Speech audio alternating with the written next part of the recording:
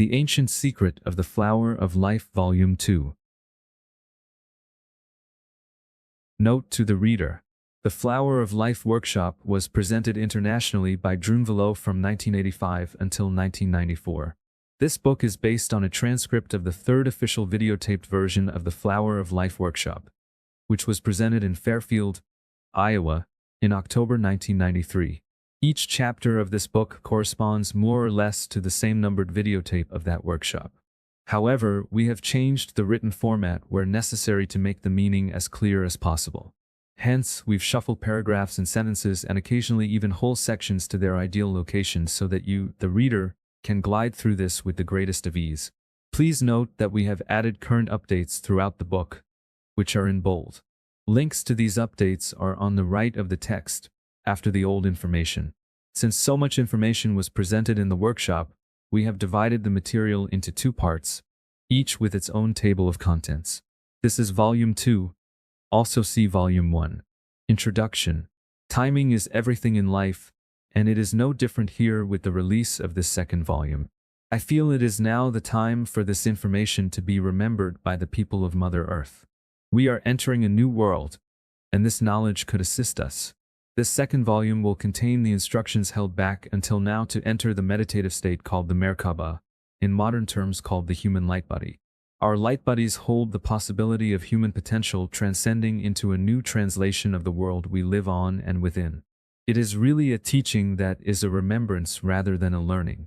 You know what is in these pages because it is written in every cell of your body, but it is also hidden deep inside your heart and your mind where all that is needed is just a simple nudge. Out of the love that I have for all life everywhere, I offer this work to you so that it will be useful to you, so that it will bring you closer to the self-realization that Great Spirit is intimately and lovingly connected to your essence, and with the prayer that it is the nudge that opens the way for you into the higher worlds. We live in an exciting time in history. The world is dramatically changing as computers and humans enter into a symbiotic relationship. Mother Earth has two eyes, and she is using this knowledge to alter the pathway into the higher worlds of light. We, her children, are walking between the two worlds of our familiar everyday life and that of a greatness surpassing the dreams of even our ancestors. What a great time to be alive. May you enjoy what you are about to read, and may it truly be a blessing in your life. With love and in service, Spirit and Sacred Geometry, the third informational system in the Fruit of Life. What you are about to read is a subject outside most human thought. I ask you to read this with a little faith and to carefully begin to see in a new way. It may not make sense until you are deep into the subject. It revolves around the idea that all consciousness, including human, is solely based on sacred geometry. Because it is, we can begin to see and understand where we have come from, where we are now, and where we are going. Remember that the Fruit of Life is the basis of all 13 informational systems, and it is by superimposing male straight lines in unique ways over the female circles of the Fruit of Life that these systems are created. In the first 8 chapters, we investigated 2 of these systems. The first system created Metatron's cube, which generated the 5 platonic solids. These forms created structure throughout the universe. The second system, which we touched on lightly, was created by straight lines coming from the center of the Fruit of Life and concentric circles, thus creating the polar graph. This in turn created the star tetrahedron inscribed in a sphere, which is the basis of how vibration, sound, harmonics, music and matter are interrelated in all of creation. The circles and squares of human consciousness. We will approach this third informational system indirectly. The source, the Fruit of Life, will reveal itself as we proceed. We'll call this new system circles and squares of human consciousness. It's what the Chinese called circling the square and squaring the circle. According to Thoth, all levels of consciousness in the universe are integrated by a single image in sacred geometry. It is the key to time, space, and dimension as well as consciousness itself. Thoth also said that even emotions and thoughts are based on sacred geometry, but that subject will have to wait until later in this book. For each level of consciousness, there is an associated geometry that completely defines how that specific level of consciousness will interpret the one reality. Each level is a geometrical image or lens that Spirit looks through to see the one reality, resulting in a completely unique experience. Even the spiritual hierarchy of the universe is geometrical in its structure, copying nature. According to Thoth, there are 9 crystal balls beneath the Sphinx, one inside the other. Archaeologists and psychics have been searching for these crystal balls for a long time. It's an ancient legend. It is said that these crystal balls are somehow connected to the consciousness of the earth and to the 3 levels of consciousness that humans are now experiencing. Various seekers have searched for the 9 spheres, spending a great deal of time and money, but according to Thoth, you don't need the crystal balls. You just need to draw 9 concentric circles because it's just as revealing. If they'd known it was geometry and consciousness they were seeking and not necessarily an object, the knowledge would have come easier. According to Thoth, if you were to approach a planet you've never seen before and wanted to know the different levels of consciousness experienced on that planet, you would take some of the little beings on that planet and measure them, assuming you can get them to hold still long enough. From those measurements, you can determine the square and circle sacred ratios connected with their bodies and, from this information, determine their exact level of consciousness. Other ratios, always derived from the cube, are used to determine the levels of consciousness in other than the human form, such as animals, insects, and ETs, but in the case of humans, it's the circle and the square. By seeing if the square that fits around the body is bigger or littler than the circle that goes around the body, and by exactly how much, you can determine how they interpret the reality and exactly what level of consciousness they're on. There are quicker ways, actually, but this way is fundamental to existence itself. Thoth said to draw 9 concentric circles and put a square around each one, so that it fits perfectly. One side of the square, and the diameter of the circle inside it will be equal, as in figure 9.1. In this way, you have equal male and female energies. Then see how the squares interact with the circles, how the male energy interacts with the female energy. The key, according to Thoth, is how closely the perimeter of the square and the circumference of the circle approximate the phi ratio. This is the key to human life, finding near-perfect phi ratios. Looking at the innermost square, no circles cross it. The same is true for the second square. The third square begins to penetrate the fourth circle, though it's obviously not a phi ratio. However, the fourth square penetrates the fifth circle in what appears to be a near-perfect phi ratio. Then it goes out of phi ratio again on the fifth and sixth squares. Then unexpectedly the seventh square penetrates the ninth circle again in what appears to be a near-perfect phi ratio. Not one circle beyond, as it did on the fourth square and fifth circle, but 2 circles beyond. And it is even closer to the golden mean. The phi ratio is 1.6180,339 than the first one. This is the beginning of a geometrical progression that could go on forever, a progression in which we humans are only the second possible step. And we thought so highly of ourselves. Using the full life of a human as the yardstick, in human history we are now at the level of consciousness represented by the development of the human zygote just after the completion of the first cell. Life in the universe is beyond anything we can imagine. Yet we are seeds that contain the beginning as well as the end. Coming back to the practical, you can measure these things without a measuring stick by calling the radius of the innermost circle 1 unit. Thus the first circle and first square are 2 radii across. This unit makes up an implied grid. And when you expand to the fourth square, it will be 8 radii across. To know how many radii there are around all 4 sides of the square, you simply multiply by 4 to see that 32 radii compose the perimeter of the fourth square. We need to know the perimeter because when it equals or approximates the circumference of the circle, we have the phi ratio. Check Chapter 7. We wish to see if the fifth circle circumference is equal to, or close to, the perimeter of the fourth square, 32 radii. So we calculate its circumference by multiplying its diameter times pi, 3.14. Since there are 10 units, radii, across the fifth circle, if you multiply that times pi, 3.14, the circumference equals 31.40 radii. The square's perimeter is exactly 32, so they are very close. The circle is slightly smaller. According to Thoth, this represents the first time that human consciousness becomes self-aware. Now let's calculate this for the 7th square and 9th circle. There are 14 radii across the 7th square. Multiplying by 4 sides gives us 56 radii for the perimeter of the 7th square. The 9th circle has a diameter of 18 radii, and that times pi is 56.52. In this case, the circle is slightly larger, whereas before it was slightly smaller. If you keep making circles beyond the original 9, you'll see the same pattern. Slightly larger, slightly smaller, slightly larger, slightly smaller, getting closer and closer to the perfection we noted on the Fibonacci sequence approaching the phi ratio, see Chapter 8. The first and third levels of consciousness. In Figure 9.2, we are looking at the very beginning of consciousness in these first two phi ratio places. This indicates that consciousness will probably continue forever to expand and approximate the perfection of the phi ratio, or the golden mean. So the fourth square relative to the fifth circle and the seventh square relative to the ninth circle form near-perfect phi ratios. Those happen to be, according to Thoth, the first and third levels of consciousness. They are very, very close to being harmonic consciousness, which makes them self-aware. Remember the Nautilus shell in Volume 1, Chapter 8? In the beginning, it was not even harmonically close, compared to several steps further down the geometrical path. It is the same here. But what happened to the second level of human consciousness? According to Thoth, no one has ever figured out how to go from the first level, which is where the aboriginals are, straight into the third level, which is Christ or unity consciousness. We needed to have a stepping stone or a bridge between the two, which is us, the second level. The question now is, where is our level of consciousness in this drawing? Locating the second level. There are two places where we, ordinary humanity, could be on this circle/square system, on the fifth or the sixth square relative to some other circle. There are only two squares between the first and third levels in Figure 9.1.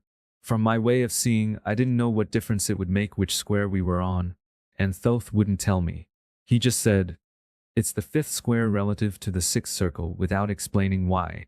So for 2 or 3 years I was wondering why it was the fifth square relative to the sixth circle and not the sixth square relative to the seventh circle. Still, he wouldn't tell me. He simply said, you figure it out. Took me a long time to understand why. When I finally figured out why, Thoth simply gave me a nod, meaning I was correct. Shown in Figure 9.3 are the 3 levels of consciousness with the other non-harmonic squares removed. If we rotate the square by 45 degrees into a diamond, the secret purpose of our existence becomes apparent.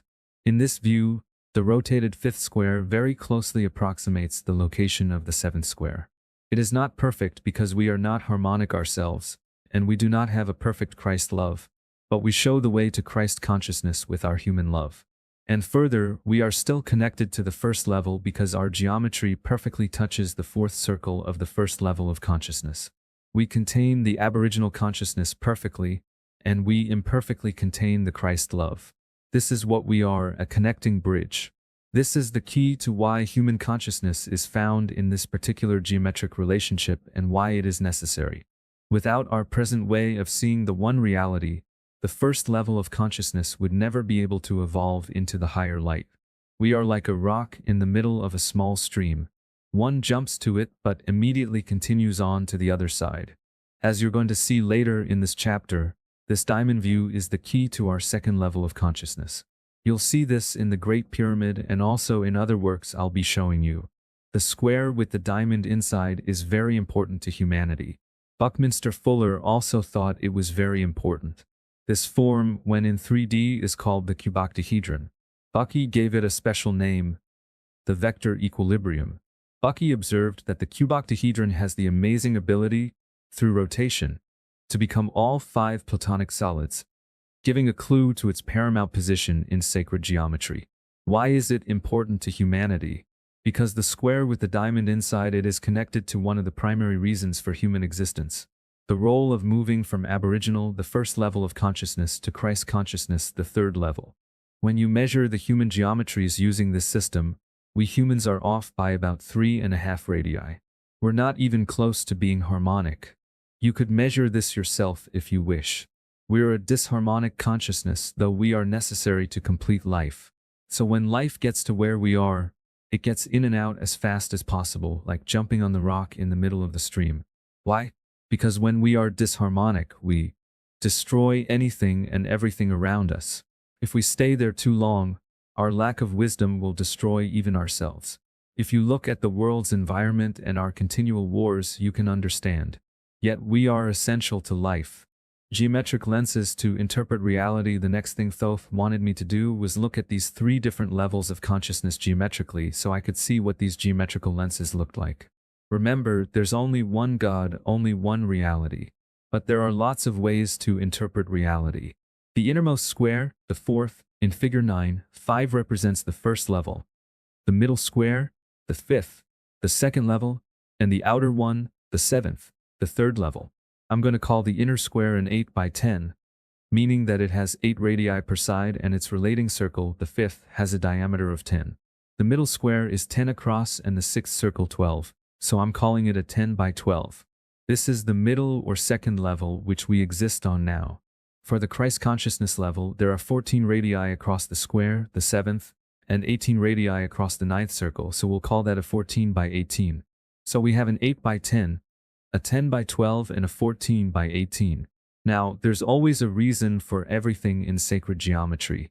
Nothing, absolutely nothing, occurs without a reason. You might ask why, out of the whole spectrum of possibilities, did self-aware consciousness begin when the fourth square went into harmony with the fifth circle? Superimposing the fruit of life to understand why. Let's try superimposing the fruit of life on the drawing of the first level of consciousness, figure 9-6. Look at that. It exactly fits the fourth square, and the fifth circle are 8 by 10. This center circle is the same as the center circle of the previous drawing, as are all 5 concentric circles here. This drawing shows only the fourth square, which forms a near-perfect phi ratio with the fifth circle, as we saw before. Do you see the perfection of life? The fruit of life pattern was hidden beneath this pattern all along. They're precisely superimposed over one another. In a right-brain way, that's how to explain why consciousness first became self-aware between the fourth and the fifth circle, because that sacred image was hidden behind that part of the pattern. The fruit of life was completed at that precise moment, and the phi ratio first appeared. When the phi ratio appeared, it was the first time that consciousness actually had a way to manifest. Lucy's genius. There's one more thing before we get into those 3 different images of consciousness. When I discovered that the concentric circles and squares drawing could be superimposed perfectly over the fruit of life pattern, I wanted to see if anything had been written about it. At the time, I was sitting in my room listening to this man Thoth, whom nobody else could see but me, and he was telling me that the Egyptians perceived 3 different levels of human consciousness. I wanted to know if this idea existed in Egyptian history outside his account. When I tried to find it in the writings, to my surprise, I did. At least I found it in the writings of Lucy Lamy, the stepdaughter of Schwaller de Lubicz. Nobody else I could find knew anything about this idea of 3 levels of human consciousness. Schwaller and Lucy understood deeply about Egypt's relationship to sacred geometry. Most Egyptologists didn't understand that at all until recently. In my estimation, after studying Lucy's work, she is one of the greatest people ever involved in sacred geometry. She has absolutely amazed me with her work. I always wanted to meet her, but I never did.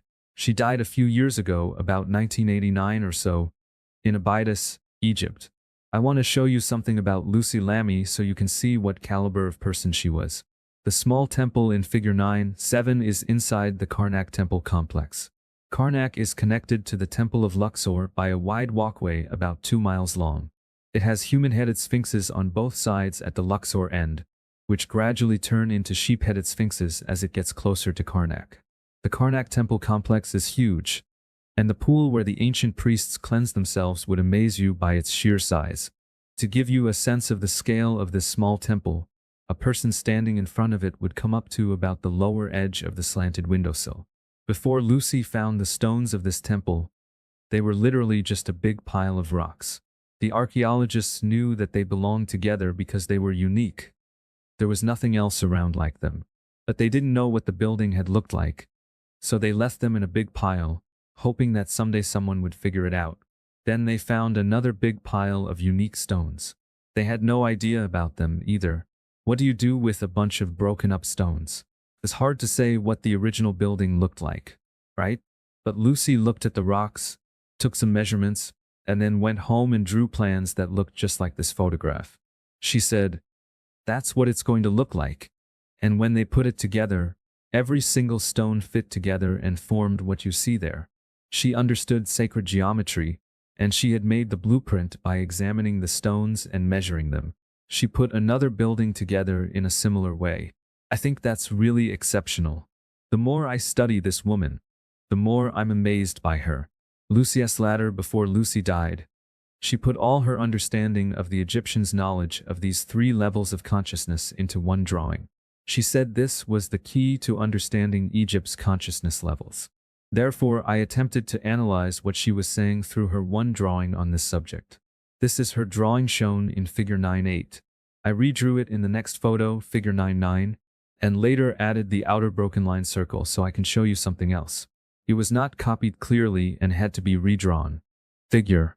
The first thing I noticed about her drawing was that there was a Star of David within a Star of David and a circle in the middle. We've seen that before in the Fruit of Life, in Flower of Life Volume 1, and we'll see it again shortly. Also, there's a ladder going up the middle from 0 to 19 steps inside the square, then 2 more steps above, a total of 21. According to Lucy, the numbers 18, 19 and 21 are directly connected to Egyptian thought concerning the 3 levels of consciousness. 18 symbolizes the Aboriginals, and she wrote that the ancient Egyptians believed that humans then didn't have the top half of the skull. Apparently the skull used to slope to the back. When we moved into the 2nd level, we added a higher skull, and when we physically move into the 3rd level, as we are about to do, we'll grow a huge skull that will extend to the phi ratio point of the circle that would relate to the square, to 21. If you draw a phi ratio circle around the square, indicated at point A, it exactly reaches the center of line 21. Therefore, each of the skull levels are actually contained in the geometry of this drawing, according to Lucy. Figure 910 is a schematic of the human brain from Brains, Behavior and Robotics by James S. Albus. This shows that you can perform a lobotomy, removing the entire top half of the skull with everything in it, and it won't kill a person, which to me is astounding in itself. This is circumstantial evidence that what the Egyptians were saying was true. The top half of our skull was added. It is not an absolutely essential component for life, and it is something separate from what we used to be. Figure 9.11 is the floor plan of the Temple of Luxor. This temple was dedicated to humankind and is also called the Temple of Man, which means us, not any man, not just any level of consciousness, but the 2nd level we're on now. This plan is laid out in 19 divisions. You can see the human skeleton behind the drawing. Every room, everything in this drawing, was designed to represent all the various parts of the human being. Coming off from the feet was a long pathway that led several miles to the temple complex at Karnak. I had first noticed that the Fruit of Life, figure 9.12, was definitely contained in Lucy's drawing, figure 9.8. This fact alone impresses me because I hadn't seen the Fruit of Life anywhere else in Egypt. But I wanted to understand more about the ladder that goes to the top, to 19 and 21. I knew that a ladder like this is another way of making concentric circles, so I decided to study what Lucy was doing with this ladder.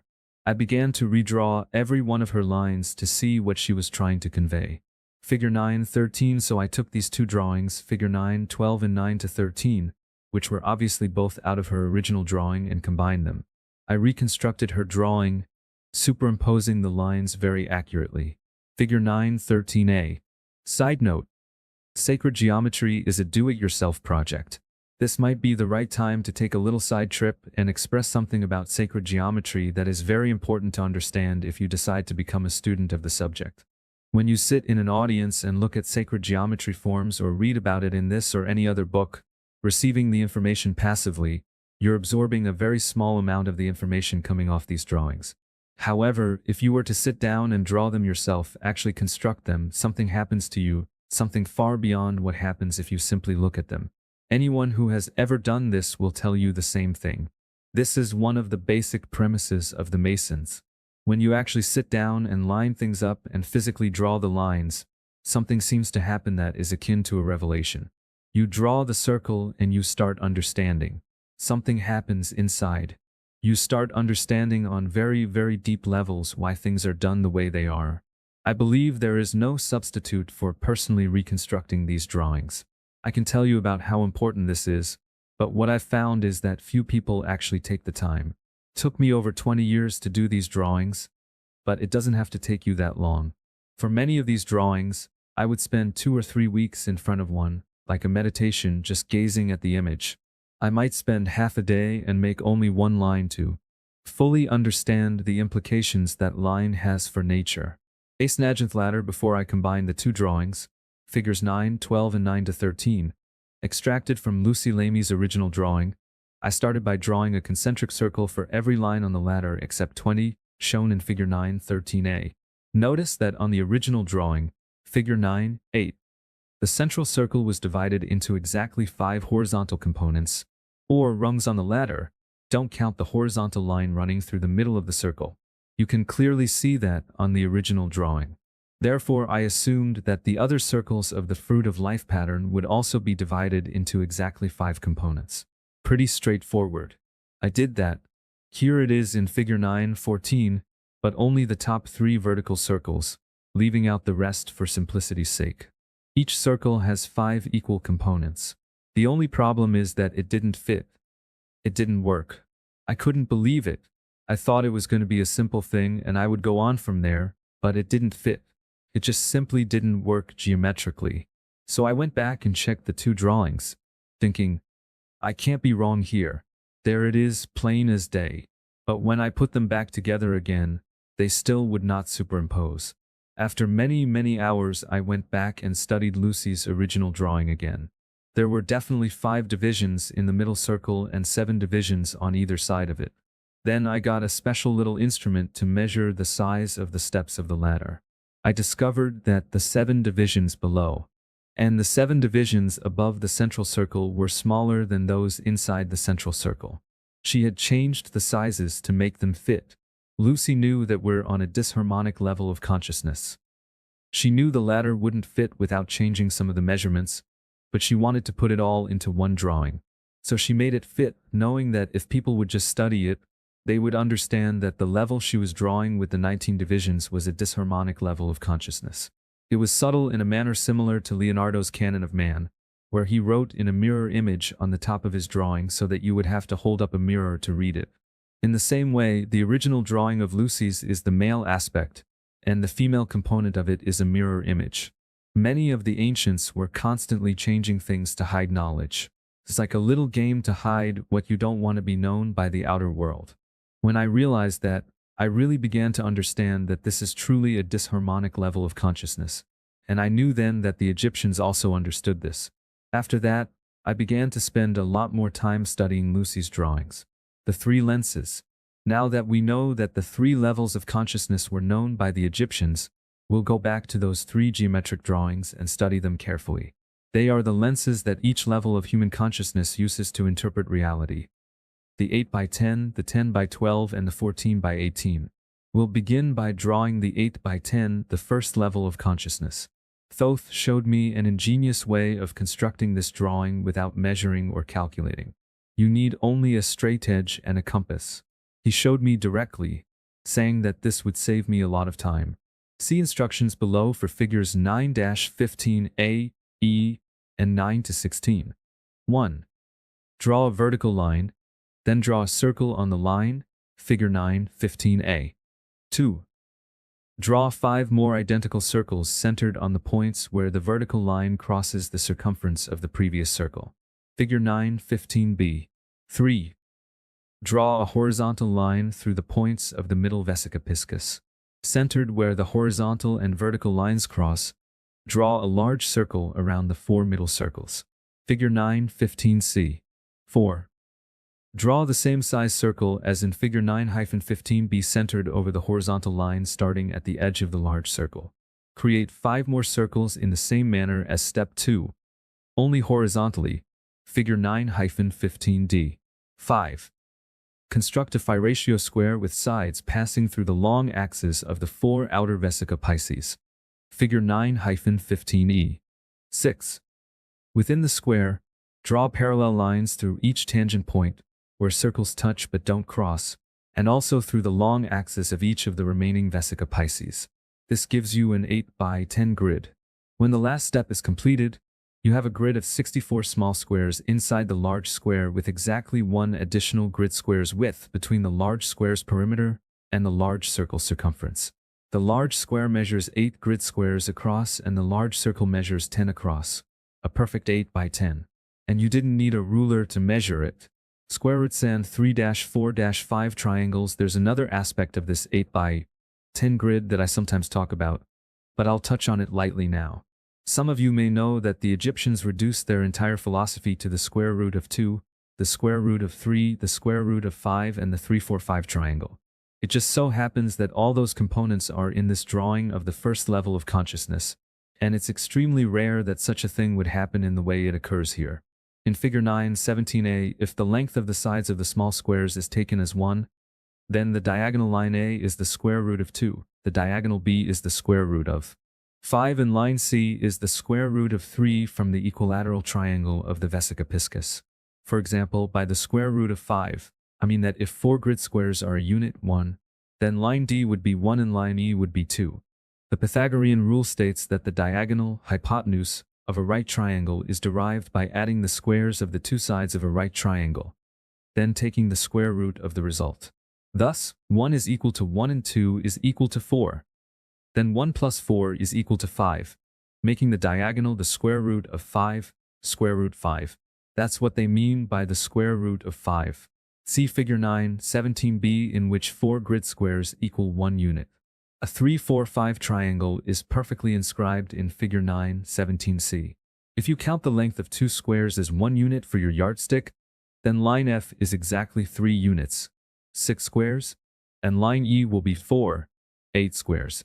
Since these sides measure 3 and 4, then the diagonal has to be 5, making a 3-4-5 triangle. In fact, there are 8 of them in this figure that are perfectly inscribed, whirling around the center. What is so rare is that the 3-4-5 triangles are inscribed exactly at the points where the circle crosses the square to form the phi ratio. These are amazing synchronicities that you wouldn't happen across by pure coincidence. Now let's do this drawing a little differently. Leonardo's and CBS's eye in Figure 9:18, we superimpose 2 Fibonacci spirals, a female spiral, broken line, and a male spiral, solid line. We saw a perfect reflection before, see Figure 8:11. The male spiral, A, touches the top of the eye and spirals up and around clockwise. The female spiral, B, passes through 0 point C, the center of the eye, then up and around counterclockwise. The middle, by the way, happens to be the CBS eye, which makes me wonder who those guys were who designed their corporate image. This eye is a lens, though Thoth sees it as an eye. It's the geometry through which the mind of the first level of consciousness interprets reality. This drawing represents the aboriginal level of consciousness with 42 plus 2 chromosomes. The author regrets that he has lost the scientific reference paper from Australia to prove this fact. It's the first level of human consciousness on Earth, and it's the first time human consciousness becomes self-aware.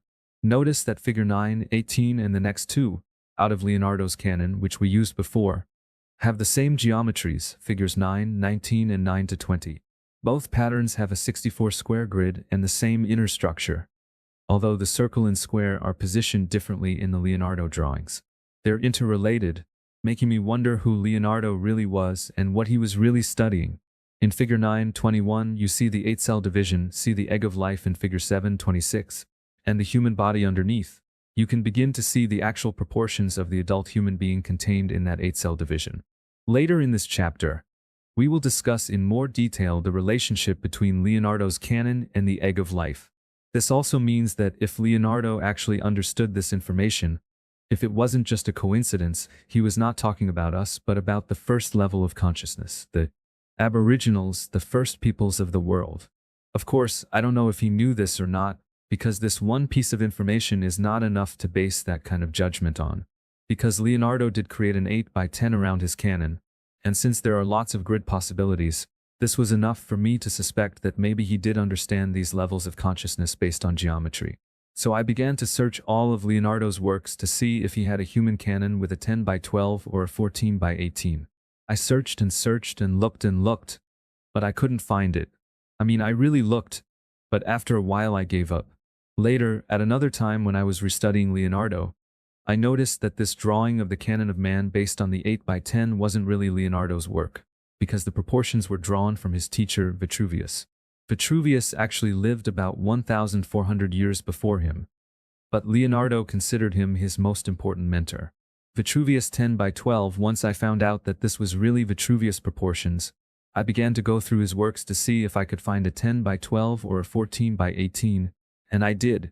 I found a 10 by 12. This gave me 2 of the 3 levels of consciousness, which then made me suspect strongly that these men, Vitruvius and Leonardo, were following exactly the same line of thought that Thoth was teaching me. To top this off, Vitruvius was a Roman engineer whose writings, when revived and printed in the 1400s, were responsible for the architecture of some of the magnificent churches in Europe. Leonardo was a master mason.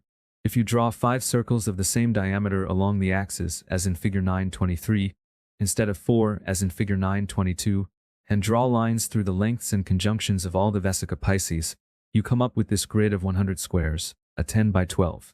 You know that it's exactly a 10 by 12 because there are 10 squares across the big square and 12 squares across the diameter of the large circle. As we saw in figure 916, the Vesica Pisces around the 4 sides are half inside and half outside the square, and because half the width of a Vesica Piscis determines the square sizes, you've drawn lines through the lengths of all 12 Vesica Pisces and parallel lines at all 10 conjunctions. You know you have the perfect ratios. 10,000 years to figure out when I started my female-originating Fibonacci spiral from the upper right corner of the central 4 squares, point A in figure 924. It didn't seem to be hitting in the right places as it did in the 8 by 10. It didn't seem to have synchronicity. I remember that I was doing this while Thoth was watching. He watched me for a long time and then he said, "I think I'm just going to tell you this one." I said, "Well, I'll get it." He said, "No, I think I'll just tell you." I said, "How come?" He replied, "You probably won't get it for a while. It took us 10,000 years to figure this out, and I don't have the time." This is what Thoth told me. For the first level of consciousness, 8 by 10, figure 916, for those 4 grid squares in the middle, the number 1 we arrived at as our measuring stick was not 1. It was 1 squared, that was its actual value, and 1 squared equals 1. But how do you know the difference when you're looking at it? And when you come to the second level of consciousness, the 10 by 12, it's not 2 but 2 squared, which equals 4. So you have to take the diagonal of 4 squares as your unit of measure, which means it takes 2 diagonal lengths now instead of 1 to equal the one of our measuring stick, see figure 924a. When you use this new measuring stick of 2 diagonals, then everything begins to move in synchrony again. I'm not going to tell you what this is about yet, except that this is the second level of consciousness. This is us. And this drawing is the geometrical lens that we interpret the one reality through. Figure 925 is Vitruvius Canon, which is a 10 by 12. When you first look at it, it doesn't look like a 10 anything because there are 30 squares on a side, 900 squares in all. However, when you look carefully, you'll see a dot, counting off every third square. And when you count from dot to dot, counting every 3 squares as 1, you get exactly 10 units on a side. So there are 100 bigger squares hidden within this grid. I believe that Vitruvius Canon is a 10 by 12, though it's difficult to prove that, since Vitruvius did not draw the phi ratio circle. If he had, the circle would create a 10 by 12 for certain, see figure 926. However, the other thing you see in the drawing is this diamond, apexes at A, B, M and N, which doesn't seem to fit anything. But this is also an indication of the second level of consciousness, referred to earlier in this chapter, see figure 9.4 in text, as the basis for the selection of the 10 by 12 in the first place. To me, the fact that Vitruvius drew this diamond over his canon is proof he understood that this was the second level of human consciousness. Another thing about this canon is that inside each square delineated by the dots are 9 little squares. Now, the 9-square pattern happens to be the key to the inner grid of the next level, Christ consciousness, because the next level doesn't use 1 squared or 2 squared, it uses 3 squared, and 3 squared equals 9. We have to take 9 squares to create the harmonics in the next level, which is the number of stones in the roof of the king's chamber. Vitruvius's Great Pyramid, to say it again, figure 926 shows the diamond shape around the second level of consciousness, the shape that ties the first and third levels of consciousness together. When we rotate the square of the second level of consciousness 45 degrees, figure 9.4, it geometrically approximates where the Christ consciousness is and actually touches the 7th square of Christ consciousness. This square and diamond pattern is also found, subtly, in the plan of the Great Pyramid, which can be seen as further proof that the pyramid was meant to be used by the second level of consciousness to enter the third level. If you cut the pyramid off at the floor level of the king's chamber, the square on top, figure 927, is exactly 1/2 the area of the base. The Egyptian government figured that one out. You don't need a measuring stick to see this. If you take the top square and rotate it 45 degrees as shown in figure 9.28, its corners touch the base perimeter exactly. By drawing diagonals to connect opposite corners of the inner diamond square, you make 8 equal triangles, 4 inside and 4 outside the diamond square. Because the inner triangles are the same size as the outer ones, see the 2 darkened triangles. The area of the inner square is clearly exactly 1/2 the area of the base. You can see this without even calculating it. The king's chamber, whose floor level determined the size of the upper square in both these figures, was built for us, for our level of consciousness, to go through the initiation into the next level of Christ consciousness. This becomes obvious as the information becomes known and understood. In figure 9-29, you can see the actual geometry of an outer square with successive inner squares of half the size rotated by 45 degrees. We could get into a deep discussion on the esoteric meaning of this geometrical progression, because the sacred square roots of 2 and 5 geometrically oscillate forever, but I believe you will understand on your own as we continue. The search for 14/18 at this point, I had drawings of 2 of the 3 levels of consciousness from the lineage of Leonardo and Vitruvius, and I was really excited. I started looking through everything I could find of Vitruvius, trying to find a 14/18. I looked and looked, then all of a sudden it dawned on me. The 14/18 is Christ consciousness. My logic said that if he did have such a drawing, it would be the most holy drawing he had, and it would probably be inside some gold container hidden deep under a sacred altar somewhere. It wouldn't be thrown around on a table and probably wouldn't emerge at all into public knowledge. I kept looking, but I've never found anything. I don't know if I ever will. Figure 9.30 is the drawing of us with added lines that are mine. It may become very important for you. In fact, it's so important to me that it is the frontispiece for Volume 1. It is of immediate importance because it shows the exact proportions of the star tetrahedron around your body. The tube running through the middle, which we will use for our breathing in the meditation that leads to the knowledge of the Mer-Ka-Ba, the human light body, and the phi ratio circle. Figure 9.30 shows a sphere we haven't talked about yet. The sphere of consciousness that will develop around your universal heart chakra when you breathe in the ancient way. I pray that by the end of this book, this knowledge will have deep meaning for you and help you in your spiritual growth. Figure. The unknown Leonardo. Now I had 2 of the 3 pieces. I suspected strongly that Leonardo and Vitruvius were working along the same lines that Thoth was teaching me, but I still couldn't say absolutely. In my heart, I was pretty sure, but it was still circumstantial evidence. Then one day I was in New York City. I had given a workshop there. I was sitting in the home of the woman who had sponsored this workshop and who had an excellent library. I noticed a book on Leonardo I had never seen before. It was called The Unknown Leonardo. It was composed of works by Da Vinci that everybody considered unimportant. These sketches weren't included in the beautiful manuals because they were seen as just doodles and preliminary sketches. As I leafed through this book I'd never seen before, I suddenly saw the illustration shown in figure 9.31. Leonardo had drawn the flower of life. And it wasn't just a doodle. He was actually calculating angles and studying and understanding the geometries associated with the flower of life. Figure 9.32 is on another page of the book and shows how he drew various geometric patterns found in the flower of life. The flower design at point A is one of the keys you'll find all over the world. It's the central core of the flower of life.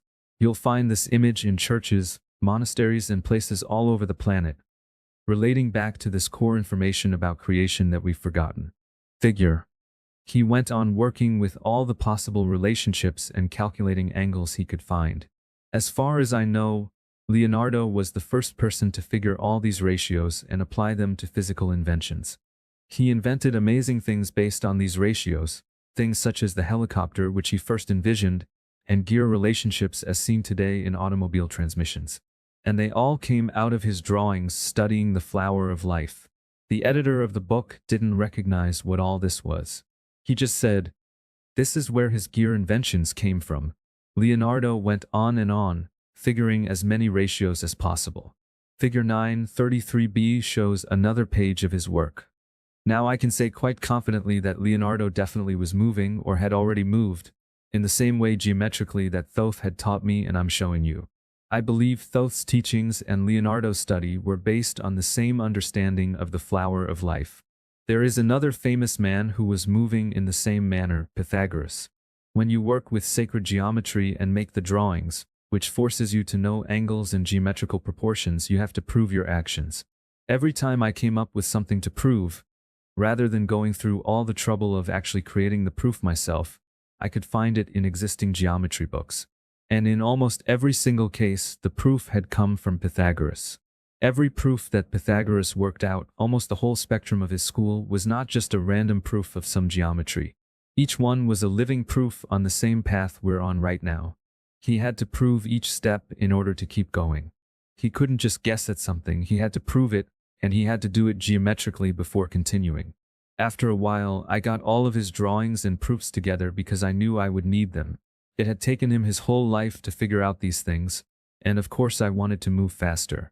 So now we know that at least two of the great ones of the past, Leonardo da Vinci, one of the greatest men to ever live, and Pythagoras, the father of the modern world, both realized the significance of the flower of life and applied this knowledge to everyday life. Let's examine the last geometrical drawing of consciousness, the 14 by 18 Christ consciousness, figure 9:34. All you need is 9 concentric circles as before, a square around the 7th circle, and you have the basic drawing of Christ consciousness, of 14 by 18. But when you come to the middle 4 squares, you cannot base them as 1 squared or 2 squared. You must use 3 squared as your basic unit. 3 squared equals 9. So now you use 9 squares as your basic unit to equal 4 center squares, and you draw a square around the 9 as shown, shaded squares in figure 9:34a. Your measuring unit is now 3 diagonals. So the male originating spiral, figure 9:34a, would start at point A and go down, over and out, and the female spiral broken line would start at point B and go up, down, then precisely through the center or 0 point and leave the grid. You have synchronicity happening again on this drawing, but only if you know to use 3 diagonals or 9 squares, shaded, which was already in Vitruvius' drawing of the second level of consciousness. This was his way of saying the same thing Thoth said. The second level of consciousness contains the basic information of the third level, Christ consciousness. What is the synchronicity?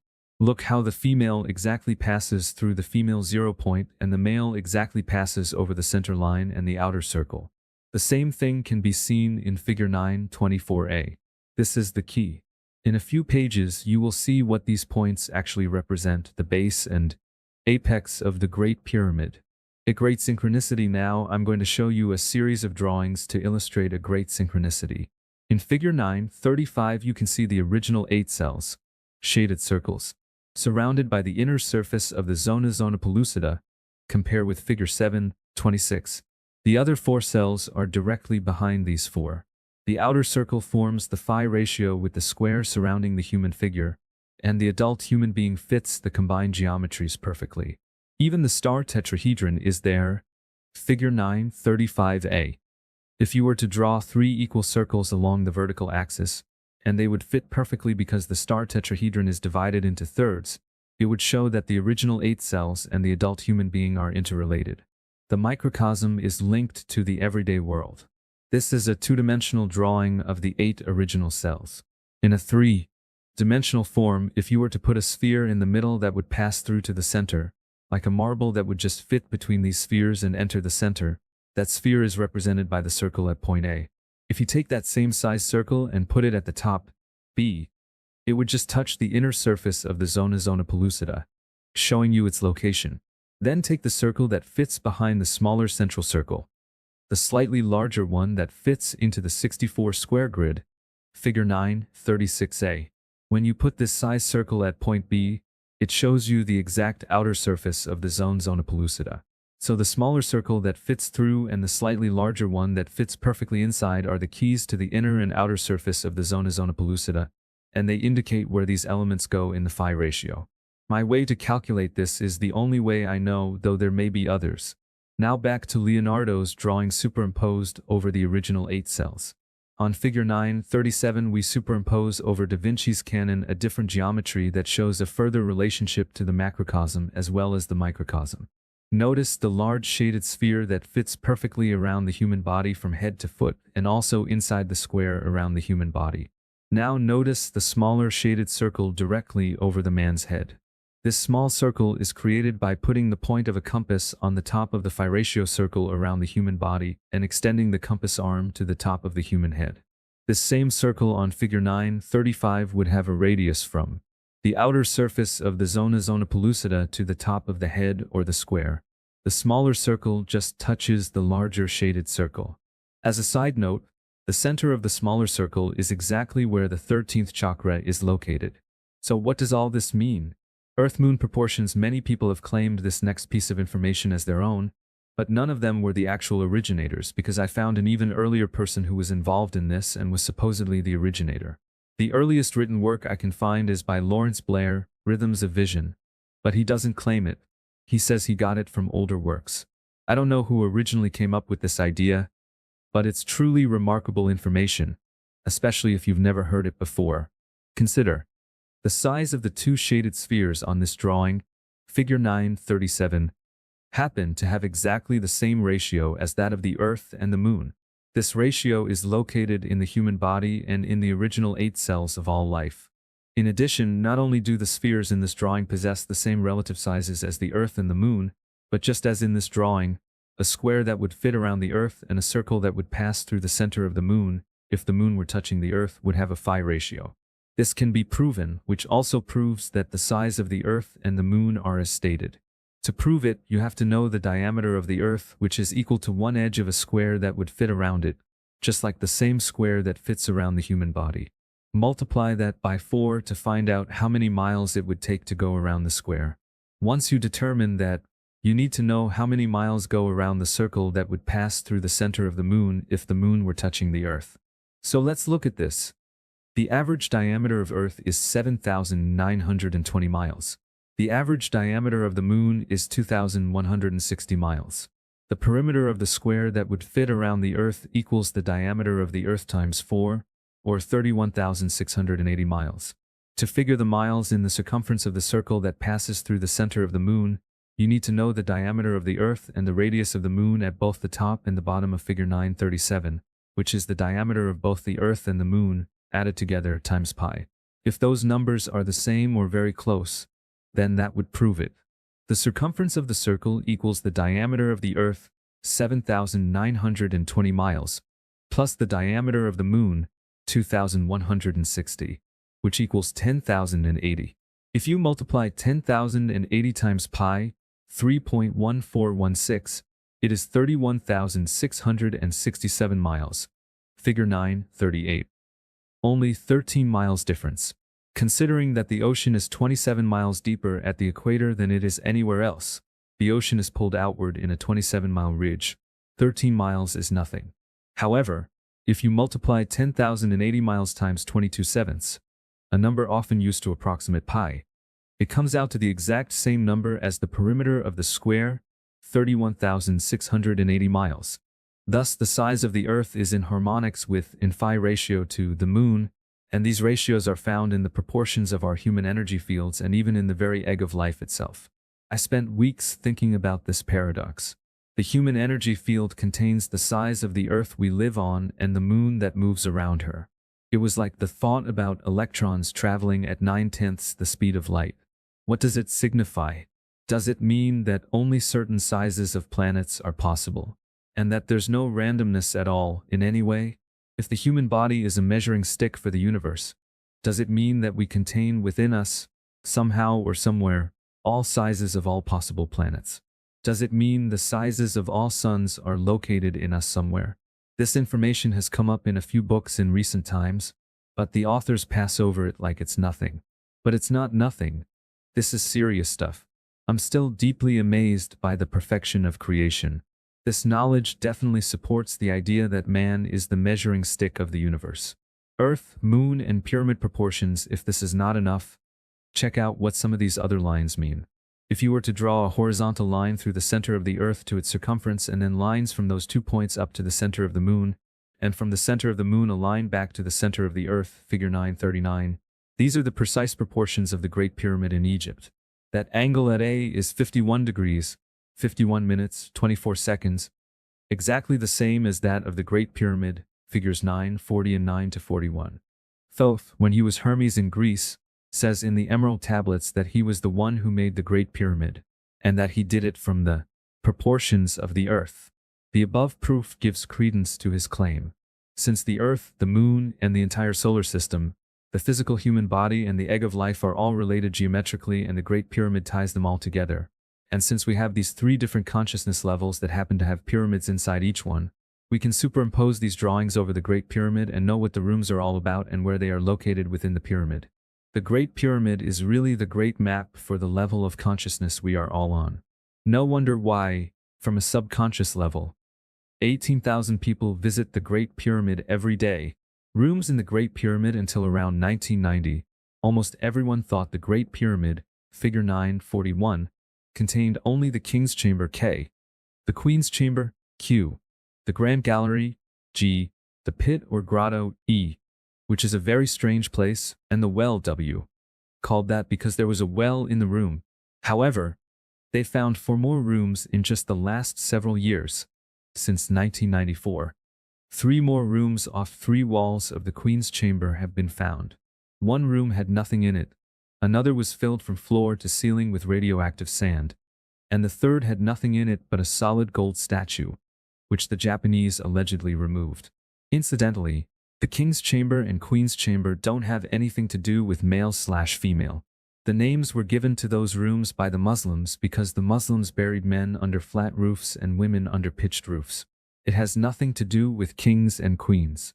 This theft was followed by a silent alarm around the world. It caused the Egyptian Antiquities Minister to be fired and all the foreign archaeologists to be kicked out of the country during this crisis. There was a worldwide hunt for the gold statue, but they never found it as far as I know, and they never found the people responsible. The statue is absolutely priceless. The solid gold alone would be worth a lot, but there's no amount of money that could match the value of the statue itself. The Japanese scientists were present when I was there in January 1990, and the statue was taken right after that. You see, the Japanese had made some instruments that could see into the earth, and with these, they found a brand new room beneath the Sphinx. Through 60 feet of rock, they could look into the room so well that they could see a coil of rope and a clay pot in a corner. They also found a tunnel leading from the room under the Sphinx to the Great Pyramid. This tunnel has been mentioned in many of the ancient writings, though the ancient writings say there are actually 3 tunnels. The statue was located where the Japanese were investigating. According to my sources who were there, the Japanese imaged the gold statue inside the room next to the Queen's Chamber, then went to the Egyptian Minister of Antiquities and asked permission to remove it, but he refused them on every level. I think the Japanese thought there would be no problem. The entire Queen's Chamber was filled with their scaffolding at the time, and no one was allowed inside. So the Japanese had full access to this wall and the room behind it. About a month or so after they were denied permission, they gathered up their scaffolding and left the country. Only after they left Egypt did the Minister of Antiquities notice the new mortar in the bricks on the wall facing the hidden room where the gold statue was located and realized what they, allegedly, had done. But it was too late. He got fired for it. It was quite a big deal. More rooms. They've recently found another room off the Queen's Chamber. There are 2 ventilation ducts about 4 to 6 inches in diameter that go upward out of the Queen's Chamber. A German researcher, Rudolf Gantenbrink, ran a little robot camera way up one of those ducts and found a doorway leading into another room. The chamber at E is called the pit. It's a really strange room. They usually won't let you into the pit. If you've been there, it probably means you have friends in high places. It is just a big hole in the ground. Thoth never told me much about this room, so I cannot tell you. The 3 places Thoth did tell me about are the King's Chamber, toward the top, the Queen's Chamber, almost halfway up to the King's Chamber, and the well, below ground level at the very bottom. I'll give you as much information about these 3 places as I can as they relate to the 3 levels of consciousness. Update 9-1. About 300 or so years ago, Kepler believed that all the orbits of the planets in our solar system were based on the Platonic solids. He tried to prove this was true, but he could not because he had incorrect information for the planetary orbits. In modern times, Englishman John Martineau has found the truth. Using computers, he input most of the known sacred geometry relationships and the precise information of the maximum, minimum, and mean orbits of the planets as determined by NASA for the computer to compare. What he found is astounding. It was found that simple sacred geometry determined the orbital relationships between the planets and that nothing was random. Kepler was right, except that it was more than just the Platonic solids. John Martineau put all this new/old information into a book published in 1995, A Book of Coincidence. New Perspectives on an Old Chestnut, currently out of print, Wooden Books, Wales. What is important to us is that all the sacred geometry relationships discovered by Martineau are found in the human energy field, the Mer-Ka-Ba. This means that not only is the relationship of the Earth and her moon found in the human energy field, but that of the entire solar system. It is becoming increasingly clear that man is truly the measuring stick of the universe. The initiation process. The initiation process of a person who moves from the second level of consciousness to the third begins in the well. If you read the Emerald Tablets, it tells you that the initiation begins at the end of a tunnel that goes nowhere. It's a tunnel that seemingly has no purpose, and the well is the only room we know of in the pyramid that fits that description. This tunnel goes horizontally deep into the earth about 80 to 100 feet and simply ends. The usual Egyptian archaeologist has no idea why the ancient Egyptians dug this tunnel. I've looked carefully at it, and when they were carving it out, it looks as if they got to a certain place and decided, let's do something else. Because the end is rough, as if they simply decided to quit. Now let's leave this tunnel for a while and look at the initiation process in the King's Chamber. First, the King's Chamber was made for you and me to move into Christ consciousness. This is its primary purpose. It's a room of initiation. I'm going to give you a concept of the particular technique the Egyptians used for resurrection. It was a rather synthetic way, because it required physical instruments and the knowledge of how to use them. You and I, are not going to be using this method at this time in history, but it is extremely educational to see how the Egyptians did it. Later I will tell you in detail what I believe humanity will be using to move into the third level of consciousness. First, we'll try to understand why these three rooms are placed where they are inside the Great Pyramid. This information will illuminate many questions you may have. The King's Chamber is not a golden mean rectangle, though you may have read that in several books. It's something a lot more interesting. It's a square root of 5 room. A perfect 1 by 2 by square root of 5 room. Remember the human body with that line down the middle and a diagonal that were bisected at the center of the circle by a line that created a phi ratio, see figure 731? Well, this room is like that. The floor plan is a perfect 1 by 2, and the height of the room is exactly 1/2 the diagonal of the floor. See how the King's Chamber is off-center in figure 941? But it's off-center in a very special way. When you enter it, having climbed the grand gallery and ducked to go through the tiny anteroom, the sarcophagus is off to your right. In its original placement, the exact center of the pyramid ran right through the sarcophagus, but it has been moved. The apex of the pyramid is shown at the top. You need to know this first. 2 initiations actually took place in the King's Chamber. The first one was in the sarcophagus. The second one, which usually happens many years later, sometimes even thousands of years later, happens precisely in the center of the room, marked by half the diagonal. There's a fourth-dimensional object you can't see physically that sits in the middle of the room. The room is made up of precisely 100 stones on the walls and ceiling. It was created for the second level of consciousness, and we have exactly 100 squares around our bodies geometrically. Light reflectors and absorbers above the King's Chamber.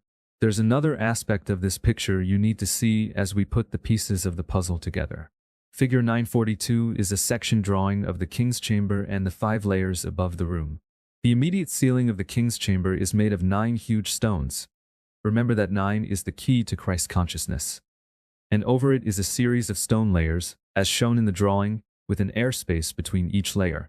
The usual explanation is that this was built to relieve the pressure on the flat roof of the King's Chamber so that it doesn't cave in. Well, it's true that it does that, but I don't believe that's the only reason for the layers.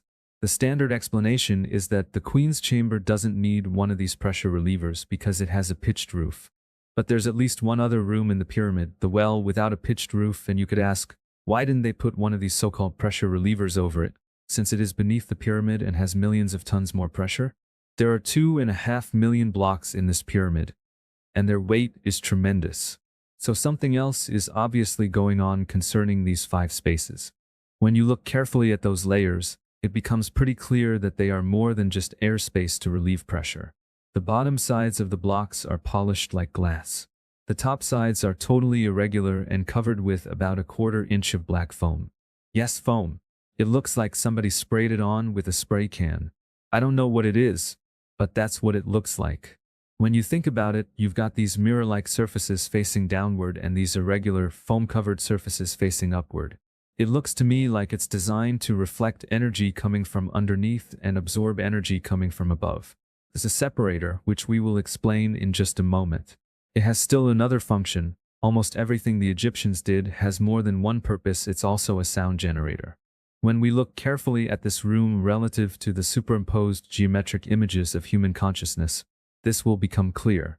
I want to repeat that this is Thoth's information, what he said to me. Most of this information is not written down anywhere. Comparing the levels of consciousness, the Great Pyramid is definitely not made for first-level Aboriginal types with 42 plus 2 chromosomes. It has nothing to do with them. The Great Pyramid is primarily based on thirds, which synchronizes with our level and the Christ level of consciousness, but not the first level. Figure 9:43 is the drawing of the first level of consciousness, showing the pyramid. There are 5 grid units from its base to the apex. You see that the first level of consciousness is based on fifths, which is divisible only by 1 and 5. Figure 9:44 shows the second level drawing with the pyramid and the 100-unit grid for this level of human consciousness. Counting from its base to the top are 6 units, divisible by 3.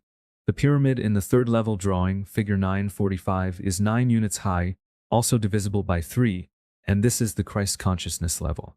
The reason thirds were chosen as the basis for the Great Pyramid is because 3 is the common denominator between the two levels of consciousness connected to its ultimate purpose. Catching white light, look at the second level, 10 by 12. Drawing, figure 9:44. Here you have the white light energy solid line starting at point A and going down first, then spiraling around to exactly hit the apex of the pyramid at point B, if the capstone were there. And you have the dark light energy broken line, also starting at A but going up first, then spiraling around to pass through 0 point, the center point of the base of the pyramid at C. According to Thoth, because of the placement of the Great Pyramid on the Earth connecting into the Earth's huge geometrical field, specifically the octahedral field of the Earth, which is equivalent to our own fields, and because of the pyramid's mass and the geometries used in it, the white light energy field spirals upward and becomes extremely strong, stretching all the way out to the center of the galaxy. The dark light energy comes in from above, spirals through 0 point and connects with the center of the Earth. In this way, the Great Pyramid connects the center of the Earth to the center of our galaxy. Suppose you want to connect with only the white light energy, get just that energy, and get it at its source. In the Egyptian initiation, this is necessary for experiencing Christ consciousness. The white light energy actually starts at point D and comes down one diagonal to cross the diagonal I've drawn starting at point A. And the dark light spiral starts at point E and goes up across one square to meet its connection at point A. But if you start at points D and E, the energies will cross near their point of origin. The problem with that is that the energies tend to switch polarities. Thoth tried to explain this to me. The female can come in and become the male, or the male can come in and become the female only when they are returning to the source or beginning and only at point A. The Egyptians wanted to use the white light energy just after it crossed point A but before it made the 90-degree turn, which is precisely where the king's chamber is located. But if they were to put the initiation room in that area, they would have another problem to solve because just above that area is the black light or female energy. That's the reason for the separators, the 5 spaces above the king's chamber. The spaces absorb the black light energy coming from above and reflect the white light energy coming from below. In this way, they separate the two from each other. When you're lying in the sarcophagus, the male energy comes down, rises off the floor at a 45-degree angle and passes right through your head. That beam, about 2 inches in diameter, comes up through the back of your head and passes through your pineal gland, which is the hidden secret to all this work. At the right time, we will explain. Getting to this point in the Egyptian experience took 12 years of training in the left eye of Horus school and 12 years in the right eye of Horus. If they thought you were ready after 24 years, at the right time they would place you in that sarcophagus, put the lid on and leave you for 2.5 to 4 days. You would lie down in the sarcophagus, connect with that white energy beam with your pineal gland. Then, using your 24 years of training, you would go out on the spiral 1, 1, 2, 3, 5, 8, 13, making very specific turns, following the male straight line 90-degree energy, not the female curved energy which cannot be followed, going way out to have the awesome experience of becoming all of creation, synthetically experiencing Christ consciousness. After you've been out in the cosmos for a few days, you would return. Because of your training, you knew you were supposed to return, and you would return by using the Fibonacci mathematics, which was the key to your being able to return. According to Thoth, they did lose people occasionally. He said they lost about 1 out of every 200 initiates. When you're out there being the universe, it's so beautiful that the thought of coming back to Earth is not exactly the greatest thought in your mind. You don't really want to. It takes great discipline. When they trained you, the ancient Egyptians drilled this returning into your mind, because all you have to do is say no, and you remain there in that state of consciousness. If you do stay, your body dies in the sarcophagus and you no longer live on Earth. But most of them did come back, because the reason for doing this in the first place was to evolve the human consciousness. If you did not come back, the Earth would not have that experience. In the next chapter, we will show how the Egyptians placed both the Fibonacci and golden mean spirals dramatically around the Great Pyramid. Why? Because they wanted you to know the important difference between these two mathematical relationships.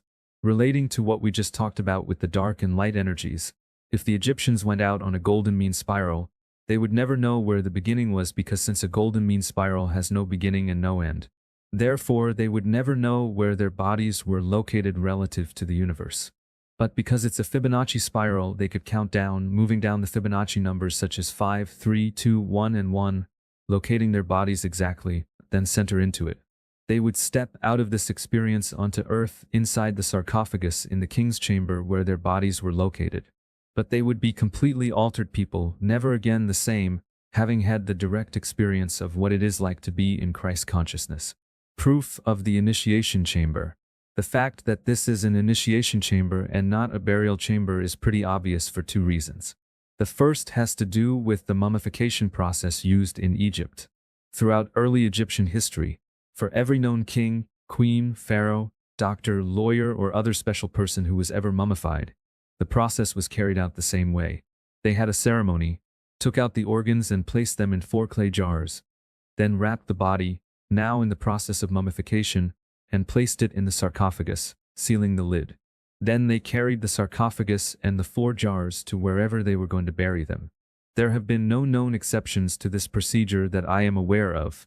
Yet in the king's chamber, the sarcophagus is larger than the doorway. They couldn't have carried it into the room because they can't even get it out. It's one enormous piece of granite. It had to have been placed in the king's chamber during the construction of the pyramid. That's the only reason it's still there. Otherwise, it would have been stolen a long time ago and put in the British Museum or somewhere.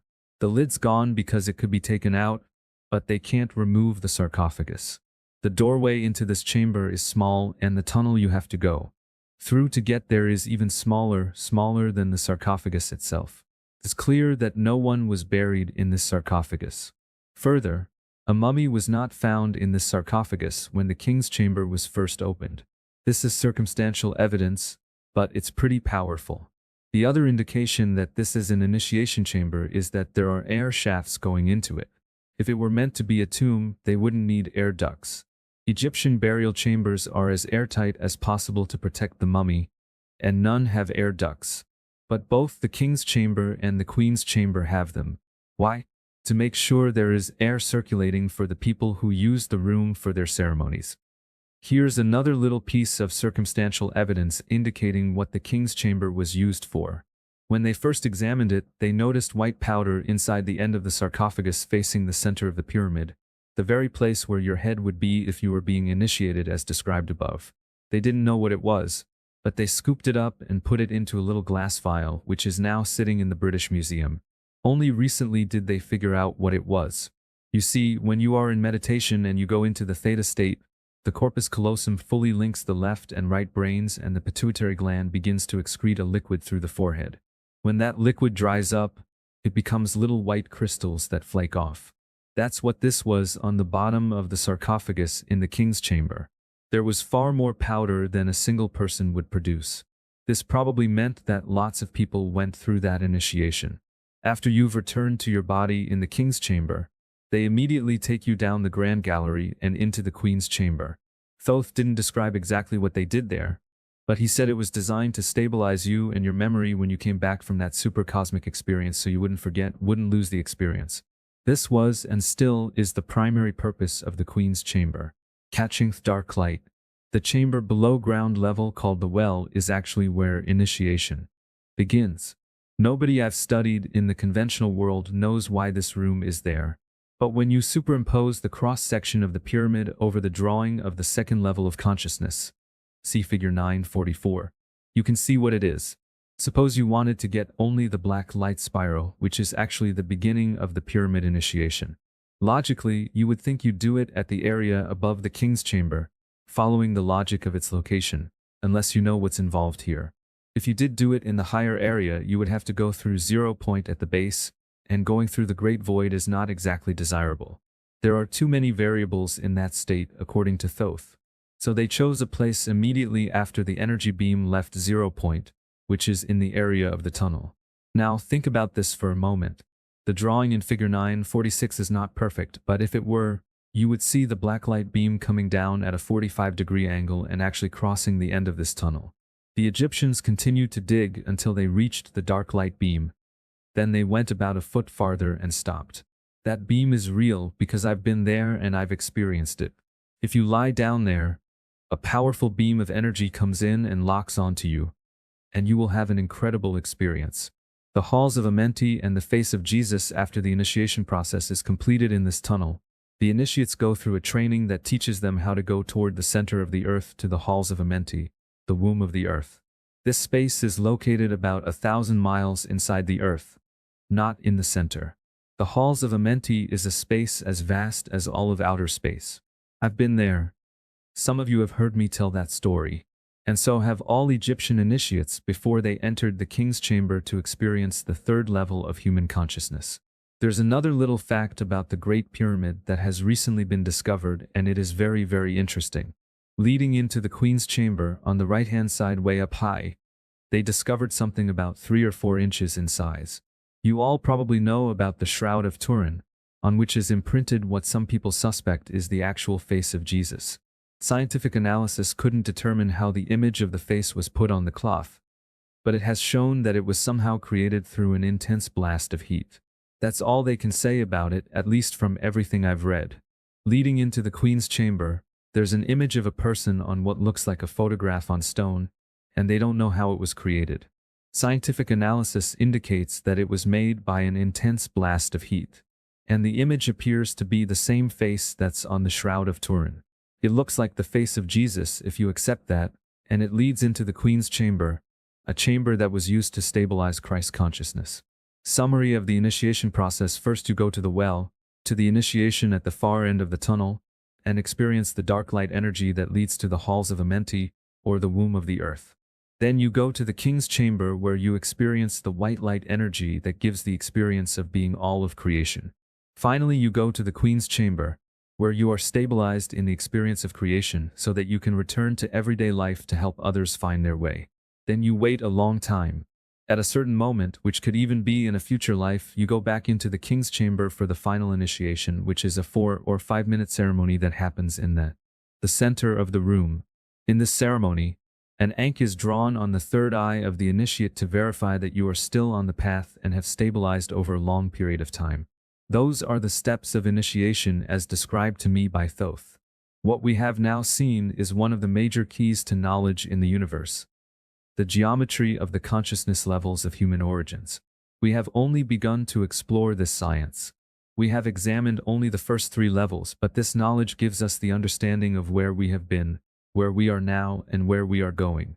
Without this understanding, we could not know the basic blueprint and map to human consciousness. 10. The Left Eye of Horus Mystery School.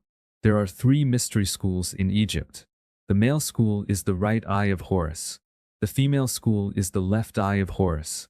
And the third school is the child, the middle or third eye of Horus, which is simply life. But the Egyptians considered life the most important school of all. From the Egyptian point of view, Everything that happens in this life is a lesson, part of a school preparing for higher levels of existence, which the normal world calls death. Life is all about teaching and learning, and what we call everyday normal life has, to the Egyptians, a deep, secret meaning. The wall mural shown in Figure 10.1 shows the right eye, the left eye, and the middle eye. This mural is the symbol for not only all three schools but also the meaning and purpose of life itself. The right eye is male, the left eye is female, and the middle eye is the child, the source of both the other two eyes, for we all begin life as children. The left eye of Horus, the feminine pathway, explores the human nature of emotions and feelings, both positive and negative, sexual energy and birthing, death, certain psychic energy, and everything that is not logical. We've been looking at the male right eye mystery school since chapter 5. Now I'd like to explore the other side of the brain, the feminine side. I'm probably not the best person to teach this subject since I am male, but I'm going to give it my best effort.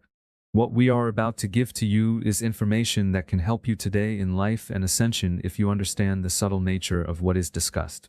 Figure 10.2 is another depiction of the different schools. You can see the two eyes with the sphere in the middle. Figure 10.3 is a pyramid capstone that's now in the Cairo Museum. First of all, you sit chin, see chapter 3. Fans may remember that the symbol of the oval with the wings and the two cobras coming out of it is the symbol for Marduk, the 10th planet. Notice again the two eyes with the center component, symbolizing the three schools. Another symbol for the right eye of Horus school is the ibis and the oval, shown underneath the right eye, left of center. To the left of those symbols is a name, a cartouche. And farther to the left you see the triangular symbol for the star Sirius and the Ankh, a symbol of eternal life. In the middle of that row of symbols is the egg of metamorphosis, representing the actual physical change that one goes through in life to reach immortality. Then going toward the right, another symbol for the left eye of Horus school is a flower stalk with a bee next to it. Then there's another cartouche, and farther to the right you see the star Sirius, eternal life, and the snake, which represents Kundalini energy. You see Isis and Osiris in Figure 10.4, and Osiris holding the tools of resurrection. From left to right, the hook, a 45-degree end piece of the rod that has a tuning fork at the other end and a flail. Isis has the Ankh and she's giving it to him from behind. According to Thoth, the only way you can initiate the Ankh is from behind. If you initiate it from the front, it will destroy you. The Ankh is very important, and we will be giving the sexual breathing instructions associated with the Ankh later, all things at the right time.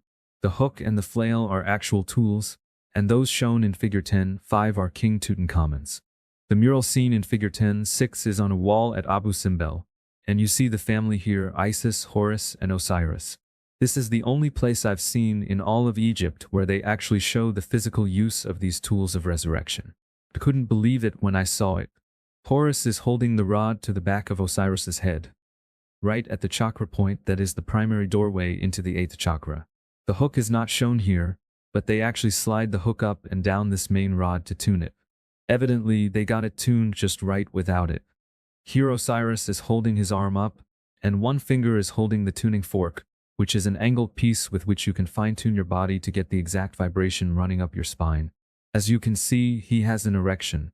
Sexual energy was, and still is, a paramount component in their concept of resurrection. The sexual energy was running up his spine. It was at the moment of orgasm that they were able to make this transition. This subject will require a book of its own because it is so complex, so we will not address the subject of Egyptian Tantra fully at this time. In Figure 10.7, you see Isis placing the Ankh to Osiris' nose and mouth, showing that the Ankh, or the key to eternal life, was linked to breath. Thus far, the Ankh is linked to both the sexual energy and to the breath. In Figure 10.8, you see it again in another place. Instead of the usual sphere over the top of her head, you see the red oval of metamorphosis, meaning that she's giving him instructions about how to go through metamorphosis and about breathing, which is what you'll be receiving here. She's gently holding his hand, and she has a kind of Mona Lisa smile, a very gentle, loving smile, as she teaches him the breathing that will take him from ordinary consciousness into Christ consciousness. Egyptian initiations, crocodile initiation at Kam-Ambo. In the feminine world of emotions and feelings, if they are not in balance within the initiate, this imbalance will stop us from evolving. Until the emotional balance is achieved, We can proceed on the path of enlightenment only a certain distance. Then all will stop. For without love and compassion and a healthy emotional body, the mind will fool itself into thinking all is well. It will create the sensation that the initiate is reaching enlightenment when in truth he or she is not. We are bringing the following ceremony to light because it is a perfect example of the importance that the Egyptians placed on overcoming fear, one of the negative emotions. Fear was and still is the primary force that stops a person from growing into the light. As we move into the higher worlds of light, we manifest our thoughts and feelings directly. This fact of nature becomes a tremendous problem, since we will almost always manifest our fears first. And in manifesting our fears in a new world, a new dimension of existence, we destroy ourselves and are forced to leave the higher worlds. Therefore, what all the ancient races have discovered, and what we are rediscovering now in modern times, is that in order to survive in the higher worlds, we must first overcome our fears here on earth. To reach this goal, the Egyptians built special temples along the Nile. Figure 10:9 is the temple at Ka-Ba. It represents the second chakra, the sexual chakra, of 12 chakras that run up the Nile, 13 if you wish to count the Great Pyramid. Ka-Ba is the only temple that's dedicated to polarity or duality, which is the basis of sexuality, and two gods are associated with it. In fact, it is the only temple dedicated to two gods in all of Egypt: Sobuk, the crocodile god, and Horus. As you face the temple, the right half of this temple is dedicated to darkness and the left side to the light. An interesting event recently happened in this temple, sort of a sign of the times. There was a major earthquake in Egypt in 1992, and Greg Braden told me that he was sitting in this temple when the earthquake hit. Practically everything on the dark side fell, but the light side didn't lose a brick. As you will see in this work we do, the light is now stronger than the dark. The carving in figure 10:10 is on the rear wall of that temple at Ka-Ba. Two left eyes of Horus show that this is the emotional body school, the feminine school, and that it's really two schools dedicated to two gods. On the left, you see the 45-degree rod of resurrection. The first time I went there I took a friend, and the second time she took me. This was my second trip in 1990, and we went through a beautiful ceremony that my friend had set up in Ka-Ba. For part of the ceremony we climbed down in a hole, and figure 10:11 is a cross-section of that hole. A big granite slab comes down in the middle, allowing only a little space between the bottom of it and the ground. So we squeezed underneath the low part and came back out the other side. That was the physical part of this ceremony. Figure 10:12 is a photo of somebody going down into it, but I could see that there must have been more to it than that in the ancient past.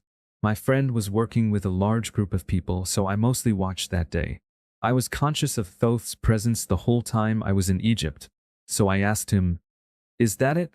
He said, "No, there's more than that."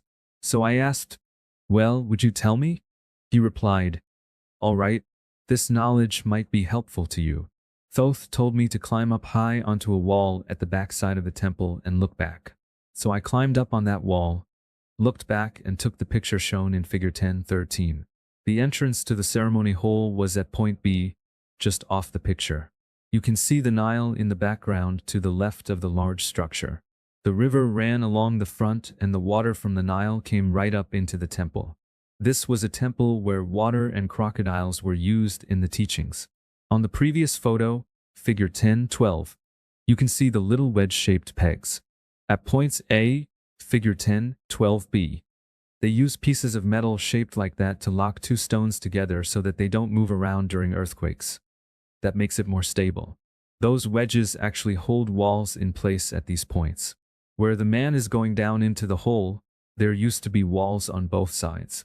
When you are up high on the other side, where I took this picture, you can see the little wedge holes going all the way to the top at C. Walls at D and E had originally extended forward to where I took this picture, and you can see a secret hollow space in the middle. In this view from the back of the temple, the left side of this hollow center was the side of the dark, and the right side was the side of the light. If you were on either side of this wall, you wouldn't know there was a hollow place in the middle. It would be pretty hard to tell because you'd think that the other side of that wall was the other side of the temple. At each of the temples in Egypt, they would create situations to force you to have experiences you would not normally bring on yourself, so that when you had similar experiences, you would become stronger and less fearful. You would be put in extremely fearful situations to overcome your fears. That's what this secret hollow space was all about. An exercise to overcome fear, a specific kind of fear. That was more or less the function of the complex as Thoth explained it to me. Figure 10.14a is a section viewed from the side of the hollow place between the walls. The walls at A and B spanned the short distance to walls C and D, and this formed a sort of maze-like channel going from one visible opening to the other. Inside this channel was water and crocodiles, maybe one lying on the ledge in the center, having a good old time waiting for some human to enter the water. Light came in through the opening at E. Imagine yourself as a neophyte about to undertake this test. After much preparation and meditation, you would stand on the steps at figure F, look down and see a little square of water at your feet no bigger than about 1 square yard. You would not have any idea what was in the water or where it led to. Then you were told to go into the water and not come out the way you went in. You, the neophyte, had only one breath, and you had to be careful because if you hurried to jump in without caution, you would hit the granite slab at point G. But your training would have taught you to be careful in all unknown situations. So at first you had to move around this granite slab. When you got to the bottom, which is about 20 feet deep and under wall A, you would emerge out of the darkness of the channel and look up toward the light. Then you would see the crocodiles. You can imagine the fear that would come up in such a situation. There was not much the initiate could do at this point except swim upward, squeeze by these fearful life forms and get out.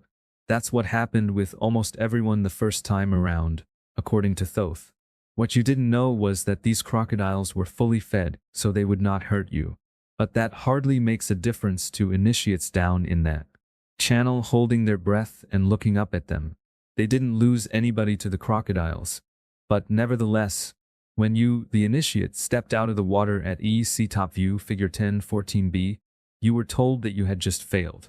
Then you would have to go through more and more and more training. When your teachers thought you were ready, they would put you through the ceremony a second time. This time you knew about the crocodiles, that you had only one breath, and that the way out was not past the crocodiles toward the light. So you would go down to the bottom again, and at the moment of your greatest fear, when you could actually see the crocodiles, you had to search for another way out. The opening at H is where we went down and came up for my friend's ceremony. So if you found the opening at H, you had to go farther down and under wall B before you could swim up and out another pitch-black channel, not knowing for sure that it was even the way out. This was the kind of initiation the Egyptians performed in these schools. Very calculated experiences. And these experiences were many and varied. This building had all kinds of special rooms designed to overcome fear. This temple also had a positive side where they studied tantra, not just sexual pleasures but also understanding the sexual currents and other sexual energies and their relationship to resurrection. They also studied breathing and its relationship to all things that are human. The mundane ability to simply stay under water that long was quite a feat. Now that we understand the importance of fear, I will talk about direct experience and the secret of the well. The room in the Great Pyramid called the well was closed off in about 1984 for safety reasons. They installed an iron door at the opening to the descending passage up at the main level, and kept a guard there for a long time. This was because many people had died in the well, so many that they finally closed off the room to tourists. They had died of unbelievable things. For example, poisonous snakes and spiders that don't even exist in Egypt. The last incident happened just before they closed the well. Some kind of poisonous gas appeared in the air and killed a group of people who were doing ceremony in the room. Nobody knows what it was. This space has a very unusual nature, especially toward the end of the tunnel, where it ends at a wall. In this tunnel, there is a connection between the third and the fourth dimensions. Whatever you think and feel happens, for real. If you've got any fears, they will become real. They will manifest and will not allow you to survive in the new world. If you are fearless, then you are free to manifest in the positive, which opens the door to the higher worlds. As you will see, this is the nature of the fourth dimension. Whatever you think and feel happens.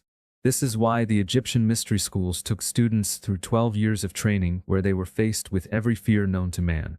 Kam Ambo held only fears associated with the second chakra. Each chakra has its associated fears. They took initiates through every fear you can imagine, so that by the end of 12 years they were absolutely fearless because they had overcome all fear. All the mystery schools and training schools around the world did exactly the same thing in various ways. The Incas were incredible. The things they did to get you into a fear state and then overcome it were unmentionable. In contrast to the Egyptians, they didn't care if they lost a high percentage of their people. They were intense. The Maya did the same thing. Remember the Mayan ball games in which two teams would practice all year long to play a game that was like basketball, but it is believed that the winners had their heads cut off. They believed it was an honor to die this way, but it was really all part of a higher dimensional training program. Another interesting thing that's happened many times down in the tunnel below the pyramid is that people would lie down, close their eyes and have an awesome experience, then wake up in the sarcophagus in the king's chamber. They'd ask, "How did that happen?" This has been written about many times, and the present-day Egyptians haven't a clue how this could take place. What happened was that the people who experienced this phenomenon didn't have the right training, so they were pulled back along the black light energy vortex, traveled through the great void and came to the beginning of the black light vortex. Then they reversed polarities and went down the white light spiral into the sarcophagus. It brought the whole being, body and all, right back through into this other reality. There were many problems with people lying down in the sarcophagus in the king's chamber and having experiences that were irrational by modern standards. For that reason, they moved the sarcophagus a long time ago. They pulled it askew and pushed it back so it doesn't line up with the field at all. When you lie down in it now, you can't get your head in the beam. It's not even possible now. The Egyptians know. They understand. They're not dumb. And they've been there for a long time. Of course, they have a story about why the sarcophagus was moved, but they are silent about why they have not moved it back to its original position. They understand about the sarcophagus, though they didn't understand about the tunnel beside the well. So in 1984, after this group of people died down in the well tunnel, they sealed the whole area off and wouldn't allow anyone else into it. When we went there in 1985 and explained to them that it was only the end of the tunnel where the problem was, they opened up the rest of the area to the public. Now it's open except for the tunnel. The entire area was closed off for a period of only about a year. The tunnel beneath the Great Pyramid. In the original Flower of Life workshop, I used to tell stories each day because it is one of the best methods I know to give and receive information. The story I am about to tell is my personal experience in the tunnel, so that you can understand the nature of the initiation the Egyptians went through and the nature of the fourth dimension, which will become more and more important as this book unfolds. This happened exactly as I perceived it, and I hope this story opens an insight within you. You do not have to believe it. You can take it as just a story if you wish. What follows has been edited because it is too long in its entirety, but the most important points have been retained. In 1984, Thoth appeared to me and said that I was to prepare for an initiation in Egypt. He said it was necessary for me to go through this initiation in order to connect with the Earth's energies and move with the Earth's changes in the future. Thoth told me that for this initiation, I had to arrive in Egypt without any help from myself. I could not buy a ticket or make any arrangements on my own. I also could not even tell anyone that I wanted to go to Egypt. Somehow the events in my life had to naturally take me there without any effort on my part. If they did, then the initiation would begin. If they did not, then the initiation would not happen. The beginning rules were simple. About 2 weeks later, I visited my sister, Nita Page, in California. I had not seen her in a very long time. She had just gotten back from China, so it seemed like a perfect chance to meet. Nita is always traveling. She has been to almost every major city and country in the world many times over. She loves to travel so much that she eventually bought a travel agency to blend her love with her job. As I was sitting with her in her home, I was careful not to talk about what Thoth had requested of me. But without any words on my part, it just happened. It was late at night, around 1:30, and we were talking about China. There was a book on her coffee table called The Secret Teachings of All Ages by Manly P. Hall. As she was talking, she casually flipped open the book to a page that showed the Great Pyramid, and the conversation changed to Egypt. After a while, she looked me in the eye and said, "You have never been to Egypt, have you?" I said no, and she said, "If you ever want to go, we'll pay for everything. Just let me know." I had to bite my tongue not to talk about what Thoth had requested of me. But I did. I did not say a word. I simply told her thanks, and that if I ever wanted to go, I would call her. My sister had been to Egypt 22 times and had probably been to every temple in Egypt. I was glad she wanted to take me, but I didn't really know what this would mean in terms of the initiation. However, as soon as I arrived home, that same night Thoth appeared and told me that my sister was the way I would go to Egypt. I just sat there and listened to him. He then said that I was to call her in the morning and tell her that I wanted to go between January 10th to 19th in 1985. He said that this period was the only time this initiation could be given. Then he left. This was a day in early December 1984, which meant that we would have about a month to prepare.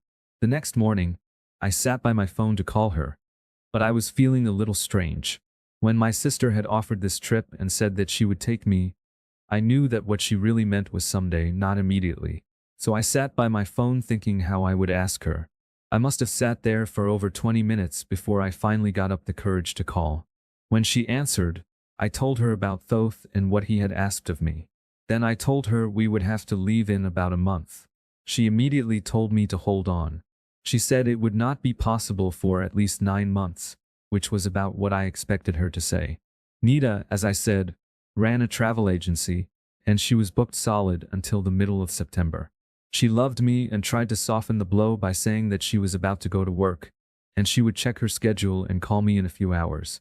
When she hung up, I assumed it was over, but I didn't understand it, since Thoth has never been wrong on anything, ever, and he had said, "This is how you will go to Egypt." Shortly after, my sister called me back. She sounded strange. She said, "I am booked even longer than I remembered this morning. I am booked solid through October. But when I looked in the time period you gave me, there was not even one booking. It was completely blank. I am booked on the 9th and on the 21st, but nothing in between." Dunvalo, I believe that Thoth was right. We are supposed to go. Not only that, Nita called me the next day to tell me further interesting news.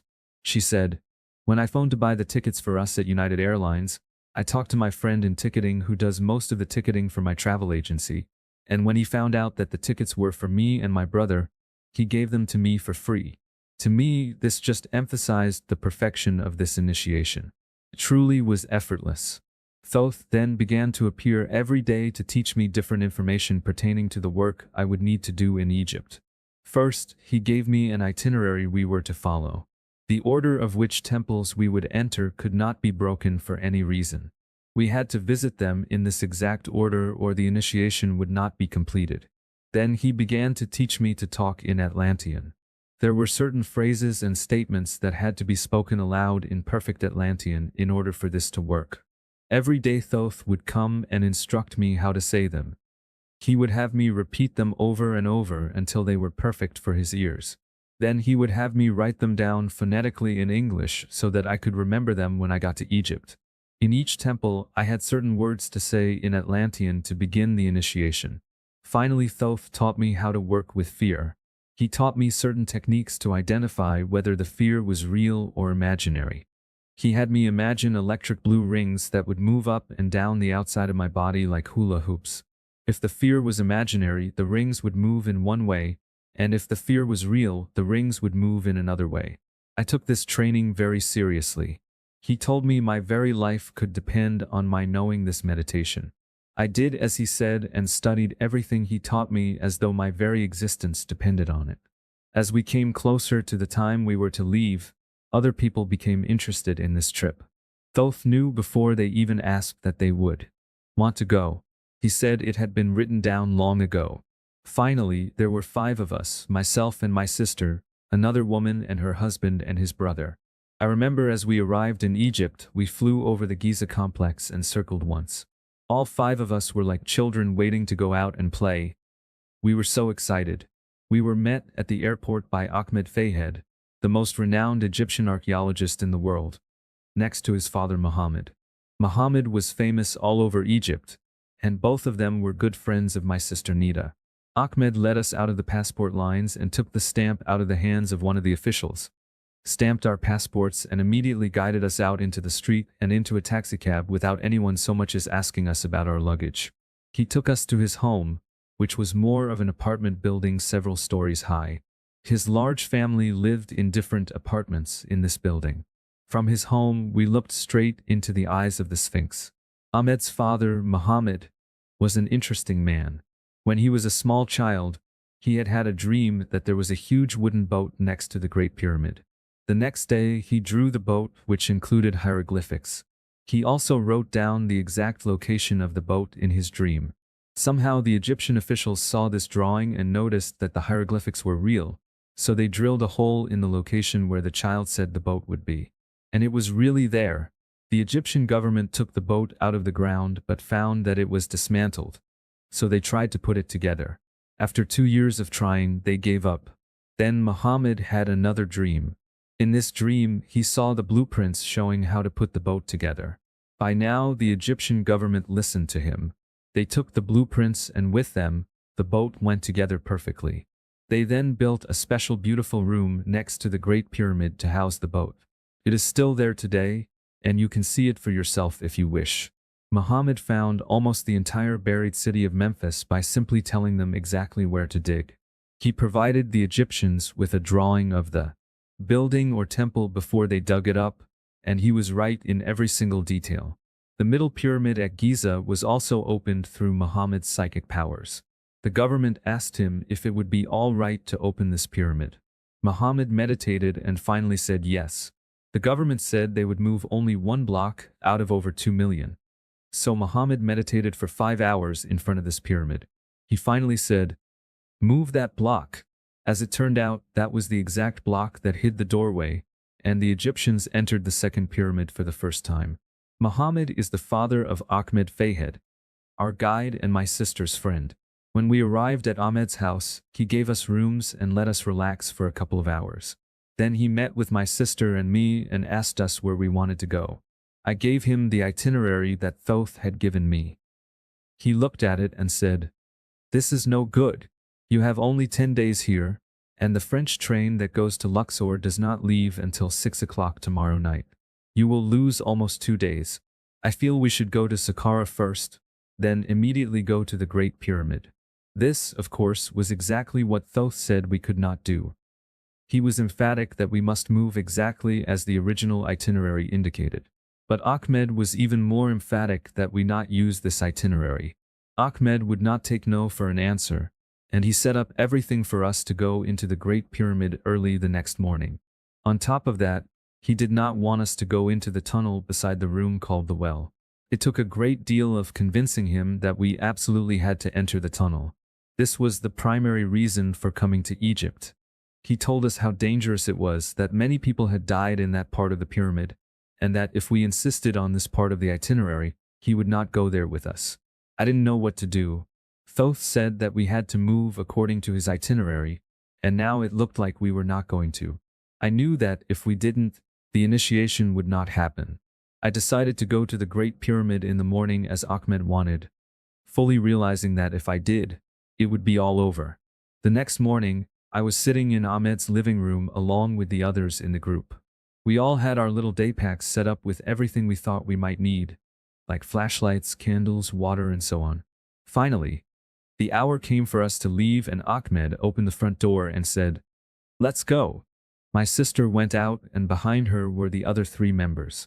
I just stood there for a moment, then threw on my day pack and started to move toward the door. Then something happened truly out of the blue. I felt absolutely perfectly healthy and happy that morning, but a little worried about this itinerary thing.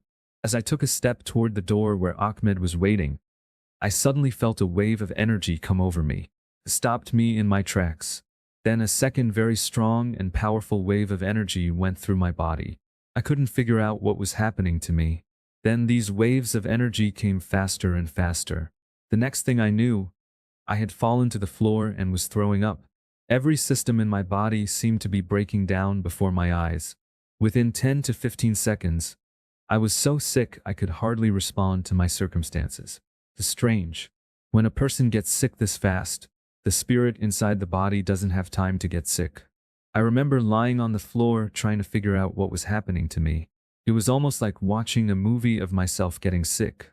They carried me into a bedroom, where my condition quickly degenerated into total paralysis. I could not move any part of my body. It was an amazing experience.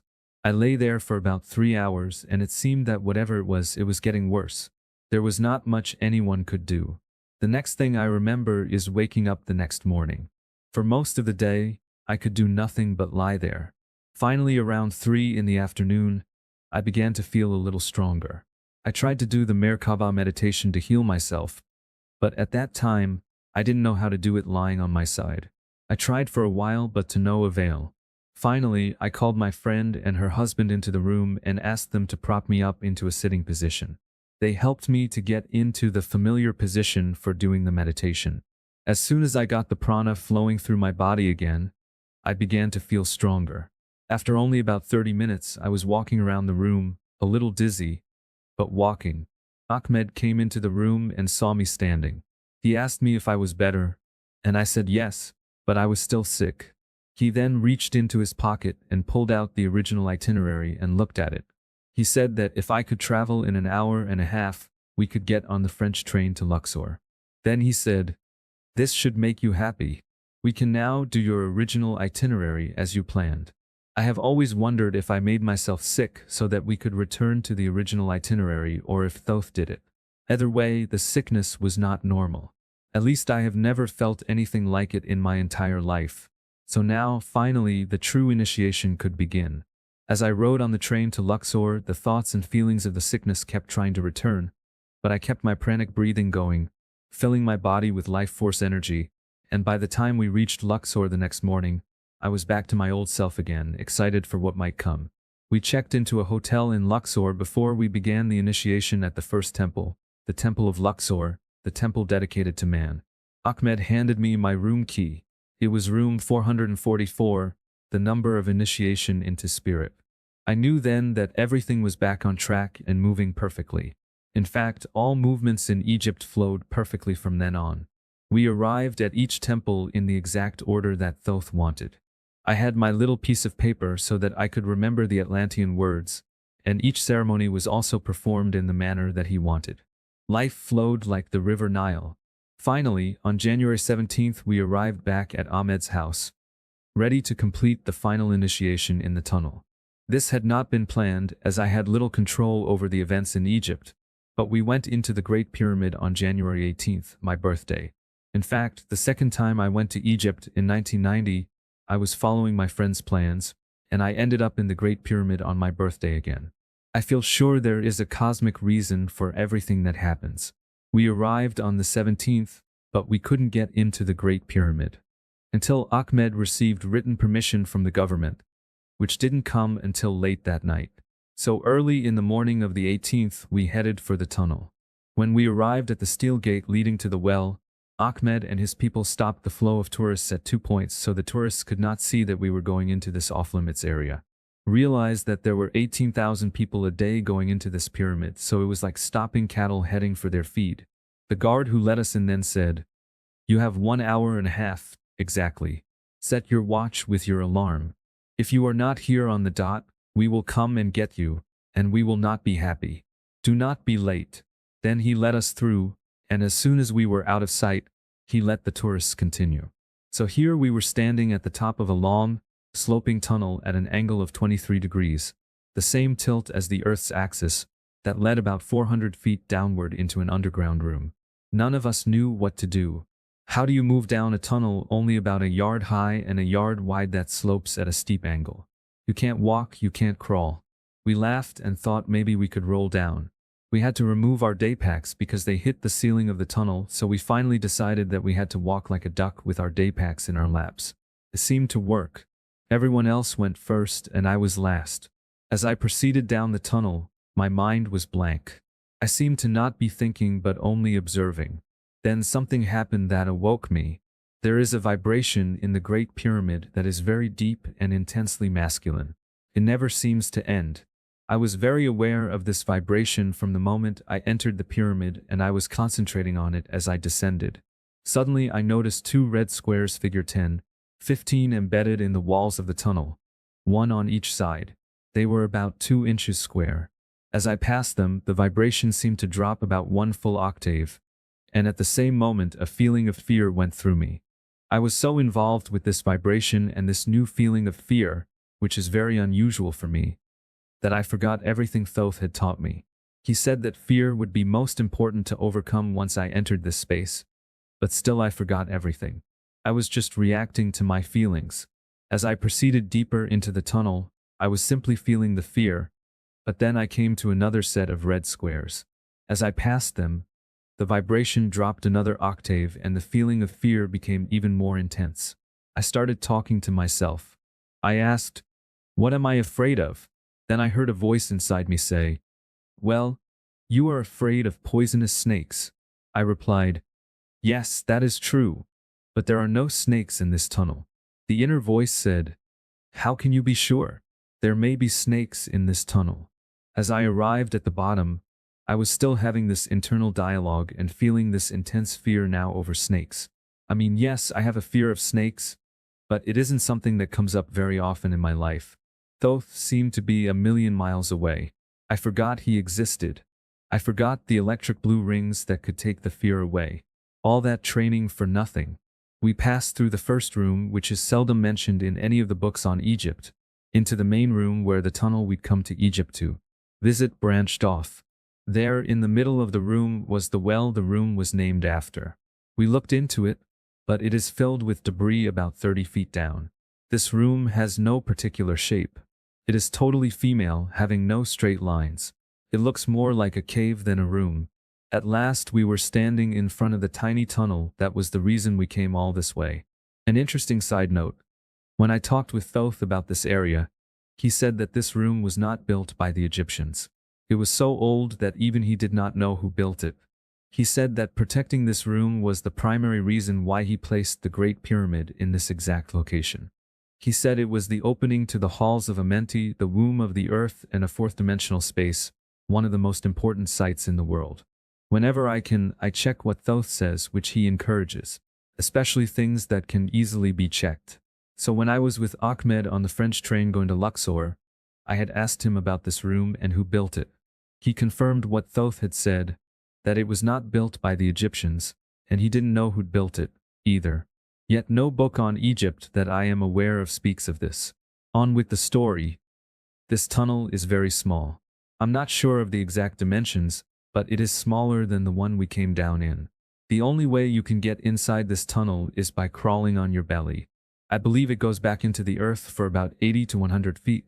But people who are returning from there lately say that it goes back only about 25 feet. This cannot be, so the Egyptians have now probably sealed the tunnel. The floor was made of silica sand and was soft. The walls and the ceiling were covered with tiny quartz crystals and shone like diamonds. It was beautiful. When we pointed our flashlights inside, the light seemed to spiral, traveling just a few feet into the tunnel. Then there was darkness. I have never seen anything like it. One by one we each aimed our flashlights into the tunnel to assess the situation. After each person had done this, they all turned and looked at me and said, "You brought us here, you go first." I had no choice. I tucked my day pack up against my chest and began to crawl with my tiny flashlight pointing the way. Of course, I was still feeling the fear of snakes and was looking for them, hoping not to find them. After what seemed like hours, I reached the end of the tunnel, with no sight of snakes. I breathed easier and relaxed. But then I noticed something. A small round hole near the right-hand side of the tunnel's end. It looked like a snake hole. My fear jumped into high gear. I took my flashlight and pointed it into the hole to see if something was looking back. There wasn't. I didn't like it, but what could I do? I shifted my attention to the immediate problem. It was then I realized that the Egyptian hieroglyphs that showed the way Osiris led initiates in this tunnel could not be performed in modern times because our bodies are bigger, figure 10:16. According to the hieroglyphs, Osiris and his initiates sat. This was impossible for me, so I finally remembered Thoth again and asked him to come in. He told me to lie on my back with my head toward the end of the tunnel and for the rest of the group to do the same. I made this suggestion to the group and they all complied. As I lay there on my back, immediately several things happened. First, I noticed overwhelmingly that this was the darkest place I had ever been. I held my hand up to my eyes, but it was so black that I couldn't even begin to see my hand. I do not believe that there was even one light photon in that space. The next experience I had was the incredible sense of mass and gravity. I could feel the mountainous mass that was on top of me. It was like being buried alive. I had solid rock in every direction except out the tunnel, and that was clogged with human bodies. It was a very good thing that I am not claustrophobic. If I were, the fear of small, tight spaces would have ended the initiation for sure. Actually, for me this all felt great, no problem. Thoth then came in very clearly and told me to begin my Mer-Ka-Ba meditation. I started to, but then the fear of snakes began to come back. I remembered that there was a tiny snake hole that was now just off to the left of my head behind me, but I couldn't see it. My imagination went wild. I could see snakes coming out of this hole and beginning to cover my body. Felt so real.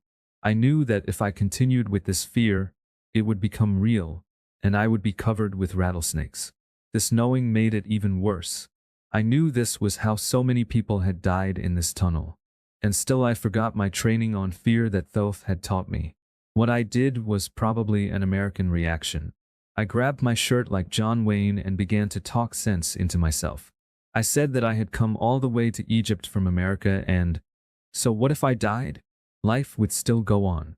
I told myself, get a hold of yourself. Forget the snakes and remember God. And even if my whole body is covered with snakes, I am going to continue.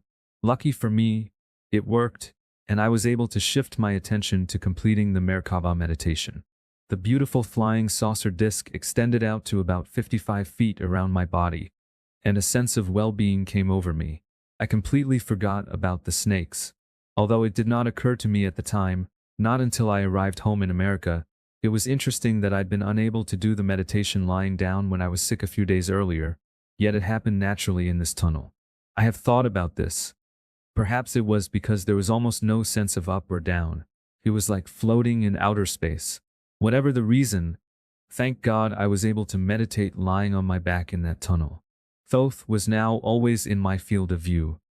He first requested of me the Atlantean words that would allow permission from the 7 lords of the halls of Amenti. He asked that I say these words with power, so I did as he said. There was a space after that. I can't really explain it, but it seemed like years went by. Thoth then asked me if I knew that when I had been in the Mer-Ka-Ba, I'd been sending light out in all directions like the sun. I told him, yes, I know that. He asked me again, do you really know? I told him again that yes, I knew that. He then spoke a third time, saying, if you really know, then open your eyes and see. I opened my eyes, and I could see in the tunnel. Everything was lit up with a soft glow, much like moonlight. It did not seem to come from a source. It was almost like the air was glowing. Then my mind engaged, and I thought it was someone in the group with a light on. I leaned up on my elbows and looked down the tunnel at the other 4 initiates. But they were lying still with no flashlights turned on. I could see them clearly. I lay back and looked around. It was amazing. I could see perfectly every detail around me. I thought to myself that it was bright enough to read. Then I closed my eyes again. Every so often I would open my eyes again, and the light was still there. At one point when my eyes were closed, I asked Thoth what was next. He looked at me and said, isn't lighting up a tunnel enough? What could I say? So for about 1 hour I lit up the tunnel and watched this incredible phenomenon. I remember that when my alarm went off to tell us to return to the top, I had my eyes closed.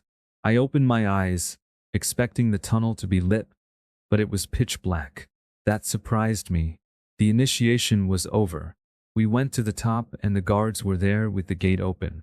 My sister went outside the pyramid, since she had been there so many times, but the rest of us became tourists and went into the king's chamber and other rooms.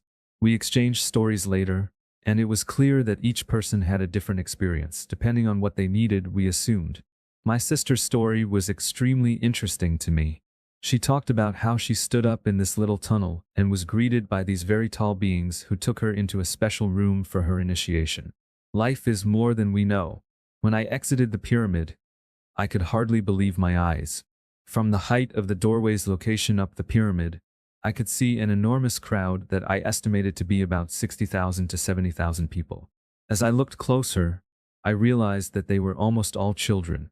After even closer examination, the children were from about 5 to 12 years old. There were very few adults. I don't know why they were there, but there they were. As I looked down at the bottom step of the pyramid, I noticed that the children were holding hands in a line as far as I could see along one edge. I walked to the step just above them around one of the adjacent sides, and the children were holding hands there too. My curiosity was so great, I ended up walking around the entire Great Pyramid to see if it was true, and it was. The children were holding hands in a complete circle around the Great Pyramid. I even went to the second and the third pyramids to see if it was true there too, and it was. The children had circled all 3 pyramids while we were inside. I asked myself, what does this mean? When I got back to my room at Ahmed's house, I went into meditation and brought the angels in. I asked them the question, what do all those children mean? They asked me if I remembered what they had said 12 years before. I didn't know what they were talking about, so I asked them to explain. They said that 12 years before, I had been asked to be the father of a child that they said had come from the central sun. They said that he would be the apex of a pyramid of millions of children who would come to Earth to help us during our transition into the next dimension. The angels said that these children would be almost like ordinary children until 12 years passed. Then a quickening would begin and they would slowly emerge on the face of the earth as a force that could not be stopped.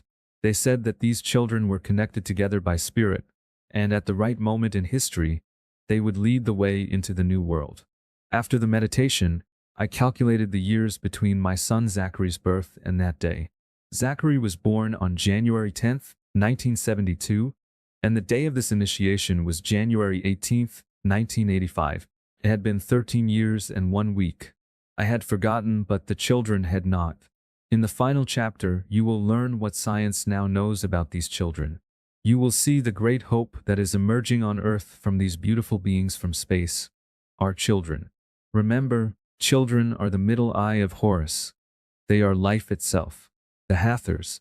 The Hathors were the main or primary mentors within the left eye of Horus Mystery School. Though they were not from Earth, in the ancient days they were always here to assist us in unfolding our consciousness. They loved us dearly, and they still do. As our consciousness became more and more third-dimensional, we eventually could no longer see them or respond to their teachings. Only now, as we grow, are we beginning to see and communicate with them again. The likeness of a member of the Hathor race, a race of fourth-dimensional beings who come from Venus, is shown in Figure 10:17. You don't see them on the third-dimensional world of Venus, but if you tune to Venus on the fourth dimension, especially on the higher overtones, you'll find a vast culture there. They are the most intelligent consciousness in this solar system, and they function as the headquarters or central office for all life under our sun. If you come into our solar system from the outside, you must check with Venus before proceeding. The Hathors are beings of tremendous love. Their love is on a level of Christ consciousness. They use vocal sounds as their means of communicating and performing feats within their environment. They have amazing ears. They have almost no darkness to them at all. They're just light, pure, loving beings.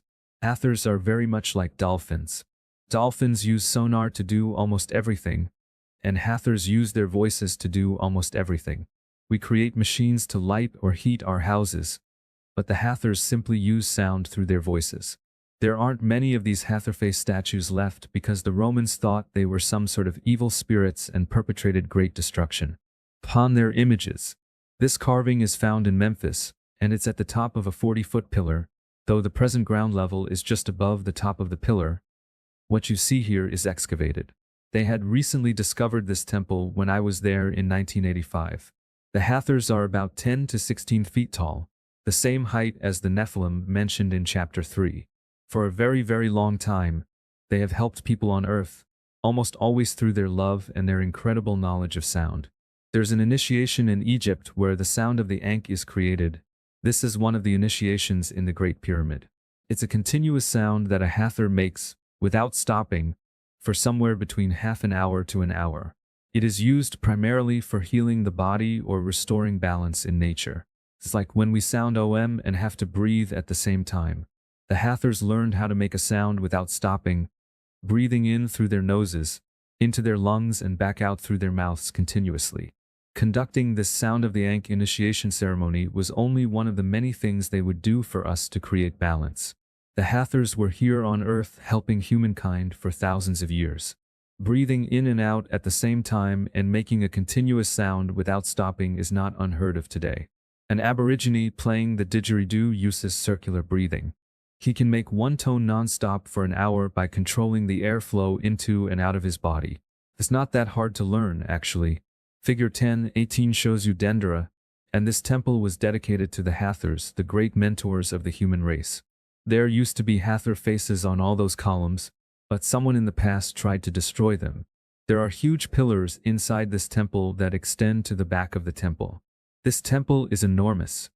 You can't believe the size of this place. It stretches back a quarter mile or so. Dendera has two primary places I would like to mention. Inside this temple, you will find the astrological chart that I've referred to a couple of times. Here also you will find a room that I have seldom talked about because I have not personally seen it. If you enter the temple and turn right, beneath the front panel in the floor is a small room, as I understand it. In this room is something that is impossible by all of today's standards. There is a carving of the earth from space, perfectly proportioned, with an extension cord coming out of the earth that has a modern electrical plug on the end of it. Next to the plug is a wall outlet exactly like we have today. It is unplugged. How can this be? How could the Egyptians know that in the future, the earth would be electrified? Let me tell you a story and show you the photo I promised in an earlier chapter. When I was in Abydos at the Seti I temple, figure 10:19a, see chapter 2, one of the guards who was working with me told me to wait until all the people were out of this area of the temple. He then told me to aim my camera and take a picture of a particular place on one of the ceiling beams. It was dark and I could not really see what I was photographing. It was not until I returned home and developed the picture that I could see what it was. This photo was also impossible by all known ideas of what the past, present and future means. Figure 10:19b. As we talked about the carved bands of time in chapter 2, anything about 15 feet from the floor level was about the future. This photo shows a section about 40 feet from the floor level up against the ceiling. What is it? It is a picture of an attack helicopter with what looks like stacked oil barrels below and a half sphere with an eagle standing on top facing an armored tank. There appear to be two other kinds of airplanes facing the same direction. Facing this enemy is an armored tank. When I first showed this photo in 1986, it didn't make sense. But in 1991 there was a retired military officer in my workshop who identified the helicopter as a very specific US military helicopter and said that the entire series of hieroglyphics fits the parameters of the Desert Storm War. This was the only war where this helicopter and tanks were present at the same time. It is hard to say that the Egyptians could not see the future when they made these hieroglyphics thousands of years before the helicopter was even invented. Many people and websites around the world have been looking at this photo ever since I took it, and there is still no explanation. The photo in figure 10:20 shows the top of a doorway to a small room up high in the back of the Temple of Dendera. In the center of the upper lintel stone is the symbol for Marduk, the planet of the giant Nephilim. Beneath that, this is a circle with the left eye of Horus inside, which is difficult to see here. And to its left is the hieroglyph for Thoth, who is pointing to the circle. See detail in figure 10:20a. Beyond this portal and on the walls of the room is a beautiful rendition of the story of Isis and Osiris, which I retold in chapter 5. I regret that the officials would not let me take photographs to show you. The story depicted on the wall is the basis of the Egyptian religion. In an extremely simplified form, it is told this way. Osiris and Set and Isis and Nephthys were brothers and sisters. Osiris married Isis and Set married Nephthys. At one point, Set killed Osiris, put his body in a wooden casket and floated him down the Nile, really a river in Atlantis. Isis and Nephthys began to search the world to find Osiris' body. When they found it, they brought it back, but Set found out and cut Osiris' body into 14 pieces.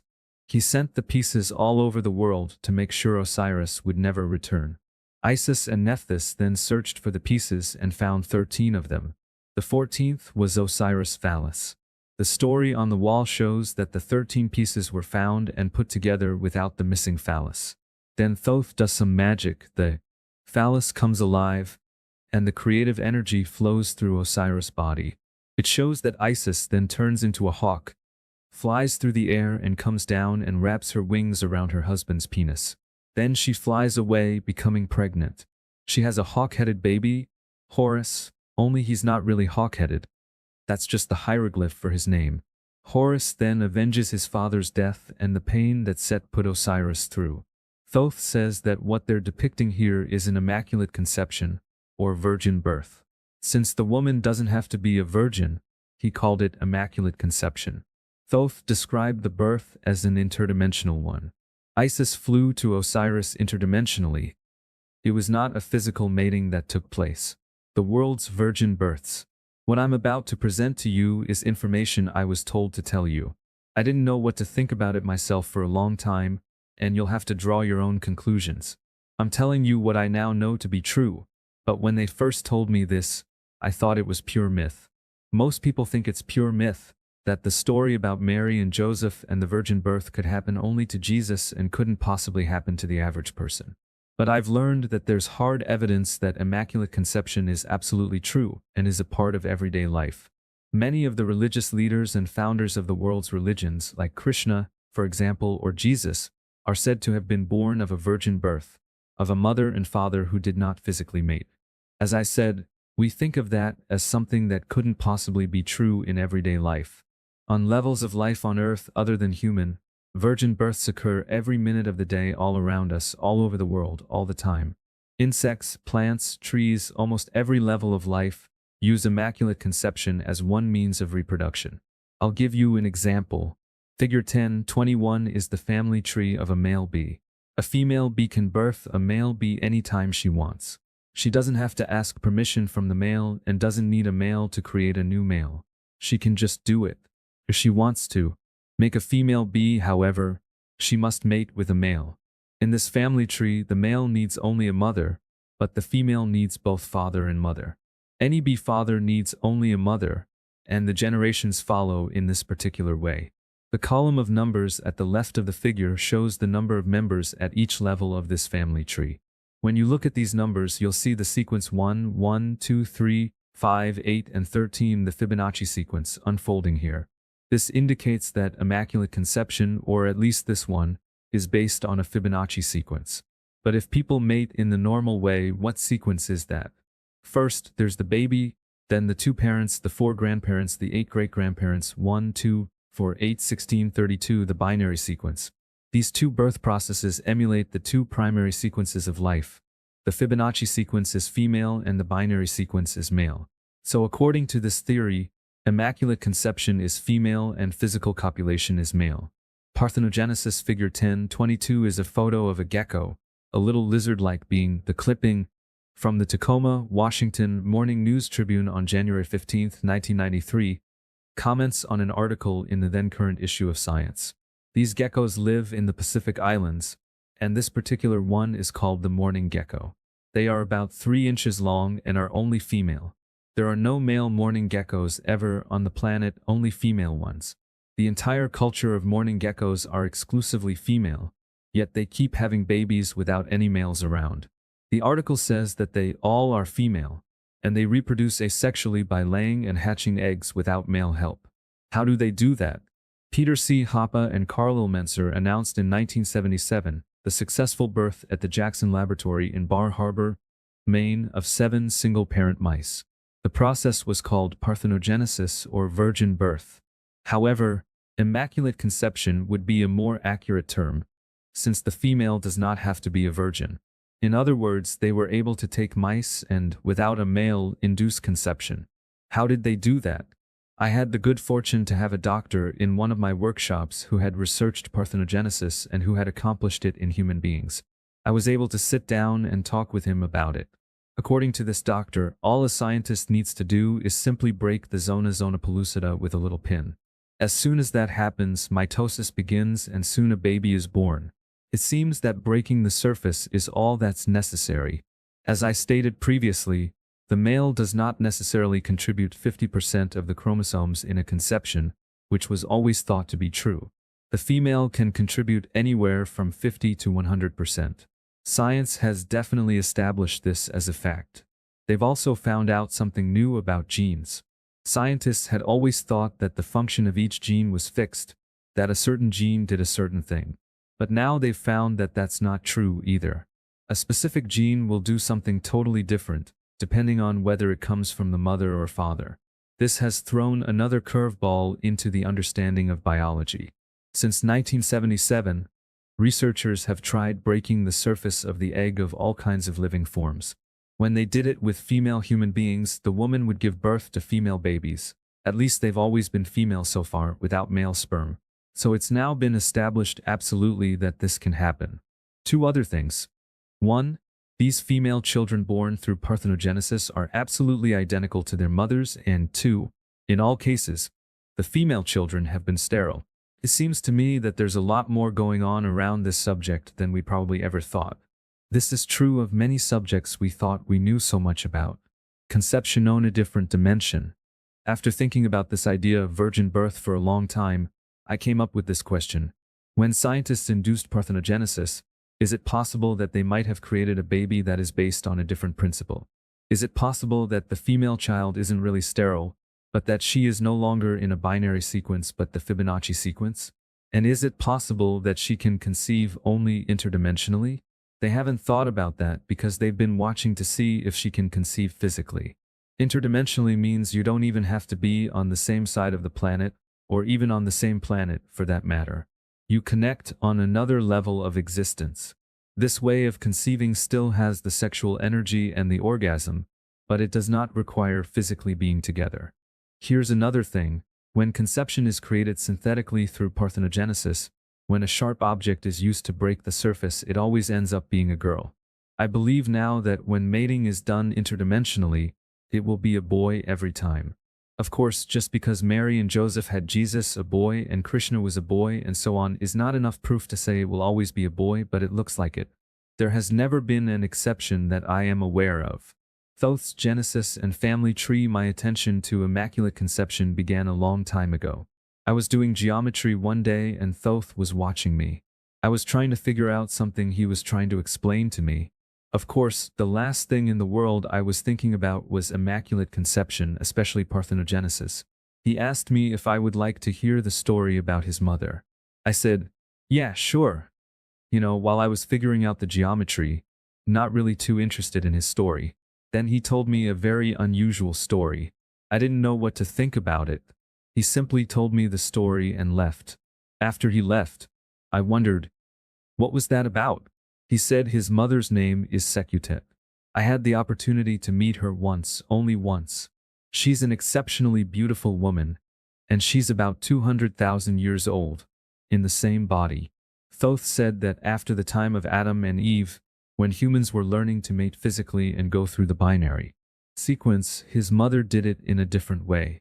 She found a man and fell in love with him, but they learned to mate interdimensionally. They had a baby boy, not a girl, but a boy. And in the process of having this baby, very much like I and Taya, see chapters 3, 4 and 5, they understood immortality and became immortal.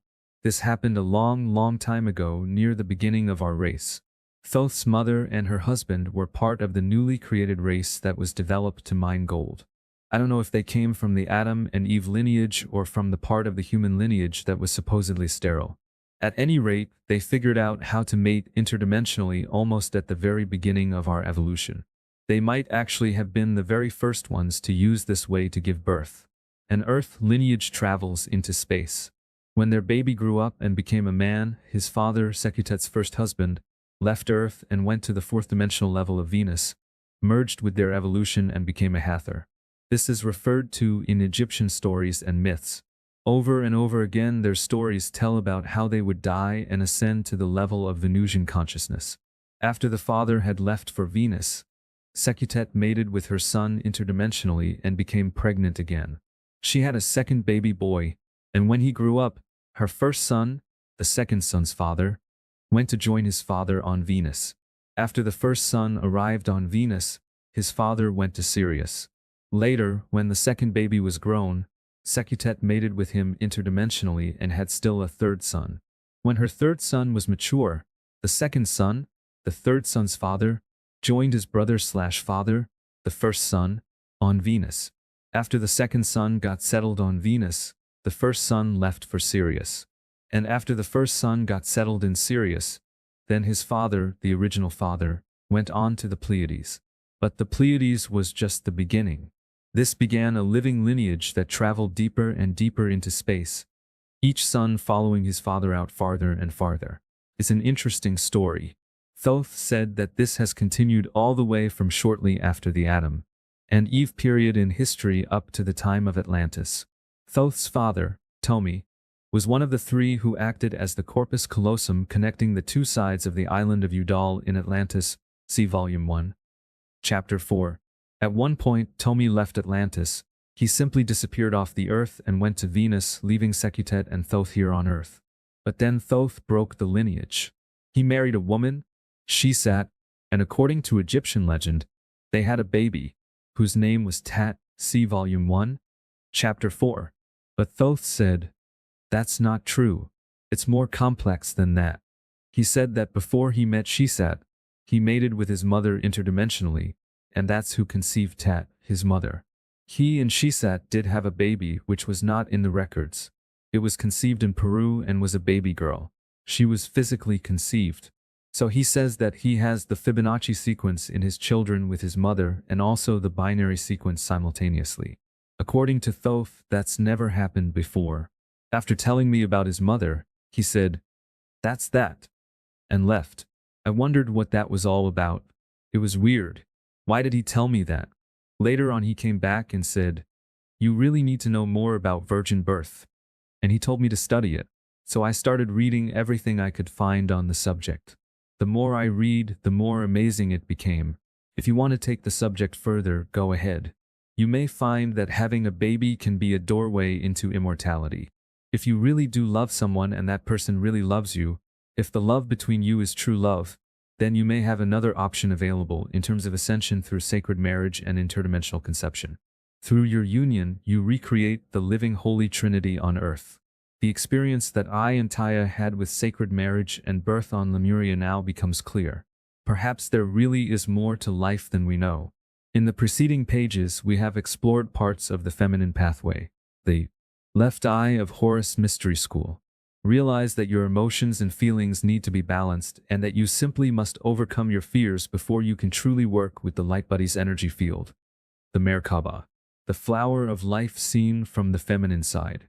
We will now examine one more aspect of Egyptian philosophy from a purely feminine point of view, from the way the left eye of Horus Mystery School would see it. What follows can also be seen as proof that the Egyptians knew about the flower of life and lived it. We're going to unfold the flower of life in a completely different way than we did before. We're going to look at it in a right brain feminine way rather than a left brain masculine way as we did earlier. It will not have a male logic as it did before, but a female logic. We will begin, as we did earlier, with the flower of life, figure 1023. There's a certain image inside the flower of life that we will bring out. If you remove the Genesis pattern and put a circle around it, you get the image in figure 1024. Then after you take out the 4 circles on the top and bottom of the large circle, you get the image in figure 1025. As you can see, this image is derived from the flower of life. Now, once we have this new image, we're going to use it over and over. We'll take the image of the 2 circles and make half-size circles inside the medium-sized circles. Figure 1026. We keep making half-size circles in each of the smallest circles until we have figure 1027. Remember the zona pellucida and the egg? Remember how the egg first went within itself to understand how life works. Then when it got to the morula stage or the apple shape, see Volume 1, Chapter 7, it went out beyond itself. I would like to show you this same idea geometrically. The pattern you see in figure 1027 is in a binary sequence. You have 2 circles, then 4, 8, 16, 32, and so on. When the egg first went within, it did so geometrically. So geometrically, you can go into a pattern to discover how it can go beyond the pattern. You can go within a pattern to see how the sine wave works in order to go beyond the original pattern, figure 1028. The dark line here shows the sine wave of the pattern in figure 10, 25 continuing beyond the original pattern. Once this is understood, life can go beyond itself. Life simply needs to know how something works geometrically in order to use it in larger patterns. As above, so below. So with this understanding, we will look at the flower of life again, but in a different way. The basic principle of the flower of life is a circle or a sphere. And in every circle, no matter what its size, 7 smaller circles can fit exactly inside it in this pattern.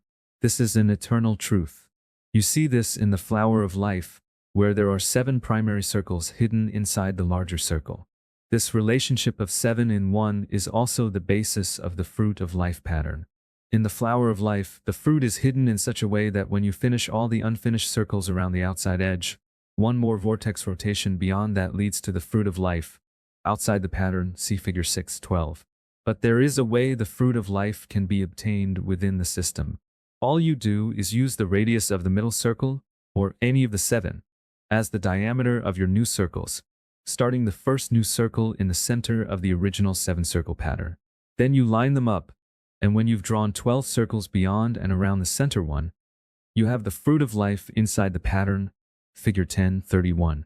You can see that you come directly to the fruit of life by going within rather than without, as we did in earlier chapters.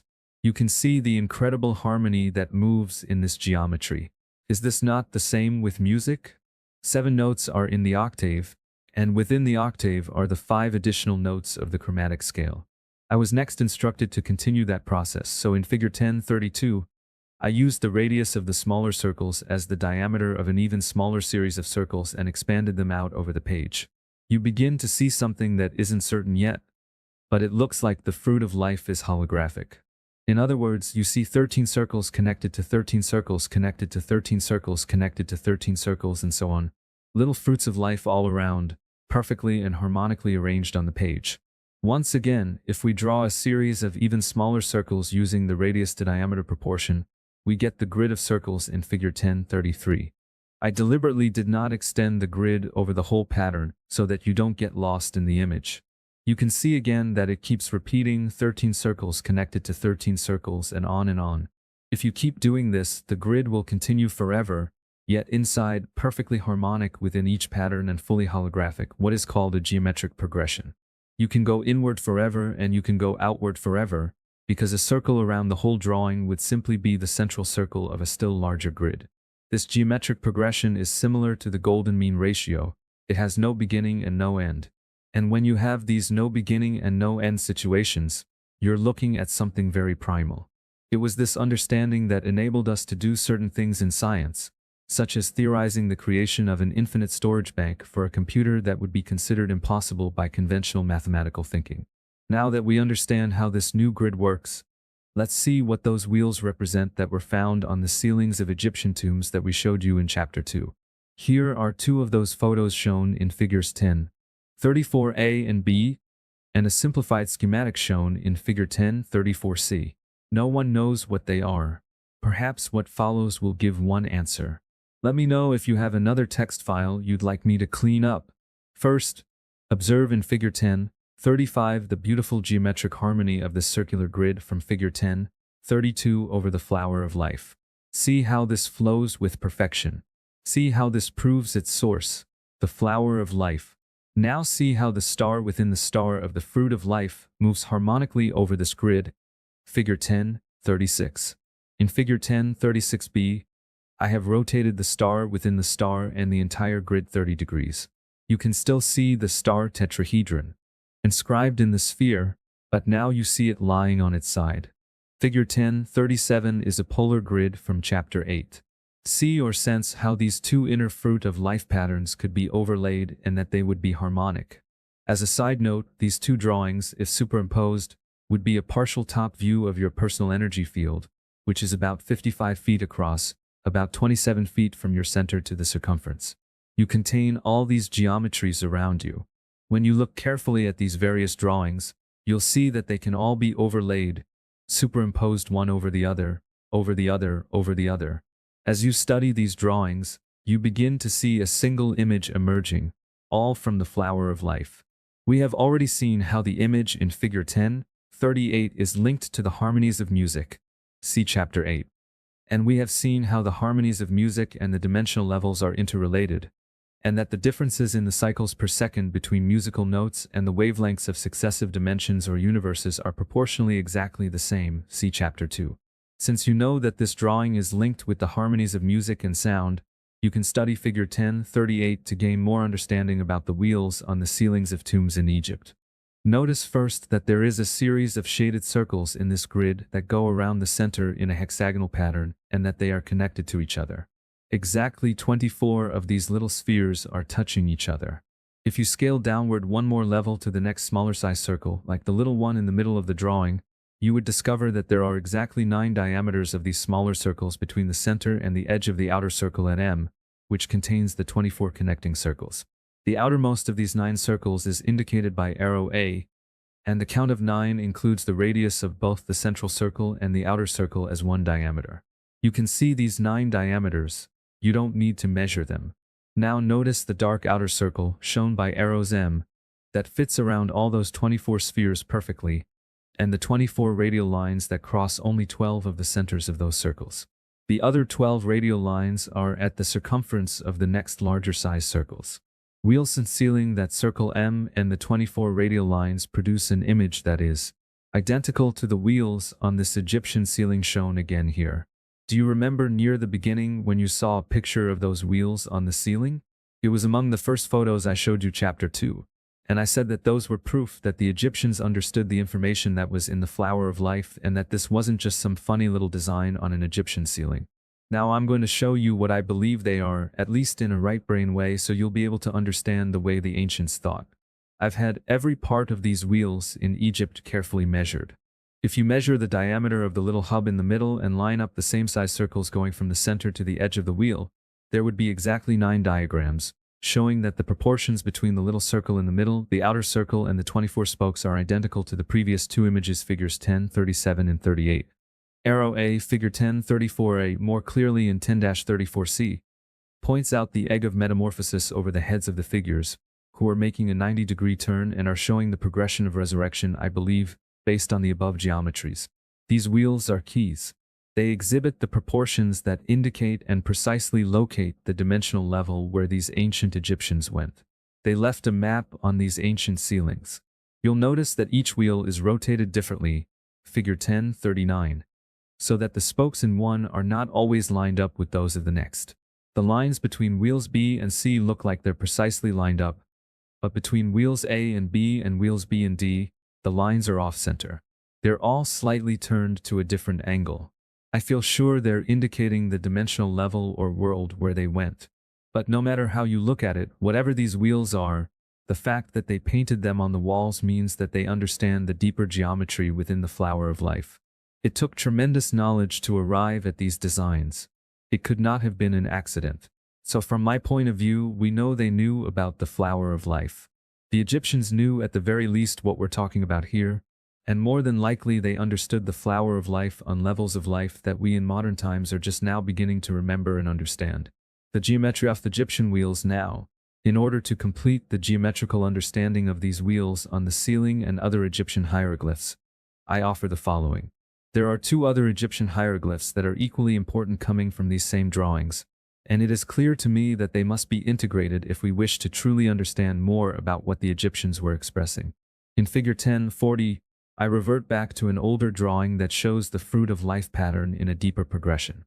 Notice that these 6 divisions separate the drawing into exactly 6 parts, each at precisely 60 degrees. In figure 1041 in the bottom and top 60-degree arc, you can see the circles that exactly define this arc. If you then draw the lines down the middle of each arc defined by the center of each fruit of life pattern, you arrive at the next 6 secondary divisions, resulting in 30-degree divisions on the outer wheel. This divides the outer circle into 12 divisions and is, of course, the wheel the ancient Egyptians used at the Temple of Dendera to define the astrological chart, divide the heavens and group the star patterns. Continuing in figure 1042, the shaded circles in the upper 60-degree arc define the 15-degree arc on either side of the central line at 90 degrees, from 75 to 105 degrees. What is left over in this upper 60-degree arc is exactly 2 15-degree arcs, dividing the outer wheel into exactly 24 divisions, the precise geometry found in the burial ceilings in Egypt. Since these 24 division wheels were also found on the ceilings with 5-pointed stars that represent the stars, it would only make sense that they were related to the astrological chart at Dendera, by which the Egyptians were plotting their way into the heavens. More proof of this idea can be seen directly from the astrological chart at Dendera, figure 10.43. Notice that there are 8 males and 4 females on the outside of the wheel, supporting it. This represents the 12 divisions of the heavens. But also notice that they have 24 hands actually holding this wheel. Then notice that directly inside the wheel are 36 images. All 3 primary divisions of the wheel are in this image at Dendera: 12, 24, and 36. Further, if you examine figure 10.44, you will see something pretty amazing. At first, this drawing will seem a little confusing, but it will unfold clearly. Look first at the 30-degree line and see the 7 circles, starting with the number 0, moving from the central one out to number 6. The white circle number 1 was used to define the 6 divisions of 60 degrees. The white number 2 circle was used to define the 30-degree arc of the 24-division outer wheel. The third circle will break the outer wheel into 20-degree arcs and, when split in half, create 10-degree arcs, the same 10 degrees of the polar graph that is believed to come from Egypt. If it didn't, it could have. Look at the 150-degree line with its shaded number 3 circle. Finally, the 2 shaded circles on either side of that dark circle number 3 define the same 10-degree angle, splitting the entire 60-degree arc into 6 10-degree divisions that, when completed in all 6 divisions, results in the 36-division outer circle of the polar graph. Notice the math. The first circle is a full 60 degrees. The second circle is 60 degrees times 1/2 equals 30 degrees. The 24 outer circles. The third circle is 60 degrees times 1/3 equals 20 degrees. The 36 division circle. If we were to continue, the next circle, the fourth, is 60 degrees times 1/4 equals 15 degrees. 48 division circle. The fifth circle is 60 degrees times 1/5 equals 12 degrees. 60 division circle. Finally, the sixth circle is 60 degrees times 1/6 equals 10 degrees. 72 division circle. The last one would create the polar graph directly, and it must be noted that dividing the outer circle into 72 divisions creates the platform to move into pentagonal geometry, since the angle of the pentagon is 72 degrees. Now female geometry would begin to form. This subject has hardly been touched, but it seems very interesting. The 12 division will defines the heavens, the 36 division will defines the earth, and the 24 division wheel is between the earth and the heavens. Update 10 to 1 days before printing this book. An anomaly was discovered as we were checking the math on the final diagram. At first, I was going to completely rewrite this section, but then I decided that future researchers may need this example and understanding of how a mistake can lead to even greater discoveries. So I have left it as it is because the essence is correct, and I simply present the evidence. First of all, sacred geometry is an exact science. There are no mistakes whatsoever. In all of sacred geometry, I have noticed that whenever something looks right, it probably is, but not always. However, whenever something is proven to exist in a geometric progression within a specific drawing, all related progressions within that first progression should also be true. I have never seen this not to be true. 11. Ancient influences on our modern world. The golden mean rectangle is shown in figure 11.1. See also chapter 7. It's derived from the pyramids, which can be recognized only when seen from the air. This golden mean spiral approaches the pyramid complex from over a mile away, at A, and passes over the center or apex of each of the 3 pyramids in the Giza complex. The Fibonacci spiral appears almost identical as it passes over the pyramids. As we saw in chapter 8, the Fibonacci sequence approximates the golden mean. What this means is that its source is in a slightly different place from that of the golden mean. They start out differently but soon become almost identical. The golden mean spiral's connection with the Giza complex was discovered more or less recently, around 1985, whereas the source of the Fibonacci spiral was discovered about 10 years earlier and given the name, the solar cross. No name has been given to the source of the golden mean spiral as far as I know. This golden mean spiral at Giza is very interesting. The Egyptians put a stone pillar over the exact center, or source of this spiral, as well as one on either side, 3 pillars. I haven't physically seen this one yet. I actually walked right by it the first time I was in Egypt but didn't know it was there. According to the McCollum Survey Giza Survey, 1984, that was done in 1984, there are 3 pillars there. When John Anthony West went there, he said there were 4, so I don't know, they're either growing or somebody was mistaken. Not only do these pillars mark the center of the vortex, but they also mark the diagonal line. Be very, very carefully. They wanted us to know about this line. Why? We will have to give some background information before we answer this question. There's an enormous astrological wheel connected with the Great Pyramid complex that can be calculated only from the air, figure 11.2. Making such astrological wheels that you can see only from the air is not unusual for the Egyptians if you follow the Druids, who came out of Egypt. The Druids went to Glastonbury, England, and created exactly the same kind of aerial view of the astrological wheel as in Egypt, except that it was more graphic. The one in England clearly shows the different signs on the ground, but it can be seen only from the air. Approximately 5 or 6 other Druid-made astrological wheels have been found in England that can be seen only from the air, so it seems to have been an Egyptian Druid trait to create these wheels. There is further proof located at the Dendera Temple in Egypt. High on it, the ceiling is a full astrological wheel similar to what we are used to, so we know the Egyptians knew about and used the astrological wheel. The only thing that was really different was the direction of movement of the heavens. The wheel was moving backward relative to modern observations. The other bit of information shown on this drawing is that the angle between the ramp that comes off the Great Pyramid and the ramp that comes off the Second Pyramid is a precise 30 degrees. That's an important bit of information which we will use in a minute. From the McCollum survey we see that the ramp in figure 11.3 that comes off the third pyramid points exactly to the other phi ratio point on the long side of the golden mean rectangle that contains all these geometries. This is further proof that the Egyptians understood the geometric implications of the spirals moving out of these strange holes in the desert. The placement of the Sphinx appears to be random, just sitting there out in the middle of nowhere, who knows why and what for. But now you know about the golden mean rectangle around the Giza complex that can only be known from the air.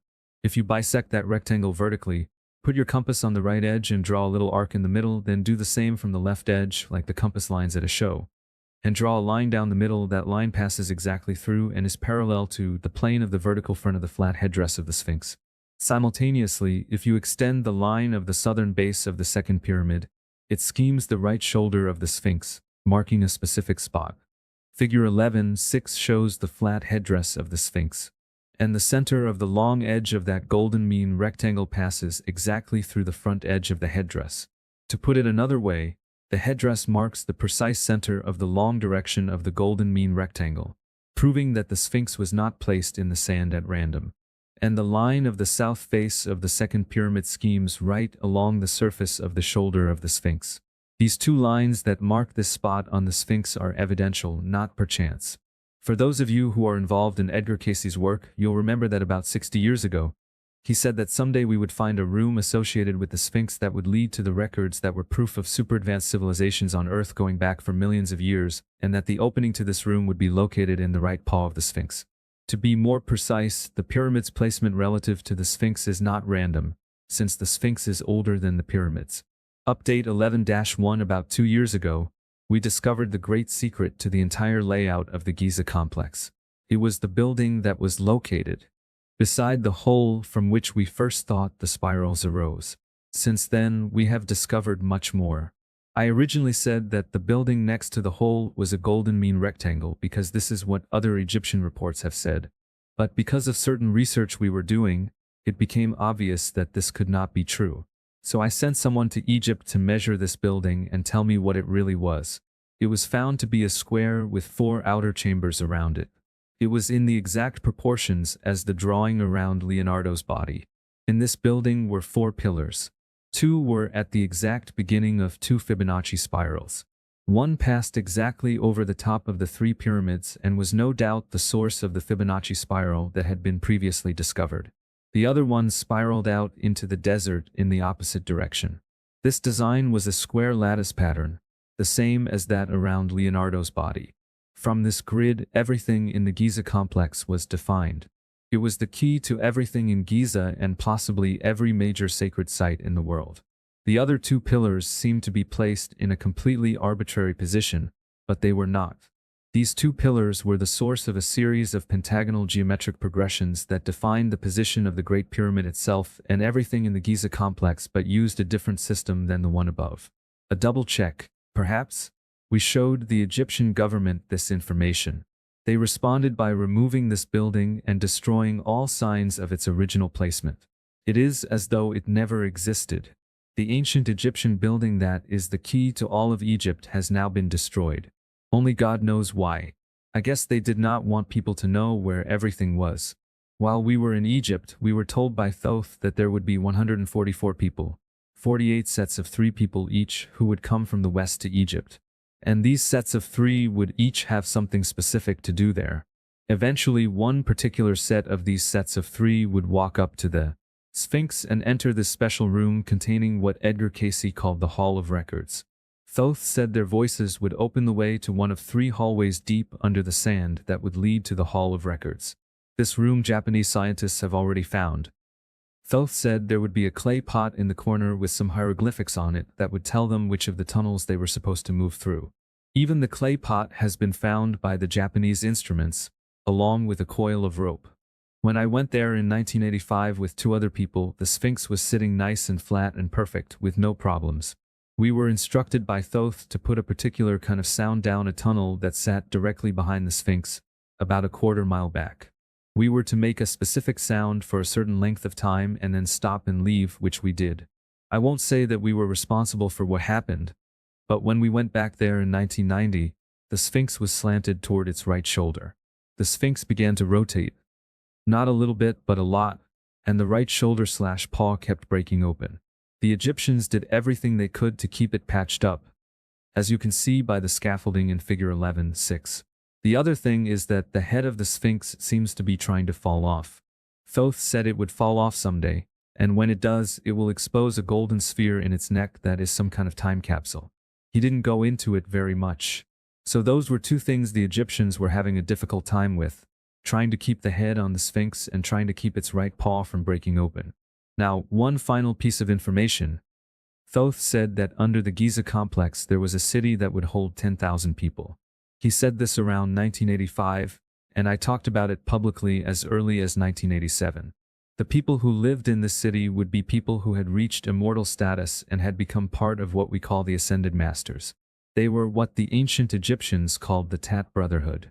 About 6 years ago, their numbers had reached just over 8,000. This underground city is the place where the Tat Brotherhood lived in isolation while the rest of humanity continued to evolve. We mentioned this in Chapter 4. Now I would like to give you an update on what is happening around this city in the past 5 years. It is important to know, but because it cannot be proven, please hold your judgment until the truth is finally revealed. What I am about to say about the underground city in Egypt is highly controversial, and most Egyptian officials will not admit to any of it. They say it is all just somebody's imagination. History will tell. From what I know and have seen, they are not telling the truth. Egypt has a very good reason for you to not know about this city, at least not yet. Update 11-2 Thoth came to me in about 1992 and said that he was going to have to leave the earth and that his work with me was finished, at least for now. He said he was sorry, but the events on earth had accelerated, and the Ascended Masters, the Tat Brotherhood and what many call the Great White Brotherhood, which are all the same, were about to venture into a new area of consciousness, an area no human being has ever entered before. He said that whatever happened would determine the outcome of human evolution forever. I have not seen him since. See the update at the end of this section, because he has now returned. Thoth explained that in the summer of 1990, he and the rest of the Ascended Masters had decided that the consciousness of the Earth was about to reach a critical mass in January 1991 during the Egyptian window of January 10th through 19. He said that it would begin in August 1990, and by the following month, the outcome would be determined. He said that the human population was still highly polarized, but that a special moment had arrived where great change could take place.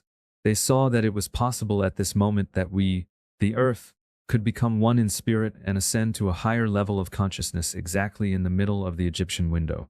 Thoth made it clear that the Ascended Masters were not really sure what was going to happen. It depended on the hearts of the people of the earth. The Ascended Masters had all decided to leave at once as a ball of living light, giving the earth a tremendous boost into the new level of consciousness. Their leaving for a higher level of life was to be a decision for the good of all humankind. However, when August 1990 came, Thoth said that the Ascended Masters were not sure if we were going to make the shift at that time, and that there would not be another window of opportunity for some time. They held back on their plan to leave. Later in August, Iraq and her assistants were the only energy in the entire world to evade unity on an outer level. By September 1990, the world had declared war on Iraq. And on exactly January 15, 1991, the moment in the middle of the Egyptian window when the Ascended Masters were hoping that the world would come together, we came together as an entire planet except for Iraq to wage war instead of peace. We missed the opportunity for unity by only one nation. This unity, however, was not just nations but primarily the people of the world. Instead, we went to war on that day, January 15, 1991, and the Egyptian window of opportunity moved us deeper into the darkness instead of the light. Thoth and the Ascended Masters responded by setting up another plan where only 32 Masters at a time would leave the Earth and attempt to find the place in the universe to which humanity was supposed to eventually translate. Leaving in small groups would be timed to certain events in human experience to, again, give power to these events. Thoth and his wife Shisat were part of the first group to leave. On an almost daily or weekly basis, the Masters traveled in small groups into higher dimensions and a new way of being, a way that someday the rest of humanity would follow. As they left the city under the Great Pyramid, slowly the city became deserted. By the end of 1995, only a small group of 7 beings remained behind to protect the city. As this city emptied, it then could be used for another purpose, to prove to the modern world that there is more to life than we know and that there is great hope for humanity. Now let's talk about rumors. There is very little proof of what I am about to say, so hold it only as a possibility until the world knows the real truth. In November 1996, I was contacted by a source in Egypt who said that something had just been discovered that was beyond anything that had ever been found in Egypt. The person said that a stone stele, a flat stone rock with writing on it, came out of the ground between the paws of the Sphinx into the daylight. This stele spoke of the Hall of Records and a room under the Sphinx. The Egyptian government immediately removed the stele so that no one would see what it said. Then they dug into the earth between the paws and opened the room under the Sphinx that the Japanese had found in 1989. There was the clay pot and the coil of rope. The person said that the government traveled down a tunnel coming off this room into a round room that had 3 more tunnels coming off it. In one of these tunnels that headed toward the Great Pyramid, the government found 2 things they had never seen before. First, they found a light field, a sheet of light that blocked entry past this point. When the government tried to pass anything through this light field, it could not penetrate it. Not even a bullet could pass through it. In addition, if one of the government officials tried to physically approach this light field, at about 30 feet from the light she would get sick and throw up. If he tried to press forward, he would feel like he was going to die. No one, to my knowledge, was able to touch the field. From above ground, the government found something just past this light field that was also extremely unusual. They found an underground 12-story building at that point, 12 stories deep in the earth. The combination of these 2 things, the light field and the 12-story building, were more than the Egyptian government could handle. They asked for foreign help. The Egyptian government decided that a particular man, whom I will not name, was the person who could turn the light field off and enter the tunnel. He would do this with 2 other people. One of these people was a friend I knew very well, so I was able to follow closely what was happening. My friend brought in Paramount Studios, which would be allowed to film the opening of this unique tunnel. Paramount had filmed the opening of King Tut's tomb, so they had a very good relationship with Egypt. They planned to enter, or at least attempt to enter, this tunnel on January 23, 1997. The government wanted several $1 million from Paramount, which they agreed on. However, the day before they were to enter, the Egyptians decided they wanted more money and asked for $1.5 million under the table, which outraged Paramount. Paramount said no, so everything was off. For about 3 months there was silence. Then one day, I heard that a different group of 3 people had entered the tunnel. I heard that they had entered and shut off the light field by using their voices and the holy names of God. The primary person in this group, who is famous and does not want his name mentioned, went to Australia and showed a video of the trip into the tunnel and the 12-story building, which proved to be much more than just a building. The building went on for miles under the ground and was really the edge of a city.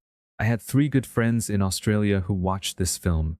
Then entered another person, Larry Hunter, who has been an Egyptian archaeologist for over 20 years. Mr. Hunter contacted me and began to tell me a story almost identical to what I had been receiving through my sources in Egypt, except that it was more detailed. He said that the city is 6.5 miles by 8 miles on the surface and 12 stories deep, and that the city perimeters are outlined by special and unique Egyptian temples. What follows next overlaps the work of Graham Hancock and Robert Bauval in their book, Message of the Sphinx.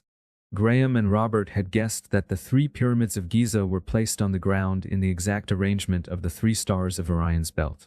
In fact, they believed that all the major stars of the Orion constellation should be found in the placement of temples in Egypt, but they were never able to completely prove this theory. Mr. Hunter, however, has proven the truth of this, and I've seen the evidence. Using the knowledge of star navigation that he obtained when he was in the Navy, Mr. Hunter found a temple at every single location that corresponds to every major star in the Orion constellation. He used the GPS system to locate these spots on the Earth with a 50-foot accuracy and physically went to each place where a temple should mark a star. Thus it was verified. In each place there was a temple, which was surprising, and each temple was made of a unique substance not found in any other temple in all of Egypt. This substance is also what was used to create the foundation stones of the 3 Giza pyramids, including the Great Pyramid. It is called coin in stone. It is limestone that looks like it has coins stirred into it. It is unique, found only in these temples that span an area on the surface of 6.5 by 8 miles. To be clear, this is a theory that has not been accepted by the Egyptian government, but the underground city that Thoth said was there that would hold 10,000 people is, according to Mr. Hunter, marked by temples made of a unique substance, and the temples match the star pattern of the constellation of Orion. From what I have seen, I believe this to be true, but the Egyptian officials say this is fantasy. I am keeping an open mind. Eventually the truth will be known. I do believe that if this is true, this archaeological find will have an uplifting effect on human consciousness when the underground city is revealed.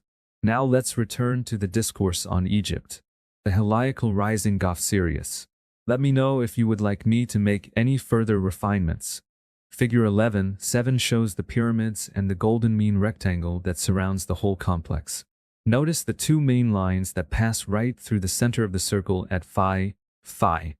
If we completed that circle on the ground, it would have a diameter of about 2.5 miles.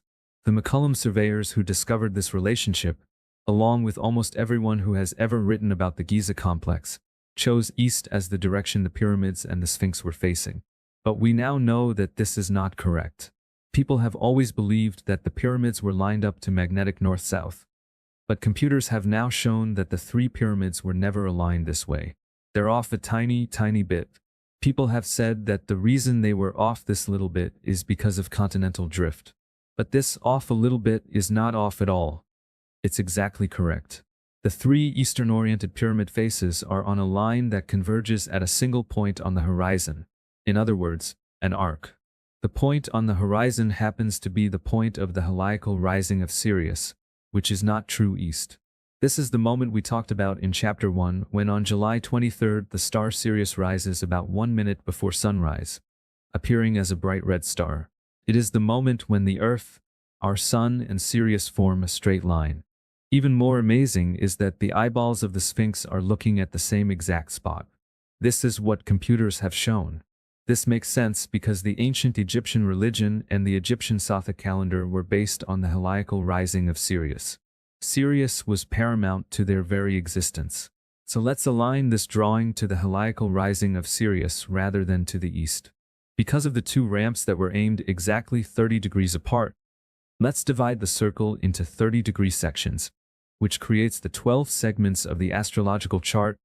30 times 12 is equal to 360 degrees. We already know that they totally understood astrology, because an entire astrological wheel was on the ceiling of the temple at Dendra, so it's completely logical to put those 12 segments in the circle. If you do, you have a very possible time wheel. The McCollum survey, for example, shows that when using this theory, the Great Pyramid sits in Leo and the timeline of the point relative to 0 degrees Aries is at 10,800 BC. This is exactly the time when Edgar Cayce said it had been built. Update 11-3 in January 1999. The angels came and said that the ascended masters would begin to return to Earth during the Egyptian window, January 10th to 19th, 1999. They told me they would bring with them knowledge of a new and completely different universe. The angels said that the Earth would soon begin to receive brand new knowledge that humankind had never even imagined before. Then in November 1999, Thoth came to me for the first time in many years. He said he was back, and that at the right time we would work together again. It was interesting that a few days later, while at a lecture I was giving, a young man came up to me with a gift. He handed me an orange ibis feather, the ibis being a symbol of Thoth. Seshet came in at the same time as her husband Thoth, and she began to communicate with me also. She stayed with me for 2 weeks. What she had to say was about my primary purpose for coming into this octave of dimensions. I am still learning about this lesson, so I will wait to talk about what she brought to me. Virgo and Leo, Aquarius and Pisces. Looking at the aerial view of the pyramids with a superimposed astrological wheel, figure 11-7, you see that the 3 pyramids are physically in Leo and Virgo on the wheel. This just happens to be where we are physically at this moment in our orbit in the precession of the equinoxes. More than that, the Sphinx was originally half lion and half human female, and it is believed that during the 4th dynasty, the Sphinx's face was recarved into that of a man with a beard, which fell off. Now it has a kind of male face without a beard, but originally it was female, and it combined Leo, the lion, and Virgo, the virgin. Further confirmation that this astrological drawing is accurate. Further, McCollum's survey map shows that if you were to draw lines from the pyramids, the apexes, corners, and so on, across the circle of the wheel to the opposite side, it would throw a spectrum of accurate dates between Aquarius and Pisces, which is the time period we are in now, the age of Pisces moving into the age of Aquarius. So that's another consideration. But no one I know of has done enough research yet to be able to calculate this. With today's computers, we should be able to do this extremely accurately. Possibly one of you out there will do this work. In the beginning of this chapter, we asked why the ancient Egyptians had marked a certain line, see line B in figure 11-1, connected to the golden mean rectangle that encloses the Great Pyramid. Then we said we needed to give you more information first.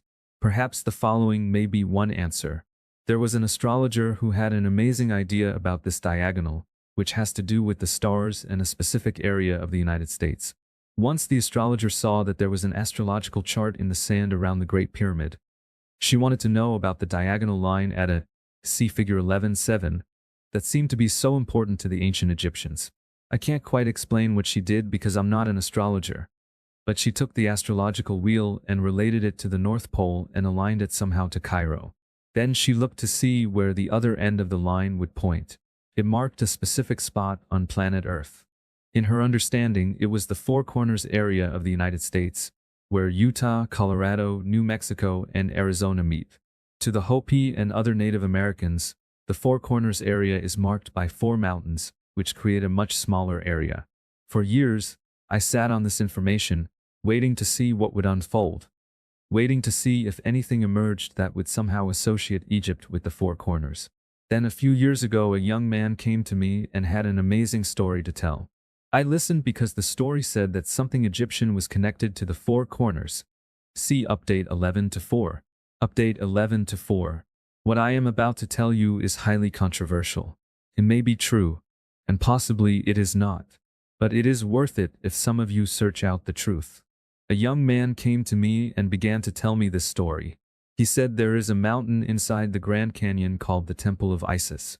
You might wonder why they called it that. In 1925, a great discovery was found in and around this mountain. It was published in the Arizona Gazette, I believe, in 1925, and in a book published, as I recall, in 1926. He went to the still existing newspaper and found the microfiche on file that shows what they found in this mountain. There are about 6 pages dedicated to the subject. I have seen it with my own eyes. Perhaps readers can assist us to give exact references for both the article and the book, which had Egypt as part of its title and a picture of a flying saucer on its cover. The article supplied information that they found Egyptian mummies and Egyptian hieroglyphs on the walls inside the mountain called the Temple of Isis. I saw the photos that showed them bringing out the mummies, and I saw the hieroglyphs. The article said that the Smithsonian Institution was doing the fieldwork and quoted them as saying that this was the biggest find in North American history. A book was written about this about a year later, but I don't remember its name. Then there was silence for about 68 years until 1994. This young man said that he first found the 1926 book telling of this find, then researched the newspaper article of 1925. He told me the following story about hiking into the Grand Canyon to find this place. It is important to know that this Temple of Isis mountain is located in the Grand Canyon in an area now closed off to the public, except that a permit can be obtained under certain conditions. Even then, only a small group of people at a time are allowed into this area. There is no water there except for 1 or 2 springs that are far apart. Water has to be carried with you, which limits how long you can stay there. Also, it is so hot there that people have a difficult time staying alive unless they are trained. He told me that he and a friend went into this area. They were both expert mountain climbers trained in survival. He says that as he and his teammate approached the mountain, they found an actual stone pyramid made by human hands not far from the mountain. It was large enough to be impressive to these 2 researchers.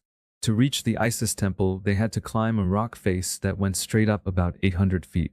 Since they were professional mountain climbers, this did not stop them, as they were prepared. According to the original article in the Arizona Gazette, there were 32 large doorways entering the temple high above ground level. My friend said that they were still there, but looked like someone had attempted to destroy them. They picked one of the doorways that looked in the best condition and climbed up to it. When they reached it, they found that the opening went into the mountain about 40 feet, where rubble blocked their way.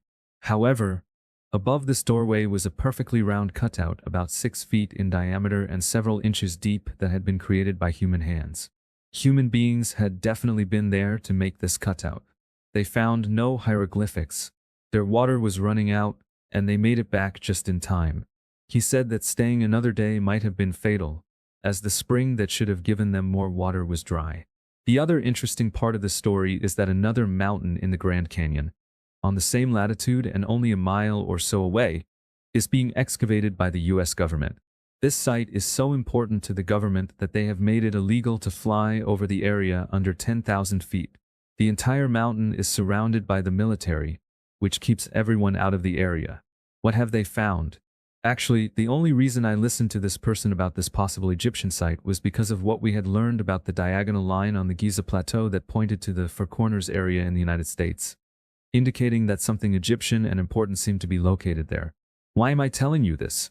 Because I believe that Egypt will eventually play a role in the unfolding of the consciousness of Earth, and I do not want what I know about this to be lost. The Philadelphia experiment. Now we switch to a seemingly completely different and unrelated subject, but in fact it is related to everything in this book. Most of you have at least heard of the Philadelphia experiment. This experiment was performed by the Navy in 1943 near the end of World War II. An interesting fact is that in the beginning it was headed by Nikola Tesla, who died shortly before the actual experiment was completed. Tesla's part in this experiment, I feel, was paramount, but we will never know, since it has been so tightly hidden by the government. He was replaced by John von Neumann, who is usually known as the person who set up and oversaw this experiment. The experiment tried to make a US Navy ship invisible. This, of course, would give an incredible edge in warfare. In essence, the ship would be taken to another dimension and returned back to this one. It is my belief that Tesla had been communicating with the Greys and had learned the secret of interdimensional travel from them. It has been reported that Tesla was once asked where he got these ideas for this experiment, and he himself said that he got them from extraterrestrials. I'm sure that people in the 40s just thought he was kidding. I realize that many people think that this information comes from the imagination of unstable people. But if you want to, and I have, you can get a copy of the original, then top secret paperwork that the government still has. However, Most of the paperwork has been blacked out for reasons of national security. There is still enough that is visible to prove that the experiment did happen and to show much of its nature. From what I have learned from this document and from many people studying it, and mostly from meditation with angels, is that the Philadelphia experiment was energetically connected to other experiments through time, space, and dimension. The first experiment was performed on Mars almost 1,000,000 years ago when the Martians first came to Earth at the beginning of Atlantis. The next experiment was completed at the end of Atlantis about 13,000 years ago, which created the Bermuda Triangle and has caused major problems in many far distant areas of deep space. That experiment, as I have said in the first book, was completely out of control because in trying to create a synthetic Mer-Ka-Ba to control Atlantis, the Martians did not remember exactly how to do it. This out-of-control synthetic Mer-Ka-Ba in the Bermuda Triangle, which is located near Bimini, has been causing real problems in deep outer space ever since. The primary reason the Greys first came to Earth was to solve this problem. They were the ones who were being affected most by this illegal experiment. Many of their planets were being destroyed. Later, the Greys tried to use us to create a hybrid race to save themselves, but their experiments on us were completely unrelated to the original problem. The Greys, trying to solve this problem of the out-of-control Mer-Ka-Ba near Bimini, assisted humans to do the first modern experiment to solve the problem at the Bermuda Triangle. It was performed in 1913, but it didn't work. In fact, I believe it made things worse and probably was the source of the First World War in 1914. Exactly 40 years later, this time period is critical. The U.S. military performed the Philadelphia experiment in 1943 during the Second World War. Again, in 1983, 40 years later, the Montauk experiment was performed, trying to solve the problems caused by the Philadelphia experiment. A small experiment was finally completed in 1993, a harmonic of the 40 cycle, to speed up the male component of the original problem caused by the Atlanteans. All these experiments are connected. They are important to understand because they were all higher dimensional experiments based on Mer-Ka-Ba science. The Philadelphia experiment was based on the counter-rotating fields of the star tetrahedron, very similar to what we are teaching here. The Montauk experiment was based on the counter-rotating fields of the octahedron, another possibility. One day I gave a workshop on Long Island, New York, and while I was in the workshop I talked about the Philadelphia experiment. After that workshop, I was scheduled to give another one the next weekend, so I hung out for a few days at the home of the woman who sponsored the first workshop. The next morning she said, "Have you seen the movie, The Philadelphia Experiment?" I didn't even know there was such a movie, so we watched the video. That night or the next morning, a man named Peter Carroll called me. He was then the coach for the New York Jets. He said that he had gotten my name from someone and had heard that I was talking about the Philadelphia experiment. He wanted to know if I wanted to meet one of the survivors of this experiment. I had already connected with one of the original engineers of the Philadelphia experiment, and this engineer couldn't believe that I actually knew and understood what they had been doing. He was so excited about it that he had given us a few pieces of the original equipment and showed us exactly how it was done. It was all based on the star tetrahedron. So now someone was inviting me to meet a survivor. I went to Peter's house and there I met two people, Duncan Cameron, who was one of the people who allegedly survived the Philadelphia experiment, and Preston Nichols, who has since written a book about this experience. I had a very enlightening moment there. They had used Duncan and his human spine in 1943 to do this experiment, putting a synthetic Mer-Ka-Ba field around him. Later, when the experiment was tried again in 1983, it was called the Montauk experiment, of which Preston claims to be one of the original engineers. When he said that, I said, "Okay, if you are who you say you are, then would you tell me exactly how you did it?"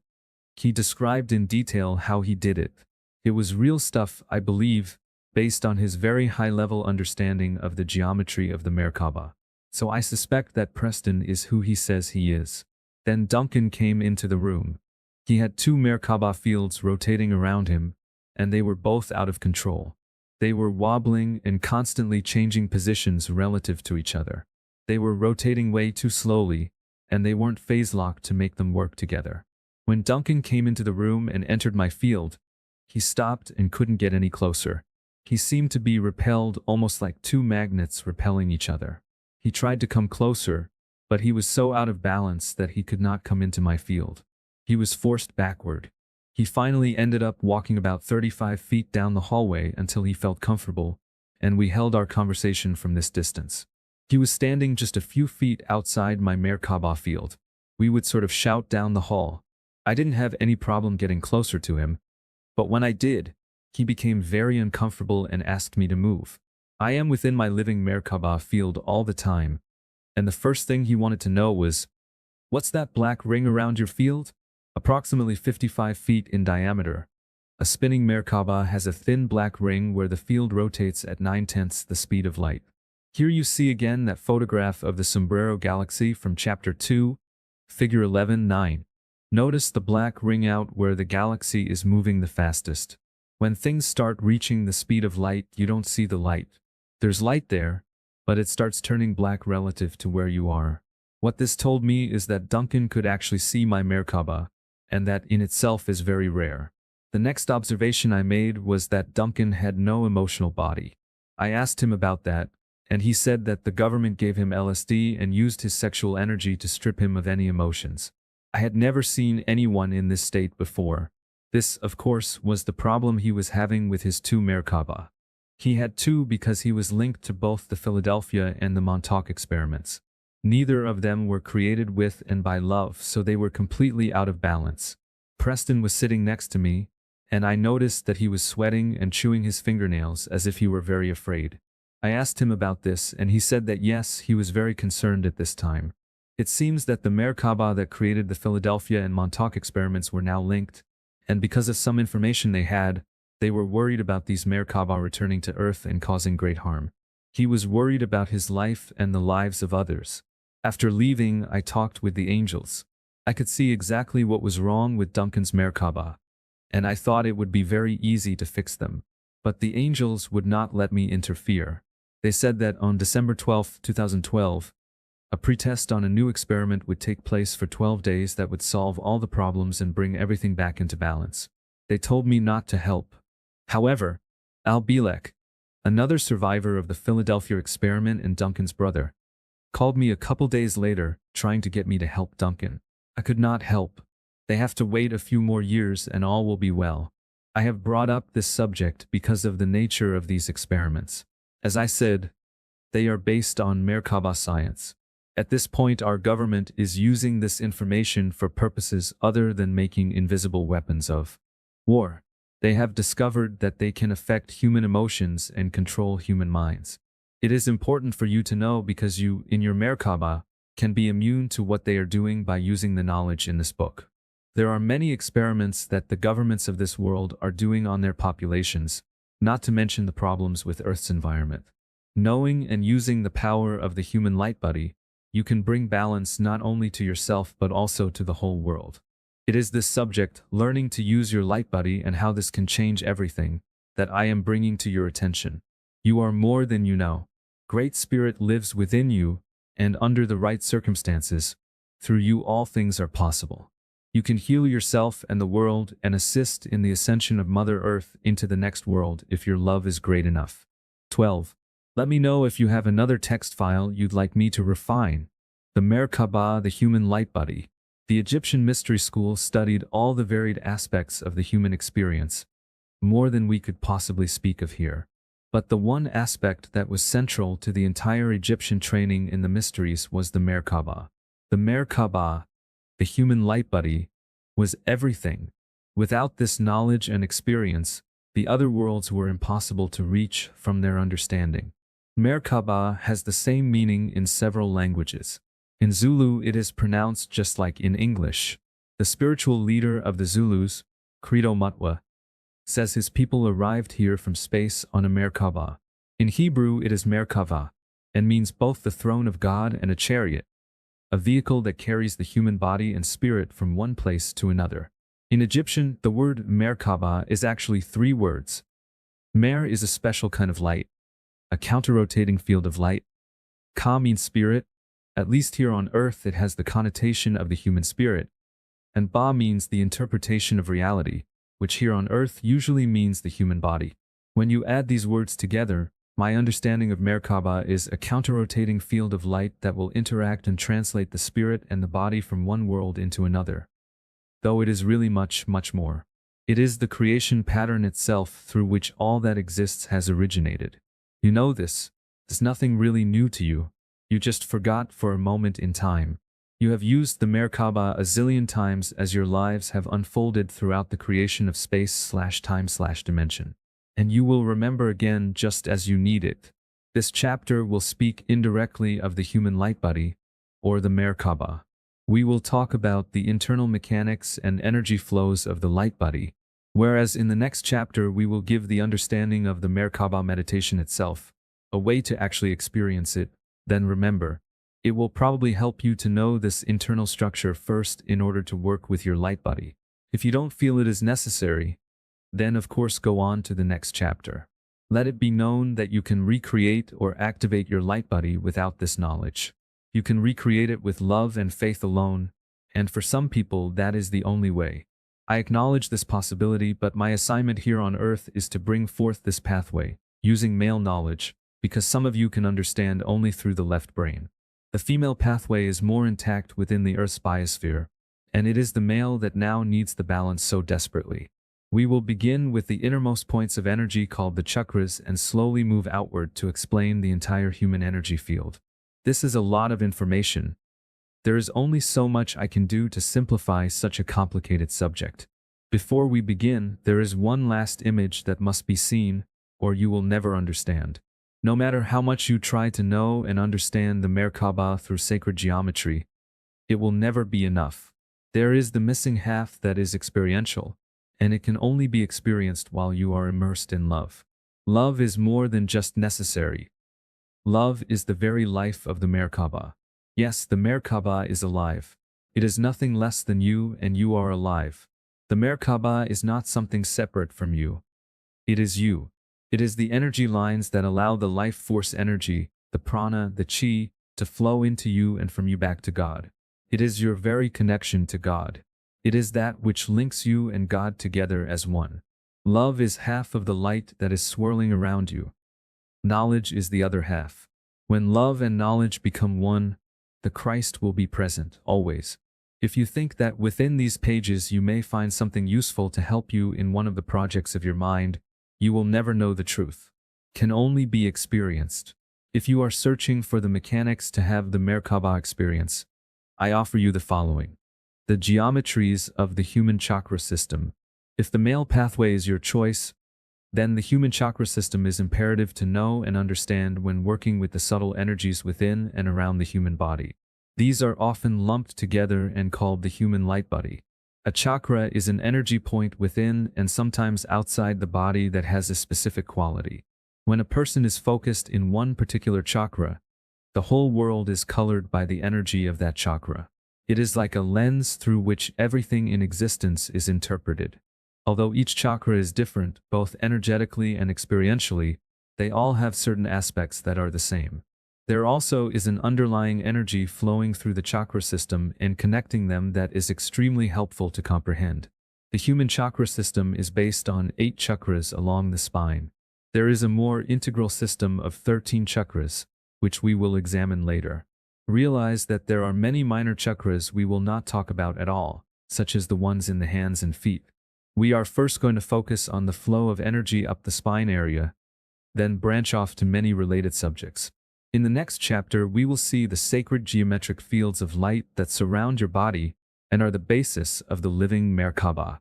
We will explore the geometric source of the 8 chakra system, which is based on the structure of the egg of life, the same energy pattern as the original 8 cells of the human body discussed in chapter 7. Note also that the original 8 cells, the 8 chakra system, and the 8 internal electric circuits of the human body seen in Chinese medicine are all related to the cube or to the star tetrahedron, depending on one's point of view. The electric circuits have many conduits connecting to every cell in the body. In Chinese medicine, these circuits are called meridians. A full study of the chakra system must include this knowledge, but not here because it is so complex, and not really necessary for our purpose. Here we will introduce only what is necessary to activate your Mer-Ka-Ba. The unfolded egg of life and the musical scale visualize the egg of life, the form with the 8 spheres in the shape of a star tetrahedron. Now disconnect all the spheres and open it up into a chain. It must be done in a specific sequence, keeping the half steps in place. What you have is the human 8-chakra system, the primary chakras running up and through the body. Human energy, from sexual to electrical, moves in the pattern you see here. You have the same change in direction half steps between the 3rd and 4th chakras and the 7th and 8th chakras. And there's still that special change between the 4th and 5th chakras, the heart and the sound chakras. These movements are also found in the harmonics of music. Seeing the structure of the musical scale will help you apply that structure to the human chakra system. Let's look at music to understand what was just said. In the musical scale of any major key, there is a half step between the 3rd and 4th notes and the 7th and 8th notes. These half steps are built into wind instruments such as the flute by the positioning of the holes. Likewise, there is a special place between the 4th and 5th notes that Gurdjieff talks about. It is the place where the polarity reverses, changing from female to male. Using the unfolded egg of life, we show how energy moves through music and through this shape, which is the same in the body chakras. The energy of the Mer-Ka-Ba, the 2 tetrahedrons embedded in a human life form, figure 12.4, moves in the following way. Figure 12.5, 1 goes to 2, 3 or 4, then to one of the other 2 vertices, moving in a flat plane to do so. To reach the remaining vertex, it must now change direction, the half step. Using the classical Western system of the octave as shown on the piano, the note do enters the star tetrahedron of the egg of life at the bottom point vertex of the female tetrahedron. The energy is male as it comes in from the previous octave, but it must change to female because it has just entered a new female tetrahedron. The polarity reverses again when moving to the next tetrachord or tetrahedron, figures 12.6 and 12-7. The energy coming into a vertex has 3 planes, A, B or C. To move along, figure 12.6. To show the energy flow here, we'll start in the middle/top. Once a plane has been chosen, C, it must move in that triangular plane, which gives it the next 2 notes, Re and Mi, at the other 2 points on that plane. The movement takes place on one triangular plane and the distance between the notes is exactly the same. However, to reach the 4th and last note, Fa, and complete this female tetrahedron, it must change to a new plane half step, thus change its direction, figure 12.7. Remember the movements of Genesis and the creation out of nothing, chapter 5? Spirit's projections in the void shadow forms are the same concept. When spirit is in the void or nothing, the forms it creates are really nothing too. The rules that spirit has chosen are that everything can be seen as either 2D or 3D but must be in 2D first. Two-dimensional reality is primary before the 3D world. When spirit looks at the movement on one plane of the tetrahedron and a change of direction occurs, the shadow form of the 2D world, the distance traveled is seen as a shadow, appears about half the distance of the first 2 movements on the triangular plane. Geometrically, the shadow is slightly longer than half, and I believe this is the actual experience. It is labeled a half step. In truth, it is the same distance as the other 3 notes, but experientially for spirit, it seems like a half movement, which results in this world as a half step between me and Fa, because, as we said, the 2D world is the source. Now the first female tetrahedron is complete. At this point, the energy must change from the female to the male tetrahedron, figure 12.8. It does this by moving from Fa directly through the center of the star tetrahedron, the interpenetrating male and female tetrahedrons, or the void, to reach Sol, the first note of the male tetrahedron. In so doing, it changes polarity from female to male. The energy will move just as it did in the female tetrahedron, but the plane on which it must move is restricted to the horizontal plane at the bottom of the male tetrahedron, Sol, La, Ti. After choosing one of the 3 available vertexes for Sol, 5 on the left, it chooses La and Ti to complete that plane. The energy must now change direction again to complete itself, just as it did in the female tetrahedron. It makes this directional change, figure 12.9, to reach the last note, Do, which becomes the first note of the next tetrahedron.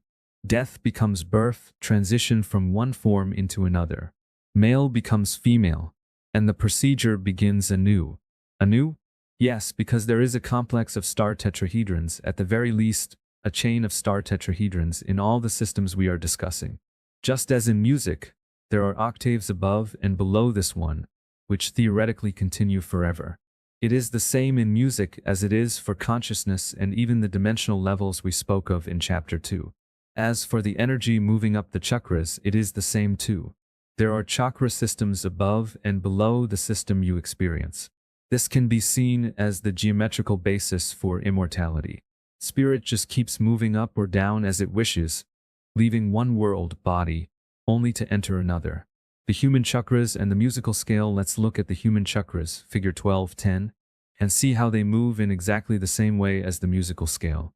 The chakra placement is not perfect on this drawing. Moving topographically on the surface of the body, notice the 3 lower chakra points.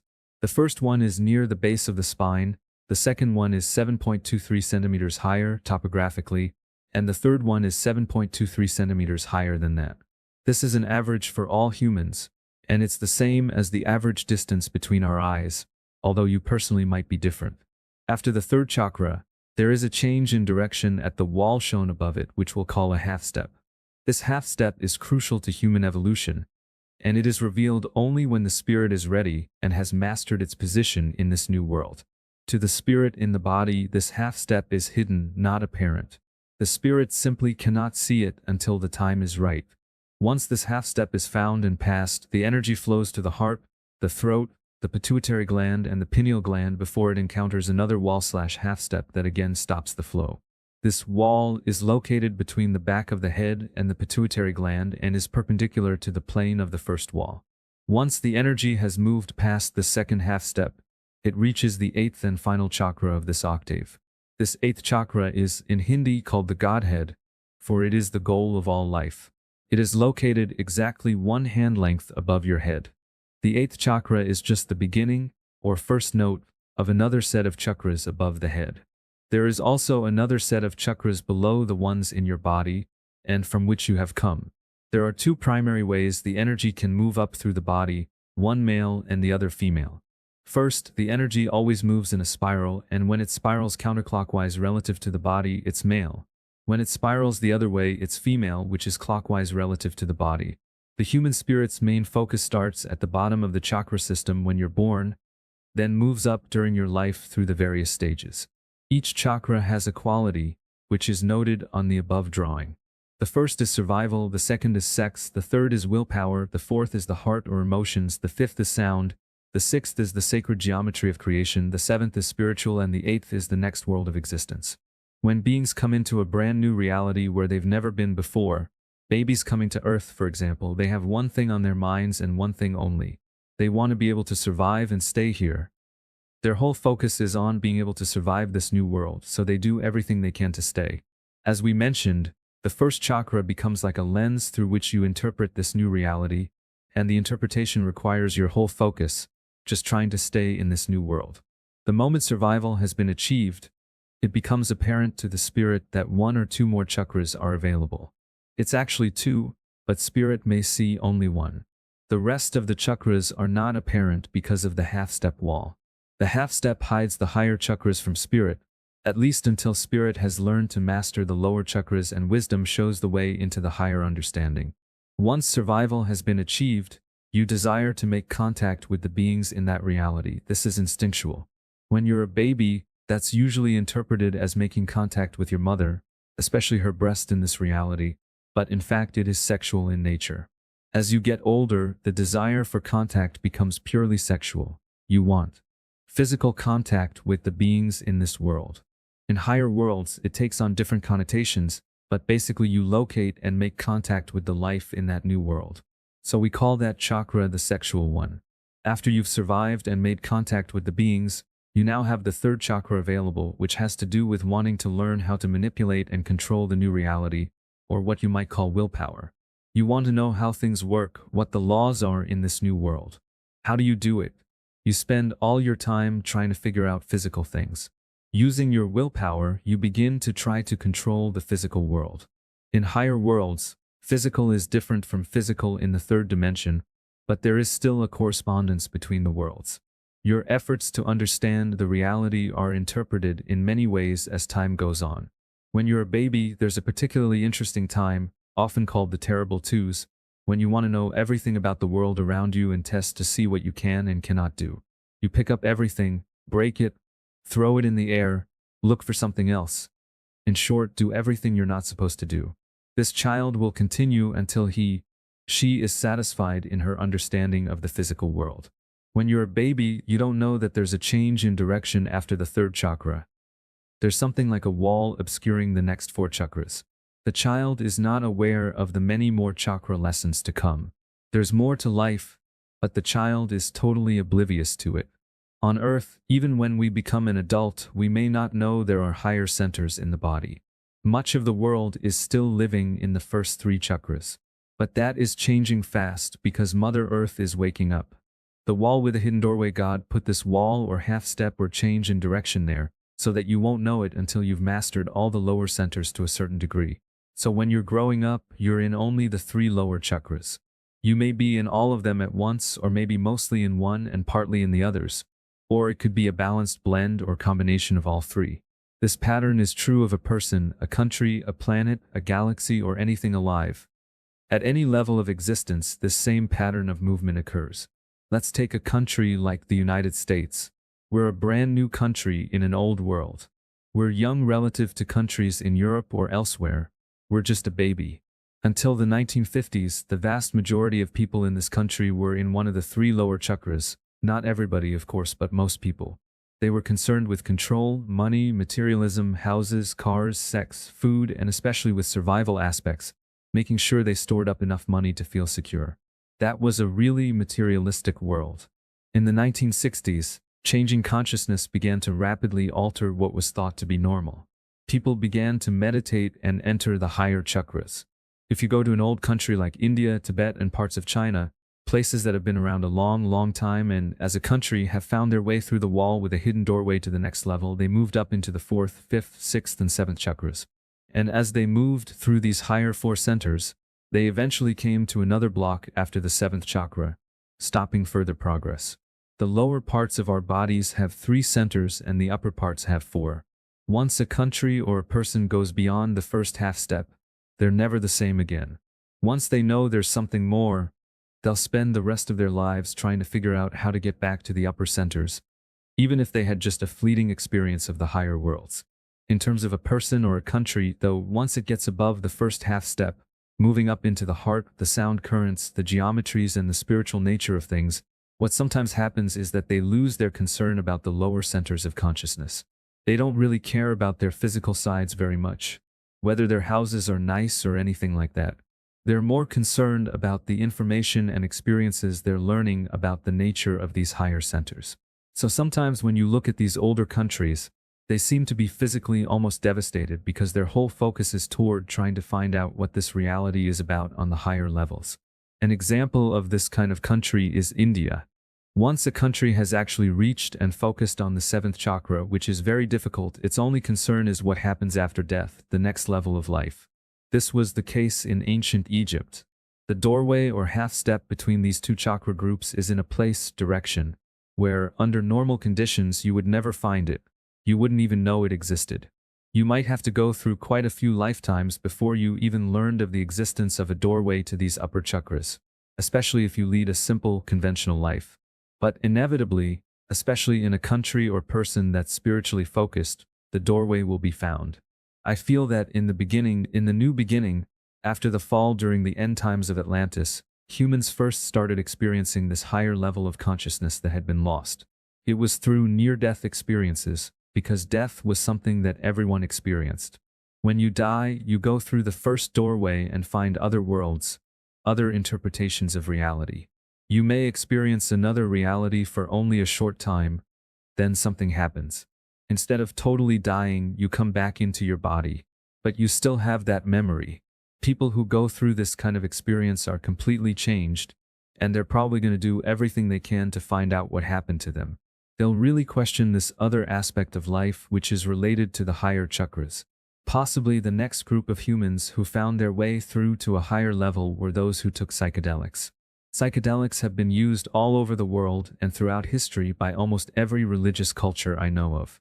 Psychedelics are not drugs in the normal sense. They're very different from pleasure drugs like opium, heroin, crack, and similar substances, which can actually do exactly the opposite of psychedelics. The pleasure drugs tend to enhance the lower centers and make you feel good, but they trap you in those lower centers. Gurdjieff felt that, in terms of the spiritual path, cocaine was the worst drug of all. I'm not judging anybody about this, but that was his opinion of cocaine because it causes a particular delusion and increases the sense of ego. It heads you in the opposite direction that spirituality normally takes. But the psychedelics do something different, and they are not usually physically addicting like the pleasure drugs. The Incas used San Pedro cactus mixed with a little bit of the coca leaf.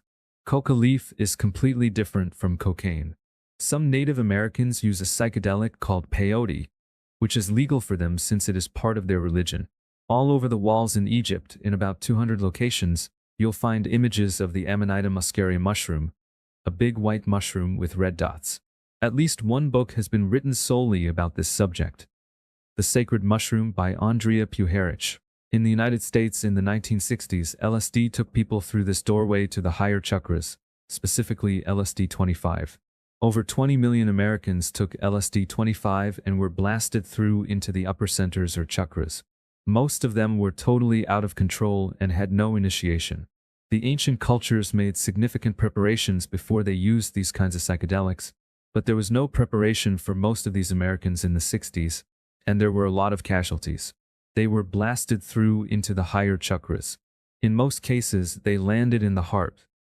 They had a major sense of expansion and of becoming love and all of creation. However, they could have landed in the fifth chakra of the sound currents if they began their experience with music. There would have been nothing to stop them. Music automatically leads you into the fifth chakra, and many times that was the case. The fifth chakra is a totally different experience from the heart chakra, just as the sex chakra is extremely different from the survival chakra. If the person experimenting went up far enough to reach the sixth chakra, he would have found the sacred geometries that created the universe.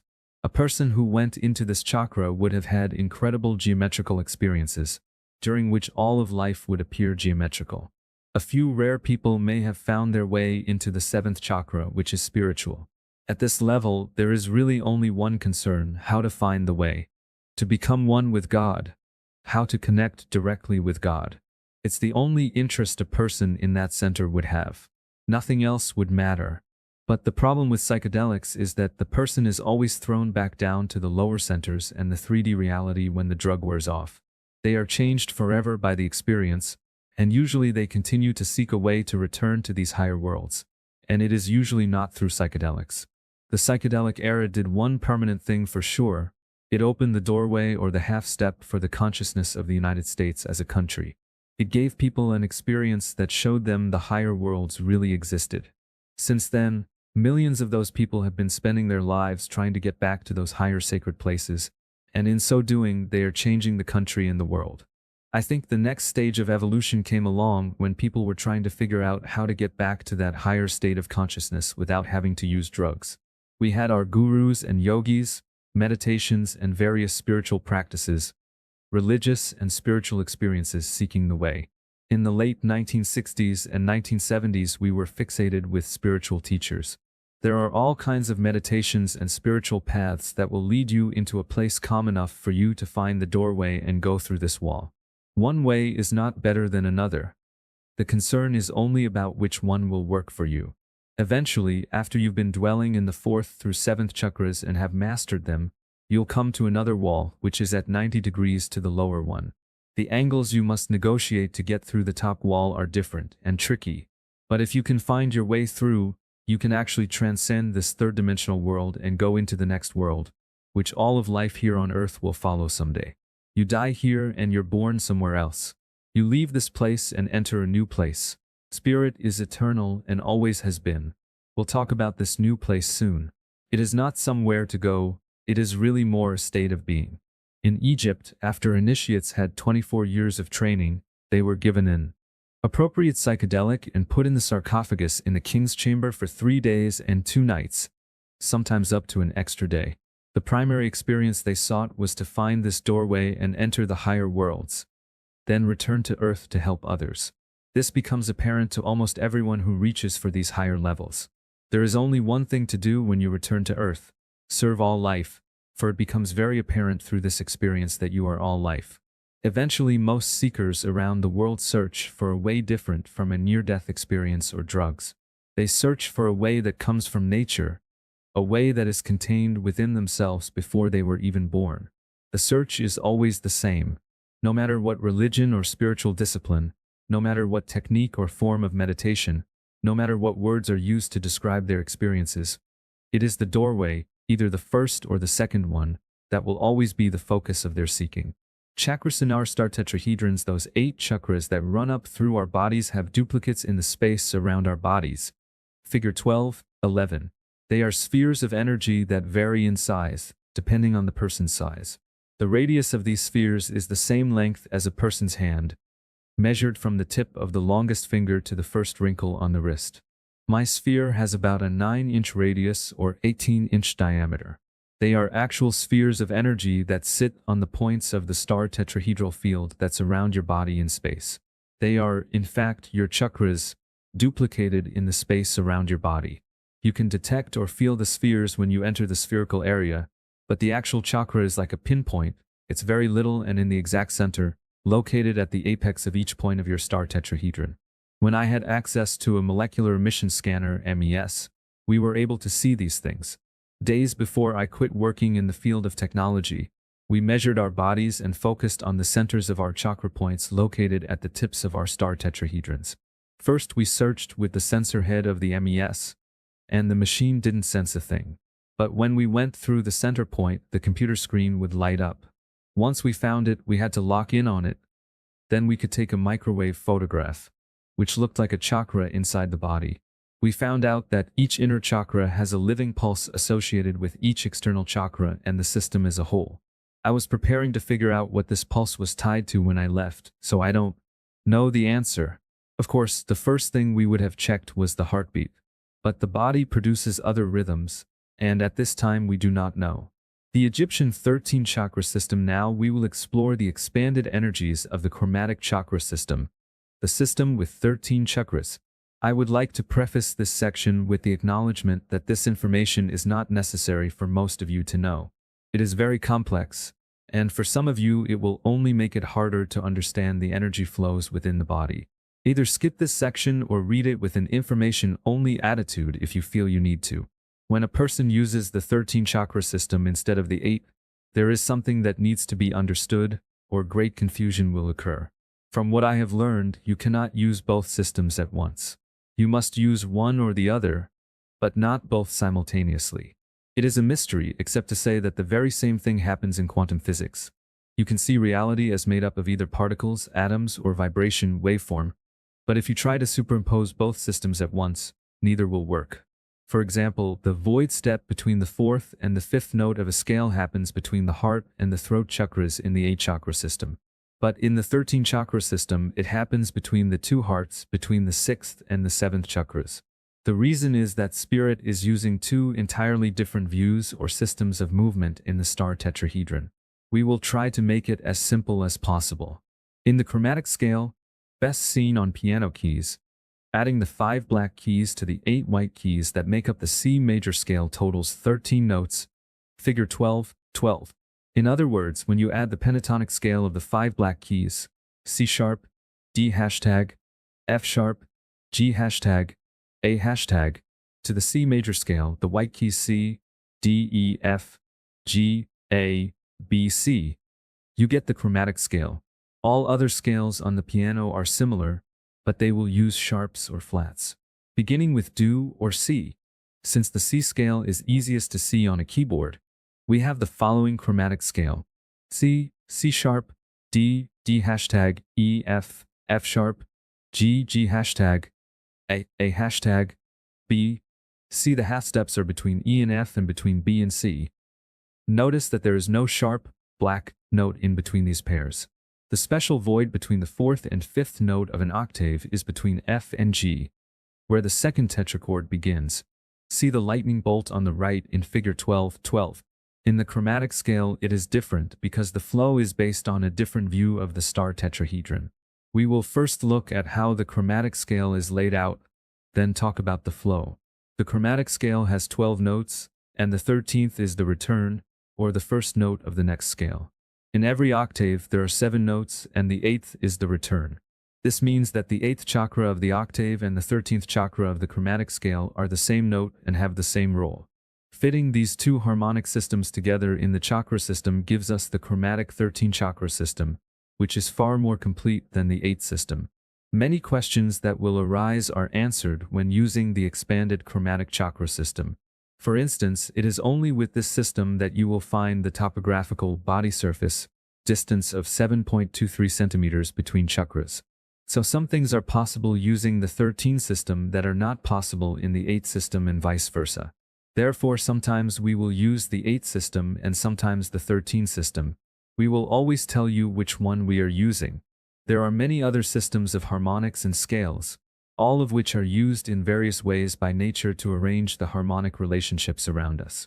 I say, however, that all harmonic systems of music are derived from a single sacred geometric form, but this is not necessary to know now for the work we are doing.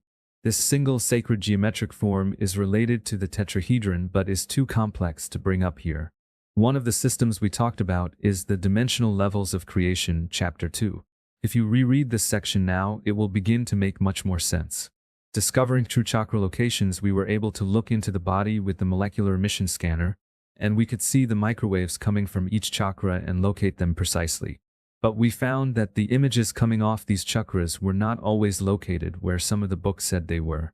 For one thing, many books I read said that the 13th chakra was anywhere from 4 to 6 finger widths above the head. But there's nothing there. We searched and searched this area because that's what the book said, but still there was nothing there. But when we went where the geometries were indicating, which is 1 hand length above the top of the head, bingo, there it was. We could see the screen light up with activity. Another obvious difference was the 3rd chakra of the 8th system. According to most martial arts teachings and many Hindu philosophies, the 3rd chakra is either 1 or 2 finger widths below the navel. But there's nothing there, either. Nothing. We searched and searched that area, but we found it in the most obvious place, also predicted by the geometries. When you look at the absolute geometrical center of the navel, you find the 3rd chakra. I suspect that somebody along the line told a white lie. Somebody tried to make it secret, knowing that this chakra was a very important place, and I think the information was purposely distorted. Secrecy through distortion in the sciences and in religious and spiritual matters, especially in the last 2,000 years, has been rampant. Body surface chakra map. The other thing the Egyptians say about the 13 chakra system is that the centers are found topographically, on the surface of your body and evenly spaced. The actual chakras are not evenly spaced inside the breathing tube, but the entry points are evenly spaced over the surface of your body, and they're separated by exactly the distance between the centers of your eyes. The distance between your eyes is the same as the distance between the tip of your nose and the tip of your chin and several other pertinent places on your body. If you are overweight, this will not work, but you can try. Make that distance your measuring unit, then lie down on a flat, hard surface like a floor, and put 1 finger at your perineum.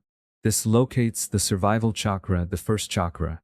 The perineum is the piece of skin located between the anus and the vagina in females, and between the anus and the scrotum in males. When you measure from there 1 length over the surface of your body, it will mark the 2nd chakra, the sexual chakra, which is on or just past your pubic bone. Measuring upward from the sexual chakra, you'll find that your thumb goes right inside your navel, locating the 3rd chakra. 1 measure beyond your navel, your thumb will go exactly inside the mouth of the solar plexus, the 4th chakra of the 13 chakra system. When you come up 1 more measure, you'll come to the 5th chakra, the Christ chakra, the 1st heart chakra. It's located a little above the sternum bone. When you take the next measure, it will exactly mark the 6th chakra, which is the 2nd heart chakra. The 1st heart chakra, which is more primal, is universal, unconditional love for all life. It is love for God, whereas the 6th chakra is love for part of life. If you fall in love with a person, you feel it in this upper center. Even if you fall in love with a planet, as long as it's only a portion of reality, no matter how big it is, you'll feel it in the upper heart. Both heart chakras are on white keys in the chromatic scale. This is very interesting because that happens to be exactly where the half step is located, between them on the 13 chakra system. See figure 12:12. When you measure once again, remember, you have to be lying on a flat surface. You'll find that your thumb will hit the Adam's apple if you're male. Of course, if you're female, you don't have one, so it's harder to tell. This is the 7th chakra of the chromatic scale. When you take the next measure, it will touch your chin, which is chakra number 8. The chakra point on the chin is a really powerful one.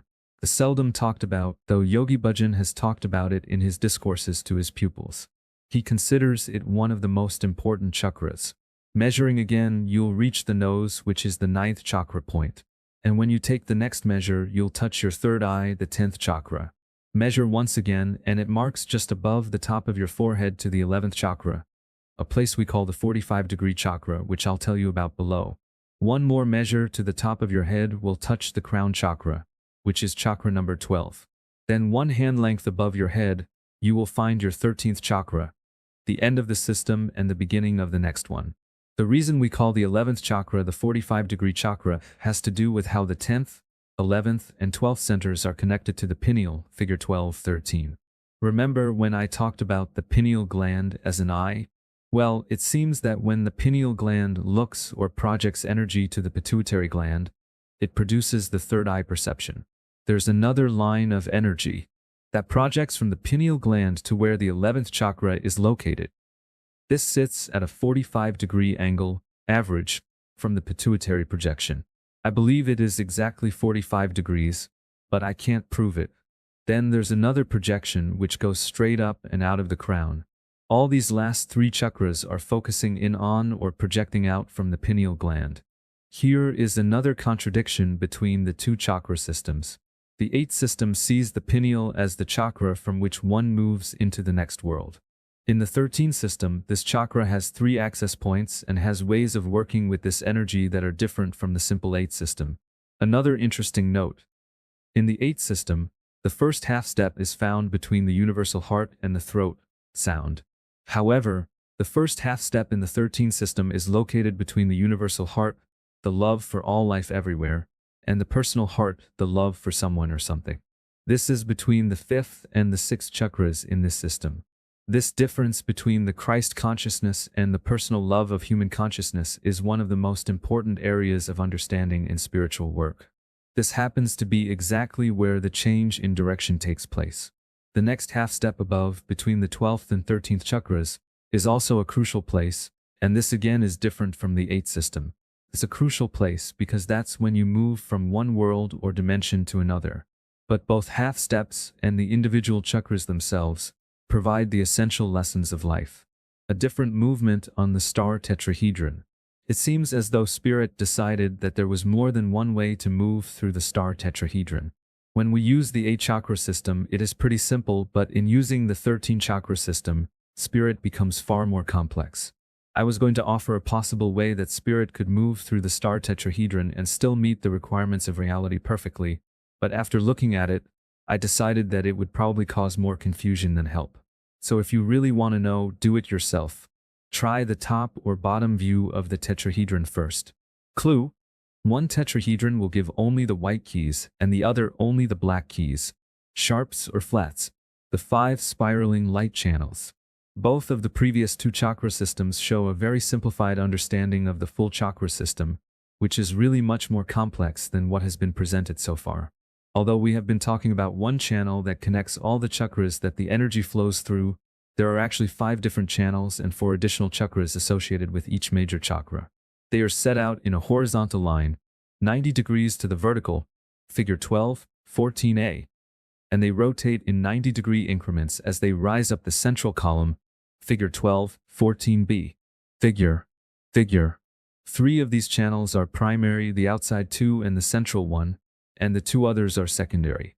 This relates to the 5 different kinds of human consciousness that Thoth talked about in chapter 9. Remember, the 1st, 3rd, and 5th are unity consciousness and the 2nd and 4th are disharmonic consciousnesses. It further relates to the 5 senses and the 5 platonic solids, but in order to keep it simple, we will not elaborate further. Before we can discuss these 5 channels, we must talk about light. By understanding the way light moves in deep space, it will be easier to understand the movement of prana up these chakras. All forms of energy have a single source, and that source is known as prana or chi or life force energy. It is consciousness itself, awareness, spirit, which began its journey in the void, creating imaginary circles and lines. To study light is to study the movements of spirit through its sacred dance into nature. Spirit made it so. We have been studying the movements of spirit, but now we will become more specific in our discussion. We will study light first, then return later to this discussion of chakras. Let there be light. This simple drawing in figure 12:15 is the most important one I've ever done for my understanding of reality. Do you remember that when I talked about the first day of Genesis, which probably seems like 1,000 years ago, we went from the void to the top of the first sphere? And when we got to the top and formed the second sphere, we formed a vesica piscis. In the Bible, after the first motion of God upon the face of the waters, he immediately said, "Let there be light." Remember that I said I would show you that the vesica piscis is light? Well, figure 12:15 shows the energies of a vesica piscis. It's much more complex than this, but this is enough to show the relationship between it and light. In figure 12:16a, circles A and B pass through each other's centers, forming a vesica piscis, and both fit perfectly inside circle C. This vesica piscis is further delineated by the lines inside it, which form two equilateral triangles. The length, L, and width, W, of these two triangles together form a cross figure 12:16b. This cross is the foundation of light. Notice now that these two triangles are really two edge-to-edge 3D tetrahedrons. Imagine two tetrahedrons sitting on a table with their edges touching, viewed from above, fully visible and contained perfectly inside the vesica piscis in figure 12:17b. L is the length of a vesica piscis and W is the width. Every time the vesica piscis rotates by 90 degrees, a new one is created. See the smaller and larger crosses in the figure, and the length of the smaller one becomes the width of the larger. The drawing begins to form a shape that looks like an eye. This progression can continue forever, moving both toward and away from the center. This is a geometrical progression of relationships within the vesica piscis that identifies the blueprint of light based on the square root of 3. As you will see below in figure 12:18, light moves in exactly this way. Figure. When I was giving this workshop many years ago, there was a certain man present. I don't think I'll mention his name because I don't know whether he would want me to. He is considered one of the 3 greatest experts on light in the world. He is also one of the most brilliant people in the world. This guy is incredible. When he got out of college, he was 23 years old and Martin Marietta signed him up and gave him a massive amount of money and a large team of scientists. They said, "Do anything you want. We don't care." That's how brilliant this person is. So with this money, he studied light. One of the first things he did was study eyes, because eyes are the receivers of light. If you want to study something in nature, you get to the components, in this case the light wave and the instrument that receives the light wave, the organic eye, because one will reflect the other in its geometrical makeup. There should be a similarity between the eye and the light wave and in their movements as well. If you're trying to build an instrument to receive something, the closer you can duplicate what you're receiving, the better you can receive it. This gentleman discovered, after studying just about all types of eyes on the planet, that there are 6 categories, just like crystals. There are 6 different types of eyes on planet Earth, and each living thing within a type has geometric as well as physical similarities with every other living thing in that category. I met this gentleman when he came to one of my first workshops, and when I flipped this picture on the screen, figure 12:18, he nearly fell out of his chair. He started to get a little angry, and he explained why. You see, after all his research, studying and typing eyes and studying related fields, this is the drawing he had come up with as the common thread between all eyes. This was how he had categorized them. At first, he thought I must have stolen it from him. He knows now that I simply received it from Thoth. But as you know, this information doesn't and cannot belong to anybody. It belongs to all of us, and it's accessible to anybody who asks the right questions. It's embedded in every cell of every living thing. If we look at someone's eyes, we see ovals, but the eye is actually round. It's a ball, a sphere, and there's a lens on one part of the surface, figure 12:19. In figure 12:15, you can see the round sphere, the oval shape of the vesica piscis, and the smaller circle of the iris. You can almost feel the correctness of the geometries there with your right brain. But that eye drawing is much, much more than just a drawing. It really shows the geometries behind the eyeball and the geometries of light itself because they are one and the same. The geometries that create all eyes and the geometries of the entire electromagnetic spectrum, including light, are identical. When the Spirit of God made the very first move in Genesis, it created a vesica piscis and immediately said, "Let there be light." It was not a coincidence that light came first. A light wave moves as shown in figure 12.20. Here you can clearly see the relationship between the vesica piscis and light. An electrical component is moving in a sine wave on one axis at the same time a magnetic component is moving at 90 degrees to it, also in a sine wave pattern. Simultaneously, the entire pattern is rotating in 90-degree segments. If you look at figure 12.21, you will see the geometry of light. The long axis, the length of the vesica piscis, is the electrical component, and the short axis, or width, is the magnetic component, and they are in the square root of 3 ratio to each other. In chapter 2, I mistakenly said that the length and width of a vesica piscis was in the golden mean proportion. Actually, they are related through one of the sacred numbers of the Egyptians, the square root of 3. However, when you look at the pattern created by 2 vesica piscis at 90 degrees from each other that are set to the golden mean and at the square root of 3 pattern, it becomes obvious that they are extremely similar.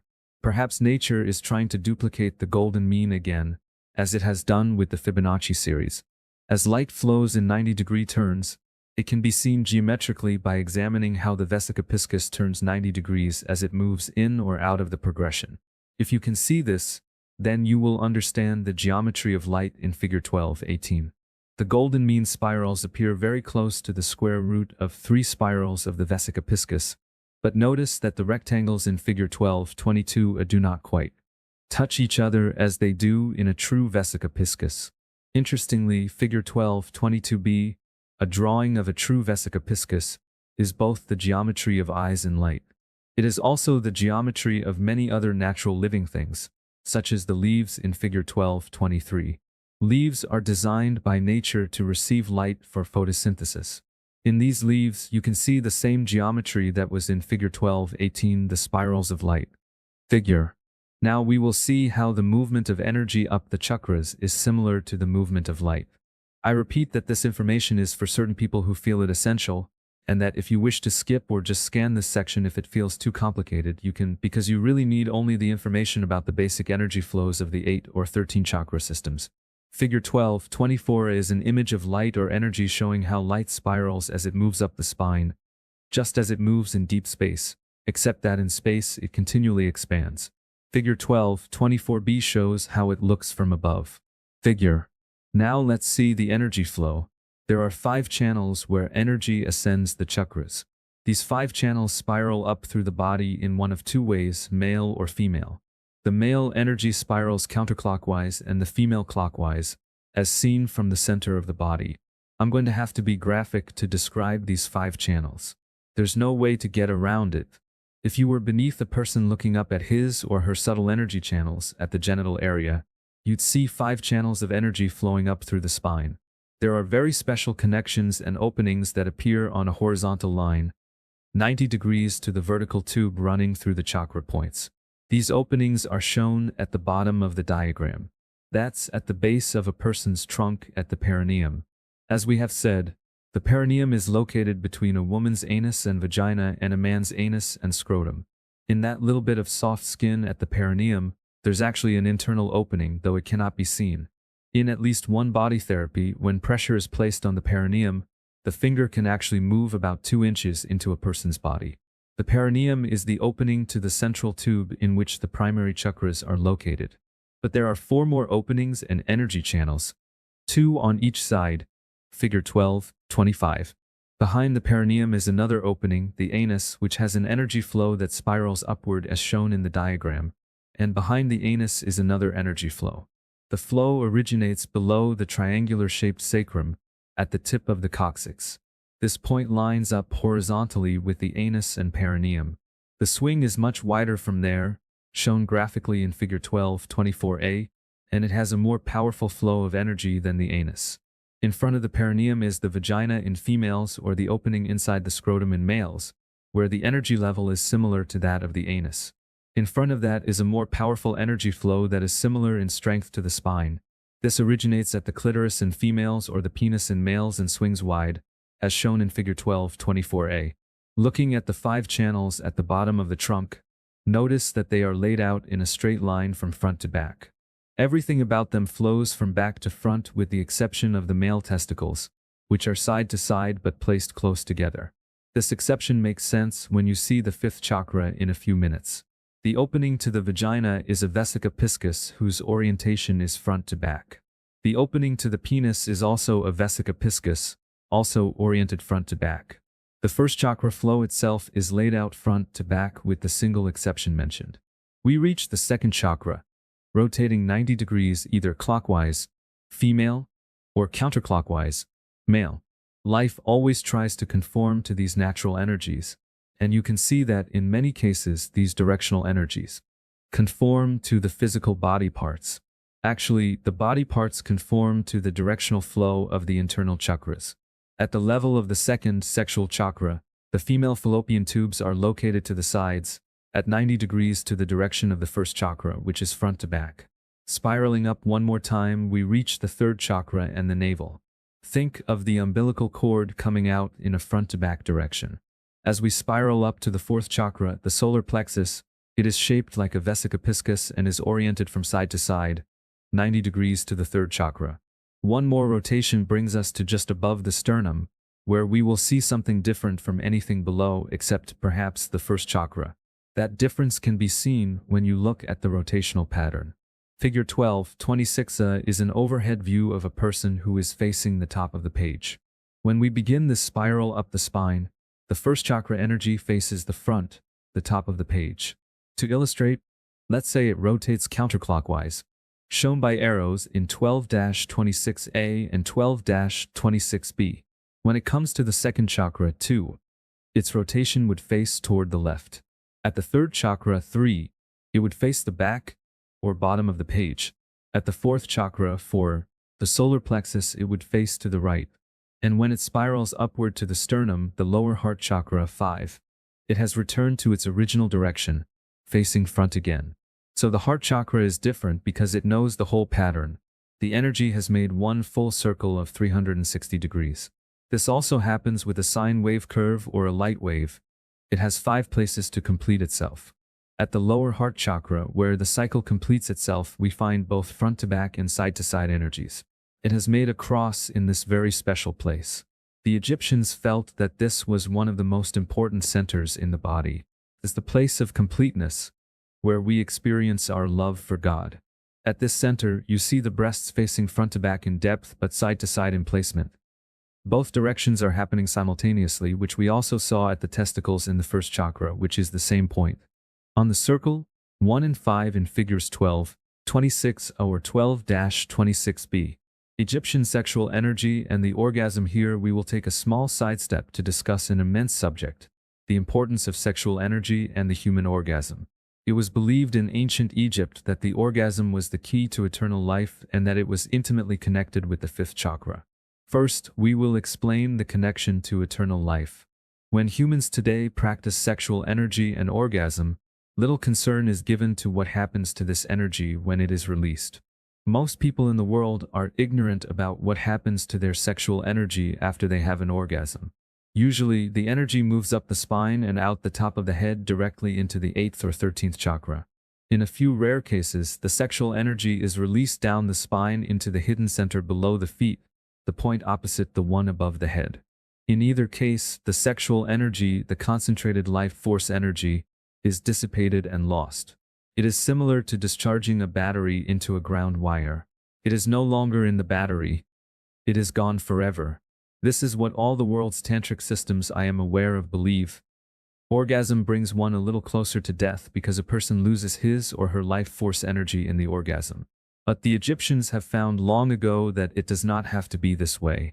It is for this reason that the Hindu and Tibetan Tantra systems ask the male to avoid ejaculating. Instead, they speak of these tiny invisible tubes where the sperm migrates up to the higher centers when a student learns to control the orgasm. Both of these systems and the Chinese Taoist Tantra system are all primarily concerned with the sexual energy flow. sometimes referred to as sexual currents. They are primarily concerned with what happens when the sexual energy is moved before orgasm, but they all have entirely different views of this energy compared to the Egyptians. The Egyptians believed that orgasm is healthy and necessary, but that the sexual energy currents must be controlled in a deeply esoteric procedure that is unlike any other system. They believed that if this energy is controlled, the human orgasm becomes a source of infinite pranic energy that is not lost. They believe that the entire Mer-Ka-Ba or light body benefits from this sexual release, and under the right conditions, the orgasm will directly lead to eternal life, and that the Ankh is the key. What has the Ankh to do with sexual energy? It is complicated to explain, but I will take the time. In order to see what took thousands of years for the Egyptians to grasp, we will begin with the fifth chakra. You can see from the section above that the fifth chakra is the first place where the rotating chakra system returns full circle. This is the first chakra that has the energies of both front to back and left to right. If you could see these energies from the top, they would look like figure 1227a. If you could see these energies from the front view of a human, they would look like figure 1227b. Notice that both of these examples are Christian symbols. However, if you could see the same energies from the side of a human being, they would appear different than you would expect. There is another energy flow tube there that the Egyptians discovered from their discourses with the Tat Brotherhood under the Great Pyramid. This information comes straight from ancient Atlantis. Figure 1227c shows what a human being's energy field associated with the fifth chakra looks like from the side. I find it very interesting that the Christians must have understood this at one time, for on the robes of many Christian priests, at certain times of the year that are usually associated with resurrection, you will see the symbol shown in figure 1227d. This symbol shows all three views, the top, front and side at once. I believe the Christians omitted the complete loop of the Ankh so that they would not show a connection with the old Egyptian religion. But it is obvious that they knew. Now that you know that this Ankh energy conduit is located in the human energy field, you will be able to understand the reasons for the Egyptian sexual conduct. Let me explain something about the Ankh before I speak about its relationship to sexual energy. When I toured the museums in Egypt, I personally observed over 200 Egyptian rods. These rods were mostly made of wood, although other materials were sometimes used. They had a tuning fork on the bottom end, and the top end had 4 different types of devices that could be attached. The 45-degree attachment that is used in the actual experience of resurrection is mentioned in Chapter 5, but we didn't really discuss the Ankh. This end piece is amazing. As the tuning fork at the bottom end vibrates, this energy is normally dissipated very quickly. But if you place an Ankh at the top end, the energy seems to wrap around back into the rod, moving downward as it returns, thereby sustaining the energy. I was in Holland a couple of years ago, and there some people had made many rods out of copper with a high-quality tuning fork at the bottom and a threaded end at the top so that different end pieces could be screwed on. I experimented with this rod. Using it without a top piece, I struck the tuning fork and timed how long it would vibrate. Then I screwed on the Ankh and struck the tuning fork again. With the Ankh on top, the rod vibrated almost 3 times longer. This is the key to why the Egyptians performed the particular sexual practices we are about to explain. They found that if they had an orgasm and let it go out the top or bottom of the spine, the sexual energy was lost. But if the sexual energy were guided by consciousness to move into the Ankh conduit, it would come back into the spine and continue to resonate and vibrate. The life force energy was not lost. In actual experience, it seems to increase the energy. You can talk about it all day, but if you try it one time, you will understand. However, it is not easy to do in one test. For the first few times, the sexual energy will often shoot past the point of the 5th chakra and continue on up and out of the body, so it takes practice. Once it is learned, I doubt seriously if you would ever have an orgasm any other way. It's too powerful and feels too good. Once your body remembers this experience, it is not likely to revert back to the old way. The 64 sexual/personality configurations, once you have experienced what I am saying, you may change it slightly to fit your needs. I will begin by explaining the basic sexual practices of the ancient Egyptians as told to me by Thoth. It is hard to believe from a modern view how complex and intricate their system was.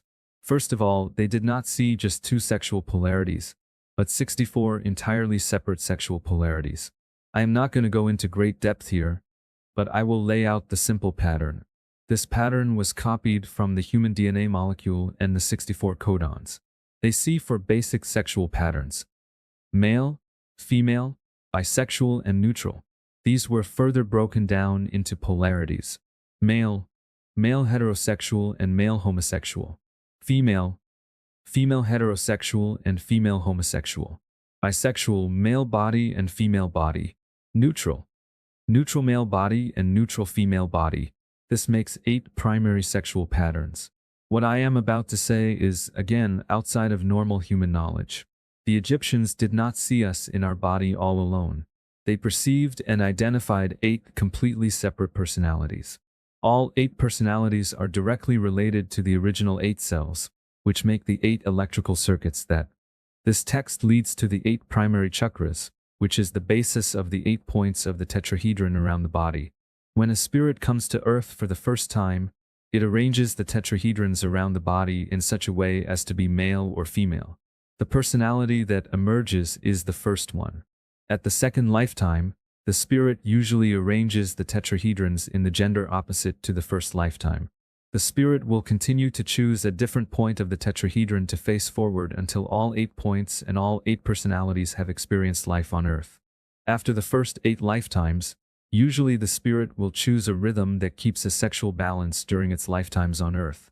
An example would be to choose 3 male lifetimes followed by 3 female lifetimes, then continue in that pattern. The rhythm could be almost anything the spirit chooses. What happens in almost all cases is that the spirit likes one of both the male and female personalities more than the others and uses it more often. The result is that one male and one female personality become dominant, like a grandfather and grandmother to the other 6. Then there is a slightly younger one, equivalent to a middle-aged person. Next is a still younger one that would be about in the late 20s or early 30s. Finally, there is one that is seldom used and is like a teenager. It is the same for both sexes. These 8 personalities together make up the entire personality complex of the spirit that first came to Earth. The ancient Egyptians combined the 8 primary sexual modes and the 8 personalities to create the 64 sexual/personality configurations associated with Egyptian Tantra. We are not able to work within this arena at this time. It is a fascinating subject, one that requires many years to master. The Egyptians took 12 years to pass through each of the sexual/personality configurations, resulting in a person who has great wisdom and understanding of life. At the end of this training, the student would have a conference with all 8 personalities conscious at the same moment in order to bring the wisdom of the grandfather/grandmother to the younger personalities. Instructions for the orgasm here is exactly how to achieve the anking associated with the human orgasm. Whatever you do sexually before the orgasm is completely up to you. I am not here to judge you, and definitely the Egyptians would not, since they believe in knowing all 64 sexual modes before you enter the king's chamber to ascend to the next level of consciousness. This is their idea, but it is important to know that it is not necessary. You can reach the next level of consciousness without knowing this information. However, from their point of view, the idea of anking is of paramount importance in achieving eternal life. You will have to decide for yourself if it is something you wish to practice. 1. The moment you feel the sexual energy about to rise up your spine, take a very deep breath, filling your lungs about 9/10 full, then hold your breath. 2. Allow the sexual energy of the orgasm to come up your spine, but at the moment it reaches the 5th chakra, using your willpower, you must turn the flow of sexual energy 90 degrees out the back of the body. It will then automatically continue inside the Ankh tube.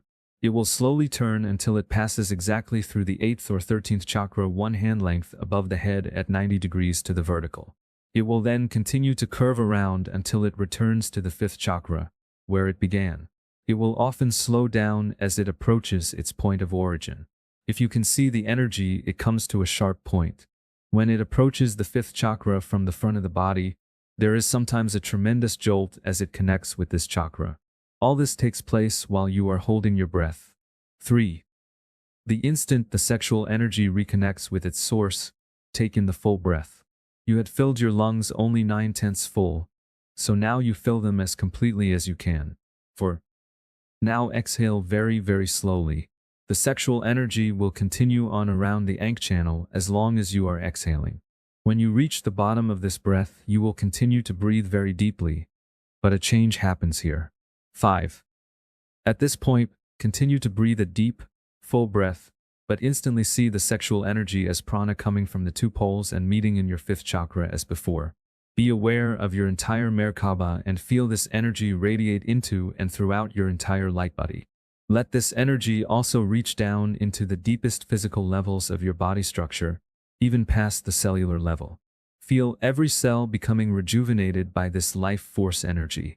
Feel how this beautiful energy surrounds your very being and brings health to your body, mind, and heart. 6. Continue to breathe deeply until you feel the relaxation begin to spread throughout your body. Then relax your breath to your normal rate. 7. If possible, allow yourself to completely relax or even sleep for a while afterward.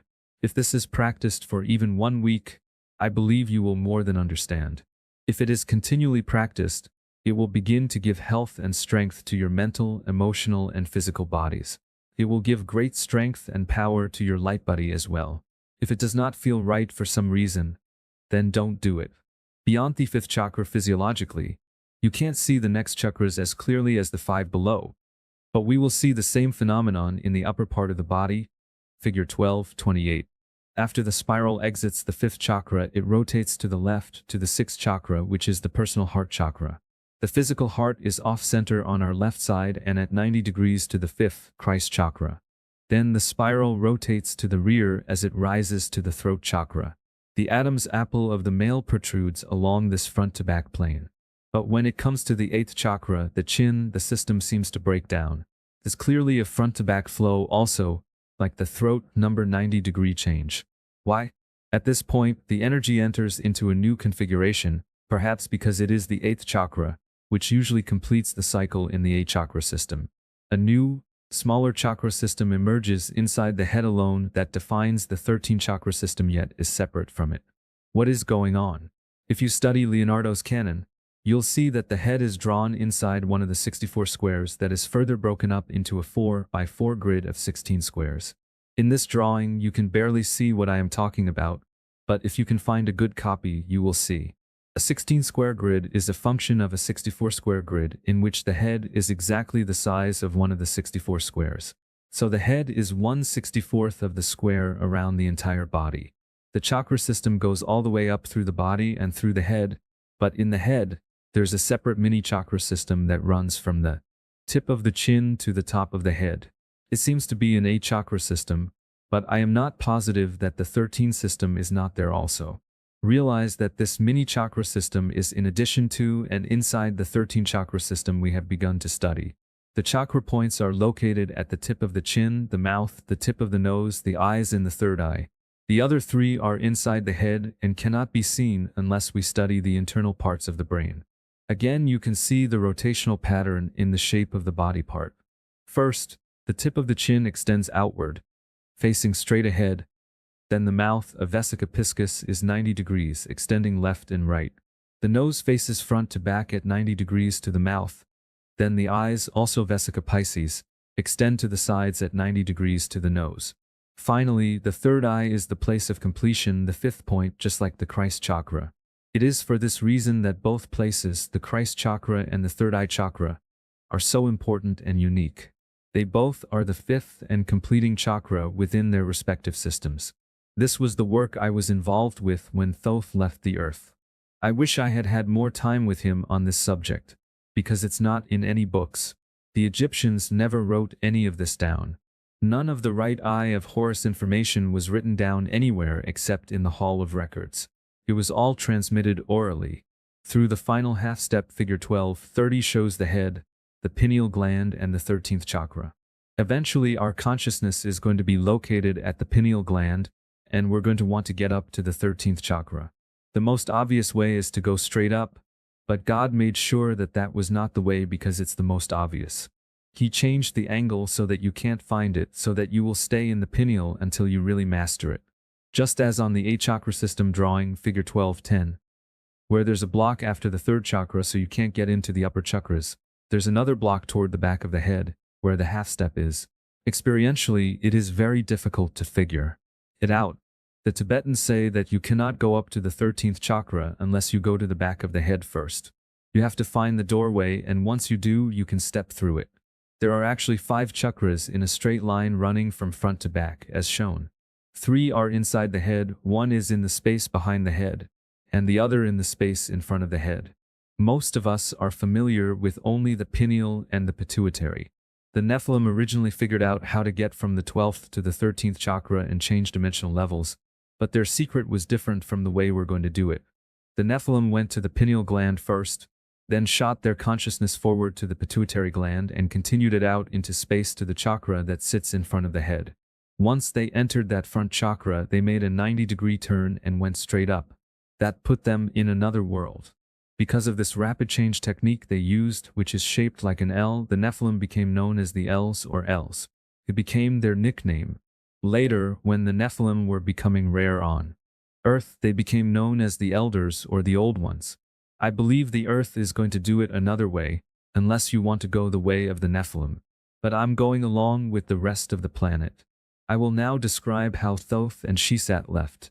The reason we're using this method of leaving is because it's the easiest way known. These were some of the instructions Thoth told me on his last day here. We will find our way from the pineal to the point at the back of the head.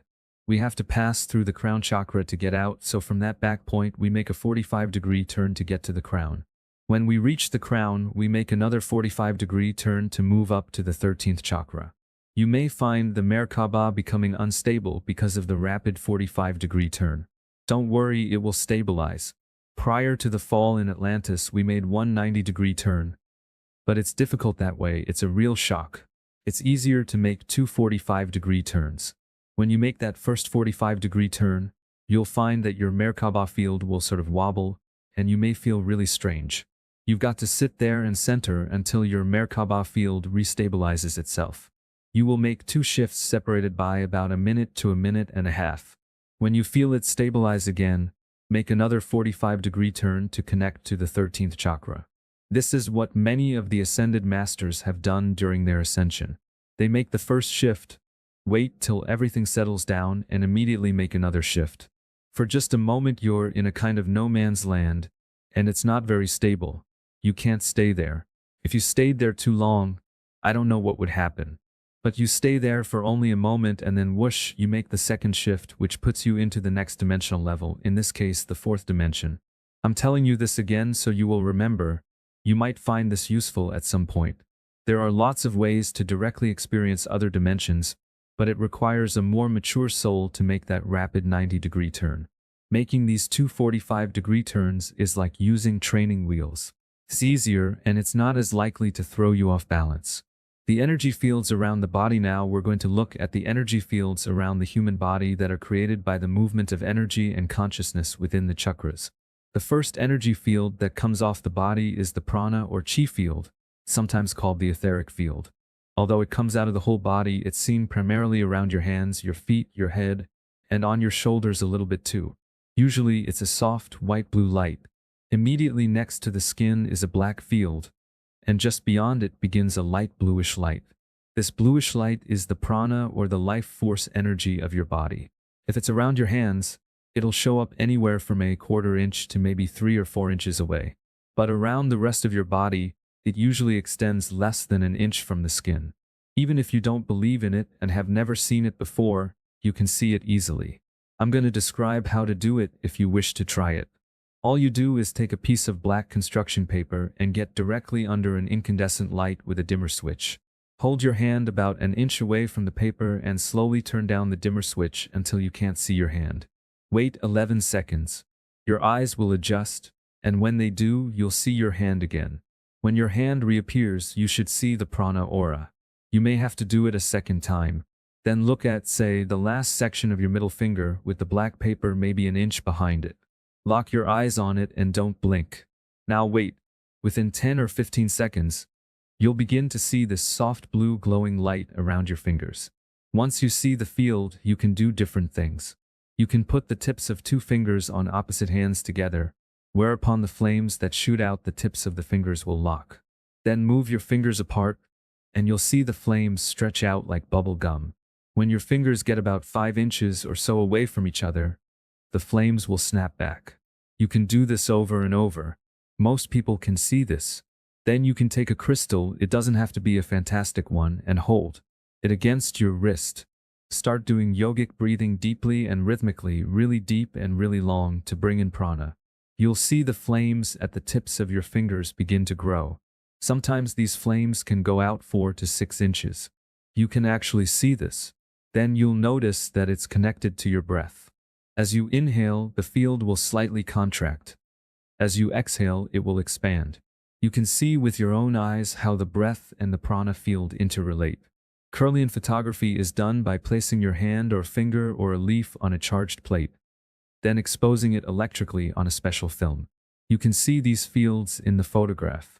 Figure 12:31 is from the Human Dimensions Institute, and the pictures are from the finger of a well-known local healer.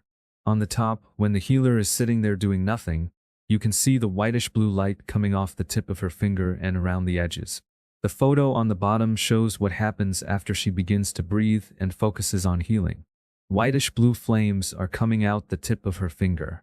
In this case, it's not just the breath that's doing this. It's also the chakra she's centered in, which I will talk about in the chapter on healing. Beyond the prana field, as it radiates away from the body, is another field of energy that is not associated directly with your breath but with your thoughts and emotions. Your thoughts emit electromagnetic fields from your brain, and your emotions also put out electromagnetic fields. You can see them. They're visible. However, most people have tuned them out, so we don't know they're there. Cameras have now been connected to computers that can photograph the aura, so it is no longer guesswork but a scientific fact. Look into the work of Dr. Valerie Hunt to see how far science has opened up the secrets of the human aura. Tuning out incoming information is an interesting subject. It's like living in a big city where all kinds of horns are going off, fire engines and police sirens, auto crashes, people screaming, everything imaginable. All this loud noise is going on all the time, and in the human experience it is heard as a low drone, although it's really loud. There's a continual drone going on in every city, but if you live there all the time, you don't hear it. You tune it out. For most people, it's just not there. Yet, if someone comes from the woods or a little town into a big city, it seems deafening. But that's only because he or she is so sensitive to it. If that same person stayed in the city long enough, he would do the same thing, just tune it out. Then it's gone for him too. We have done the same thing with human auras, for whatever reason. Perhaps because it has been too painful to see the truth of another person's thoughts and feelings, most of us have turned off the ability to see auras. How to see auras? If you wish to really see and know the aura, I suggest that you first read a couple of books on color therapy. This will give you the meaning of different colors, but as I have found, this meaning is within all of us, and we all understand color on a subconscious level. I have read 22 books on color therapy and found that they all say the same thing. There is hardly any difference between their definitions, so if you read 2 or 3, I feel sure you will get the message. The book by Edgar Cayce, Auras. An essay on the meanings of colors, is excellent, simple, and to the point. The military trains some of their special forces to see auras because they can then look at someone and know exactly what they're thinking and feeling, which obviously could be very advantageous to the military. They have a special training technique which I'm going to give you. Get some construction paper with many colors, then a big piece of white paper, maybe 2 feet by 3 feet. You'll see a phenomenon of vision that has nothing whatsoever to do with auras. But through this technique, you can learn to see the real human aura. Put the white paper on the floor under a lamp that has a dimmer switch. In the middle, put a piece of colored construction paper. Use red the first time. Now lock your eyes in the middle of the colored paper and don't blink. Wait for 30 seconds. Keeping your eyes locked on the colored paper. Quickly pull it away and keep staring at the same place on the white paper. Within less than a second, you'll see the complementary color of the color you stared at. If you used red, you'll see green. The afterimage will always be different from the original color, but always the same shape. The afterimage will be glowing and transparent and appear to float above the surface. If you do this experiment with 4 or 5 different colors in a row, which would take just a few minutes, by the time you get done, you'll have a certain sensitivity to being able to see this type of color image, glowing, transparent, and floating in space. These colors are very much like auric fields, except that they are more ideal because few people have auric colors that are quite so clean and clear. For the next part of the training, you need a partner. Preferably both of you will wear white clothing. That's the easiest way to see the colors. Clothing certainly won't block an aura, but the color you wear could make the aura harder or easier to see. Have your partner stand against a white wall. Then take the light with a dimmer switch, turn it up to its brightest and shine it on your partner. Now take one sheet of colored paper and put it an inch or so in front of your partner from the nose down, letting your partner hold it there. Get back and look at the color in the same way as before. Lock your eyes on it, count to 30, then have your partner remove it. Now you'll see the complementary color floating in space in front of your partner. In this way, you can get used to colors floating in space around a person and your mind can adjust to this idea. After that, you might put a colored paper behind the head or the shoulder, maybe a foot or two in front of your partner. Do that 4 or 5 times until you get used to seeing colors floating around the body. Then remove the colored paper and continue watching your partner while you turn the dimmer switch down very, very slowly. You will come to a magical place where the person's body will start to get very dark. Then bingo! All the colors will pop out and you'll see the aura. You'll see it all. You'll know that these are the real colors of the aura, not the complementary colors you were seeing earlier, because you'll see a variety of changing colors. Whatever that person is thinking and feeling at the time will be projected at that moment. Usually you'll find that the colors around the head and shoulders will primarily be what the person is thinking. The colors around the chest and the body wrapping around the back are going to be primarily your partner's feelings and emotions, though there can be a slight overlap sometimes. In addition to the aura showing the person's thoughts and emotions, there's a third possibility. Sometimes a physical problem in the body shows up in the aura. If something inside your body is hurting, it'll often show up as a colored shape in your aura. The colors emitted from your thoughts will glow and change as your thoughts change, and the colors that are your emotions usually tend to float or move. But the ones associated with an illness will be fixed and generally have angles or a shape, and the shape won't change. As the body moves around, it will be fixed at a certain place. Sometimes you might not see an illness at all because the light of that illness is totally inside the body and there's nothing emerging outside. But usually something will stick out. There's a physician at the Human Dimensions Institute who teaches courses about diagnosing human illnesses by reading human auras. He discovered a long time ago that once you know how to read auras, you can simply look at someone and see all their fixed auric patterns to know exactly what's wrong with that person. You don't need to go through MRIs or anything. Just look and you know exactly. Most people can do this and he teaches it. All people are capable of seeing auras, I believe, unless there is some real physical or emotional problem. Here's how you can tell if these fields are real or not. In a class, I would ask the person we are looking at, okay, think about your car. People have all kinds of mixed feelings about their cars. And immediately you'll see the auric colors change around the person's head as a result of his or her thoughts. And then you can say, think about someone you don't like. You'll probably see a muddy red color, the color for anger, because we usually have anger associated with someone we don't like. That will come out around the head and shoulders, perhaps even all the way down around the body. Then you can say, think about someone you really love. Get into it. Find one person you really love and think about that person. You'll usually see pink colors coming out around the chest area and gold or white colors coming out around the top of the head. If you have the person think about spiritual matters and God, you'll usually get lots of golds and violets. These colors will change the moment a person changes his or her thoughts. That's how you know it's real. Once you have this ability, you can turn it on and off at will. I leave it off all the time unless I'm asked to do it. But it's real easy. It's kind of like a stereogram. You can just look at the paper normally if you want, or you can focus softly and go into the other level, which is what you do when you see auras. You can either look at the surface of the body or you can focus softly and look around the body. Looking at the space around the body is similar to looking at stereograms. You can do either one. The rest of the human light body, the human aura, is contained in an egg-shaped field that encloses the body. Out from that are hundreds of geometric images that are very, very specific. They're electromagnetic in nature, at least in this dimension, and you can pick them up on a computer screen and see them if you have the instruments. They're very hard to see without instruments. You can sense them with the mind, you can feel them, but they're difficult to see because the energy is so subtle. Once you get the Mer-Ka-Ba field going, it's easier because the Mer-Ka-Ba has so much power. In the next chapter, we will investigate these geometric fields and make them clear. Once seen, they offer the possibility of ascension into worlds of light, which will result in immortality and the direct knowledge of God. 13. The Mer-Ka-Ba geometries and meditation. To summarize the last chapter, first there is the energy flow through the chakras, and from the chakras the meridians reach each cell in the body. Then there is the prana field close to the body, generated by the chakra/meridian energy flow. Next there is the auric field that extends out a few feet off the surface, generated by the thoughts and feelings/emotions and surrounded by an egg-shaped energy field. Out past that, we begin to see the geometric fields of light that make up the bulk of the human light body. The Mer-Ka-Ba is a potential of the geometric fields of light and is created through consciousness. It does not happen automatically except over a very long period of evolution, and at this moment in history, less than 0.1% of humanity has a living Mer-Ka-Ba.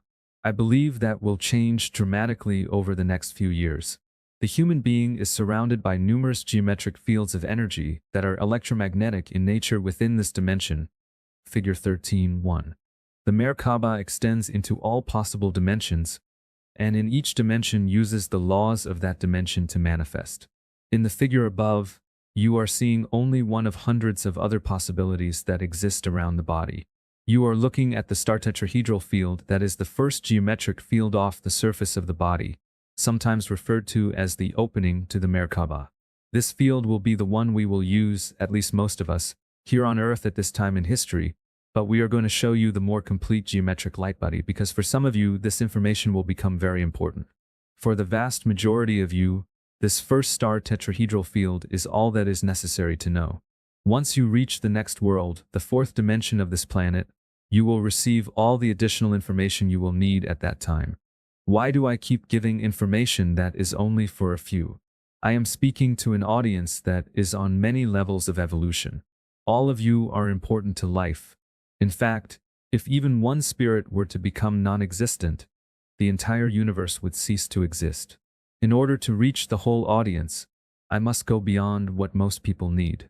The star tetrahedron, source of all geometric fields around the body.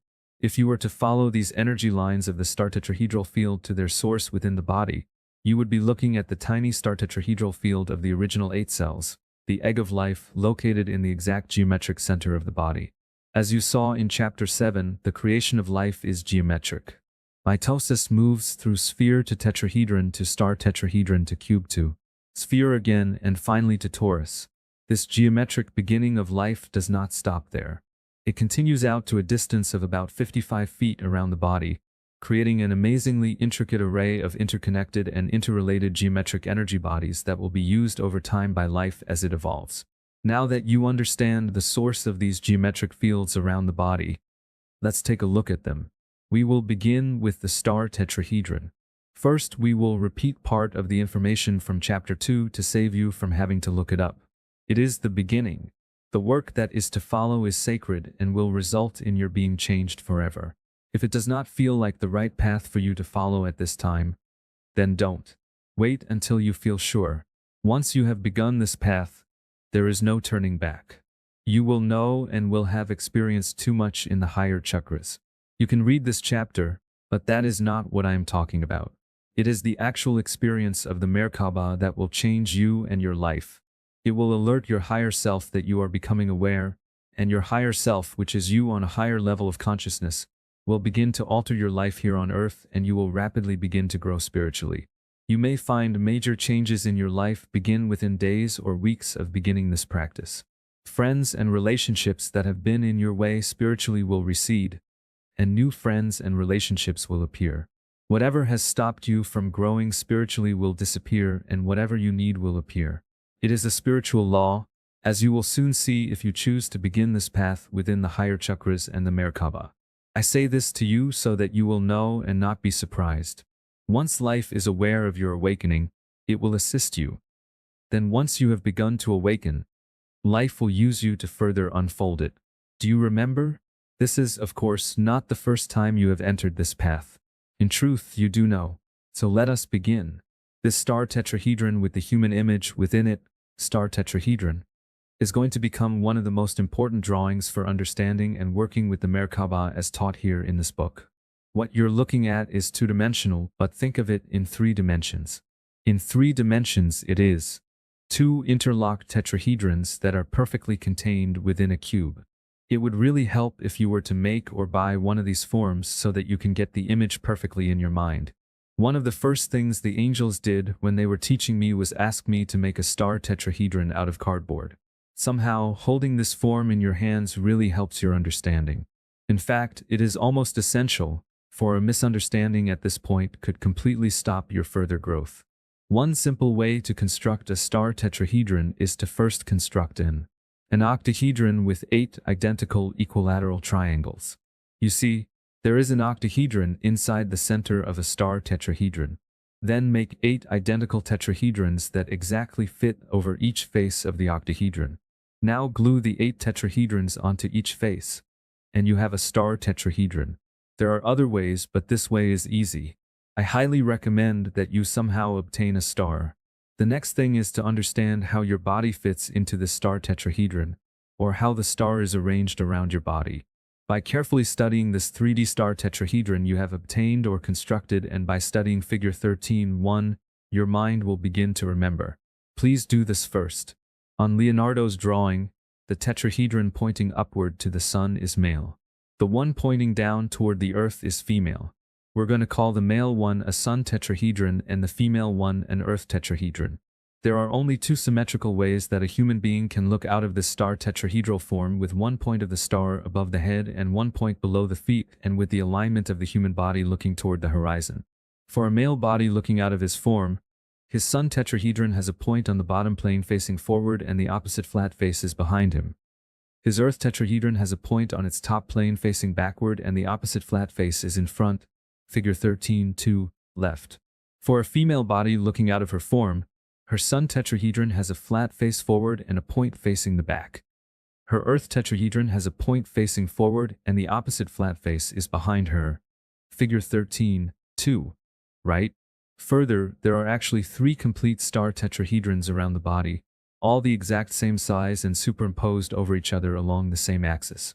If you could see them, they would appear as only one, but there are really 3. We will explain this in breath 15. Now we are going to give the actual ancient Mer-Ka-Ba meditation and special updated information to help you solve most of the problems that people have encountered in the past when attempting to activate their Mer-Ka-Ba using these or similar instructions. These instructions, which I have slightly edited here, were originally used by the Flower of Life facilitators and have been posted on websites around the world. But most people have not been able to do this work from these instructions because of problems that have been hidden until recently. Read these updates as reference to avoid the earlier problems.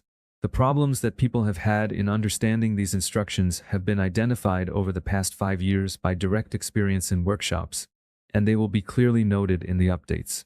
With this preface, we will begin the instructions. These instructions will be in 4 parts.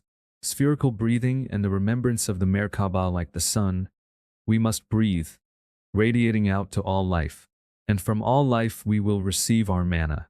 Begin by creating a place in your home that is used only for this meditation. Make a space where no one will walk through or disturb you, such as in a corner of your bedroom. A small altar with a candle and a cushion or pillow to sit on may be helpful. Make this place holy. It is here where you will learn to create the living Mer-Ka-Ba around your body and make conscious contact with your higher self. Enter into this meditation once each day until the time comes when you are a conscious breather, remembering with each breath your intimate connection with God. Read Update 13.1. Update 13.1. If you have been on Earth and did not recently come from somewhere else, your Mer-Ka-Ba has been dormant for 13,000 years. So it has been a very long time since your body has sensed this experience. This breathing practice will re-establish the living Mer-Ka-Ba around your body.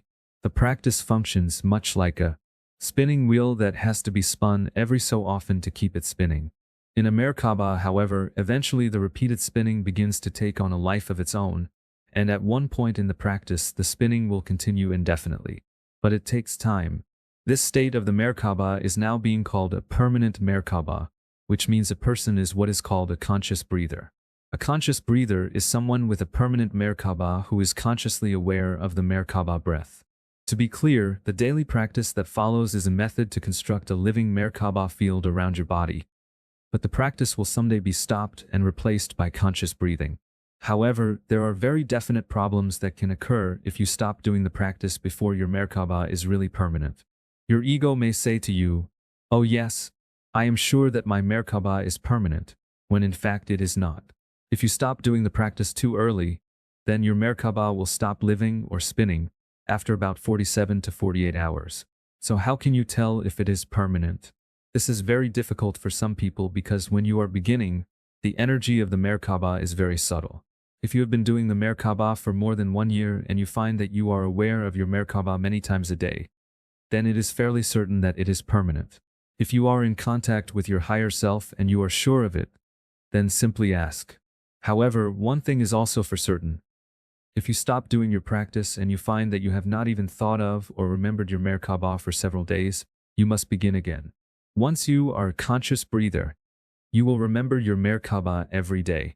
To begin the meditation, first sit down and relax. Any human position is possible for doing the meditation, but sitting lotus style or on a chair is probably best. You decide.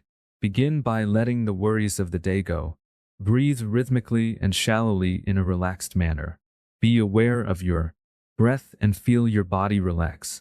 When you feel the tension begin to fade, place your attention on your Christ chakra, which is located just about 1 centimeter above your sternum, and begin to open your heart. Feel love. Feel love for God and all life everywhere.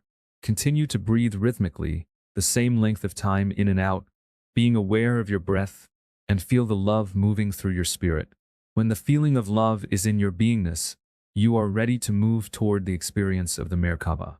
The degree you are able to love will be the degree to which you will be able to experience the living Mer-Ka-Ba. An overview of the meditation. There are 17 breaths to reach completion. The first 6 are for the balancing of the polarities within your 8 electrical circuits and for the cleansing of these circuits. The next 7, which are quite different, are to re-establish the proper pranic flow through your chakra system and to recreate what is called spherical breathing within your body. The 14th breath is unique. It changes the balance of pranic energy in your body from 3rd-dimensional to 4th-dimensional awareness. The last 3 breaths recreate the counter-rotating fields of the living Mer-Ka-Ba within and around your body. Part 1, the first 6 breaths. The following instructions are broken into 4 areas: mind, body, breath, and heart. First breath. In brief. Heart. Open your heart and feel love for all life. If you cannot do this completely, you must at least open to this love as much as is possible for you. This is the most important instruction of all. Mind. Become aware of the sun, male tetrahedron, the apex facing upward to the sun with a point facing to the front for males and for females a point facing to the back. See this sun tetrahedron filled with brilliant white light surrounding your body. The color of this brilliant white light is the color of lightning as you see it coming from a thundercloud. It is not only the color of lightning, but it is also the energy of lightning. Visualize it the best you can. If you cannot visualize it, sense or feel it surrounding you. Feel the sun tetrahedron filled with this energy. Read Update 13-2. Update 13-2. You will need to have a small 3-dimensional physical star tetrahedron to look at. Realize that each edge of this star tetrahedron is the width of your outstretched arms from the middle finger of one hand to the middle finger of the other hand, or your height, if you prefer. So the star around you is very big. You can draw a triangle on the floor or use strings to see with your mind the actual size of your tetrahedrons. This will help tremendously. In the Flower of Life classes, they often use a full-size 3D star tetrahedron and get inside it. This really works. When you visualize your tetrahedrons, do not see them outside yourself. Do not see a small star out in front of you with you inside it. This will disconnect you from the actual field and will not create the Mer-Ka-Ba. Your mind needs to connect with the real field, so see the tetrahedrons around your body with you inside. Second, you have different options to connect your mind with your tetrahedrons. Some people can visualize them. Their ability to visualize is amazing. Other people cannot visualize them. but they can feel them. Both ways are equal. To see is left-brained and male, and to feel is right-brained and female. Either way works, it really does not matter. Some people use both ways at once, which is also okay. Body. At the same moment of inhalation, place your hands in a mudra where your thumb and first finger in both hands are touching. Lightly touch the tips of the two fingers, not allowing the sides of your fingers to touch each other or any other object. Keep your palms facing up. Read Update 13-3. Update 13-3A mudra is a hand position. Many spiritual practices use mudras. Both Tibetans and Hindus use them in their practices. What this does is connect your body consciously with a specific electrical circuit within your body. As you change mudras, it will connect you with a different electrical circuit. There are 8 electrical circuits in the body, coming from the 8 original cells. It is hard to explain here, but it is necessary to balance only 6 circuits to achieve balance in all 8. It is similar to the Global Positioning System, GPS, system that locates a specific spot on the surface of the Earth. This system is based on the tetrahedron. If 3 points of the tetrahedron are known, then the 4th can be located. In the same way, if 3 electrical circuits are balanced, it will balance the 4th. Therefore, if 6 points of the star tetrahedron are balanced, the last 2, located above the head and below the feet, will automatically become balanced. That is why there are only 6 balancing and cleansing breaths for the 8 electrical circuits. Breath. At this same moment, with your lungs empty, begin to breathe in a complete yogic breath. Breathe through your nostrils only, except at certain places which will be described. Simply breathe from your stomach first, then your diaphragm, and finally your chest. Do this in 1 movement, not 3. The exhalation is completed either by holding the chest firm and relaxing the stomach, slowly releasing the air, or by holding the stomach firm and relaxing the chest. The most important point is that this breathing becomes rhythmic, meaning the same time duration in and out. Begin by using 7 seconds in and 7 seconds out, which is what the Tibetans use. As you become familiar with this meditation, find your own rhythm. The breaths can be as long as you are comfortable with, but should not be less than 5 seconds unless you have a physical problem and cannot do it that long. Then, of course, do the best you can. The following instructions for a complete yogic breath are from Science of Breath, a complete manual of the Oriental breathing philosophy of physical, mental, psychic, and spiritual development by Yogi Ramakaraka, Yoga Publishers Society, 1904. Perhaps this description from his book will be helpful. Breathing through the nostrils, inhale steadily, first filling the lower part of the lungs, which is accomplished by bringing into play the diaphragm. While descending, it exerts a gentle pressure on the abdominal organs, pushing forward the front walls of the abdomen. Then fill the middle part of the lungs, pushing out the lower ribs, breastbone, and chest. Then fill the higher portion of the lungs, protruding the upper chest, thus lifting the chest, including the upper 6 or 7 pairs of ribs. At first reading, it may appear that this breath consists of 3 distinct movements. This, however, is not the correct idea. The inhalation is continuous, the entire chest cavity from the lower diaphragm to the highest point of the chest in the region of the collarbone being expanded with a uniform movement. Avoid a jerky series of inhalations and strive to attain a steady, continuous action. Practice will soon overcome the tendency to divide the inhalation into 3 movements and will result in a uniform, continuous breath. You will be able to complete the inhalation in a few seconds after a little practice. Exhale quite slowly, holding the chest in a firm position and drawing the abdomen in a little and lifting it upward slowly as the air leaves the lungs. Author's note: some teachers reverse this part by holding the abdomen in a firm position and relaxing the chest. Most teachers use the first method. Either way is fine. When the air is entirely exhaled, relax the chest and abdomen. A little practice will render this part of the exercise easy, and the movement, once acquired, will be afterward performed almost automatically. First breath, out breath, heart, love, mind. Become aware of the earth, female tetrahedron, apex pointing to the earth, with a point facing to the back for males and to the front for females. See this tetrahedron also filled with brilliant white light. Body, keep the same mudra. Breath, Do not hesitate at the top of the inhalation to begin the exhalation. Exhale quite slowly for approximately 7 seconds in the yogic manner. When the air is out of the lungs without forcing, relax the chest and abdomen and hold the breath. When you feel pressure to breathe again after 5 seconds or so, then do the following. Mind, be aware of the flat equilateral triangle at the top of the earth tetrahedron located in the horizontal plane that passes through your chest at approximately 3 inches below the Christ chakra, or approximately at the solar plexus. See Vitruvius Canon on the frontispiece before chapter 1. In a flash and with a pulse-like energy, send that triangular plane down through the earth tetrahedron. It gets smaller as it goes down because it conforms to the shape of the tetrahedron and pushes all the negative energy of the madra or electrical circuit out the tip or apex of the tetrahedron. A light will shoot out of the apex toward the center of Earth. This light, if you can see it, will usually be a muddy or dark color. The mind exercise is performed simultaneously with the following body movements. Read Update 13-4. Update 13-4. Do not worry about this negative energy entering Mother Earth. She is fully able to assimilate this energy with no problem. However, if you live in a 2-story building or higher, it may be necessary to do one more thing in order to be responsible. When passing through a building into a lower floor, if this energy comes in contact with other people, it will contaminate them.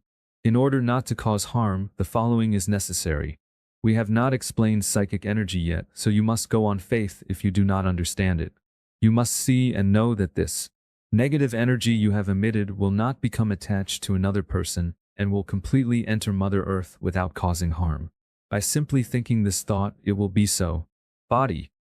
This following exercise can be achieved with your eyes either open or closed.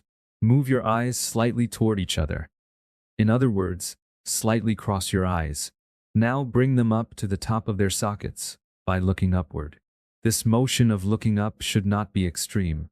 You may feel a tingling sensation between your eyes in the area of your third eye. Now look down to the lowest point you can as fast as you can. You may feel an electrical sensation move down your spine. The mind and the body must coordinate the above mental exercise with the eye movements.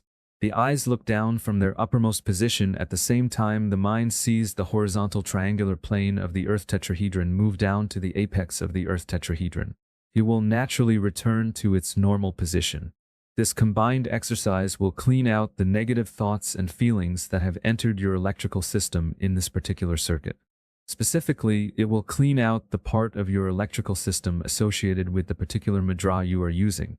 Immediately after pulsing the energy down your spine, change mudras to the next one and begin the entire cycle over again for the second breath. The next 5 breaths repeat the first with the following mudra changes. Second breath mudra, thumb and second middle finger together. Third breath mudra, thumb and third finger together. Fourth breath mudra, thumb and little finger together. Fifth breath mudra, thumb and first finger together, same as first breath. Sixth breath mudra, thumb and second finger together, same as second breath. Part 1. The first 6 breaths, balancing the polarities and cleansing your electrical system, is now complete. You are now ready for Part 2. Part 2. The next 7 breaths, recreating spherical breathing. Here an entirely new breathing pattern begins. You do not need to visualize the star tetrahedron at this time. You only need to see and work with the breathing tube that runs through the star, from the apex of the sun, male tetrahedron above your head, to the apex of the earth, female tetrahedron below your feet. The tube extends from 1 hand length above your head to 1 hand length below your feet. The diameter of your tube will be the size of the circle formed by touching your own thumb and middle finger together. Because all people are different, each person must be his or her own measuring stick. The tube is like a fluorescent tube with a crystalline tip at each end that fits into the top and bottom apexes of the 2 tetrahedrons. Prana enters the tube through an infinitely small hole at the tip. 7th breath. In breathe heart. Love. There is another refinement that can be used after you have first perfected this meditation.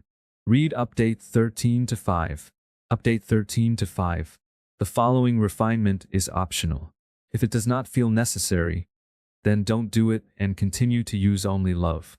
Use this refinement only after you are comfortable with this practice and are no longer concentrating on how to do it. It is as follows.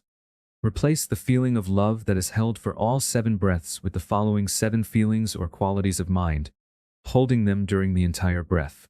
Breath 7 love.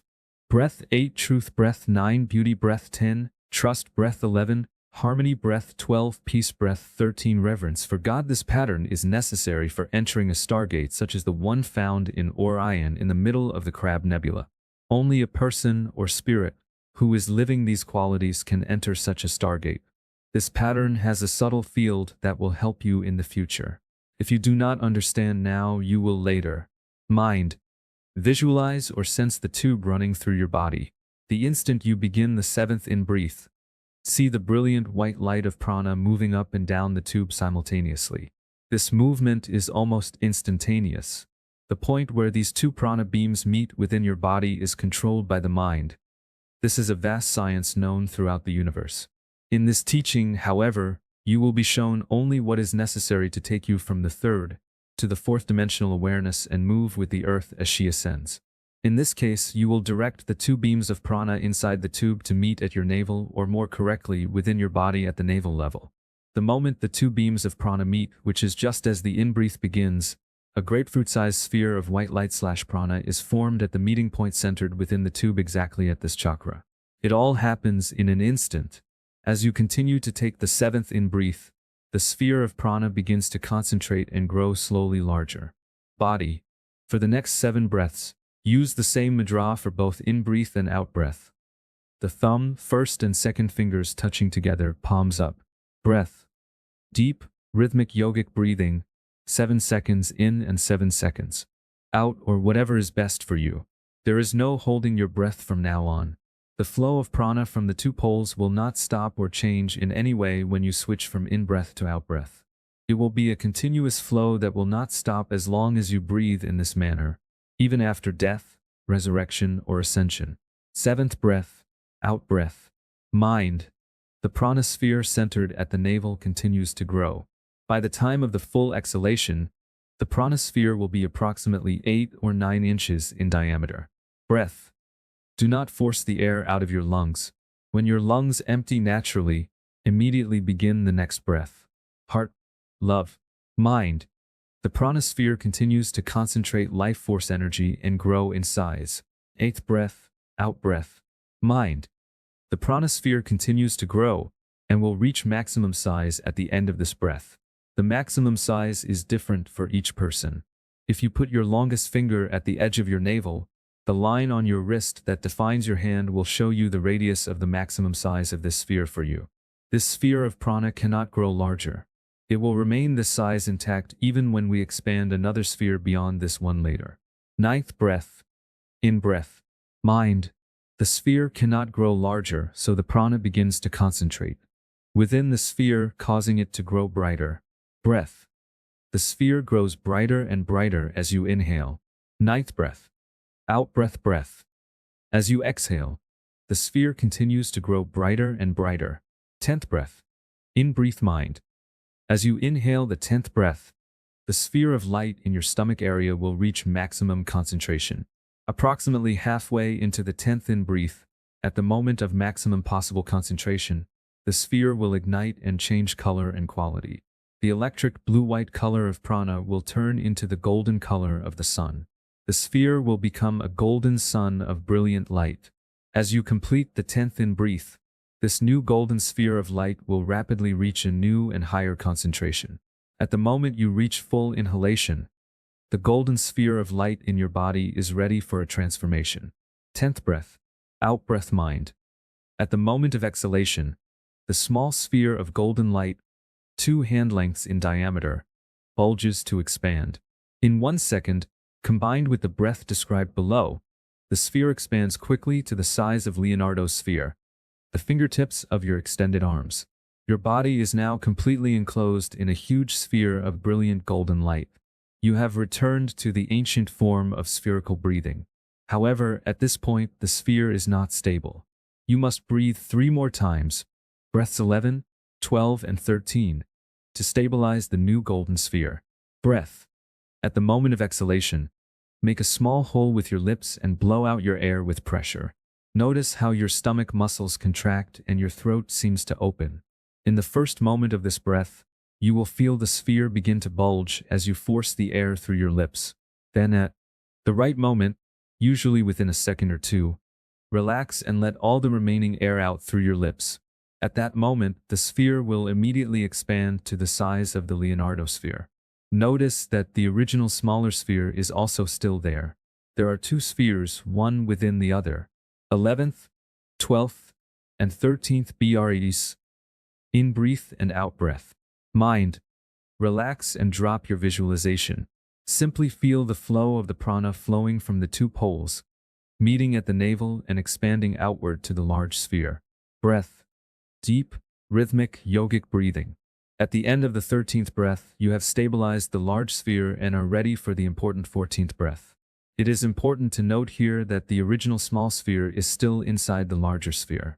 In fact, the small sphere is actually brighter and more concentrated than the larger one. It is from this inner sphere that prana is drawn for various purposes such as healing. Part 3, the 14th breath. 14th breath. In-breath. Heart, love, mind. At the beginning of the 14th in-breath, using your mind and your thoughts, move the point where the two beams of prana meet from your navel to about 2 or 3 finger widths above the bottom of the sternum, the fourth dimensional chakra of Christ consciousness. The entire large sphere, along with the original small sphere, still contained within the large sphere, moves up to the new meeting point within the tube. Though this is very easy to do, it is an extremely powerful movement. Breathing from this new point within the tube will inevitably change your awareness from third to fourth dimensional consciousness, or from earth consciousness to Christ consciousness. It will take a while to have this effect on you, but as I have said, it is inevitable if you continue this practice. Body. The following mudra will be used for the rest of the meditation. Males will place the left palm on top of the right palm, both faced upward, and females will place the right palm on top of the left palm. Let the thumbs lightly touch each other. It is a relaxing mudra. Read update 13 to 6. Update 13 to 6 because there is a sexual change taking place on Earth at this time triggered by the new light from our sun. Many people have found that their sexual polarity has changed. Since this mudra is not really important except to relax the meditator, it is now suggested that you use whichever mudra feels right for you. And if it seems to change sometimes, then change with it. Breath. Deep, rhythmic, yogic breathing. However, if you continue to breathe from your Christ center without moving on to the Mer-Ka-Ba, this is recommended until you have made contact with your higher self. Then shift to a shallow, comfortable rhythmic breath.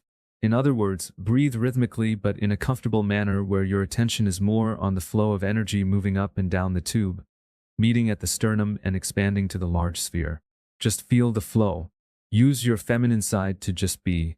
At this point, don't think, just breathe, feel and be. Feel your connection to all life through the Christ breath. Remember your intimate connection with God. Read update 13 to 7.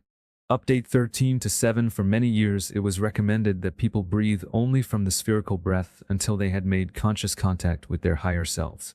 Because the earth has moved into a higher consciousness in the last few years, it is now recommended that you immediately continue to Part 4 of the Living Mer-Ka-Ba. Part 4. The last 3 breaths, creating the vehicle of ascension.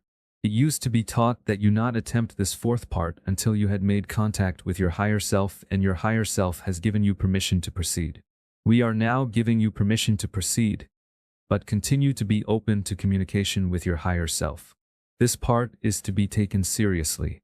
The energies that will come into and around your body and spirit have tremendous power. 15th breath. In breath. Heart. Unconditional love for all life. Mind. Be aware of the whole star tetrahedron. Each is composed of one sun, male, tetrahedron interlocked with one earth, female, tetrahedron. These two, the sun and earth tetrahedrons together, form the whole star tetrahedron, the three-dimensional Star of David. Now, realize that there are 3 separate star tetrahedrons superimposed over each other, 3 complete sets of double star tetrahedrons that are exactly the same size and appear as one but are actually separate. Each star tetrahedron is exactly the same size, and each star tetrahedron has a polarity of its own, either male, female, or neutral. Each star tetrahedron will turn or spin on the same axis. The first star tetrahedron is neutral in nature. It is literally the body itself, and it is locked in place at the base of the spine. It never changes its orientation, except under certain rare conditions that have not been discussed. It is placed around the body according to the sex of the body. The second star tetrahedron is male in nature and electrical. It is literally the human mind, and it can rotate counterclockwise relative to your body, looking outward. To put it another way, it rotates toward your left, beginning from a point in front of you. The third star tetrahedron is female in nature and magnetic. It is literally the human emotional body, and it can rotate clockwise relative to your body, looking outward. Put another way, it rotates toward your right, beginning from a point in front of you. Update 13-8. This is one of the biggest misunderstandings people have. Not being clear that there are really 3 sets of tetrahedrons around the body. They simply rotate the Sun tetrahedron counterclockwise and the Earth tetrahedron clockwise. This is a mistake that does not cause any real harm, but it stops further spiritual growth. This type of Mer-Ka-Ba will take you into an overtone of the third dimension of this planet, which has been used by medicine men and women and shamans for thousands of years to gain power and to heal. It has been used even for warfare, but it leads nowhere, and it definitely will not allow you to ascend into the higher worlds that the Earth is taking us to. If you are doing this now, begin anew and start the practice as described here. On the inhalation of the 15th breath, as you are inhaling, say to yourself in your mind the code words, equal speed. This will start the 2 rotatable star tetrahedrons spinning in opposite directions at equal speeds. Your mind knows exactly what your intentions are and will do as you say. This means there will be a complete rotation of the mind tetrahedrons for every complete rotation of the emotional tetrahedrons. If one set goes around 10 times, the other set will also go around 10 times, only in the opposite direction. Body. Continue the mudra of the cupped hands from now on. Read Update 13-9. Update 13-9. You can also use the mudra of the interlaced fingers. Interlace your fingers, thumbs lightly touching. Breath. Deep, rhythmic, yogic breathing again, but only for the next 3 breaths. After that, return to shallow, rhythmic breathing. We will mention this again. 15th breath, out-breath mind. The 2 sets of tetrahedrons take off spinning. In an instant, they will be moving at exactly 1/3 the speed of light at their outermost tips. You will probably not be able to see this because of their tremendous speed, but you can feel it. What you have just done is start the motor of the Mer-Ka-Ba. You will not go anywhere or have any exciting experience. It is just like starting the motor of a car but keeping the transmission in neutral. It is an essential step in creating the Mer-Ka-Ba. Breath. Make a small hole with your lips just like you did for breath number 10. Blow out in the same manner, and as you do, feel the 2 sets of tetrahedrons take off spinning. Read Update 13-10. Update 13-10. After you have created the Mer-Ka-Ba and have been doing it for about 2 weeks, you can do this blowing out more symbolically because your mind knows exactly what your intentions are and can achieve this step with or without this blowing out. But if you like to do it, that is okay. 16th breath. In breath. Mind. This is the most amazing breath. On the in-breath, as you are inhaling, say to yourself in your mind, 34/21. This is the code for your mind to spin the 2 sets of tetrahedrons at a ratio of 34/21, meaning that the mind tetrahedrons will spin to the left 34 times while the emotional tetrahedrons will spin to the right 21 times. As the 2 sets speed up, the ratio will remain constant. Breath. Deep, rhythmic, yogic breathing. Read Update 13-11. Update 13-11. This is why the numbers 34/21 are used. As you know from Chapter 8, these are Fibonacci numbers. All counter-rotating fields in nature, such as pine cones, sunflowers, and so on, that have different speeds are Fibonacci numbers. There may be exceptions, but I am not aware of them. That explains it on one level, but why 34/21? Without going into a long dissertation, each chakra has a different speed ratio associated with it in this dimension. The chakra we have moved into with the 14th breath and are breathing from is the Christ chakra, and that is the speed ratio of that chakra. The chakra above this one is 55/34, and the one below it, the solar plexus, has a ratio of 21/13. It is not important for us to know this now, for when we reach the fourth dimension, we will be given full knowledge about this subject. 16th breath, out-breath mind. As you let out the breath, the two sets of tetrahedrons take off in an instant from their setting at 1/3 the speed of light to 2/3 the speed of light. As they approach 2/3 light speed, a phenomenon occurs. A flat disk quickly extends from the original 8 cells within the body, at the level of the base of the spine, to a distance of about 55 feet in diameter. And the sphere of energy centered around the two sets of tetrahedrons create, with the disk, a shape that looks like a flying saucer around the body. This energy matrix is called the Mer-Ka-Ba. However, this field is not stable. If you see or sense the Mer-Ka-Ba around you at this point, you will know it to be unstable. It will be slowly wobbling. Therefore, breath number 17 is necessary to speed it up. Breath. Same as breath number 15. Make a small hole with your lips and blow out with pressure. It is at this point that the speed increases. As you feel the speed increasing, let out all your breath with force. This action will cause the higher speed to be fully obtained and the Mer-Ka-Ba to be formed in a stable position. 17th breath. In-breathe heart. Remember, unconditional love for all of life must be felt throughout this meditation or no results will be realized. Mind. As you breathe in, say to yourself the code, 9/10 the speed of light. This tells your mind to increase the speed of the Mer-Ka-Ba to 9/10 the speed of light, which will stabilize the rotating field of energy. It will also do something else. The third-dimensional universe we live in is tuned to 9 out of 10 the speed of light. Every electron in your body is rotating around every atom in your body at 9/10 the speed of light. This is the reason this particular speed is selected. It will enable you to understand and work with the Mer-Ka-Ba in this third dimension without having to have fourth or higher dimensional experiences. This is very important in the beginning. Read Update 13 to 12.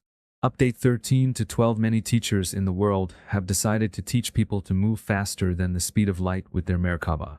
This is their decision, but I feel it is extremely dangerous. Most of the higher selves of these people will not allow this to happen even if the person commands it to take place. If a person really did have the Mer-Ka-Ba moving faster than the speed of light, that person would not be visible in this world and would exist somewhere else. In the universe, they would no longer live on 3D Earth. There will come a time when this will become appropriate, and it is called the 18th breath. We will talk about this in a moment. Breath. Deep, rhythmic, yogic breathing. 17th breath. Out breath.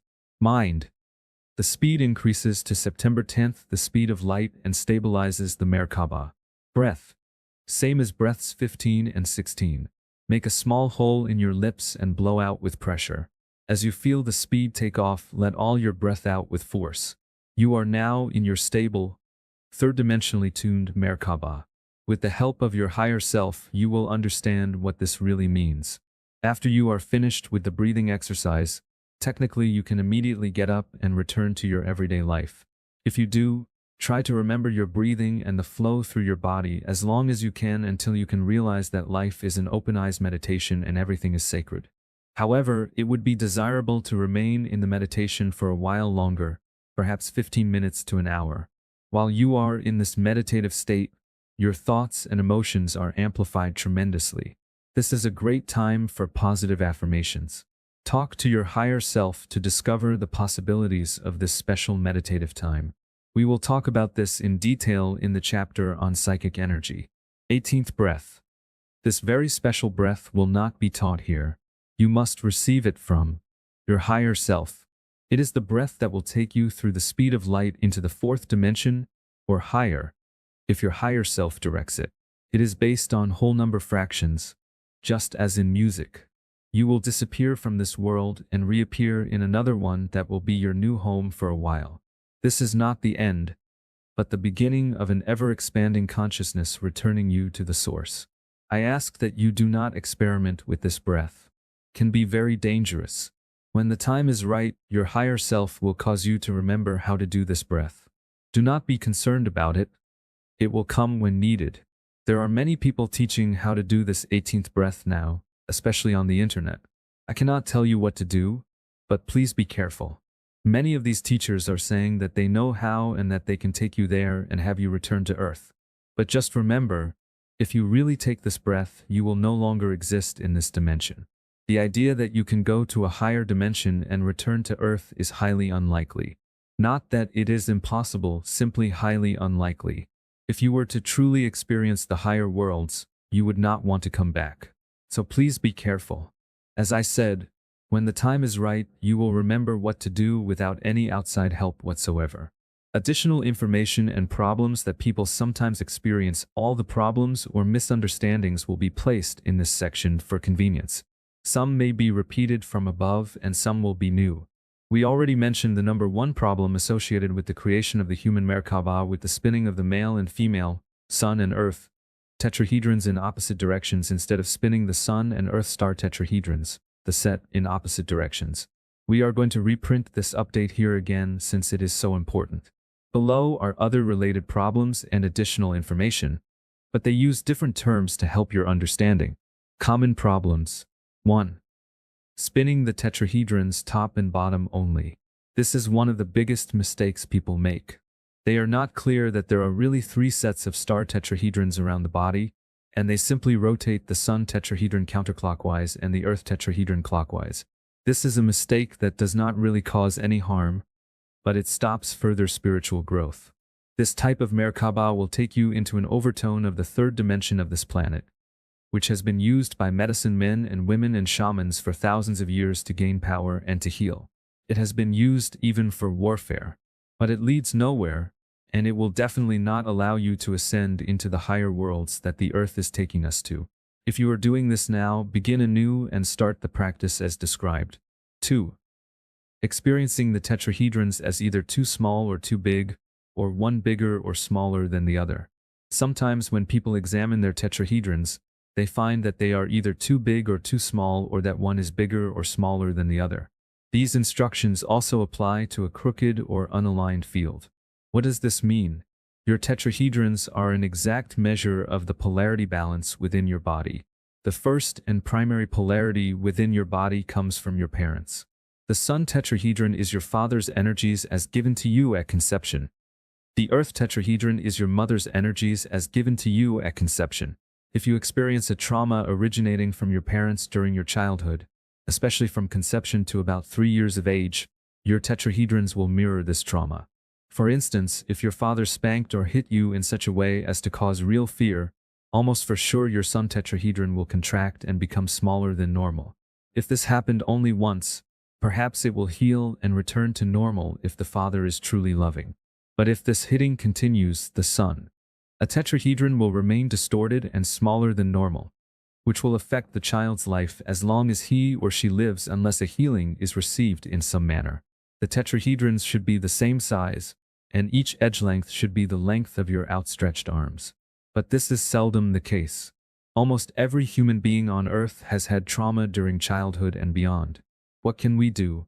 This is where emotional healing or therapy becomes necessary. In the ancient schools, such as in Egypt, the female or right-brained aspect of the mystery school, the left eye of Horus, always came first. The student began there, and after the emotional healing took place, then the left-brained aspect was taught, the right eye of Horus. Here in the United States and in other left-brained countries, we have introduced the left-brain studies first because these countries are having a difficult time understanding the female pathway. In many cases, they have simply rejected this simple pathway. Therefore, we have introduced this male pathway first just to get their attention. But now that we have your attention and you are beginning to study this pathway, I find it necessary to tell you that you must now, or at least at some point on this path, begin to study the female way. Emotional healing is essential if you really wish to find enlightenment in this world. There is no way around it. Once you begin to find out about the higher worlds, you yourself will stop your growth past a certain point until this emotional healing has taken place. I am sorry, but that is the way it is. The good news is that there has been great success in refining techniques to assist the human to heal the emotional body in the last 70 years. From the time of Freud until now, an incredible understanding has come to humanity around the human emotions. Wilhelm Reich was the primary person, more than perhaps any other, who opened the door to this great understanding. It was Reich who realized that as children, not wanting to feel the pain of an emotional experience, we stored these painful emotions within our muscles, our nervous system, and in the space around our bodies, our light bodies. We now know it is not just anywhere in our light bodies but specifically in our tetrahedrons. Since the time of Reich, Dr. Ida P. Rolf decided that if this emotional pain was stored in our muscles, then let's go in and get it. So Rolfing was born. Then many great souls came to this idea of Reich's, such as Fritz Perl and Sandy Goodman, with the related ideas of Gestalt therapy and psychodrama. In more recent times, hypnotherapy was born, which opened even newer doors of understanding, including our past and future lives and their effect on our present lives. The existence of entities or dysfunctional spirits and energies such as found in witchcraft, voodoo, and so on, have become more understood with an easy method of release. My suggestion is that you trust yourself and open to the possibility of someone coming into your life who can help you with your emotional imbalances, even if you are not aware of them. It almost always requires help from the outside. We usually cannot see our own problems, so this is one area of human experience where outside help is just about the only way. Only when a person is in a relatively healthy emotional balance can he or she successfully function through the Mer-Ka-Ba. 3. When the disc that extends from the Mer-Ka-Ba is in the wrong location.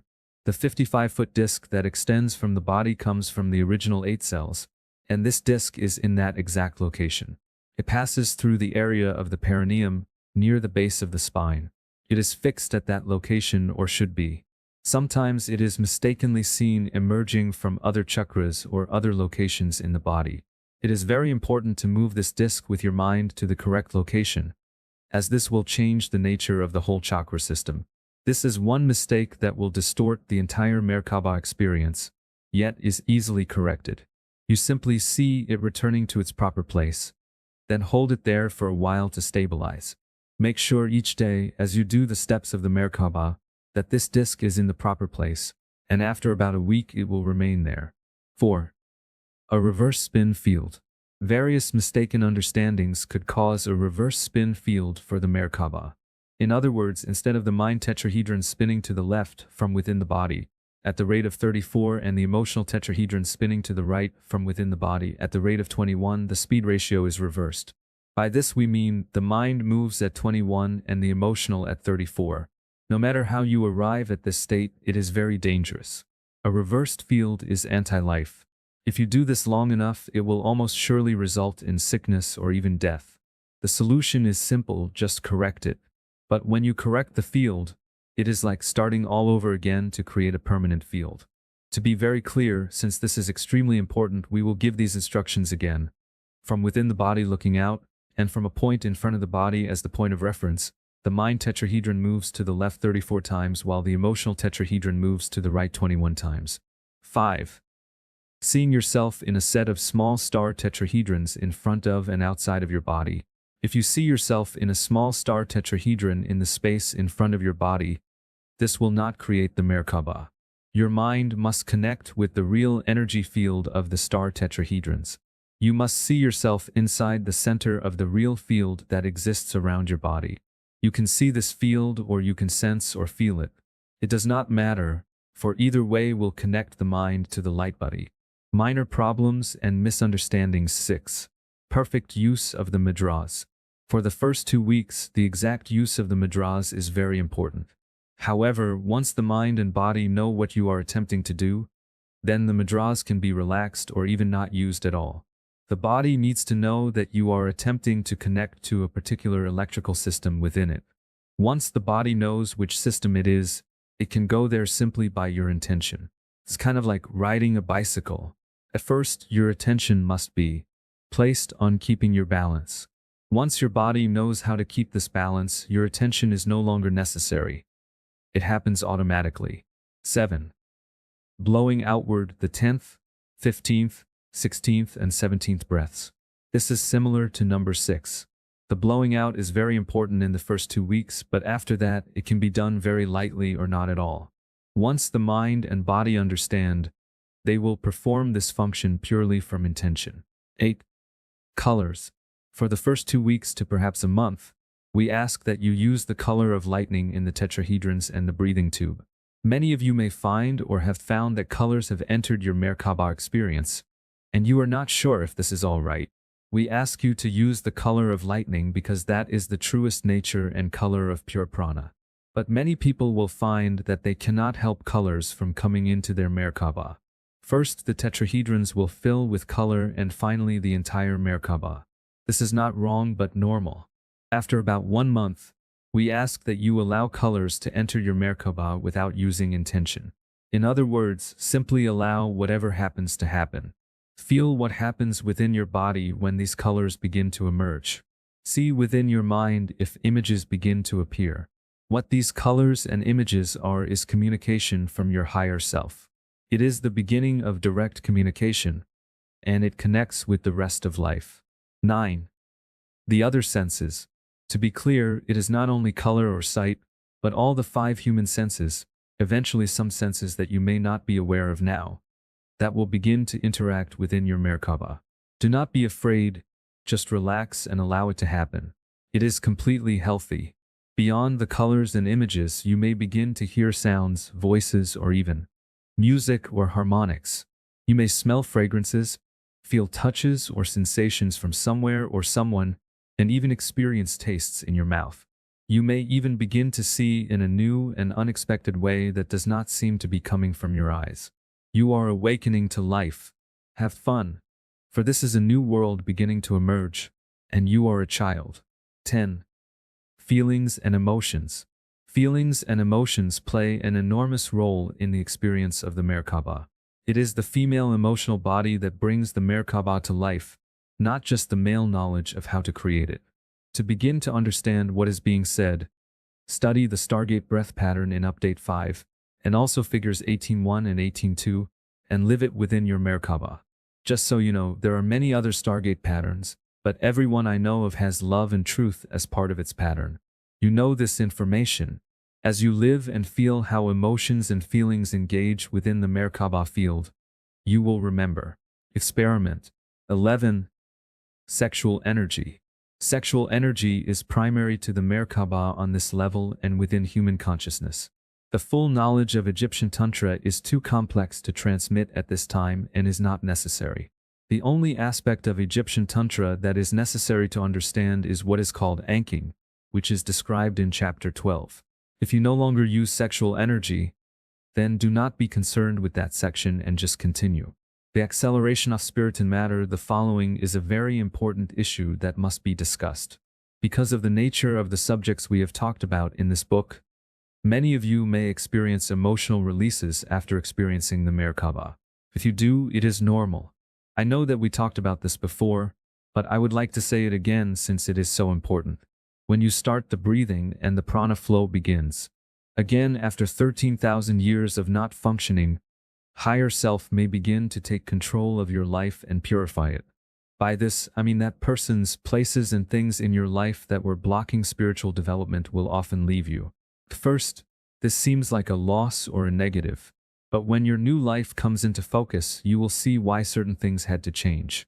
Do not be afraid during this transitional period. God and your higher self are watching over you. The degree to which you experience this transition will depend on how clean and unattached your life is now. It's like when you take a medicine. At first, you may appear to be getting more unhealthy as the disease comes out of your body. How long the transition takes depends on how sick you were in the first place. Of course, once it is out, you feel and live a much healthier life. An overview of the human energy field beyond the Mer-Ka-Ba. The following information is, again, needed only for certain people. You can read this section, but if it is not seen as something important or necessary, then simply skip it or read it for information only. A day may come when it will be important to you. The energy field of the human being is far more complex than was taught through the Flower of Life workshop. As we have said before, the star tetrahedron is the opening to higher consciousness, but there is much more. Every possible level of consciousness in the universe is within the human energy field now, but it is only a potential. There is only one reality. There is a nearly infinite number of ways that these energy fields can interact to create different Mer-Ka-Ba that interrupt the one reality and make it seem different. Depending on the Mer-Ka-Ba, the whole universe will experientially be entirely different and even seem to have unique laws. Most of the conscious universe is working on all possible solutions to this problem. One thing is for certain, all the possibilities are based on geometry and the knowledge of how to combine these geometries. To assist humanity and the future of humanity, I will offer the following geometrical possibilities. I in no way claim that this information is complete, only that it is a possibility. We will begin with the star tetrahedron and give a pictorial view of the basic complete field beyond the Mer-Ka-Ba. We will present this in steps until we have reached the full field. First, there are the original 8 cells, and from there, the adult human body. Of course, the human body can be replaced with any kind of body and may vary depending on the environment and the needs of spirit, but the geometries will always be the same. In many cases, there is no body, simply spirit. Then around the body or spirit, there is the star tetrahedral field, which always begins the geometry shown in figure 13.3. Next is the star tetrahedral Mer-Ka-Ba field, which appears as shown in figure 13, for when it is alive. Surrounding the Mer-Ka-Ba is a sphere of energy that is the exact diameter of the Mer-Ka-Ba disk. It looks like figure 13.5. Just inside this outer sphere is an electromagnetic field in the shape of an icosahedron. Immediately inside that is the dual of the icosahedron, the pentagonal dodecahedron, figure 13.6. The icosahedron is actually created by a stellation of the dodecahedron, where one edge length of the dodecahedron is used to determine the length of the stellation. All the edge lengths of the stellate icosahedron are the same. This energy field is the same as the Christ grid that now surrounds the Earth. This is important, since it gives us a direct possibility of consciously connecting with this Earth grid by connecting with our own outer grid. Resonance is the answer. We will talk about this later. Next, the breathing tube that we were taught that ended at the tips of the star tetrahedron actually continues both up and down to connect with the stellate dodecahedron figure 13.7. In between the alpha, the star tetrahedron, and the omega, the stellate dodecahedron, are many other geometric energy fields, all symmetrically centered on this breathing tube. There are so many of them, including the internal lines of force, that if you could see the complete geometric field, you could hardly find a place to see through it. We will not draw all of them in now for 2 reasons. 1, it would be impossible to distinguish between them here without making hundreds of special drawings. 2, it is not necessary for Ascension in the immediate future.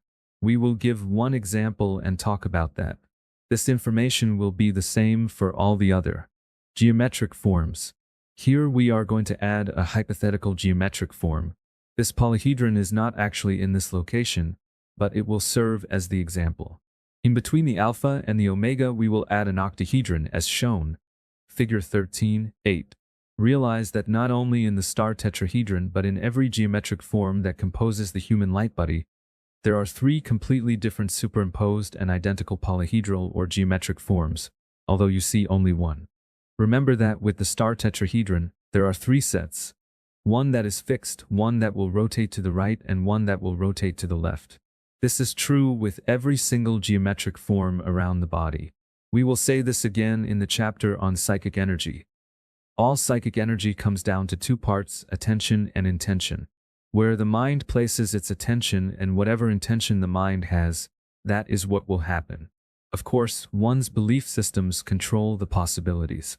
Therefore, the breathing tube passes through many geometric energy fields with many extended possibilities. How do you select which one to use? You simply place your attention on a specific field. First, you must know it is there, and with your intention, open the field. The breathing tube will now work, but only from that place and through those geometries. The breathing tube has a special geometric or crystalline cap that fits perfectly into the new energy field and allows the new prana to enter your breathing tube. Yes, prana has different qualities that come from different worlds and that change consciousness in addition to the Mer-Ka-Ba. Figure 13.9 shows 3 possibilities.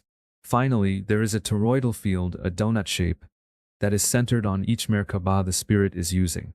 Sometimes spirits will be running many Mer-Ka-Ba in the same moment, which usually results in wheels within wheels. The geometric forms are so close together that the possible toruses look almost like onion skins. These toroidal fields extend beyond the actual Mer-Ka-Ba and enclose it. See figure 13-10. In this last drawing, we will put everything together except the middle geometries between the alpha and the omega. This will at least give you a better image and understanding of the extended nature of your light body. Figure 13-11. The full light body surrounds all life forms, and all forms are living. Although figure 13-11 is an almost complete image of the energy field around the human being, the following image is what primarily manifests in the reality as the Mer-Ka-Ba or human light body. Figure 13-12. This is an infrared photograph of the heat envelope of the Sombrero Galaxy. Slightly tilted, it looks like a flying saucer. It has a huge ring around the outer edge, which is dark because the outer edge is moving very, very fast. This heat envelope is in the exact proportions of the Mer-Ka-Ba around your body when it's activated through breathing and meditation. With the proper equipment, you can see it on a computer screen, since it has an electromagnetic aspect that is partially within the microwave range. It is now up to you. Having come this far, you hold the basic knowledge to activate your light body. If in your meditation and in your heart you know that this is the right thing to do, then begin. But perhaps you should wait until you have read the next chapter. For there is a great deal more than just turning on your Mer-Ka-Ba. This achievement is only the beginning. 14. The Mer-Ka-Ba and the cities. In the last 2 chapters, we defined the energy flow and field of the human light body. We have also given instructions for activating the human Mer-Ka-Ba.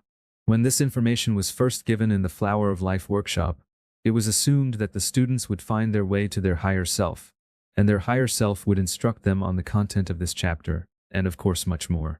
This did happen with some students, but only a small percentage. The majority never really understood what the Mer-Ka-Ba was or how to use it, in other words, how to meditate inside it. For this reason, the subsequent Earth/Sky workshop was created to assist students in further understanding and living the meaning and purpose of the Mer-Ka-Ba. In this chapter, we will give you the basics to help you begin, but it is still essential that you consciously connect with your higher self at some point to really unfold your purpose in life. In the Flower of Life, we taught only how to activate the Mer-Ka-Ba, and many students thought that was all there was to it. They thought that was the meditation, but they simply did not understand.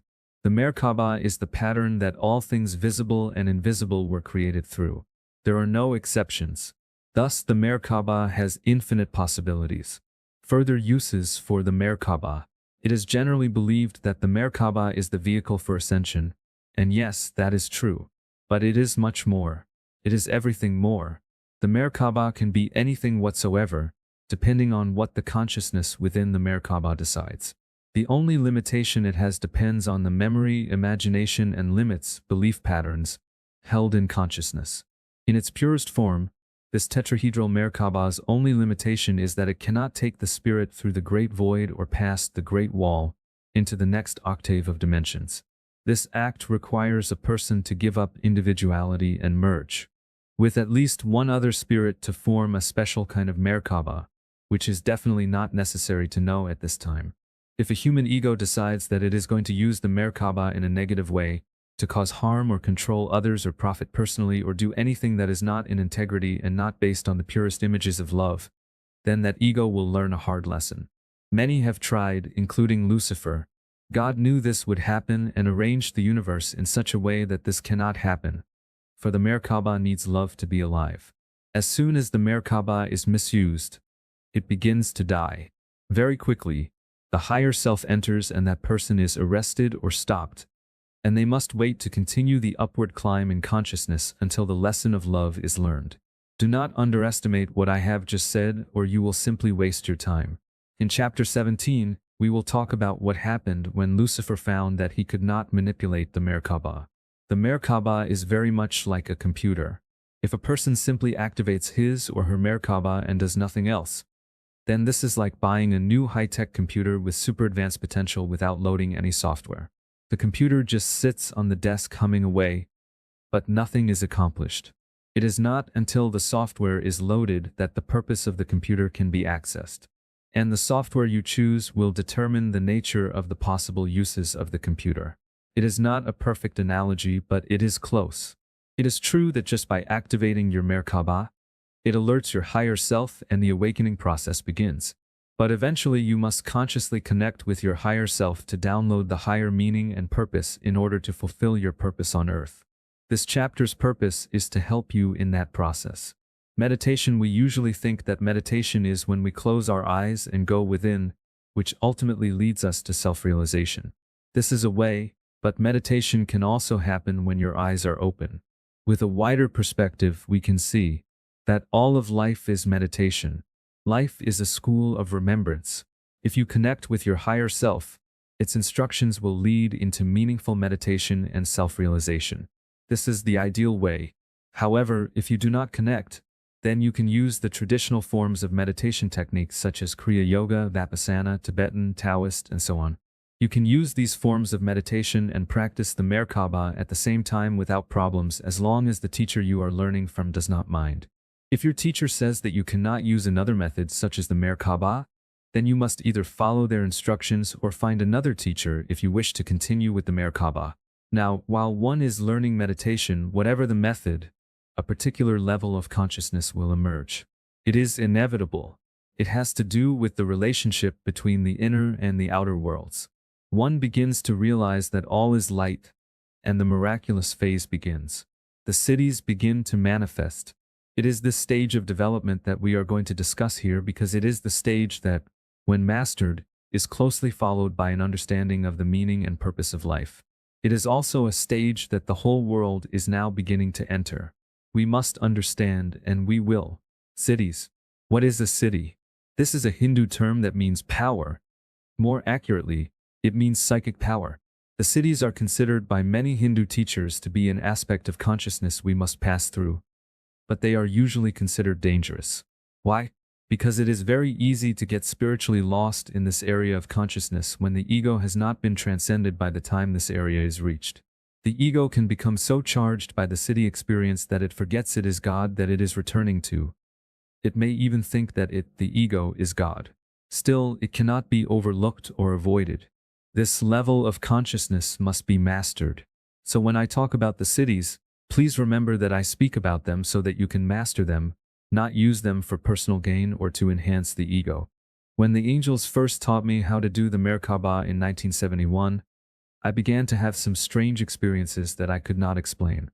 Very often when I was around electrical equipment, especially when the Mer-Ka-Ba disc popped out on the 16th breath, I would blow up or burn out electrical equipment close by. This experience went on for almost 15 years. I thought it was just a side effect and there was nothing I could do about it. It also became very expensive over time. I lost many TVs, radios, and other electrical equipment. One day in 1986, I was working with Thoth in my meditations. I happened to be visiting Hawaii. I sat down in a circle with a few friends to meditate with them, and I was sitting next to a wall that had a light switch directly above my head. At the very instant that I popped out the disc on the 16th breath, the light switch blew up in the wall behind me and started a fire. We had to quickly dig a hole in the wall and squirt it with a fire extinguisher. I felt embarrassed. It had plagued me for many years, so after the fire was out, I went into the other room and brought Thoth into my meditation. I felt that perhaps he could explain what I was doing wrong. I asked him what I could do. He simply said, "Don't do it. Tell your Mer-Ka-Ba that it will no longer affect electrical fields." My first thought was, is it really that simple? So right then and there I told my Mer-Ka-Ba not to affect electrical fields anymore. And that was the end of my electrical problems and the beginning of my understanding of the cities associated with the Mer-Ka-Ba. The cities are no more than commands to do something, and if done right, that thing will happen. If the commands are given to your Mer-Ka-Ba will continue forever to fulfill that command until you stop, change, or alter that command with your intention. I realize this is simple to say but more difficult to truly understand. I will do my best to explain. Programming crystals. Computers are made of crystals, and both computers and crystals have traits similar to the Mer-Ka-Ba. The programming of crystals is extremely similar to what could be called the programming of the Mer-Ka-Ba. Many books have been written about the possibilities and techniques of programming crystals. As I have said before in this work, everything in psychic energy is based on two things: attention and intention. I have also said that crystals are living beings. They can receive and send frequencies and even complicated waveforms anywhere within the electromagnetic field, EMF. And this includes our human thoughts, emotions, and feelings. Remember the first radio a crystal set? It was nothing but a wire touching a natural quartz crystal in a certain place. The crystal would pick up the signal, and we could hear sound through the radio speaker. Marcel Vogel was a great scientist working for Bell Labs. He held over 100 important patents, including the invention of the floppy disk. This was a man who knew crystals and computers from a deep scientific understanding. At one point in his life, just before he died, he referred to the number of programs that a natural crystal could hold at one time. He said that the crystal could hold only as many programs as there were faces on the end of the crystal. At the time, I thought this was incredible, and I sought to prove or disprove this statement. I contacted a scientist I knew, Bob Dratch, and we did a simple experiment to see if this was true. We placed a quartz crystal on a lab bench with the sensor head of his molecular emission scanner, MES, aimed at the crystal to pick up the microwave emissions and send them through special homemade software into the computer to be analyzed. Bob watched the screen as I programmed the crystal with my thoughts. Our thoughts are long EM waves that transmit into space and can be received by scientific equipment, so why not put them into a crystal to be received just like a radio signal? Of course, Bob did not know what I was thinking, so seemingly he would have to rely on my telling him when I did it. But this was not the case. The instant I programmed the crystal with a thought, the idea of love, Bob noticed an immediate change in the sine wave signature on the screen in the shorter wavelengths. It was not long before Bob could tell me instantly when I had programmed the crystal and when I erased one of the programs. You erase a program or remove it simply by telling the crystal to do so. I could not fool him. I would put 3 programs in and take out 2, and Bob could see the 3 added blips on the sine wave signature. Then he would see 2 blips being removed. He could track me perfectly. We were also able to confirm Mr. Vogel's statement that a crystal could hold only as many programs as there were faces on the tip of the crystal. As soon as I exceeded the number of faces on this crystal, the blips would no longer show up on the sine wave signature. The crystal simply could not or would not accept them. I was amazed.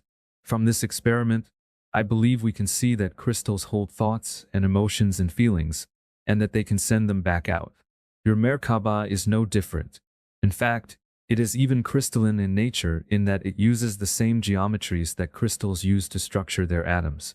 Whatever thoughts, emotions, or feelings you emit with your attention on the Mer-Ka-Ba and your intention to place them into the Mer-Ka-Ba, they will be received by your Mer-Ka-Ba, which will continue to send them out forever until you stop them. And no one, not even Lucifer, can stop or alter your Mer-Ka-Ba programs except you. Unless, of course, you have a program that says they can. One difference between crystals and the Mer-Ka-Ba is that the Mer-Ka-Ba has no limit on how many programs it can hold. It seems like this is true, anyway. I have put vast patterns of programs in my Mer-Ka-Ba and it works perfectly.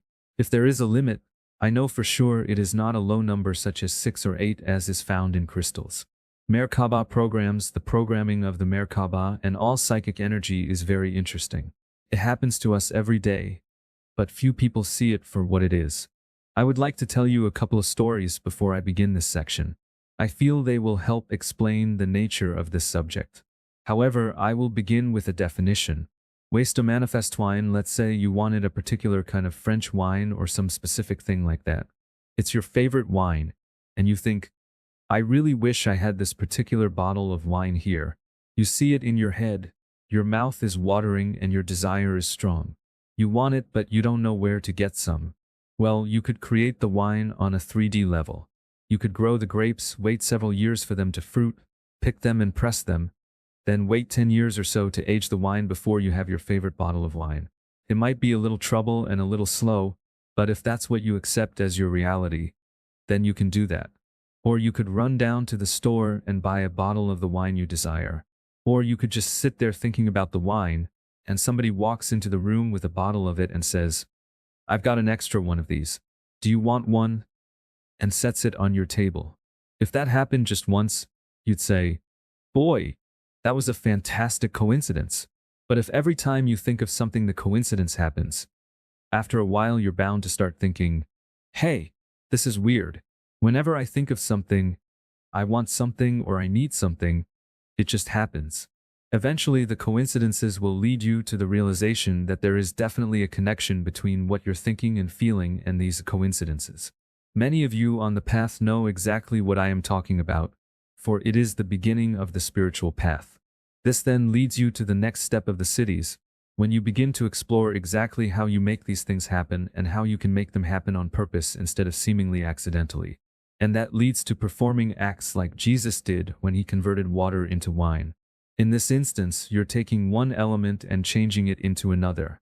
Thus you prove to yourself and to others that what you believe about this reality is real. You've established it and made it real. This is the area that is dangerous, however, because usually the ego has not yet been transcended. Then you may go another step beyond that, which would be to actually make the wine from nothing, not just converting the elements but creating it directly from the void. At this stage, your higher self and you have merged. A step beyond that is not even having the desire for the wine in the first place, to not have a need or want at all, knowing that all things are whole, complete and perfect as they are. You are now outside of polarity. The pathway home becomes clear. The gas can. When I was living out in the woods in Canada, I began to first realize this idea of coincidence. The angels had already appeared to my wife and me, and we were being guided by their words. They had told us not to worry about money while we were in this beginning stage with them. They said that they would give us everything we needed. They said that there was a natural law that God had made with humanity. Humankind could either rely on God to give them substance or they could rely on themselves. If they relied on God, everything needed would always be within reach. But if they relied on themselves, God would not help them as they requested. My wife was getting very upset with me because we needed a gas can for our car. She had run out of gas several times, and we lived over 20 miles from the nearest gas station. She had just run out again the day before and had to walk several miles. So she was very upset at me for not buying her this gas can. She was going on and on and on about it, making a big deal out of this little gas can. I kept saying, "You've got to trust in God." She said, "God? I need a gas can."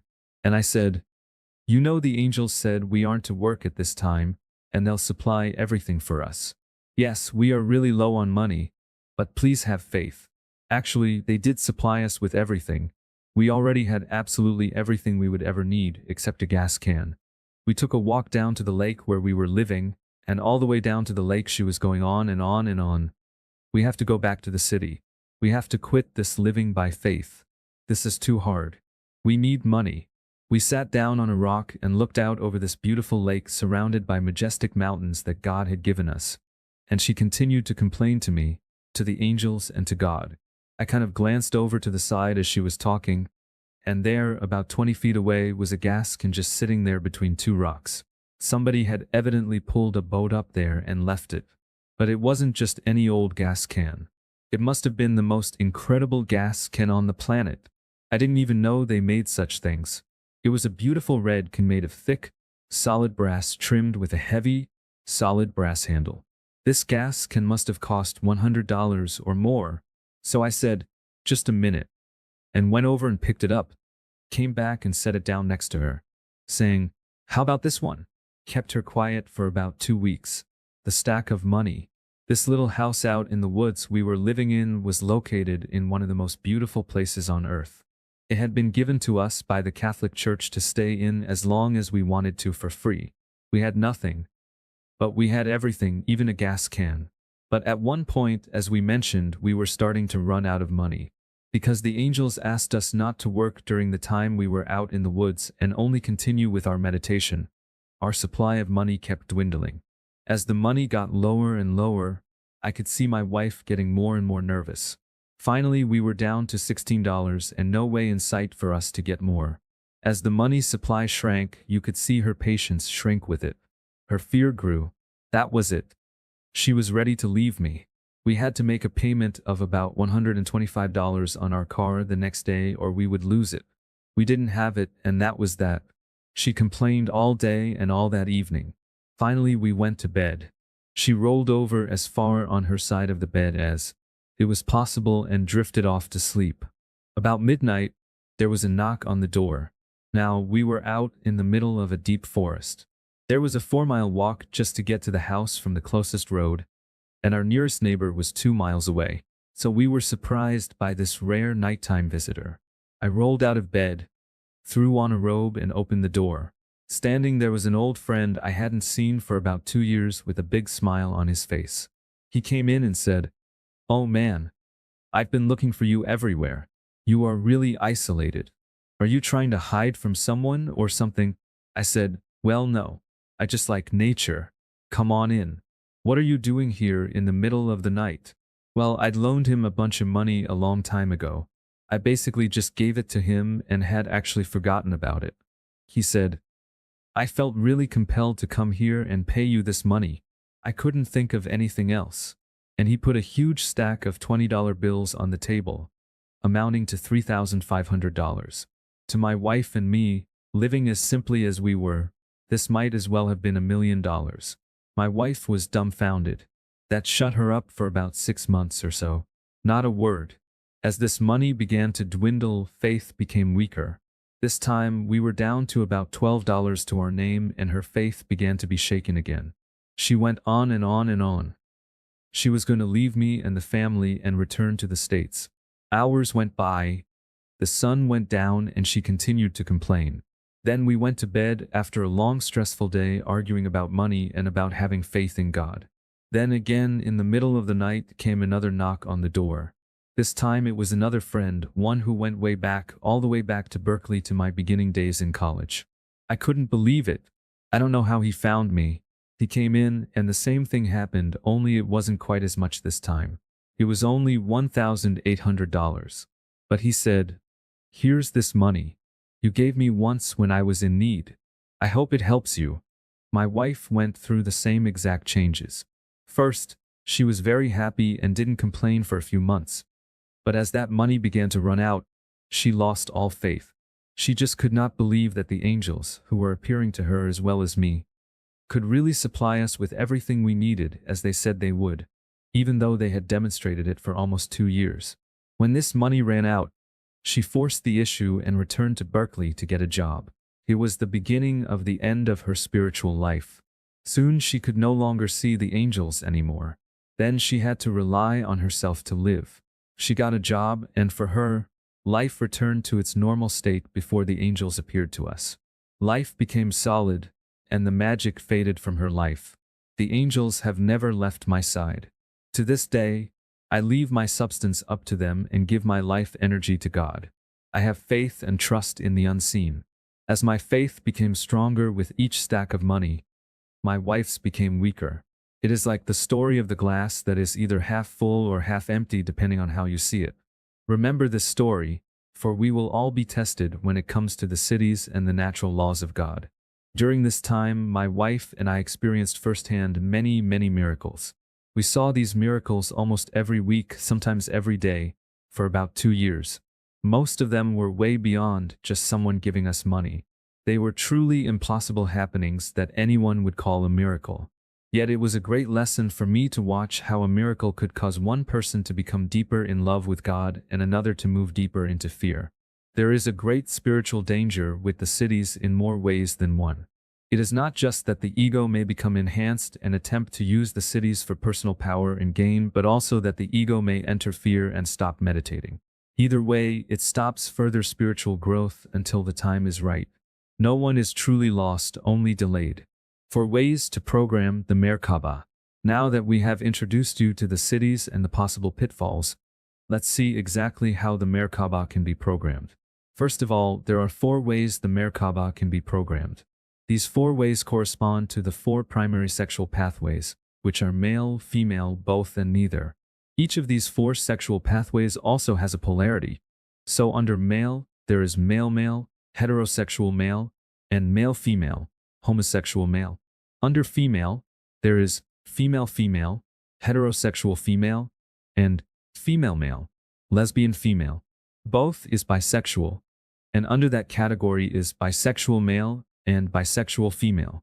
Finally, there is neither, which also has the polarity asexual male and asexual female. These 8 polarity breakdowns have further polarity breakdowns that are unnecessary to unfold at this time. The 4 ways to program the Mer-Ka-Ba follow this same sexual classification: male, female, both and neither. Male programming. In the Shiva religion, there are 113 ways to meditate. They believe that there are exactly 113 ways and no more. They feel that no matter what way you meditate or what you call it, even if you invent a new form, your way will fit into one of these 113 ways. The first 112 ways are male and the last or first way is female. The male ways are pathways that can be written down or verbally described to another person. Exact descriptions are possible and logic is the rule. You are told that if you do this, this and this, then a particular result can be expected. But the single female way has no rules. It is never done the same way twice. It could be, but that would not be known beforehand. The female pathway has no logic in the normal male way of thinking about things. The pathway moves according to feelings and intuition. It is like water in its movements, following the path of least resistance. Thus, male programming in the Mer-Ka-Ba is very specific and logical. One example is the following. When I began the triphased Mer-Ka-Ba workshop in between the Flower of Life and the Earth/Sky workshops, I experienced a particular problem. The triphased Mer-Ka-Ba was a huge Mer-Ka-Ba field with a distance across the disk of 1.6 million miles. It required 2 or more people to create it. The energy release at the time the disk popped out was enormous. It was picked up on military computers, and they sent 4 black helicopters to investigate this new phenomenon. They would not leave and they interfered with my teaching program. The angels told me that I would do 9 of these workshops, then never again. This triphased workshop became some of the most misunderstood and misused information ever. About 30 international teachers and untold internet sites, without asking permission, began to use this information, but no one knew what its true purpose was. They thought it was for the evolution of people, but it was not. It was only for the awakening of the spirit of Mother Earth and for the activation of the Earth's Mer-Ka-Ba. This has now been accomplished, along with the misuse of this information by many teachers and the spiritual misguidance of many of their students. At any rate, groups of 3 or 4 black helicopters continued through each of the first 6 workshops. Within 15 minutes after the group entered the triphased Mer-Ka-Ba, the black helicopters would arrive, and they would stay for about 1 or 2 hours using their instruments to run tests on us. During the 6th workshop, the FBI sent a man who fully identified himself and 3 other FBI agents who did not. And it was through their interaction with the group that I decided to use the cities of the Mer-Ka-Ba to protect the group from further harassment. The angels gave me permission to do this. All I did was set up a surrogate Mer-Ka-Ba. I will explain this idea completely toward the end of this chapter, but briefly, a surrogate Mer-Ka-Ba is a field created by a person separate from the person's own Mer-Ka-Ba. This Mer-Ka-Ba can remain in a fixed area, such as your house or land. It can have completely separate programming from your personal Mer-Ka-Ba, though it remains alive through your life force energy. This surrogate Mer-Ka-Ba I created was placed in a spot on the land where the triphased workshop was taking place. It was big enough to surround the entire area so that when the group entered into the triphase, my special male programming would protect them from the black helicopters. The male programming I used was simple. It simply stated that the internal area within the Mer-Ka-Ba and the external effects of the Mer-Ka-Ba would be invisible and undetectable by anyone, and it was. When the group created their triphased Mer-Ka-Ba, for the first time in 7 workshops, no black helicopters appeared. They could no longer see us. It was that simple. And as you might have noticed, it was the same method that stopped the electrical disturbances. However, we made a human mistake, and this shows the problems of male programming. This same group, on the last day of the workshop, decided that they wanted to go to Sedona, about 50 miles away, to do the last part of the workshop. In traveling to this spot, we were outside the surrogate Mer-Ka-Ba with the invisible and undetectable programming, and we all forgot about it. We were miles out in the forest with no one around, but about 15 minutes after this group popped out their triphased Mer-Ka-Ba, 6 black helicopters arrived and would not leave. They just continued to swarm around us like flies for almost an hour. In the last 2 triphased workshops, we used the invisible and undetectable programming and stayed inside this Mer-Ka-Ba. Not one helicopter of any color appeared to harass us. This is the nature of the male programming, the need to be specific. I am not here to tell you what to do, or what to program into your Mer-Ka-Ba. I am here only to tell you how. The rest is up to you and your higher self. But when we talk about healing yourself and others or about healing the world's environment, for example, this information will begin to make more sense. Female programming, as we just said, female programming has no logic. Any man in a relationship with most women knows exactly what I am saying. Just kidding. Female programming is formless, and an example would be difficult even to explain. But I will try. Thinking of psychic protection, one may come up with many male programming ideas on how to do that, for example, to reflect psychic energy back to its source or into the earth or convert it from negative to positive. There are many male ways to do this. But a female would do something like program her Mer-Ka-Ba to choose whatever possibility that is appropriate without being specific. In other words, all possibilities. Therefore, she has no idea how the Mer-Ka-Ba is going to respond to a psychic attack. But it will, and it will always be successful. Another way is to put your fate into the hands of God. It is very similar, except that it accepts the possibility that might mean the psychic attack appears to be working. God has a greater wisdom when it comes to these matters. Remember, even the idea of psychic attack falls within the area of polarity. It is thinking of an us and a them. Both programming this is pretty simple to explain. It is a spirit in either a male or a female body that uses both ways at the same time. It will run a female program for whatever it is doing, and at the same time it will run specific male programs to accomplish a particular purpose. Neither programming, the idea of neither programming is paradoxical. A neither person, extremely rare on Earth but major in the cosmos, does not program at all. They are persons who are outside polarity and do not respond to it. Even the Taoist idea that nakedness is the greatest defense would never cross their minds. They see life and reality in a completely different perspective that would be almost unimaginable to us. Since almost no neither persons exist on Earth, there is little point in discussing this type of person. Besides, if you are one of those persons, you don't need to do this work. You are already living the way. The surrogate Mer-Ka-Ba. As we said, a surrogate Mer-Ka-Ba is a living Mer-Ka-Ba field separate from the Mer-Ka-Ba that is around the person who creates it. It is a Mer-Ka-Ba field that can remain in a fixed area, such as your house or land. It can have completely separate programming from your personal Mer-Ka-Ba, though it remains alive solely through your life force energy. It is simple to create. 1. Pick a spot where the breathing tube will be. 2.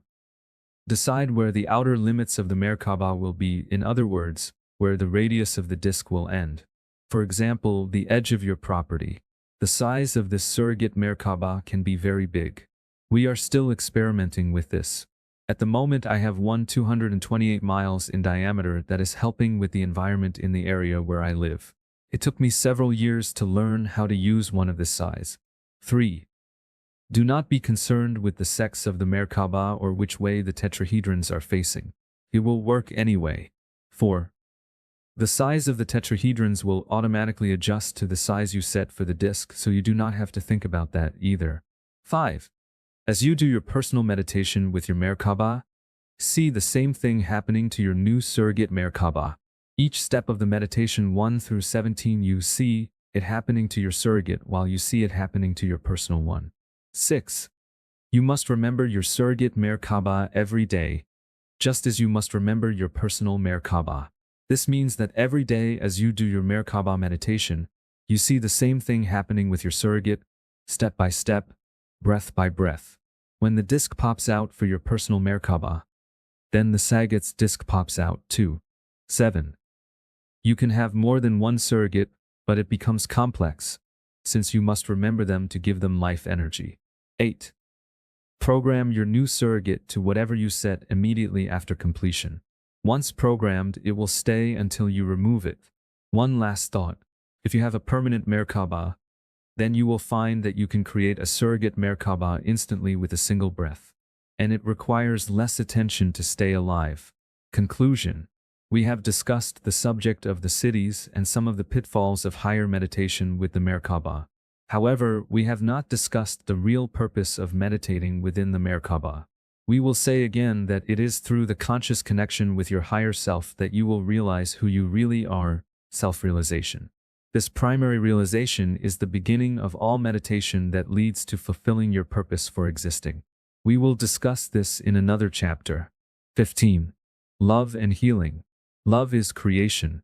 Love is the source of all of creation. It is the consciousness that actually forms the created universes, dimensions, and worlds that we live within. As we look into the other worlds with our dualistic minds, we always see everything in threes, as we have said before. We see time as the past, present, and future. We see space as the X, Y, and Z axes. And we see size in the microcosm, the everyday world, and the macrocosm. We will call this the Trinity of Reality.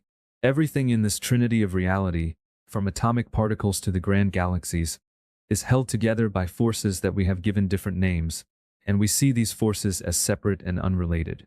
The atoms are held together by atomic forces that seemingly are different from the forces of gravity that hold planets to suns and suns to other suns. But are they really different? Perhaps the only real difference is the dimensional level they manifest in. Love is a particular vibration of consciousness that, when it is between humans, holds people to people in all our relationships. Without love, marriage is just a shell and will usually break apart. Sometimes a marriage will stay together only to save the children, but is it not still love that holds the marriage together? Love for the children. We may have other reasons to continue a relationship without love, but it is never the same as true love. Love is the bond that is stronger than any other. People will die for love. I believe that everything in the universe is a mirror of consciousness. From what I have seen, all energy is consciousness no matter what the name of it is, whether it is called electricity, magnetism, electromagnetic fields, heat, kinetics, atomic forces, gravity, and so on. And from this belief, we can see that according to E=mc², energy is related to matter, and to the speed of light squared, a number. Therefore, matter is also consciousness, only crystallized. From this view of the world, everything is consciousness. And consciousness is the light that reflects off the matter of the outer world and creates the entire outer world, breath by breath. The inner world of consciousness, the dreams, visions, feelings, emotions, sexual energy, kundalini, and even our interpretations of the outer reality, are all the source of matter and how this matter is arranged, E=mc². And love is the binding agent within this equation. Love is the exact vibration that matter responds to. We have a great power to create. We have forgotten, but now is the time to remember. This is why the living Mer-Ka-Ba needs love to become alive. Without love, the Mer-Ka-Ba is lifeless and will soon die. The female aspect must be present in love to balance the male, or life will not be. It is love that can change water into wine. It is love that can bring a person back from the dead. It is love that can heal you and others. It is love and love alone that will heal this world. So to speak of healing without speaking of love is not speaking with truth. In medicine, only certain things are possible. But with love, all things are possible. With love, the incurable disease is nothing but light, and the atoms of the body can be reformed into perfect health. The absence of love is the source of all disease, for it is love that binds matter into order out of chaos, and without love, chaos will always ensue. Healing takes place only when love is present. In the late 1980s, we did research to see if all healers might have something in common. We looked at many healers, most of whom used different forms or techniques. Just about every technique of healing known was present. Hands-on healers, psychic surgeons, Reiki masters, prana healers, medicine men and women, shamans, witchcraft practitioners, psychic healers, and so on were all present. We studied the energies coming off their bodies and found that they all had an almost identical sine wave signature, the same pattern of 3 high waves and 1 low wave that continuously repeated, and that the source of this pattern was located in the universal heart chakra. This was very interesting from a geometric point of view, because the length of the breathing tube above and below the heart chakra was exactly 1 part male to 3 parts female. This was the one aspect that was the same in each of these healers, at least while they were healing.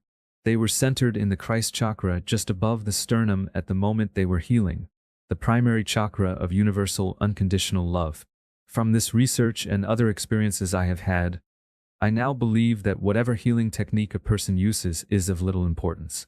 The technique simply gives the healer a structure for the mind of that person to focus on, But the real healing comes from the love that healer is giving to the person being healed. The healer's love for that person heals, not their knowledge. So speaking of healing without speaking of love will always evade the truth. Healing people, healing villages, or healing the entire planet is all the same. The only difference is simply the greater degree of love. The mind has the knowledge to manipulate matter, but love has the power to not only manipulate matter but to effortlessly create matter from nothing. No matter what the problem is that needs to be healed, love can always find a way. True love has no limits. What is the veil that keeps us from seeing and living this great truth? It is the belief patterns we hold that limit us. What we believe to be true is always our limitation.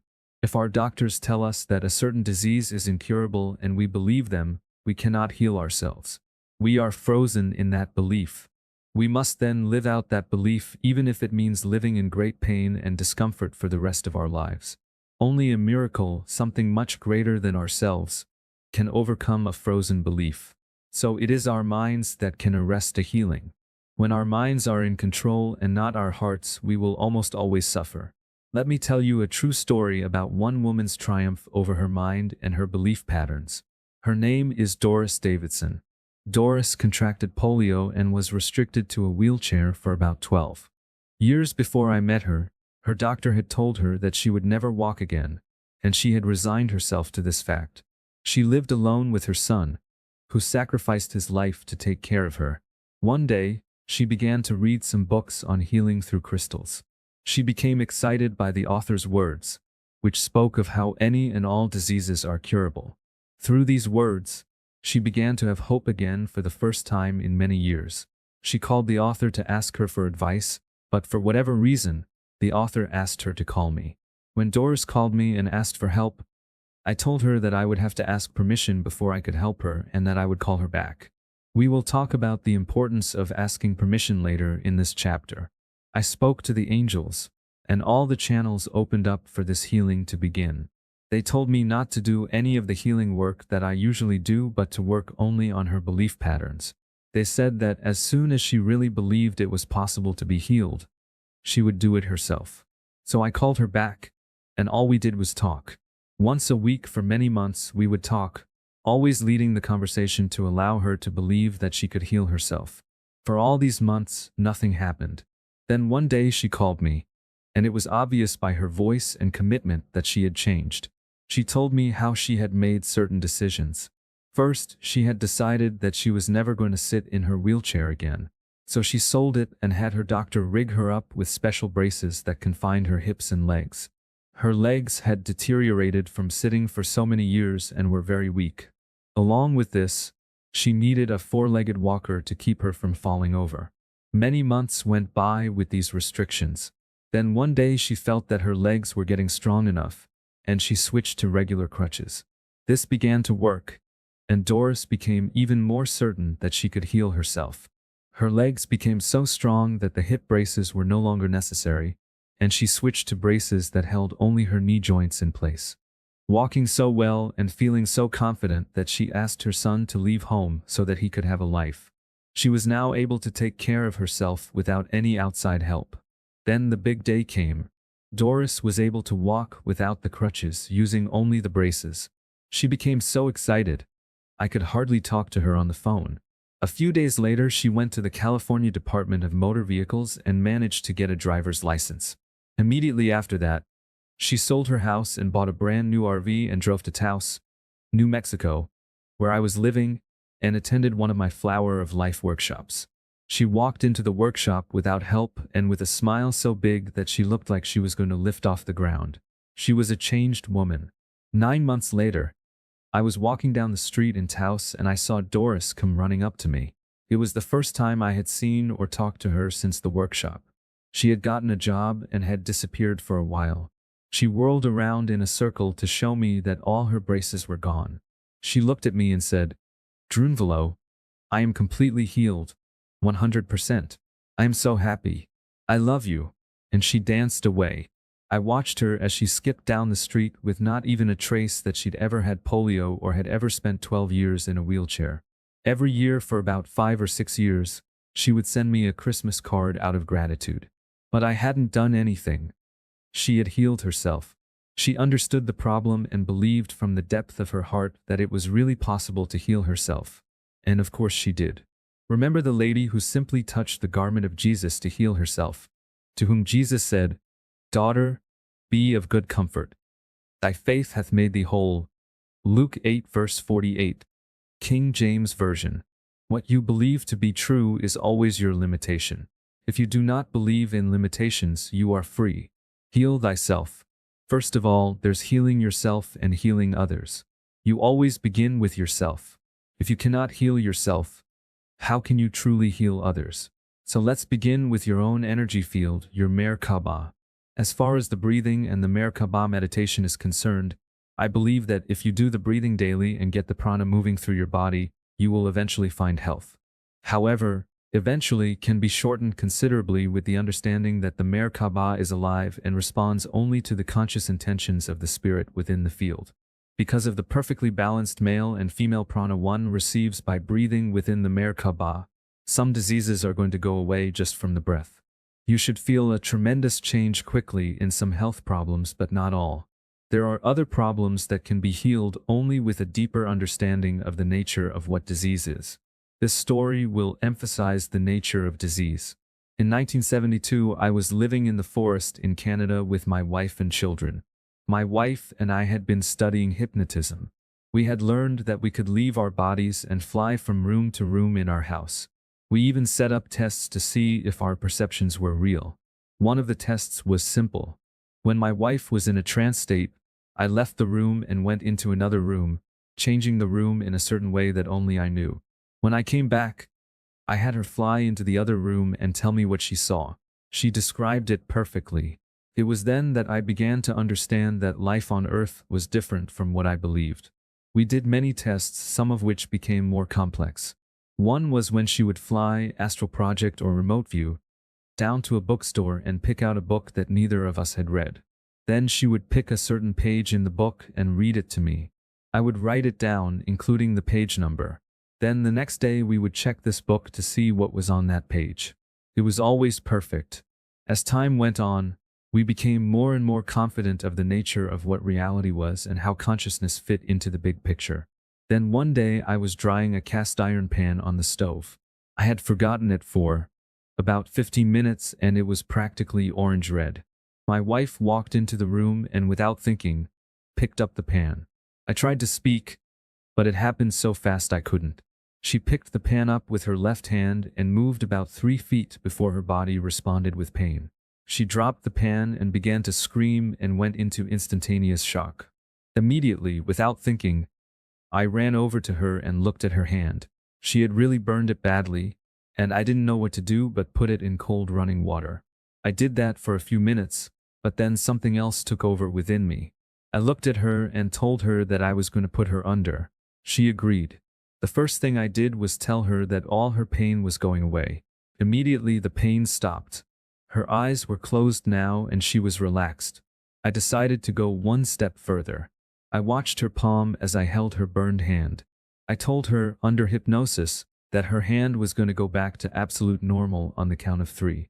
The moment I said the word 3, about 2 or 3 seconds later, the hand returned to normal. I saw this with my own eyes, and it changed my life. I knew in that moment that everything society and my parents had ever told me about reality was not true. The body was light and it responded to consciousness. It responded to whatever the person truly believed. After that day, we performed many experiments that proved beyond any doubt that reality is light, meaning like light, not solid, held in place by consciousness. It was the first important lesson in healing in my life. It took me many more years to understand that what had happened with my wife's hand could be applied to all healing situations in this reality. A diseased organ, for example, that is almost destroyed can be returned to health simply through consciousness alone. I had a friend named Diana Gazes who did a TV show in New York for a while, called Gazes into the Future. She used to film all kinds of spectacular healings to put on her show. She stopped her show after many years, but one of the last shows she was going to put on, though it never made it, was one about an incredible healing with an 11-year-old boy. She had been taping on video this boy's progress over about a year, and it was almost done when her show was cancelled. When this boy was very young, he used to collect salamanders. You know, you can pull off a salamander's leg or tail and it will just grow another one. Well, the parents hadn't told him that that applied only to salamanders and not people. Because they hadn't told him, he didn't know. He believed that all living things did that, including people. When he was about 10 years old, he lost his leg above the knee. So what did he do? He just grew another leg. It's all on Diana's video. In the last part of the video, he was growing his toes. It took about a year or so for him to do it. What's possible? It all depends on your belief systems, what you believe is possible, and the limitations you put on yourself. Once you have healed yourself and know the nature of what I am talking about, Spirit may ask you to heal others. If you are asked to be a healer, then there is more to understand. Healing others. You don't have the right to heal anybody you want, even if you could go around and touch everybody and they'd be absolutely healed. It's illegal. This is a school we live in, and everybody's experience is their own experience, and they need it. You can't heal someone just because you want to, or they need or deserve it. You have to get permission first. Why get permission? We cannot see very well from this position within the third dimension.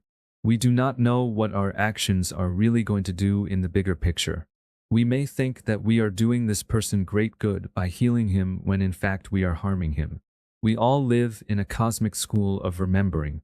An illness may be just what that person came to Earth for.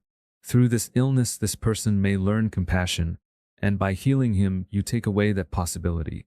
Keep your ego out of the way, and healing will come naturally. This is how I proceed.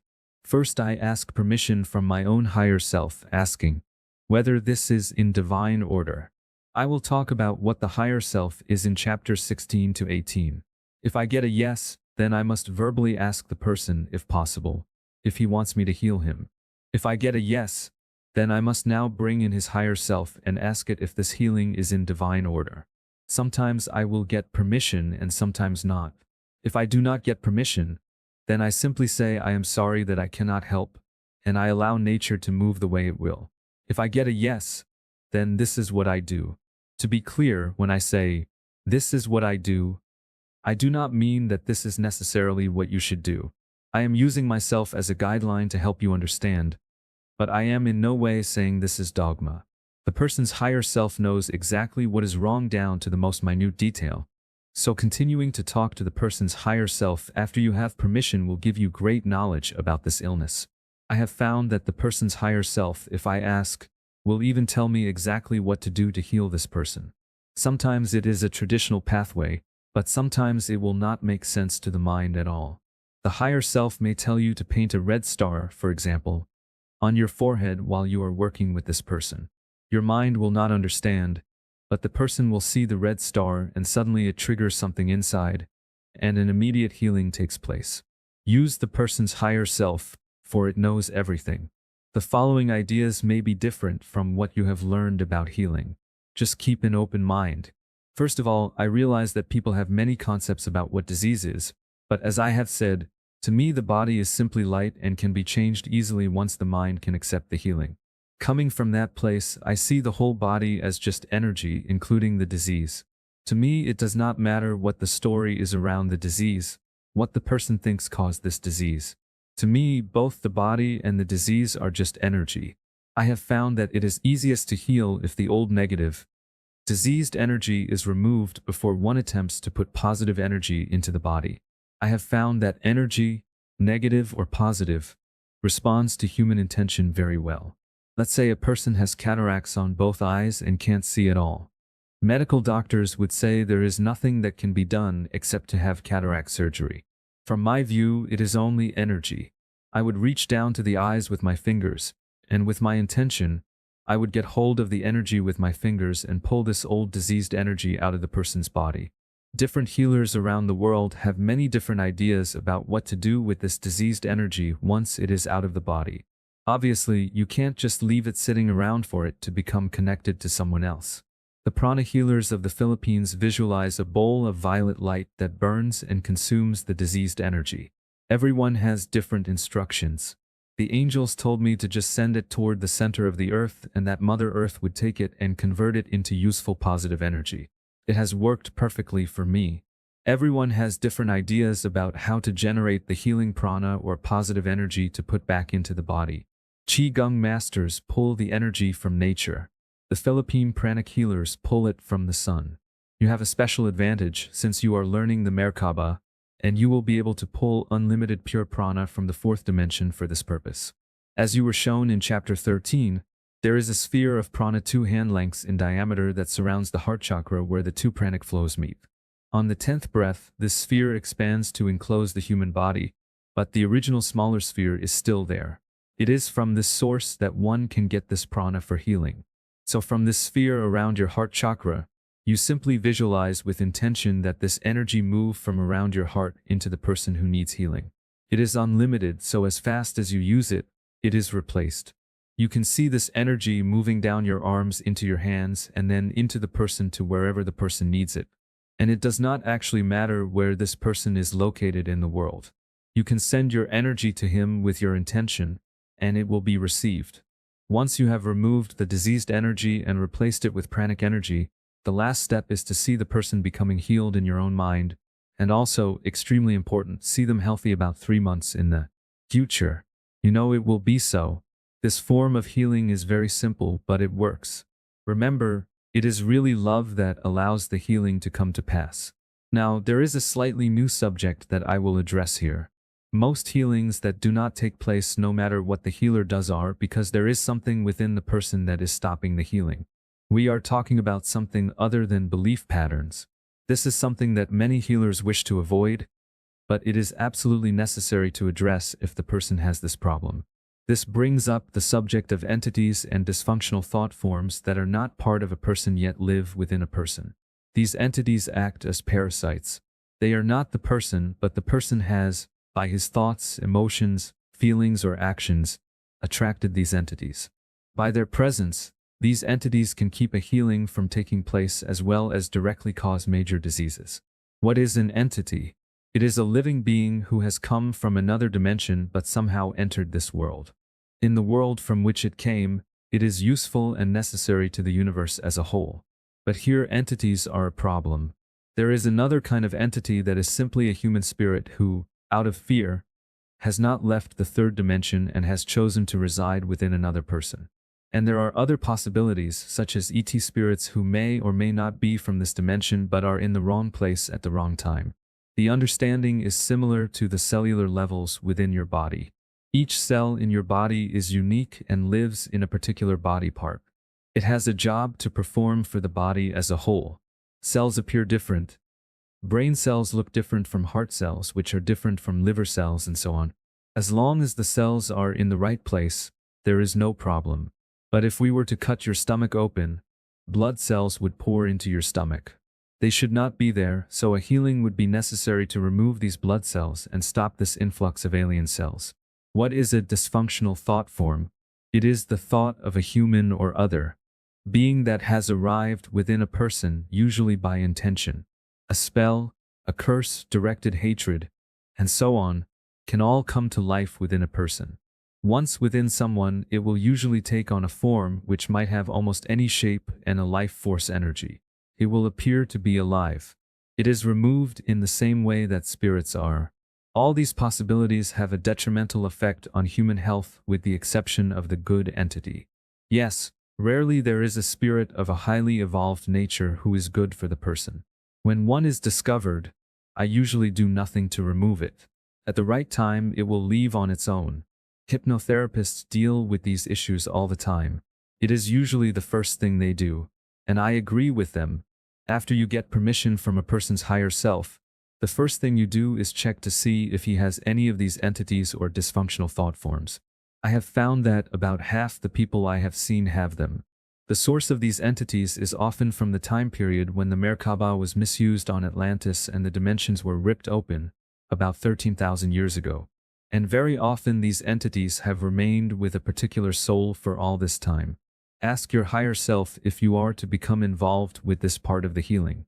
If not, then forget it, but be prepared that sometimes there will be nothing you can do as long as an entity lives within the one to be healed.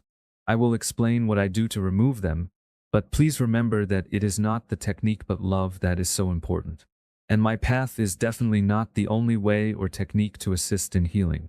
If you are just beginning, some of what I say may not make sense. I will do my best. In the past, the Catholic Church and others have used exorcism to evict the entity out of the person's body. This was usually done with very little understanding on a spiritual level and mostly by brute psychic force. The priest just wanted to remove the entity and didn't care what happened to it. Little did he know that this spirit is simply going to move into someone else's body as soon as possible, which is usually the first person the entity sees. The entity must live within someone's body.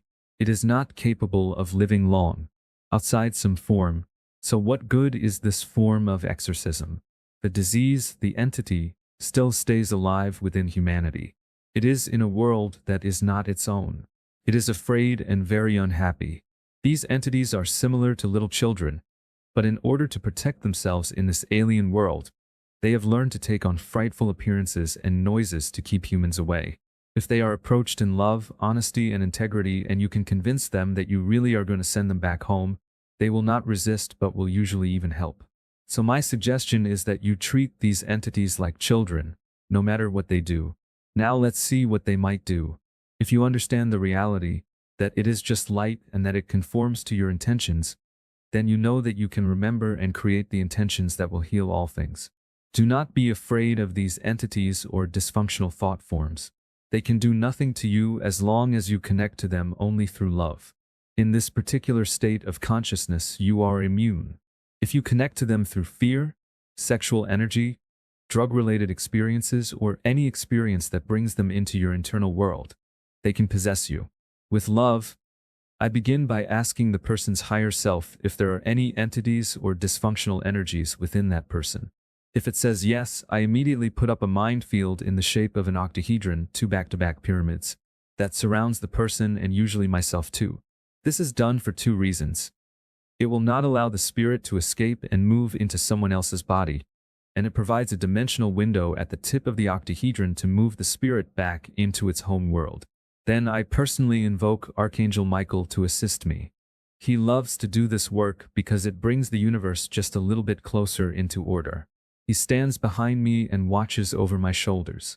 We work together as one. He will work with you if you just ask. Then I place my hand over the person's navel and ask the entity to come forth to me. I then go into telepathic communication with the spirits. I have found it is not necessary to have the entity talk out of the person's mouth. This just makes matters more complex and can produce fear in the person. Once I am in telepathic communication with the spirit, I send it love so it knows that I am not there just to get it, but that I am interested in its well-being too. Every spirit in existence was created by God for a reason and serves a sacred purpose in the overall scheme of life. Nothing has ever been done at random. I tell the entity that my purpose is to return it to the world from which it came. And I mean it. Once the spirit is convinced that I will really do this, it is easy. Then I feel and internally see the spirit. These entities have many shapes and forms, which will seem very strange to a novice. Often they are shaped like a snake or insect, but they can appear in almost any form. At the right time, I begin to pull this spirit out of the body. Once the spirit is out about 3 feet, I hand it over to Michael, and he brings the spirit up to the apex of the octahedron and sends it through the dimensions back to its home. Michael knows exactly what to do. This becomes a win-win situation for both the person and the spirit. The spirit returns home, which to it is like going to heaven. There it can fulfill its sacred purpose in life and be happy. And the person being healed is inside his own body all alone, sometimes for the first time in thousands of years, and he is able to function in a new and healthy way. Many diseases will often simply go away all by themselves, since it was the spirit that was causing the problem in the first place. A little side note. The reason I put my hand over the navel is because I have found that that is the easiest place from which to remove spirits. They usually enter a body from a specific chakra at the base of the skull at what is called the occiput. Usually a person has entities because he has used heavy drugs or alcohol and become vulnerable to them, or because entities may have found an opening from the person's use of sexual energy, or because the person has entered extreme fear and become helpless. There are other ways, but these are the 3 major reasons I have found. Once one spirit leaves and demonstrates that going home is real, almost always, if there are other spirits, the others will line up and help you without a fight so that they too can go home. I know this is a strange subject, but it is real. I have observed the results in thousands of people and seen how this has helped them become whole and healthy again. I'll give a couple of examples. Last year in Mexico, a young man I didn't know came up to me after a workshop saying that he needed help. He said that for about a year, he had not been able to control himself in many ways. He felt like a spirit was inside him and asked me if this was true. After getting permission, I talked to his higher self, who said that there was only one spirit inside him and to proceed in my normal way. The spirit came forth and began to speak in English, but with a thick Italian accent. I giggled inside, because I had never heard a spirit that had an Italian accent before. We talked for about 15 minutes. Finally, he told me he would leave, and in a few more minutes it was over. The young man felt much better and we began to talk. I asked him how he thought he had opened up to this spirit. He said he didn't know that for sure, but he did know where it happened. I asked where. He said, Italy. Inside I said, of course. This spirit was human and was simply afraid to leave until now. Another example was from Europe. A woman and her husband came to my workshop. They had been married for years and loved each other very much. But as they began to get older, she began to sexually fantasize about this imaginary man. It was not because the sex between her and her husband was not good. The fantasies simply began. As time went on, this imaginary man began to take more and more of her sexual energy until one day she could not have an orgasm except with this imaginary man. So she stopped making love with her husband, and from her point of view, she couldn't help it. This imaginary man made her have sex at least 2 or 3 times a day, whenever he wanted, not her. She had no control. This could have been an emotional or mental problem, but in this case it wasn't. This was a real, imaginary man from another dimension. She had opened the doorway through drugs. She had stopped taking the drugs, which she had done only twice, but it was too late. The man was inside her. After getting permission, I talked with her higher self for a long time. The spirit inside her was a highly intelligent being. There was no fooling this one. When I contacted him, he already knew what I was going to do. He held a deep conversation with me for about 20 minutes and then wanted to see Archangel Michael. So I invited him to stick his head out of this woman's stomach and look for himself. When he saw Michael, I knew by the expression on his face that he was impressed. He immediately popped back into her body, looked at me and said that he needed more time to think about it. He told me to contact him the next day. The next day, the lady told me that she had talked with him almost all night. He said he loved her and didn't really want to go, but he had decided that it would be best for both of them. And then, of course, they had sex again. That evening, I held my hand over her stomach and contacted him again, as he had asked. He simply said, "Good evening. I want to tell you that I like you very much, and I want to thank you for assisting in this manner." Then he said that he was ready to go. I lifted him out and Michael held on to his shoulder and took him back to the world from whence he came. No resistance whatsoever. When I told the woman it was over, she was amazed. She said she hadn't felt anything. Then she looked at me and said, "He wanted me to tell you that he likes you." That evening she and her husband made love together for the first time in a long time. The next morning they were so happy that they decided to have a second honeymoon. Life was to begin again. Details. Make sure you get all the debris out of the body. Many of these. Please let me know if you'd like me to process any more text. Entities will lay eggs or leave behind some kind of debris. Ask where it is or feel it and pull it out and let it go back with them. If you leave this debris, the person could get sick from it or even keep the diseases caused by the spirit. One last statement. Personally, if I get sick or something begins to go wrong, which is seldom, I wait a little bit before I heal the situation. Why? Because I want to know why I caused this unbalanced experience in my life. I examine my life. I want to know what I thought, felt, said or did, or how I lived that created this disease so that I can correct it so that it does not come up in some other form. I wait for the wisdom, a final message and a story. I'm sure you've heard this one. There are no limitations in this world except the ones you place on yourself. Diana gazes, from the previous story, left her TV show and went to Hawaii to learn about herself. She took a leave of absence from the whole film world. She could look at spoons and bend them with her thoughts, and she taught people, mainly in corporations, how to work with psychic energies. She's a very psychic person, and she wanted to explore this part of herself more. Anyway, she was in Hawaii and we decided to do this psychic experiment she wanted to do. The details of the experiment are not important, but we were going to do it for 10 days, and each day after it was done, I would call her and we would verify our results. I did it the first day and called her. Then I did it the second day and called her. On the third day, I decided, I think I'll not do the experiment today and see what'll happen. After the experiment was supposed to be completed, I called her up, but there was no answer. Something had happened. She wasn't there. I didn't know what to do, so I asked the angels, well, what do I do with this? They said, here's her phone number. Call her up. So this phone number came out of the blue and I called it, wondering what was going to happen. To my sort of surprise, the angels are never wrong. Diana picked up the phone. I said, hi Diana. And she said, who's this? It's me, Dunvalo. Dunvalo? I said, yeah. How are you doing? You sound funny. She said, Dunvalo? How? She was quiet for a moment, and then she said, how can this be? Dunvalo, I was just walking by this phone booth and the phone rang. How did you do this? So, just have faith in yourself, trust yourself. God is within you, definitely. You can heal anything. You can bring your body and your world into perfect balance with love. Life flows and becomes easy, not difficult. 16. The 3 levels of the self.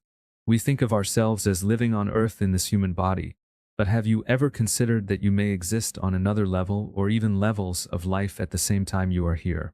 This is the belief of many of the Earth's indigenous peoples, such as the Maya and the Kahunas of Hawaii. They see us as multidimensional beings literally living other lives in other worlds, which is the truth, from everything I know. Under normal conditions, we humans are consciously connected to these other parts of ourselves, but because of the fall during the time of Atlantis, we are separated from our higher selves. When we do connect and it becomes a reality, we live life in a manner that would seem impossible to us now.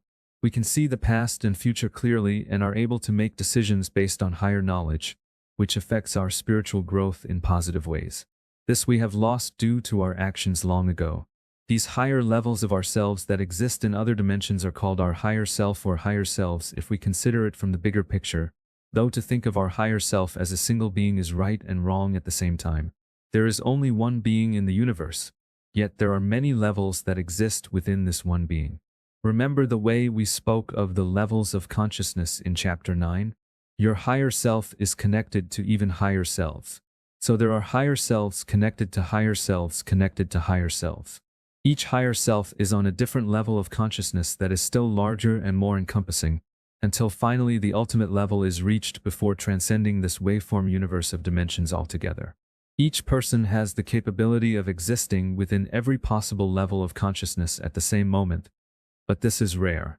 So it is similar to a lineage or a family tree that grows upward until finally it connects with God and all life.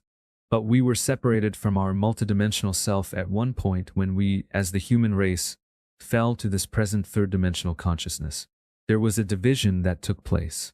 We fell so far down in consciousness that the other aspects of ourselves could no longer communicate. Although we are not, for the most part, aware of our higher selves, they have always been aware of us.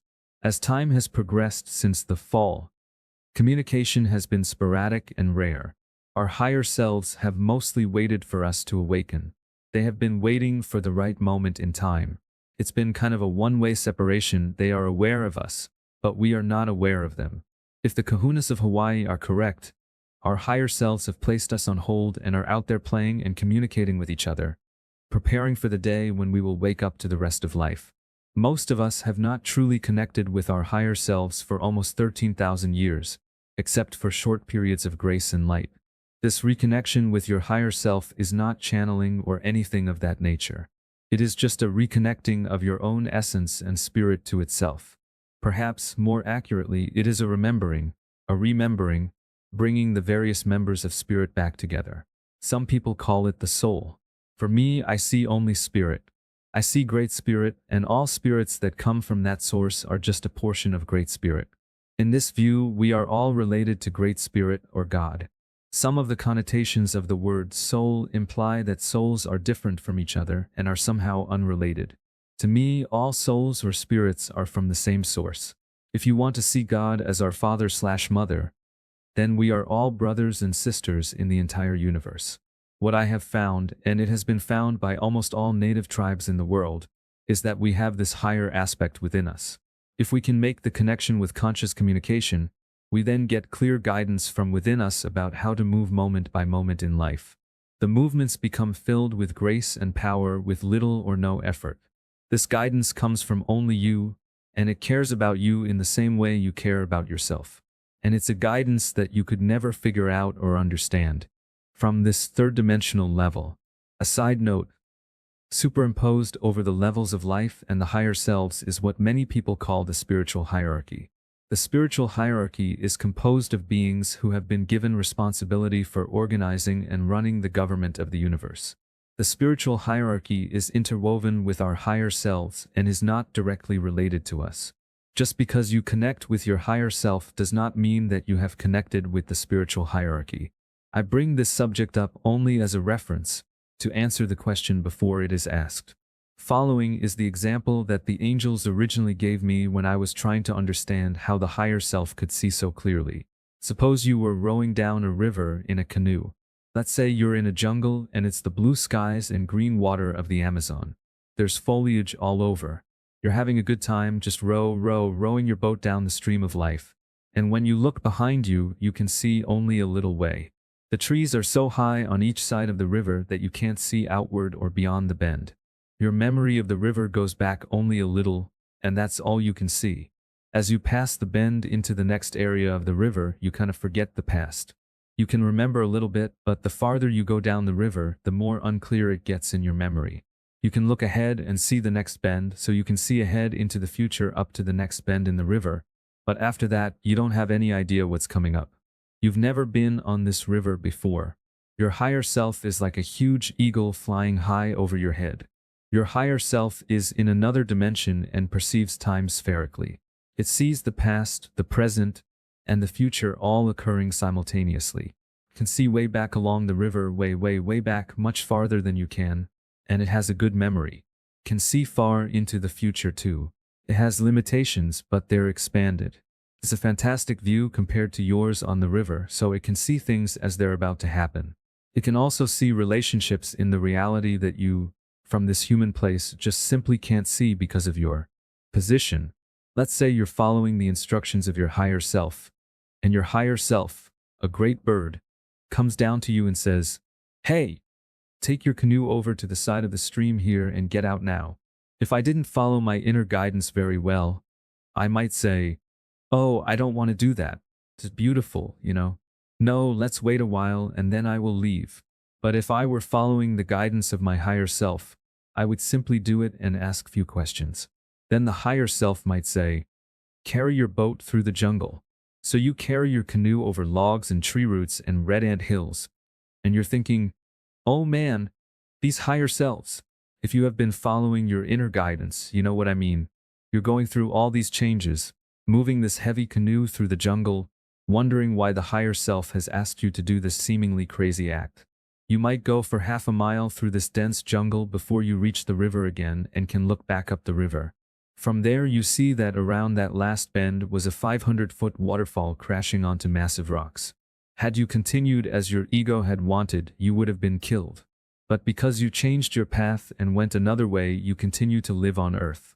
You avoided a disaster by following an invisible inner guidance that has an ancient wisdom. I used to teach a technique for reconnecting with higher self. I now realize that this technique works only under certain conditions. It worked for me, but I didn't realize that it actually didn't work for me in the way I originally thought it did. Why doesn't it work for someone else? I tried to understand, but at first I couldn't. I had tried for many years, but I just could not understand it. I finally just asked my higher self. I usually wait until I can't figure it out any other way. I asked the angels, "Please, just tell me. Show me what it is." A whole series of events happened after that, one after another, each leading to a better understanding.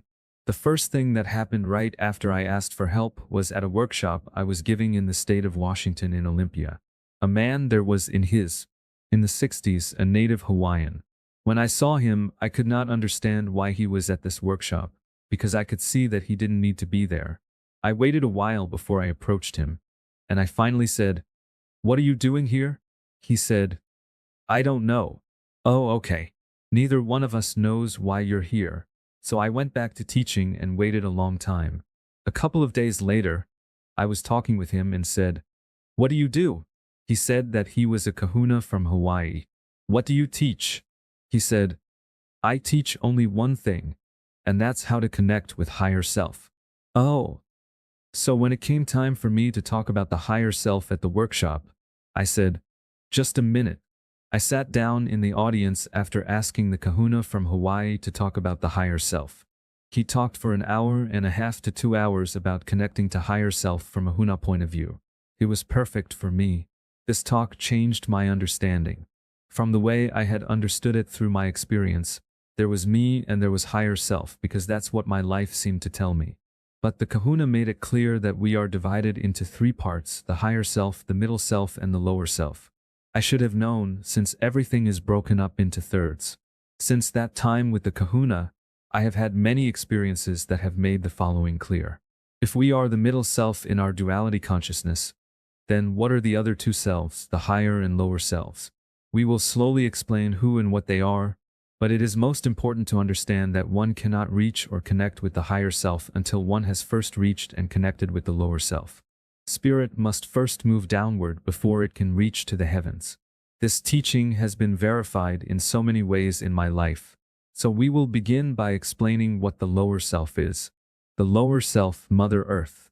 In the most straightforward terms, the lower self is your unconscious mind.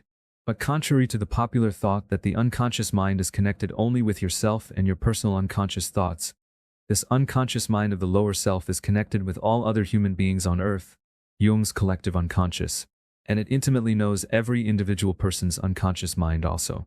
Further, it knows the unconscious minds of not only every human alive but also everyone who has ever lived on Earth in the past, as well as everyone who will live on Earth in the future. Yes, your subconscious mind knows the past and the future in detail, at least relative to the Earth.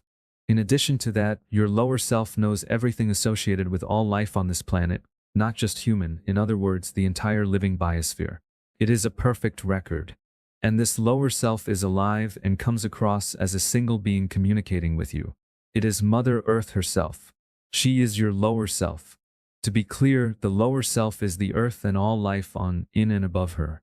I am not sure at this time if the moon is included with the lower self. Probably is, but I am not certain. According to the Hawaiian kahunas and really to most other indigenous peoples of the world, Mother Earth is a young child about 2 to 6 years old, depending on who you talk to. She is always a child because she is a child. To connect with your lower self, it is believed by indigenous peoples worldwide that you must begin by loving her and playing with her. Adult sophistication and all its technological thinking and trappings will not work to connect with the mother. She is usually not interested. You could meditate for hours every day, you could spend all your time doing nothing but trying to connect with the mother. But usually it is a waste of time. The harder you try, the less likely that anything will happen. Why? Because she will connect only with the innocent child within you. And of course most of us have lost our childhood innocence. We have lost the pathway to know and consciously connect with the mother. Your inner child must be remembered and lived if you wish to proceed. Even Jesus said it. "Except ye be converted and become as little children, ye shall not enter into the kingdom of heaven." Matthew 18 verse 3, KJB. Let's look at ourselves, the adult sides that think they know so much. You may have a master's or doctor's degree from one of the great universities of the world. You may be considered an expert in your field. You may even be famous and very highly respected. But if you wish to know Mother Earth, you must put all that aside and completely forget it. She is not impressed. Mother Earth loves children, and if your childlike nature and your innocence are allowed to emerge from the muck of your adulthood, then something real can begin in your spiritual life. When the kahunas want to find fish, for example, they ask Mother Earth for substance. and she will answer them. The answer might very well come from within the reality itself. The clouds might turn into a human hand and point to the place where the fish are. The kahunas get in their boat, and when they reach the spot that the mother told them about, there the fish are. This is a way of living with nature that civilized people have completely lost, although a few indigenous tribes and earthkeepers still live that way. Now let's look at you. You are at work or school, say, and you decide to go home. You reach in your pocket for your keys. Immediately your thoughts are in the future. You are already thinking about your car and going home. Once you get to your car and start it up, you are thinking in the future again. You are thinking about the drive home or your lover or perhaps even your cat or dog. But you are more than likely not thinking about what is right before your eyes. You are still in the future or the past. But only from the present can we truly experience anything. The present is usually too painful for most people to participate in. Did you really look at the beauty all around you? Did you see the sunset? Did you see the billowing white clouds in the sky? Did you smell the air? Or did you decide not to because it was filled with pollution? Did you see the incredible beauty of the colors of nature? Did you feel love for Mother Earth? Did any of your senses function except what was necessary to drive home? This is the problem. Our adult lives are deadened, and we are only living a shadow of what is humanly possible. Have you ever noticed children when they are experiencing nature? They become lost in sensing the great beauty all around them, so much so that they sometimes are seemingly in another world. Do you remember? If you wish to connect with your lower self, with Mother Earth, you must find your inner child and become a child again. Play with the mother, have fun, really enjoy life. It means living a life that is joyous. It does not mean play acting like a child and making silly sounds and faces, unless, of course, that is what is really coming from your heart. It means living your life in the way you really want to, not in the way that someone else feels you should. It means caring about people and about animals and other life because you can feel the connection, not because it will profit you somehow. I didn't understand what had happened to me at the time the angels appeared.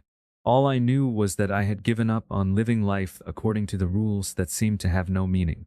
I had begun to live a life that I really loved. I had moved to the mountains of Canada, where I had always wanted to live. I moved deep into the forest because I had always wanted to do that. I wanted to see if I could live on nothing, and I became very close to nature. I had no fear. As I watched the sunrise, every day was like a new birth into life for me. Each day was special. I played music most of the day, which was my dream. I had to work hard for about 3 hours a day, but the rest of the time was mine. I loved life, and I still do. The seeds that were sown in those early years are still growing in my life today. It was then, at the peak of this Canadian experience, when the angels appeared to me and my wife. It was the beginning of a lifelong love of life. It was a silent key to higher consciousness, but at the time I didn't understand. As I have found, in order to begin a true spiritual life, one begins in nature as a child. Once a true connection with your lower self has happened, and only then, according to the kahunas, you may connect with the higher self. It will be Mother Earth who decides if you are ready, and when she feels you are, she will introduce you to this grand part of yourself that we call the higher self. No amount of force or determination, no amount of begging or crying or feeling sorry for yourself will bring this to you. Only love, innocence, and a great deal of patience will allow you to find your way. You have to forget about trying. You even have to forget that you are connecting to Mother Earth. You simply must live life from your heart and not your mind. Your mind will function, but under the control of the heart. The higher self, all that is. Okay, if the earth is the lower self, then what is the higher self? It is simple. The higher self is everything else in existence. All the planets, the stars/suns, the galaxies, the other dimensions, everything is your higher self. It is you. This is why there are higher selves to the higher selves as you expand into the infinite. The experience of the higher self is very different from the experience of Mother Earth. Consider this for what it may be. Mother Earth will often play with you and tell you that she is your higher self, using the words that she knows will get your attention. She may come to you in your meditation and tell you she is your higher self and that you must listen to her. She may instruct you to do all kinds of earthly things, like run all over the world doing projects for her. But she is just playing, and you are taking her seriously, not realizing that it is just a game. If you ask her to tell the truth, whether she is really your higher self, she will never lie. She will laugh and tell you the truth. At this point, you are supposed to laugh also and begin to play with her. But most adults will simply get mad and think they are being used. Then the connection is lost.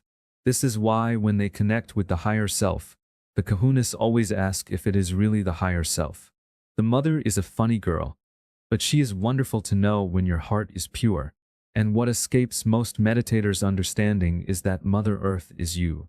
The higher self knows everything that has ever been known by any life form anywhere, and everything is alive. And it knows everything that will ever happen in the future, just like Mother Earth, except that it is for all the rest of creation. Once you are connected consciously to the lower and higher self, life becomes a completely different experience from anything you have known before.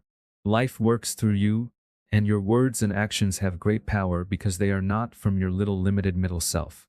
They are from all life, from all of creation. Nothing is outside you, everything is within you, and the truth of who you really are will begin to unfold. From my old writings, living as a child, I had been living in the forest for about a year. I had no plan and nowhere to go. I was just being. I was just simply playing just like I played when I was a kid. I would go outside and look at tall pine trees and feel and see their great spirits. I could talk to them and they would talk back to me. I would find animals and walk up to them with no fear. I became so in tune with my surroundings that I could walk right up to deer only 3 feet away, look them in the eyes, and they wouldn't even think of running. They would just look back with their open and innocent eyes. I could feel them connect with me in my heart. All the animals knew that my home was theirs and that it was safe. As time passed, life became very simple, and I was really enjoying each moment. I felt like I could spend eternity there among the life that seemed to cuddle me in its arms. It was at that moment, when I least expected anything spiritual to happen, that the angels appeared, these 2 beautiful angels, one green and one purple. I really didn't know what was going on. I started following their direction because I could feel their immense love for me. And once the angels appeared, all these things started happening in my life. The coincidences began. First they were just little ones, then incredible ones, then more incredible, and then ridiculously incredible. And then it went beyond ridiculously incredible. It went into flat-out, plain, total miracle. I began to see things that were absolutely impossible according to my logical mind. I just watched these impossible happenings all around me, and I would think, oh boy, this is really fun. I like this a lot. In that entire time, I never really understood what was happening to me. I never understood when the angels came and told me that the green angel was the spirit of the earth and the purple angel was the spirit of the sun. I didn't get it. I didn't know what that meant. When they told me, we are you, I understood even less. Mother Earth is connected to all of us in the whole world. Our subconscious mind is the subconscious mind of the planet. When I would start thinking about the nature religions such as the Druids and the Shintos and how they were connecting with the earth, the moon, and the sun, it began to make sense. It all started falling into place. I began to understand. You see, we've lost this truth so much that we've severed our bond with the earth. We don't have it anymore.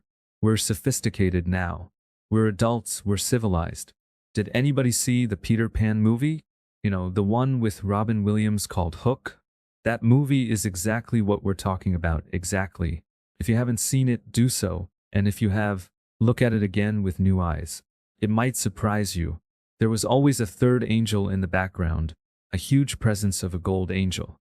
It was always silent and was simply a witness whenever the 2 angels and I would communicate.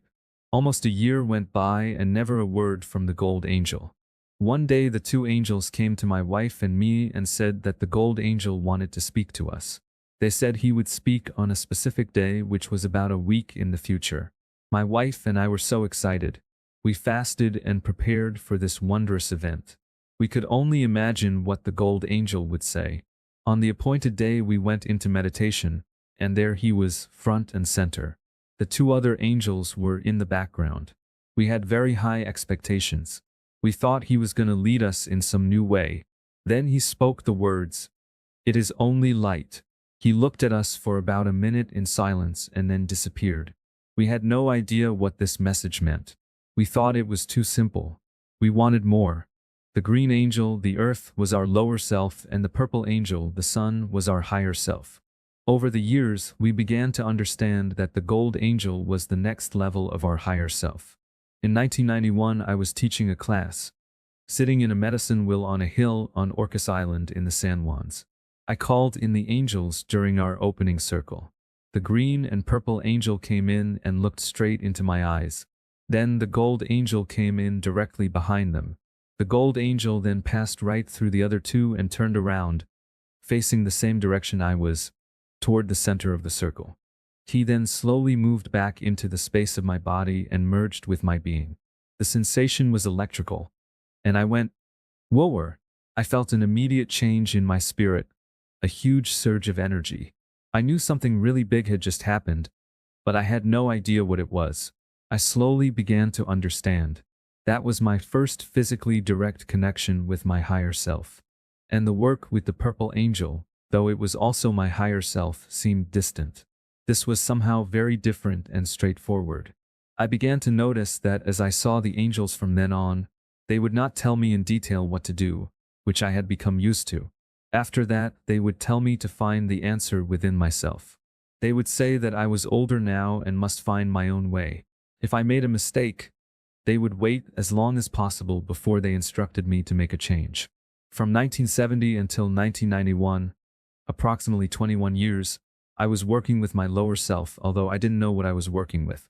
You can know almost anything from the lower self because you have the entire knowledge of the planet. All the practices with dowsing rods, pendulums, and psychotronic instruments, I am convinced, is just your lower self. What I've found is that the connection with your lower self becomes a spiritual growth process during which you start slowly, then grow faster and faster. You can almost watch yourself becoming something new. A question was once asked at one of my workshops. Is there a particular sensation or emotion you get when you connect with your higher self? Replied, I always feel like I'm in the presence of God. Other than that, I don't know. It isn't God as religions define God, but it's such a higher aspect of us that it feels like it. How life works when you're connected with the higher self. Here's another story from the past. Directly after the angels entered my life, they led me to a school called the Alpha and Omega Order of Melchizedeck. In a meditation with the angels, they gave me an address, 111 to 444 4th Avenue, Vancouver, Canada, and a man's name, David Livingstone. They instructed me to go to that address and talk to this man. I finally found the place, which was in an old industrial section of the city where there were warehouses and the like. The address itself was in an alley attached to an old rusty door with a freshly painted, colorful sign just above the door that read, Alpha and Omega, Order of Melchizedeck. David Livingstone was a real person, and I met him under very unusual conditions. He allowed me to learn in this school, where about 400 people were studying meditation. I learned many valuable lessons there, of which the following is but one. If you understand the meaning of this story, you will know the importance of the higher self in your spiritual growth. There was a young man who lived in Japan, and he was communicating with his higher self through a form of automatic writing. This in itself is not unusual, but the language was not from this planet. It was composed of all these weird symbols and shapes with lines and dots placed seemingly at random. He acknowledged that this language was not human, yet he could both read it and speak it. But he knew no one to speak it with. All instructions from his higher self came to him in this language, and he guided his life by them. He did whatever his higher self suggested, for the truth of this being had been shown to him. He believed it completely. In 1972, his higher self told him to get in an airplane and fly to Vancouver, British Columbia on a certain day at a certain time, then stand on a certain street corner and wait there. That's all the higher self said to do. He didn't know what was to happen after that, because he believed it completely and always did whatever it said, like a child would with its parents, as long as it was morally right, of course. He bought the ticket, flew to Vancouver and found the street corner and waited. He had total faith. On that day, I was studying at the school, and David was in the same room. He looked down at his watch and said, "Oh yeah, he's going to be there soon." He told another man, "Go to this location. handing him a piece of paper. To the southeast corner. There will be a Japanese man waiting there. He told the student the man's name and asked him to bring the Japanese man back to the school. So the student went to this corner, walked up to the young Japanese man, calling him by name.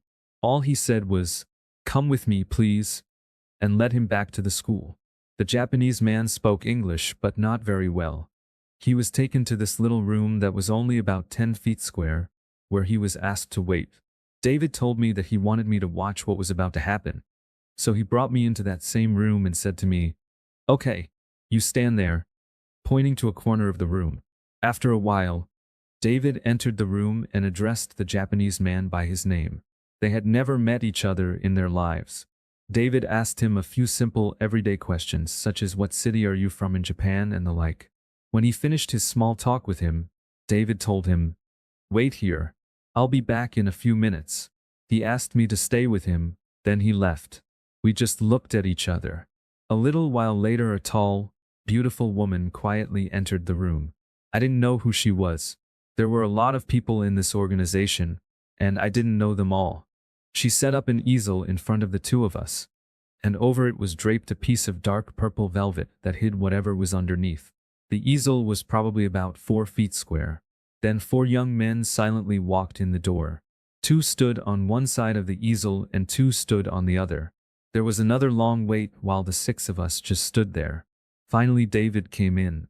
The Japanese man looked genuinely curious, showing no fear or confusion. But he asked, "Okay, what's this all about?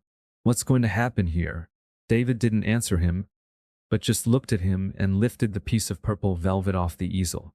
The Japanese man's eyes widened. Written all over the board was this young man's secret language, which, as far as he knew, no one in the world knew but himself. Now, the Japanese man had not shown this language to anyone since his arrival in Canada. David hadn't seen the language, yet there it was all over the easel. I don't know what it said, but the guy's eyes got about as big as pies, and all he could say was, "Ooh."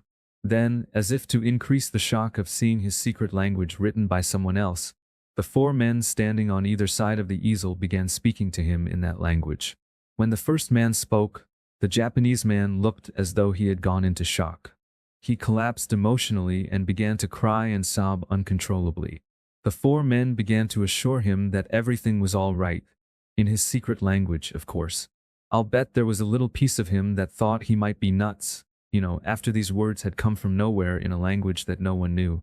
Suddenly here was an incredible confirmation of the truth of his inner meditations. They were all from a particular planet somewhere, and they all knew exactly where. All of them went crazy with joy, particularly this Japanese man. He was so happy he could barely stand it.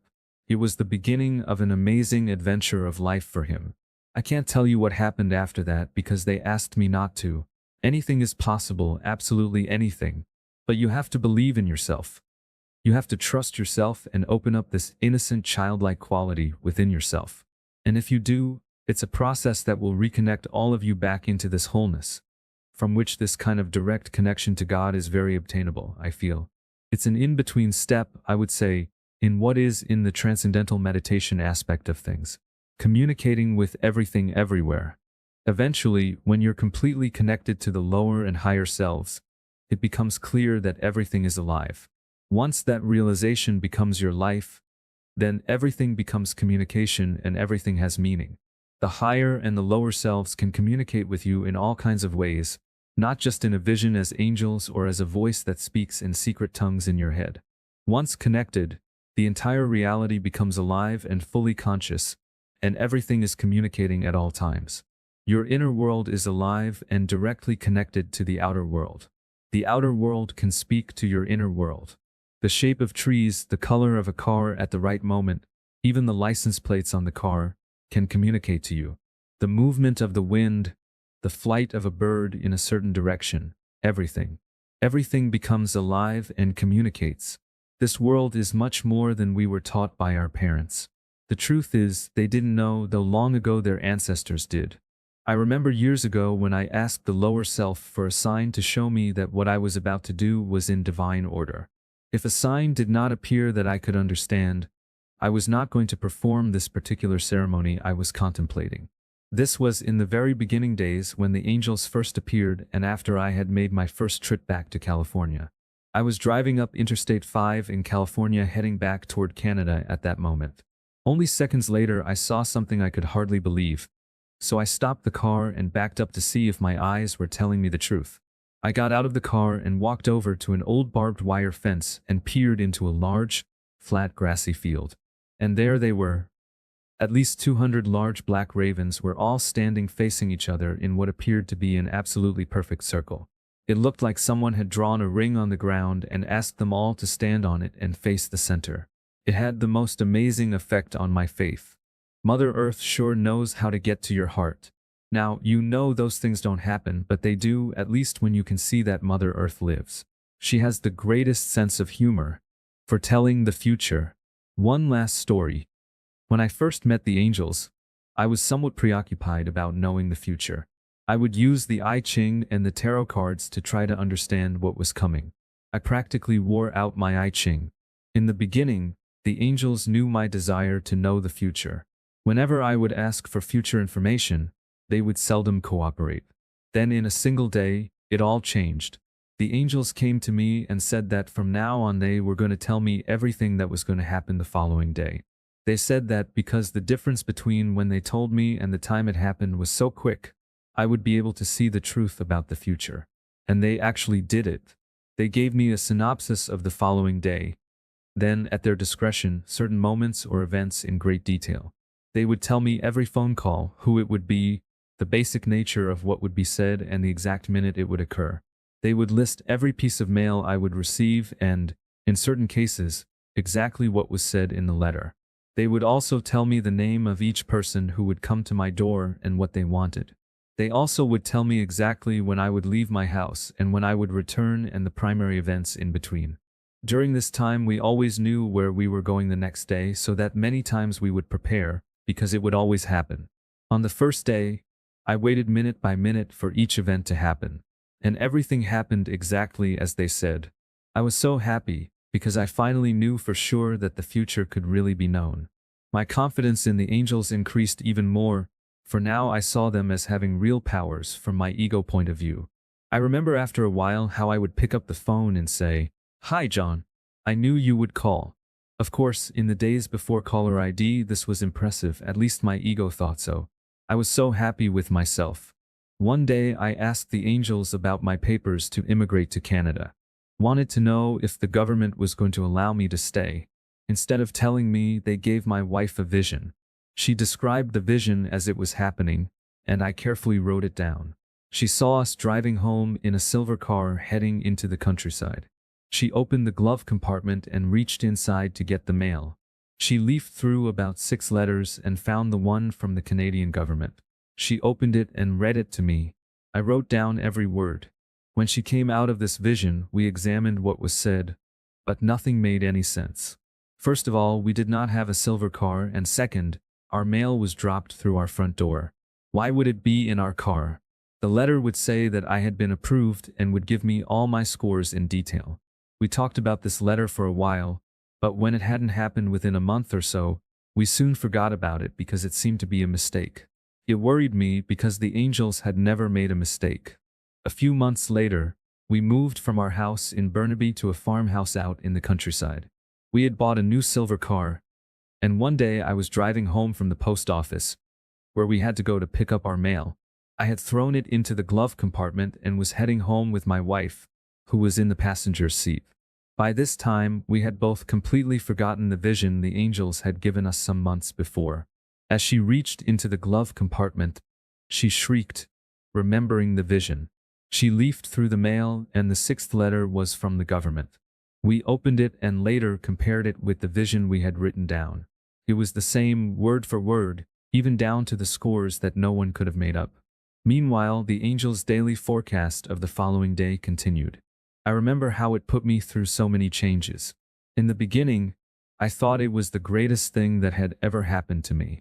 Then as time went on, I began to take it for granted as part of my life.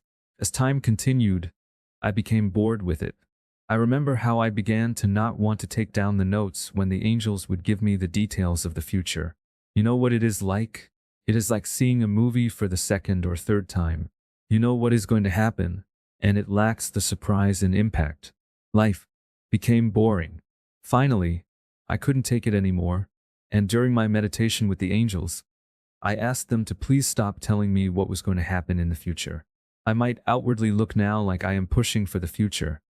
I might fight tooth and nail for a cause because I believe in doing my best in life. But inside I am still. I know it will all be fine. From this experience, I now believe that everything that happens in life is whole, complete, and perfect.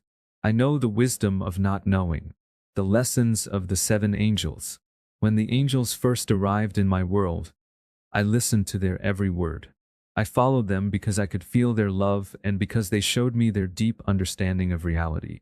As I told you, eventually the green and purple angels were replaced by the gold angel. When this happened, there was a change in how I related to all of them. They quit instructing me in my everyday and spiritual affairs and began to see if I could find my own way. Slowly over time, my work with the gold angel became one of learning how to know the answer from within myself without asking the angels. When I found this knowingness, I also found that I attained it through certainty. It was a knowingness that did not require asking for an answer. It came from within, and it came from within the heart, not the mind. There was a certainty without a doubt, like knowing your own name, and it was this certainty that allowed knowingness to emerge from the heart. Along with this knowingness, I found there was a loss of wanting to know. It was clear they wanted me to become more independent. Is this not similar to how parents treat their children? In the beginning, parents take almost complete control over their children's lives. But as the children get older, they begin to teach them to do things for themselves.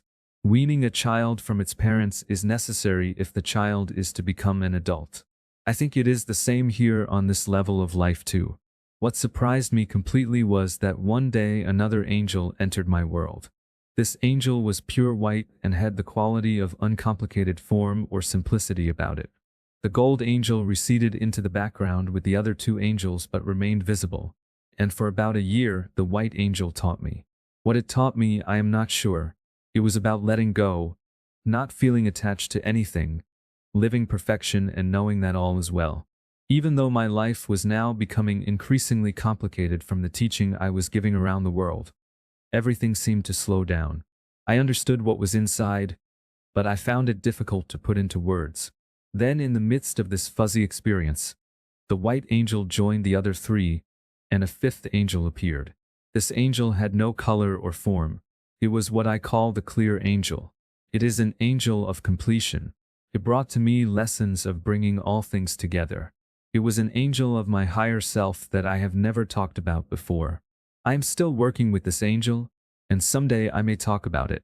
This angel pointed out to me how the angels related to music, and how this angel and the other 4 were connected to the notes of the pentatonic scale.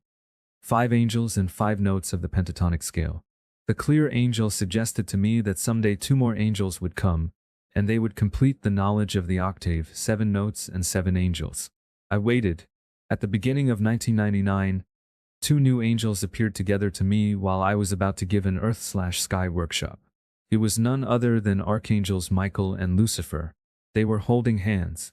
Since that time, new lessons about duality have been filling my days on Earth, lessons I will talk about in the next chapter. After working a while with your lower and higher selves, there is a transformation that takes place inside you. I don't know when that stops, if ever. I keep finding myself changing all the time, yet I am beginning to see that the patterns are repeating, and I am simply that I am. People look at me and say, "You can't do that. That will never work." But it works. Why? It is not me doing it. As the gold angel said, it's just light. Everything, all the stuff we think we need, is only light. There's no problem with creating it. There's plenty of energy. There's so much of everything. There are tons of places to go, infinite space and dimensions. Everything is in abundance. There's no reason for these limitations, but we place them on ourselves because of our fears. If you have a hard time believing that you could play all the time, well, that's your limitation. Doesn't playing mean doing something you really enjoy doing?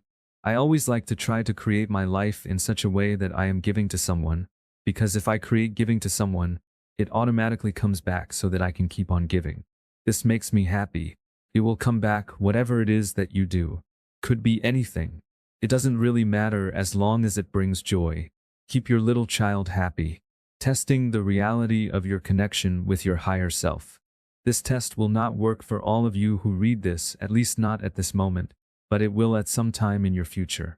If you have not connected to your lower self with Mother Earth, then do that first. If you are now connected to your lower self, then this might really work for you. If you are already connected to your higher self, then it could be an interesting and useful proof. But if you are just beginning, then just hold this idea for the future. Once you feel that you are connected to your lower self and you feel and know that you have permission to connect with your higher self, this is a simple test you can do to prove your connection to yourself. This proof helps build confidence and leads to a stronger spiritual understanding. Not everyone needs this proof, but some of you may. So if after reading this test, if it does not seem necessary, then go on to the next chapter. Begin by asking your lower self, Mother Earth, if this test is okay for you to do. If she says yes, then have fun. Once you feel that you are ready to make this connection with higher self, then get a pencil, paper, and a clipboard and write down a statement that you've got to put in your own words. Basically, you are going to ask your higher self for a test to prove to yourself that this connection is real. Again, you may not need this test to prove their existence to yourself, and if you don't, then don't do it. You want the higher self to prove to you that it is the higher self, and at the same time, which is important, you want this test to be spiritually healthy for your evolution. If you get a green light to go ahead, then begin by making sure that the room is set so that you will not be disturbed by anyone or anything such as a telephone or visitors. Then write down on your paper exactly what you are going to say to your higher self. You are asking for a test, so something like, what can I do, a physical act, in this reality that will prove to me that I've really made this connection with you. It will prove to me in my heart and mind that I've made this connection, and it will be for the greatest good of my spiritual growth at the same time. Put it in your own words and write it down exactly the way you want to say it to your higher self. Then put the paper and the pencil down in front of you. Next, enter into meditation with your lower self, Mother Earth, and go into the point where you're breathing through the 14th breath and have prana moving through you. Then remain in the meditation for at least 30 minutes or more, until you've reached a state where you're very, very still inside.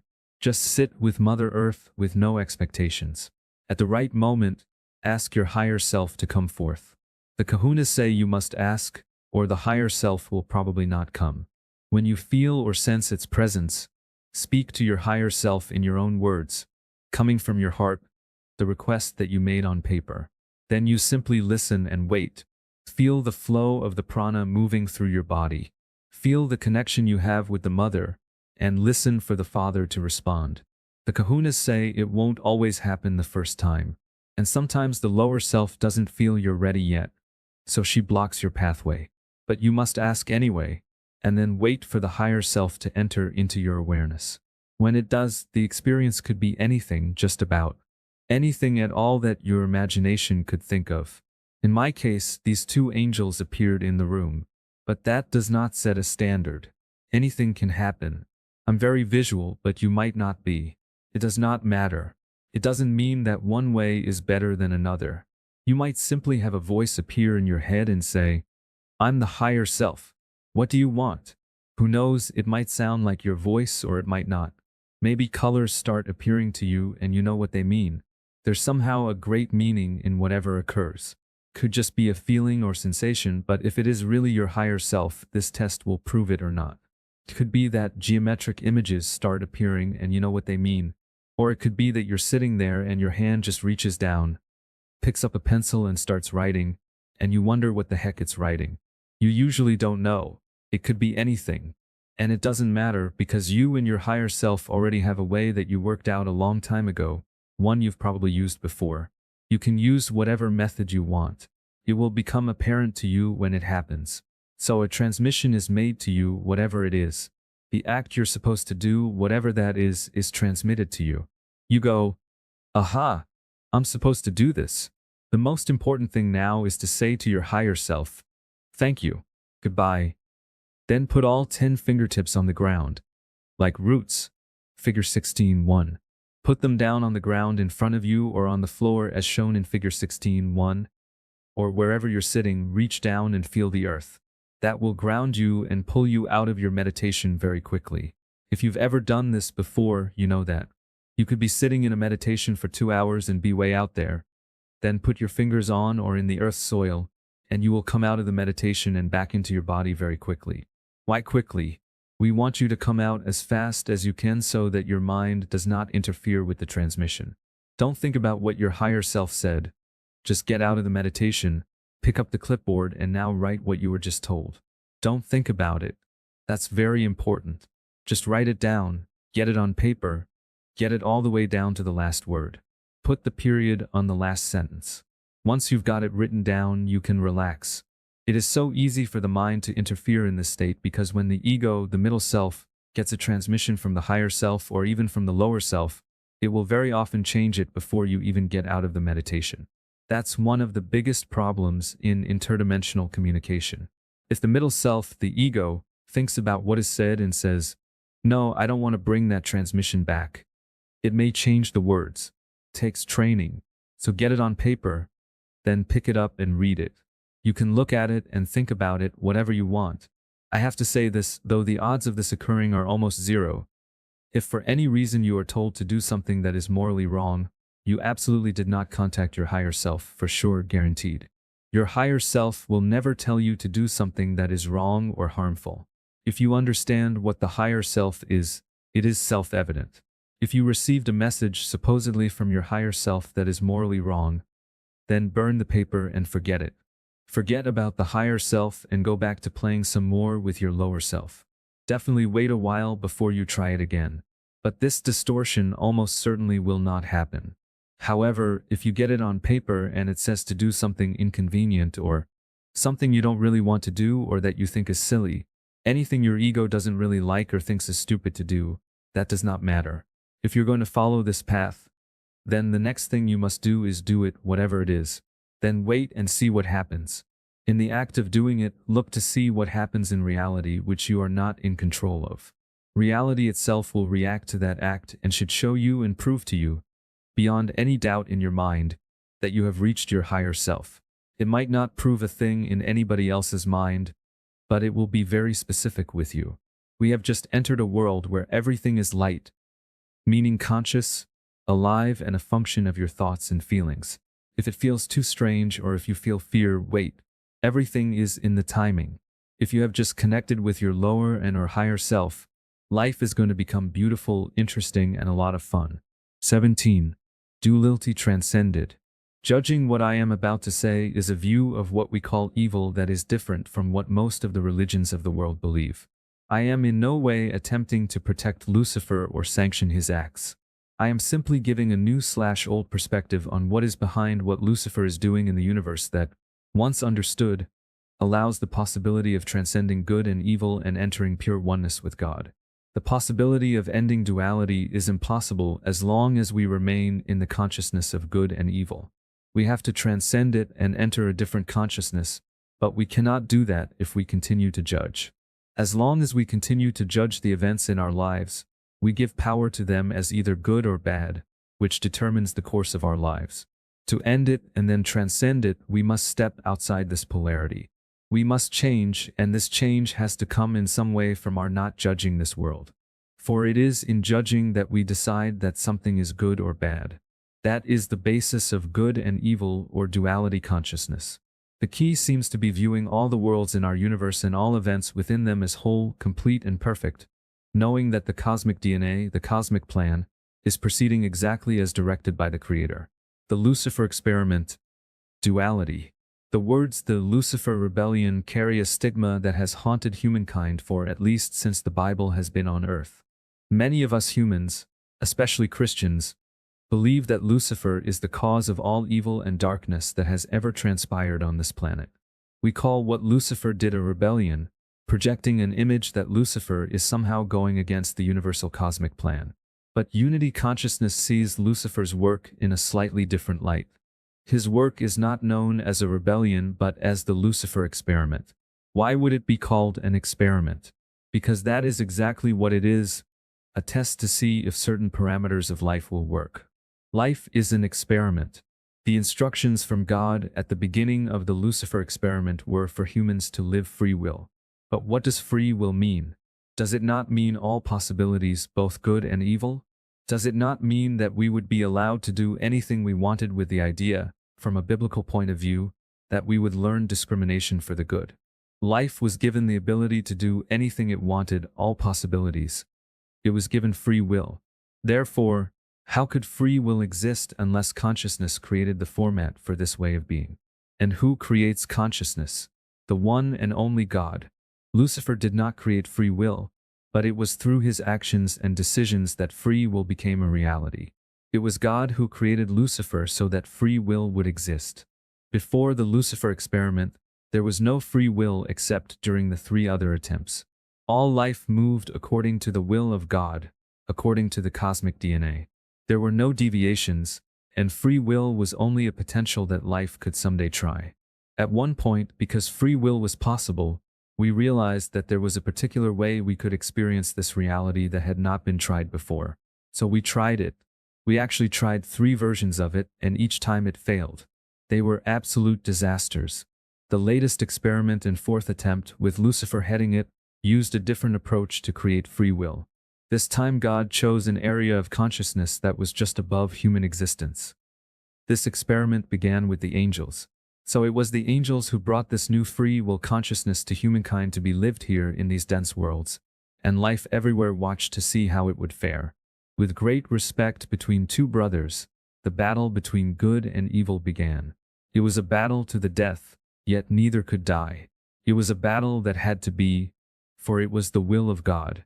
For the overall sake of the universe, Michael supported the side of the light and the good, and Lucifer backed the side of darkness and evil.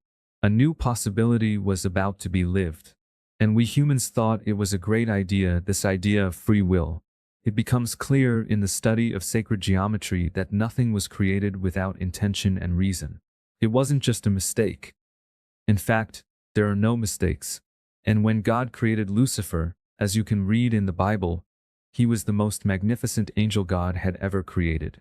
He was the most intelligent, the most beautiful, the most amazing of all angels. So he had no peer. He was the top-of-the-line model of the angelic worlds. God gave him the name Lucifer, meaning bright and shining one.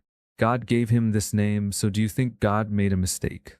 If you think back to our own human nature, we always tend to look to our heroes as that which we want to become. We look up to those people who have gone before us, who have blazed the trail in the direction we feel we want to go, and we model much of our behavior after our heroes. Because of the understanding of, as above, so below, it is the same for Lucifer. He wanted to be like his heroes, but he didn't have anyone higher than himself in his realm. He didn't have any heroes. He was the greatest archangel in creation. There was no one greater than he. Rather, the only hero he had was God, who was the only being beyond him from where he could see.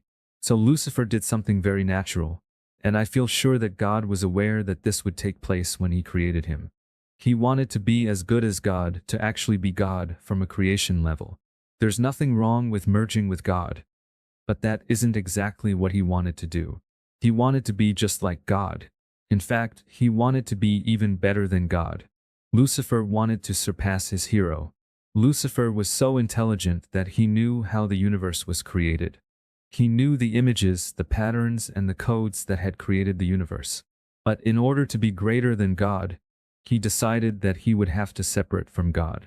As long as he was part of God, he could not go beyond him. So evidently with God's blessing, since God created him, Lucifer started on a great experiment to see what could be learned by creating in a different way from how God/Spirit had made the original creation. He severed the love bonds between himself and God and created a Mer-Ka-Ba field that was not based on love, because once he severed the love between himself and God, he could no longer make a living Mer-Ka-Ba. Archangel Lucifer and many other angels started on this great experiment to see what could be learned in this new way. As we said, similar experiments had actually been tried 3 times before by other beings, but those experiments had ended in massive destruction and pain for everyone involved. Many planets had been completely destroyed, including one in our own solar system, Mars. But Lucifer was retrying this old experiment with a new method. So he severed the love bonds between himself and God, at least it outwardly appears this way, and created a Mer-Ka-Ba field that was not based on love. What he did was make an interdimensional time-space machine that we call a spaceship. This flying object, sometimes seen as a flying saucer but also many other shapes, was more than just a vehicle as we think of it, much more. It could not only move throughout the spectrum of this multidimensional reality, but it could create realities that seemed to be just as real as the original creation. It is similar to what we are now calling virtual reality, only this was a virtual reality that could not be distinguished from the real thing. So Lucifer made this synthetic Mer-Ka-Ba to create a reality separate from God, so that he could ascend to the heights and be just as good as God, at least in his own mind. He couldn't be God, but he could be like God, his hero. In order to convince other angels that this experiment was necessary, he chose a different pathway out of the great void to create his synthetic reality that was unique unto itself. To explain this in detail, we will move to the Garden of Eden. In the Garden of Eden, there were two trees: the tree of life, which led to eternal life, and the tree of the knowledge of good and evil. In the Genesis pattern of creation as seen in the flower of life, the pathway the little spirit took, coming up to the top of the original sphere of creation, was associated with the first tree, the tree of life, see chapter 5. The spirit came from a single point in the center of the first sphere and began to rotate in a vortex, creating the images that created the reality that leads to eternal life. The tree of life and the flower of life are of the same creation. But there is another way that spirit can exit the great void, and it is associated with the tree of the knowledge of good and evil. It is actually the same geometry, except that it has a different view of the geometry. In other words, there's another path to follow in sacred geometry to exit the great void and create a reality that appears the same but is geometrically and experientially different. Lucifer knew this, and he chose that pathway to create a new kind of reality he could control. At least controlling this new reality was part of his original intention. Archangel Michael's original intention was to simply create free will. Their inner agendas were different. Creating a dualistic reality, Lucifer convinced a third of the angels in heaven to go with him to support him in this new reality. He convinced them because his particular pathway out of the great void resulted in a unique viewpoint that had not yet been lived or explored. From their angelic viewpoint of reality, it was a possibility of life and someone needed to live it. Important to at least the angels who followed Lucifer, this new pathway also contained a system of knowledge that was able to give an experience that had never been fully lived before in the original reality of God. This experience centered around two pieces of geometric knowledge. Rather simple pieces too, it would seem. These two geometric forms were primal knowledge about the egg of life and the source of all living forms. The first sphere they were seeking fits in the center of the egg of life and touches all 8 spheres. CA in figure 9:36a. The second sphere fits perfectly inside any of the 6 holes in the center of each face of the egg of life. Just visualize the 8 spheres of the egg of life inside a cube, which has 6 faces. This knowledge had always been known, but from within the original reality it was not possible to actually live and experience it. Remember, all sacred geometry has an experiential aspect. For your information, see figure 17:1. The diamond view, a square turned 45 degrees, shows the Luciferian geometry of these 2 spheres. Egg of life, EGG of life, turned on edge 90 degrees. Lucifer told the angelic worlds that we needed to do this experiment because the universe had missing information, and the only way to get the information was to live it. So he chose this particular view of geometry in which to start his new, separate reality creation. Through this new geometry, he interpreted his creation in a new way. This gave the experience of being inside a life form separate from the rest of reality. Many believe it was great and, most important, that it was new. There was hardly ever anything new in creation. The way of Lucifer was the diamond view of the egg of life, the same dimensional view that humanity happens to be living at this moment in history. Yes, we did follow Lucifer. Remember the 9th chapter, Spirit and Sacred Geometry, where we were at the 2nd level of consciousness? Remember how the Earth is now living the 3 levels of consciousness out of 5 possible levels, and how we had to rotate the 2nd level of consciousness 45 degrees to the diamond view to get it to point to the next level, Christ consciousness, see figure 9 for. Lucifer chose the square view, then turned it 45 degrees to the diamond view, the view in figure 17:1. It was this view of the egg of life he wanted to obtain, because this view was the one that was needed to experience both the inner and outer spheres that would fit into those openings we spoke of above. The seemingly innocent need for this information from this view, remember, on an experiential level, was a huge deal to the angels whose purpose was to create free will and live all possibilities. This was a possibility that might work. And it was a possibility that had never been lived before, or at least never been lived successfully. So these are the details of how Lucifer did it. Again, I am merely reporting this information so that you can transcend the dualistic view of life into the next higher level, Christ consciousness, and get thee behind me, Lucifer, as Jesus would say. The trick to this new reality was that spirit can separate itself. It can be in two or more places at one time. It is very much like cell division or mitosis, except without form. It is what makes mitosis possible in the first place.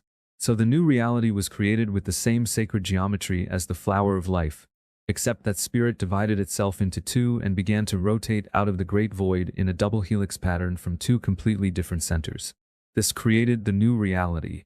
In addition, Lucifer used the diamond view of the egg of life, turning it 90 degrees to the rectangular view in order to focus the new, untried consciousness through it. It became the lens through which we interpreted the new reality. This was revolutionary. In creating the original reality, on the first day of creation at the first motion of the Spirit of God, Spirit moved itself to the top of the first sphere, see figure 532. Then we started the rotating pattern which began creation. But there's another way to enter creation, where spirit would leave part of itself at the very first center. In other words, at the very first instant of the motion away from center, which is the very first moment that creation begins, spirit would divide itself in two and leave part of itself in the center and move the other part of itself to the top of the first sphere. Then it would create the next sphere at the top of the first sphere, the same way as in the other creations.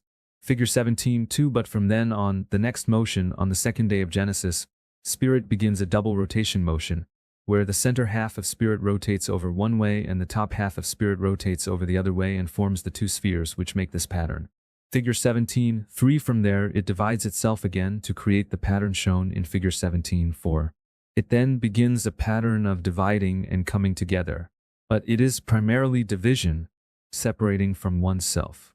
It expands into the pattern in figure 17:5, then continues outward.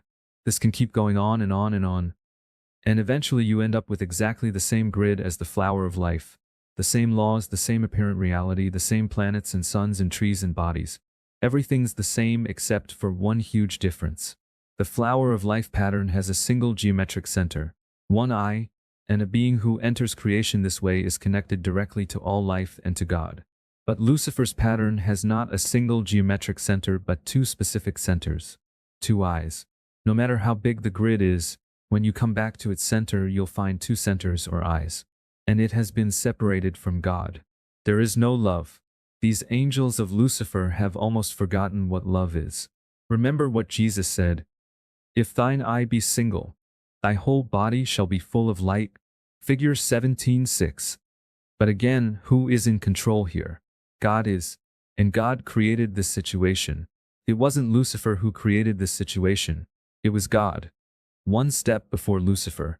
God created Lucifer and knew what Lucifer was going to do. So there must be a reason for creating this separate reality. Earth humans as the focus of the experiment.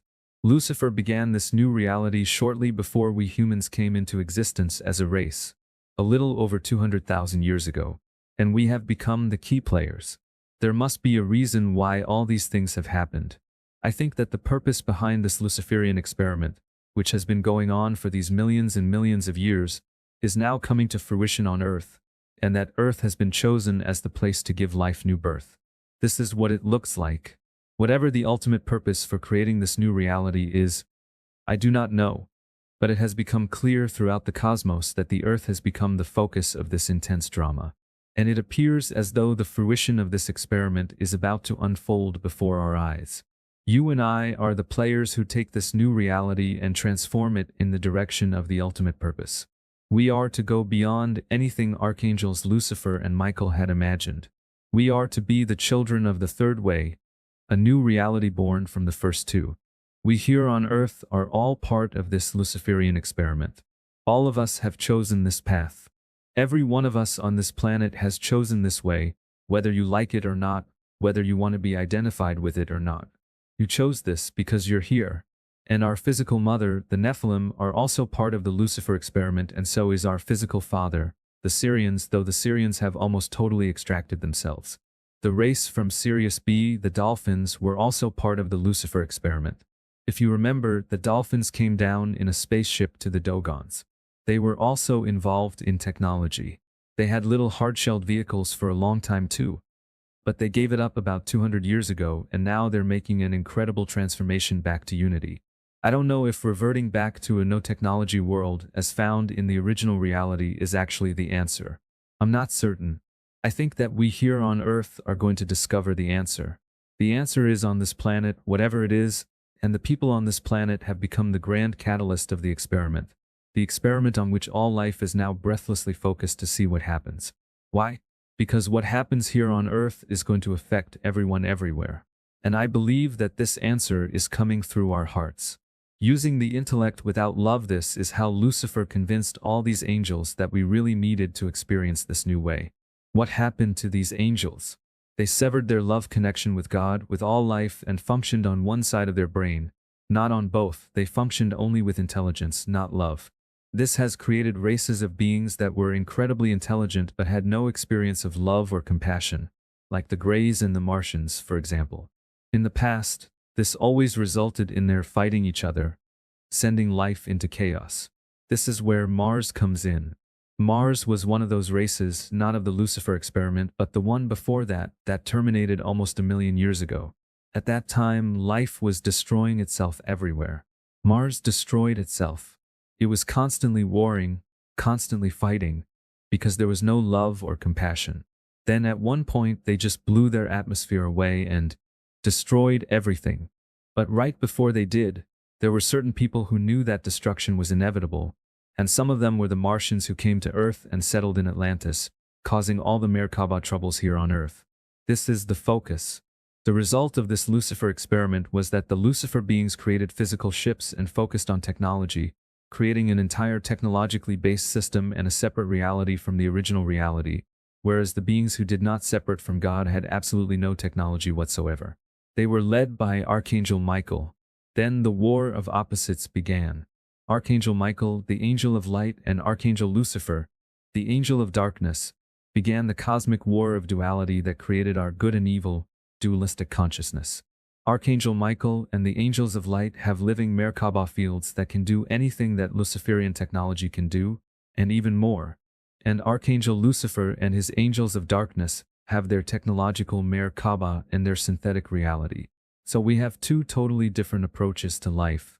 Look at Archangels Michael or Gabriel or Raphael. They don't have technology and spaceships. They live in light bodies, and their reality, the original reality, is based on light. It is what could be called light technology based on love. Then there's this other way, Lucifer's way, where you have all this material stuff to be concerned with. We have our houses and cars and all the things we feel we need. The whole web we're in is Luciferian technology. You can look out at the world and see the difference between nature, the original reality, and what humankind has done with its separate reality created by the knowledge of Lucifer. Of course, you can take this to the extreme. Anybody, any life form whatsoever, no matter where you are, if you're flying around in technological crafts, you are part of the Lucifer experiment, flat out. I don't care who you are. But there's an entire spectrum of engagement with this experiment. There are some beings who are so far into it, who are so addicted to it, that they're helpless in a certain way. They cannot live without it. There's a spectrum of addiction to it all the way to and including people like us. We're addicted to it also, but we still have one foot in the original reality too. It would be very difficult for us to take off all our clothes, which are now technological because they are made with machines, and walk into the woods again with nothing but our bodies. We're definitely addicted to our technologies. On the other hand, we do have love. We have a tiny spark of love. We haven't completely severed our love from life. Thus, we're some of the beings in the universe who have somehow not completely severed our connection with God. We have technology, but we still sense and know what love is. It's weak, not powerful. It's not a blazing, blinding light, but we still have it. We have both aspects. We have the original reality potential still within us. The third integrated way. An important understanding is that we Earthlings are finding the universal answer in a totally unique way that's never been seen before. This whole thing between the original reality and the Luciferian reality seems to be leading to a third way that is some kind of combination of the first two. If you cross your eyes when you look at the two eyes drawing, figure 17.6, you may see the third way when you see three eyes. Then the middle path becomes a combination of both. You're actually seeing both of them superimposed over each other. View this figure as a stereogram, and you'll see that it creates a third, unique pattern. This new third way is the hope of all life everywhere. The universe has been at war for 200,000 years, the battle between the dark and the light with no apparent solution. Now it appears this struggle is going to culminate in a new birth, a third reality. The Syrian experiment. Within the Luciferian experiment, there was a second experiment that is changing everything here on Earth and is expected to change everything everywhere. Perhaps this second experiment will ultimately create a reality where both ways can be integrated. It does seem to the ascended masters that this is what God is doing. This next experiment was created and directed by the Syrians, who fathered our human race. The story that follows is outrageous. Believe it only after you have found within yourself that it is true. My 3 days in space more than 25 years ago, around 1972. Not too long after the angels first appeared to me. I was sitting with my family and another couple who were living with us at the time. The two angels came in and told me that they wanted me to go into a room by myself and enter a meditation that would not be disturbed. This was long before Thoth appeared on the scene. I asked my family to leave me alone for a while, went to a separate room, sat down and went into the Mer-Ka-Ba meditation. The next thing I knew, the angels had me lift out of my body, and we headed into outer space. That was the first time I saw the formation of the golden human grid around the Earth. I literally passed through it. I remember closely examining many geometrical parts being formed within this living space. Then the angels said, "We want to take you into deeper space." They communicated that I should not be worried or concerned about going so far away from Earth. The angels and I together literally started moving away from the planet. I watched Earth recede, and the angels were right with me. We moved past the moon. I will never forget watching as we quickly moved first toward it, then slowly past it. We silently moved out deeper and deeper into space, and I could see the moon becoming much smaller. Then we flew outside a membrane that surrounds and contains both the Earth and the moon. This spherical membrane is about 440,000 miles away from the Earth, though our scientists are not aware of it yet. On the other side of that energetic membrane there sat motionless a huge vehicle that was about 50 miles long. It could not be detected from Earth because of the technology they were using. It was cigar-shaped, black and seamless.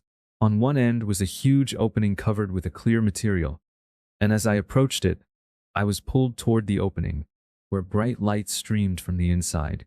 I felt sucked right into the opening and through the glass or whatever it was, into a room where there were many people. They were very tall compared to me, and there were both males and females. Immediately as I asked the question, "Who are these people?" within myself came the answer, "We are Syrians." They showed me instantly how the Syrians, are actually two humanoid races, one very dark and one very light, and they became brothers a long time ago. This was the white race I now found myself being curious about. There were about 350 members on this vehicle, and they wore white clothing with little gold insignias on their left arms. I sat down with 3 of them, 2 females and a male, who talked to me telepathically for a long time. Then they guided me through their entire ship. I ended up spending 3 days on this vehicle while my body sat at home in my room. They seemed to want to teach me as much as possible about how their ship was run and how they lived. Everything in the inside of this ship was white, no other color. The rooms were seamless and had forms that came out of the floors and walls and ceilings, mostly the floors and walls, that looked like art forms, shapes like beautiful futuristic sculptures. Felt like you were in an art gallery everywhere you went. And these shapes were their technology. They had no moving parts in the ship, nothing except shapes. They had reduced their entire technology to shape, form, and proportion, and all they had to do was connect with the shapes with their minds and hearts, and they could do anything. Those of you who have been to Peru have probably noticed that in the middle of the old Incan temples, there would often be a large beautiful rock with many angles and shapes and sacred proportions cut and formed on its surface. Well, those rocks are not just rocks. Those rocks were and still are ancient Incan libraries. They contain the entire records of their civilization. If you know how to connect with them, you can read every second of what happened during the entire Inca period. But the Syrians on this ship had taken it way beyond just record keeping, so that anything you could think of could be done by this unbelievably simple and beautiful technology, even space travel. We on Earth today are just beginning to understand this technology. We call it psychotronics. It is a technology that requires human, or other than human, contact for the technology to work. When I came back into my body, the angels began to tell me why they had taken me there. They weren't using words, but were telepathically projecting images to me to explain what was happening to me. I expressed to them, "Wow, that was incredible. Their technology is amazing." I went on and on saying how great it was. They watched me for a bit, then said, "No, you don't understand. That's not the understanding we want you to have." I said, "What do you mean?" My angels told me this. "Suppose your body gets cold in this room, and you decide that you're going to go out and make something to heat the room. So you invent a heater, a really good heater, and some kind of energy source, whatever you need to heat the room. Then you put the heater in the room, it heats up the room, and you get warm. From the angel's point of view, if you did that, you just became spiritually weaker. Why? Because you were forgetting your connection to God. You could have heated the room or your body by your own inner essence, but instead you gave your power away to an object." The angels projected to me that as civilizations make more and more advanced technology, if that is the choice they have made, they are separating further and further from the source of life and are becoming weaker and weaker because they have become addicted to the technology. They need it to survive. The angels were saying that the beings in that ship were spiritually very weak. In other words, I was not to look at them as a super advanced race, but as people who needed spiritual help. The bottom line of this experience was that the angels wanted me to give up technology and concentrate on pure consciousness as the way to remember God. I heard all that. I really thought I understood the lesson they were giving me. Then as time went on, I completely forgot it. It's such a human thing to do. Anyway, I knew I'd been in their ship for about 3 of our days, but when I got back in my body, my mind immediately said to myself, "I've been out for about 2 hours." Because that was my middle self mind rationalizing what had just happened. That's what we do, rationalize unusual experiences. So I stood up and walked into the other room where my family and friends were. When my wife first saw me, she looked at me, pale-faced and fearful. Everybody came up to look at me with worried expressions. I asked, "What's wrong with you guys?" My wife answered and said, "Well, you've been sitting in that room for 3 days without moving. We couldn't get your attention, and we were just about to call the hospital for help." Then my mind realized that I really had been in space for 3 days. Even though I knew in my heart that it was true, I had to look at a newspaper to make sure. And sure enough, it was true. The history of the Syrian experiment after this experience with the angels and the Syrian spaceship. I thought the reason the angels wanted me to know about this black cigar-shaped craft was to become aware of their technology and its technological relationship to Lucifer. I didn't know then that there was another reason, one that would have equally great importance. On April 10, 1972, my spirit walked into the body of Bernard Perona, the person who was in this body before I entered. It is clear why I chose that particular time when I look at the timing of events in my past. Something would happen later that year that would forever change the course of history for this planet. It would actually change the course of history for all life everywhere, it now appears. What I am about to say must be understood as higher dimensional knowledge and history. The story you are about to read, from a normal human perspective, will seem absolutely outrageous and impossible, probably as impossible as the idea of going to the moon would have been to people in 1899. From a cosmic perspective, it is business as usual, except that what has come out of this experiment is truly unique and of paramount importance to the entire creation. I know that by telling this story I will be pushing my credibility, whatever I have, to the max. But the angels have insisted that this A story be told. The reason that this Syrian experiment was undertaken in the first place goes back to Atlantis. In Chapter 4, I wrote that because of the misuse of Mer-Ka-Ba knowledge by the Martians, the dimensional worlds of the Earth were cut open, causing us to fall in consciousness. And because of this misuse of energy, the human race fell deep into this dense third-dimensional world. As we said before, the Galactic Command, a body of 48 members, approved the rebuilding of the Christ consciousness grid around the Earth, using the system of sacred temples and special sites to recreate this grid geomantically so that humanity could regain its rightful place in the universe. It was a plan that had been used before by countless other planets in a similar position, and it had almost always worked. But when it hadn't, the consciousness of that particular race was lost. It was calculated by those who know these things that we would be back into Christ consciousness before a particular cosmic event would occur in August 1972. This cosmic event was to be huge relative to this solar system, and if we were not back into Christ consciousness by that time, we would be destroyed, including planet Earth. Thoth and the ascended masters of this human race, in conjunction with the Great White Brotherhood and the spiritual hierarchy of this galaxy, planned everything down to the last detail. This experiment by galactic consciousness was to be completed before August 1972 no matter what. What was this cosmic event? In August 1972 our sun was going to expand into a helium sun, a natural event. You see, it was then a hydrogen sun. All the light that comes to Earth and creates all life on this planet comes from the fusion of two hydrogen atoms to make helium. But as this helium builds up over billions of years, a new reaction begins with 3 helium atoms coming together in a fusion reaction to form carbon.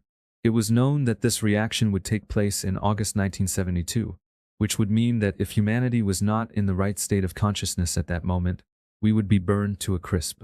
If we were in the right state, namely Christ consciousness, we would be able to protect ourselves and life would go on. We absolutely had to be complete with the consciousness change before this date. In the middle of the 1700s, after almost 13,000 years of this experiment to recreate the Christ consciousness grid, it became clear to our physical father, the Syrians, that we were not going to make it. What was so sad was that we were not going to make it by only a few years. The Syrians and the Nephilim, our father and mother, both wanted to help, but our father was much further advanced in knowledge and understanding and was more prepared to actually do something. So the Syrians took the initiative to find a way to save humanity.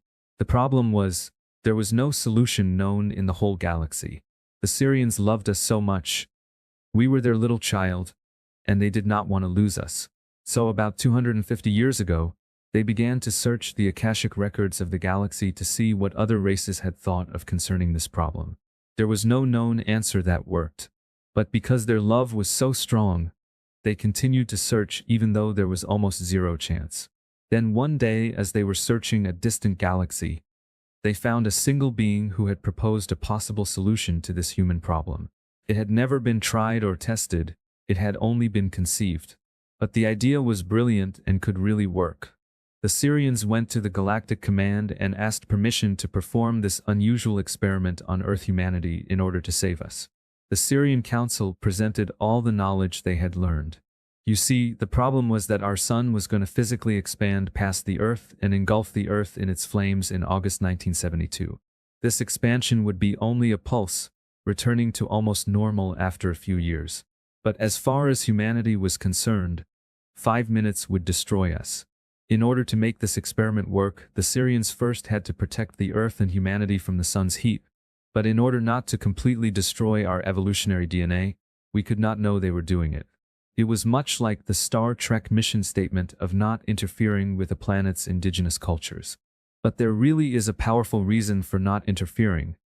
This kind of ET interference would alter the human DNA forever, and the original human instructions would be lost. If we knew what they were doing, we would not be human anymore. As you may have surmised, this information is only for a few, not for mass consciousness. The Syrians had to accelerate our evolutionary path, so we could catch up with the cycle of the new reality and finish the 13,000-year experiment and return to Christ consciousness. Then we had to relive what we had missed because of the expansion of the sun in order to put us back in sync with the new Luciferian reality. This was a very complex situation to manipulate, The Galactic Command asked the Syrians if they expected anyone to survive if they didn't do the experiment. If the Syrians had said yes, even if it were only one man and one woman, they would not have allowed the experiment. But since every last human was expected to be destroyed, then there was nothing to lose, so they agreed to it. Besides, this experiment had never ever been done before, not since the beginning of life. They too wanted to know if it would work. The Syrians returned and locked into position just outside the membrane the huge, black cigar-shaped ship. They built this ship exclusively for this experiment. They then went to the Earth in the fourth dimension and placed objects at the remote corners of the star tetrahedral field of the Earth's light body and locked them in place. These were out in space over 1,000 miles from the surface, one object at each of the 8 points. Then a special laser beam, unlike anything we know, transmitting unbelievable amounts of data, was fourth-dimensionally beamed down to the north or south pole of the Earth to one of the remote objects, which then sent a beam that was either red, blue or green to each of 3 of the other 7 objects. The beam was relayed until it reached all 8 remote objects. From the remote object opposite the one that received the initial beam, it penetrated the Earth to its center and from there outward to the surface into each human being on the planet. The animals and the rest of life on Earth were also inside this energy field, although they were not manipulated. It entered into the original 8 cells at the center of each human, and from there outward to each human star tetrahedral field. This last step created a holographic field surrounded each human being, giving the Syrians a means to alter human consciousness. They could both protect and change consciousness without the humans knowing about it. This created a holographic field around the Earth that recreated the outer reality of space. It placed us in a holographic replica of the universe, twice removed from the original reality. This same field was used to protect the Earth from the deadly expansion of the Sun. The Earth would be engulfed with fire, but we would not know it. At the same time, they could gain control of human thoughts and feelings and project images into our immediate surroundings. This would give them the ability to influence the evolutionary patterns of every person on Earth. The overall system would allow complete protection while this change was taking place without the humans knowing it, and allow the complete alteration of our DNA if and when it became necessary. The plan was to take away our free will for a short time in order to make rapid changes in our DNA, then slowly restore our free will to the point where we would begin to control the patterns. All this to lead humanity as fast as possible into Christ consciousness. Would a complicated, untried plan such as this work?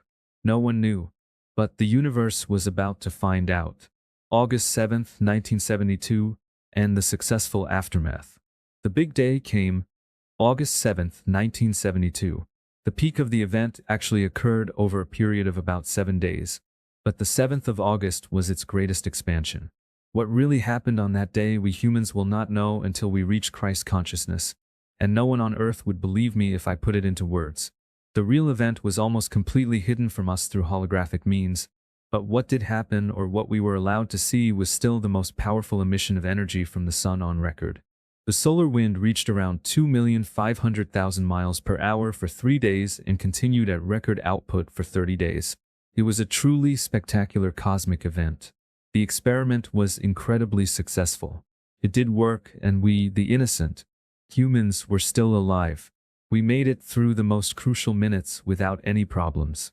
What the Syrians did was keep the programs running that would look to humans like there was little change, then continue the events in the exact way they would have unfolded without the holographic field. They didn't want to change anything until they knew that the system worked perfectly. After about 3 months, they began their real work, rapidly changing consciousness. For 2 years, from about June or July 1972, just prior to the Sun's expansion, until about the end of 1974, we had no free will. All events were programmed, and our reactions to the events were also programmed to force rapid spiritual growth. This worked amazingly well. The Syrians were filled with glee. It looked like we were really going to make it. The return of free will and unexpected positive consequences finally.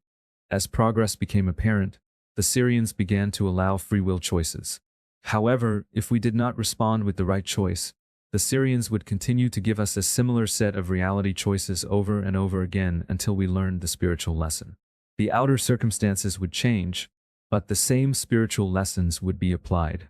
At one point, we became adept and the Syrians allowed us to take back our free will completely. All this was timed to another event, which was the completion of the Christ grid around the world that the Great White Brotherhood was focusing on. It was completed in 1989, which then made it possible for humans to actually ascend into the next dimensional world. Without this grid, there could not be ascension to any level. There were a few minor adjustments in the immediate years that followed, but the grid was functional. Since the early 1990s, humankind has been in a most remarkable position in the universe, and we don't even know it. Within the first 3 years of this Syrian experiment, it became apparent that something very unusual was beginning to happen, something that no one anywhere had ever seen or expected. As this strange phenomenon began, people from all parts of the galaxy became very interested in us. Before this time, we were just another speck in the worlds of light. As the experiment continued, even other galaxies began to watch us. And on dimensional levels, all of life shifted its attention to our humble little planet. We became a superstar in the universe, and everyone knew but us. What was causing the attention was the speed with which we were evolving. From where we are, inside the holographic experiment, we can't tell how fast we are evolving, but from outside the system, it is clear. We are evolving so fast that no life form ever known anywhere has ever even come close to achieving what we are doing naturally. And it is increasing exponentially, just as it is inside the experiment if we are observant. What this all means is not really clear to the spiritual hierarchy. It's hard to tell what any experiment is going to do when there is no history, no precedent. The story we told about Thoth and Shesat leaving with 32 members to move into the higher dimensional worlds and go past the Great Void, see Chapter 11, will begin to make sense now. The Ascended Masters were attempting to find out what this all meant. They began to follow and enter the dimensional windows that had been opened by our expanded consciousness. It now is clear that they lead all the way past the Great Void into the next dimensional octave. This is also absolutely astounding, by normal galactic understanding of the universe, that few are willing to speak out about where this is all leading to. What is clear is that this is new. Further, on close examination, this tiny seed of information that came from a single life form in a distant galaxy, who had an idea that triggered the Syrian experiment, was contained within the original reality. God put it there, not Lucifer. Of course, God knew what would happen, and only God knows where this will lead. The reason for telling you this information so that you know the hidden reality behind the events of the day is simple. You are now, or about to become, one of the new Ascended Masters who will inherit the earth. You, and those who work with you, will soon be responsible for awakening the rest of humanity. The primary information necessary to open your minds and hearts to the original reality is within you. Within you is a wisdom older than time.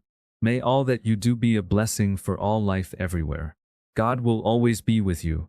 May you transcend the good and evil, dualistic consciousness and open to the oneness of the one God and the original reality.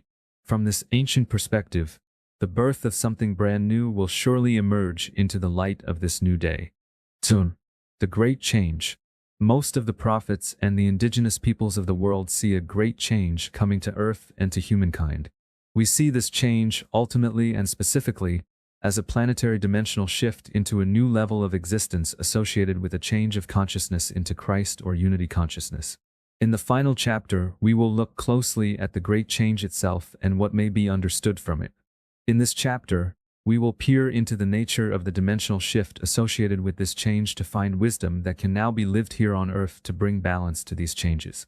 Understanding the nature of the dimensional shift is a way to speed one's spiritual growth and utilize to the greatest potential the time we have left on this beautiful planet.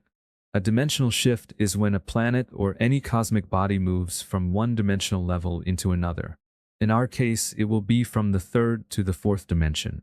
The whole planet and everyone on it will experience this translation from one dimension to another. The Native Americans believe that we are about to move from the fourth world into the fifth world. A change preceded by a day they call the Day of Purification. The difference in the numbers is because they see the void as a world and begin counting from that point. So the third dimension of the Melchizedecks and the fourth world of the Native Americans are the same. If you choose, you can understand the nature of this transformation as a transition into the next dimensional level or next world. Even though it's probably going to be a very quick transformation, we can see the nature of it and understand what the changes are that we must enter. It also lifts the veil from the events of this world and explains why they are happening, which allows clarity of mind and heart about this transformation as we pass through it. On planets in this galaxy, normally the geomagnetic fields first begin to weaken and then become erratic, the civilization on the planet begins to break down, and finally the last phase is entered.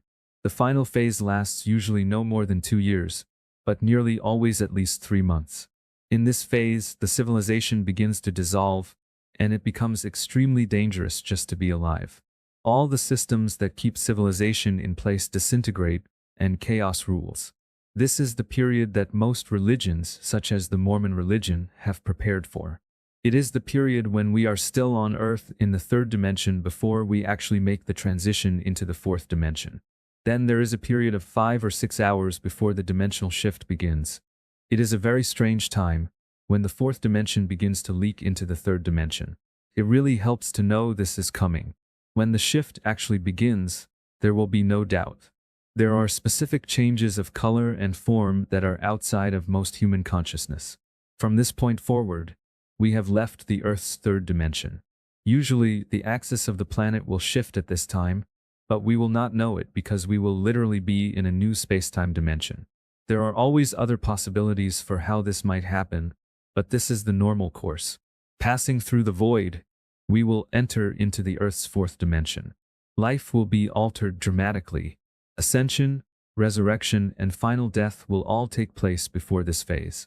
Birth into the new world will have begun. The following scenario details the way a dimensional shift generally happens in the universe, but Earth is an exceptional case. I will first talk about a normal transition as though that is what will happen, but our own transition could and almost certainly will lead to something more anomalous. The course of history may turn into something very different from what I am about to tell you. It depends on the love we have for each other as a planetary race of beings. At the end of this discussion, I will present another theory. It is too early to know for sure that it is happening, but it seems to be. The first signs. The first sign of a planetary dimensional shift is a sharp weakening of the geomagnetic field, which science knows has been dropping on Earth for the last 2,000 years, since Jesus appeared. In the last 500 years, the Earth's geomagnetic field has been dropping more dramatically. As we approach the dimensional shift, the geomagnetic field will begin to go crazy, which has already happened. The world's airports have had to alter the magnetic error corrections for north for their airport maps in order to use automatic instruments. The last 30 years have seen very peculiar magnetic field changes. The birds are not migrating to their usual locations. Birds use magnetic lines to navigate their migratory routes home, and these lines have changed dramatically. I believe this is what is causing the whales and dolphins to beach themselves because they too use these lines to migrate. Many magnetic lines that have always followed the coast have now moved inland. As the cetaceans follow them, they run into land and are beached. Eventually, the geomagnetic field will probably collapse and fall to zero. It has happened many times in Earth's history. If this happens, several scenarios might take place. The field could reverse itself and the poles would switch. Or it might return to the same polar configuration after it reaches zero, but with a completely different axis. There are various ways it could move, but it doesn't really matter to you and your ascension. You will not be here on this level of Earth's dimensions, so you won't have a direct experience of this change. There are other more subtle energy changes, such as the Schumann frequency, the basic resonant frequency of planet Earth, which will change before the dimensional shift occurs, but the geomagnetic change is the biggest. I am not going to speak about the Schumann frequency, since the United States government has gone to great lengths to deny that this change is occurring. If you really want to know the truth, check with Germany and Russia, because both nations have information on this subject that utterly conflicts with our government's position. You can also study Greg Braden's work. His work is more enlightened and honest. The importance of the geomagnetic field lies in the effect it has on the human mind when and if it moves to zero and stays there for more than about 2 weeks. According to the Russians, in the early days when they put people into space and they were mostly out of the Earth's geomagnetic field for more than 2 weeks, their cosmonauts literally went crazy. This is exactly what happened after the fall when Atlantis sank. People lost their memories and went nuts. It seems that Earth magnetism holds our memories intact, much like a cassette tape, and this is tied to our emotional bodies. So the Russians invented a small appliance to be worn on a belt that cosmonauts wear to maintain a normal geomagnetic field around the body when in space. I'm sure that NASA has done the same thing. It may seem strange that geomagnetics would affect our emotions, but just think what happens during a full moon. The full moon makes only slight changes in the geomagnetics, but the effect is obvious. In any major city in the world, check out the police records on the day before, the day of, and the day after the full moon. There are more murders, rapes, and general crime on those 3 days than at any other time. However, when the geomagnetic field moves to zero, it becomes a much greater problem. Even the fluctuations of the world stock market are based on human emotions, so you can see how major fluctuations in the Earth's geomagnetic fields that last for longer than 2 weeks can cause havoc in the world. The phase before the shift, this is the period that usually lasts from 3 months to 2 years. It is triggered mostly by the geomagnetics driving people crazy. This is what causes the collapse of the social systems of the world. The stock market crashes, the governments become non-functional, and martial law is invoked but doesn't work because the military is having the same problem. This is followed by the lack of food and other supplies and no help. On top of this, most people become paranoid and reach for their guns. There is nowhere safe on the Earth's surface. However, because of the tremendous help that our spiritual ET brothers have given us and because of the dramatic changes in consciousness that we have accomplished ourselves, there is an excellent chance that we will not go through this dangerous period, and if we do, it will be very quick. In fact, I would not be surprised if we had no warning at all, except the 5 to 6 hours that we speak of below. If we were to prepare for this phase on a physical level, we would put food and supplies in a hole in the ground to last at least 2 years. However, if we entered this underground fort when the shift began, we would not come out. Why? Because the dimensional shift will take us into a new dimension of the Earth's consciousness, a place where the third dimension, our normal world, will not exist. Once the shift begins, the third-dimensional world will pass away. So it is unfeasible to put food and supplies in a hole and expect to emerge after everything is over and resume life as usual.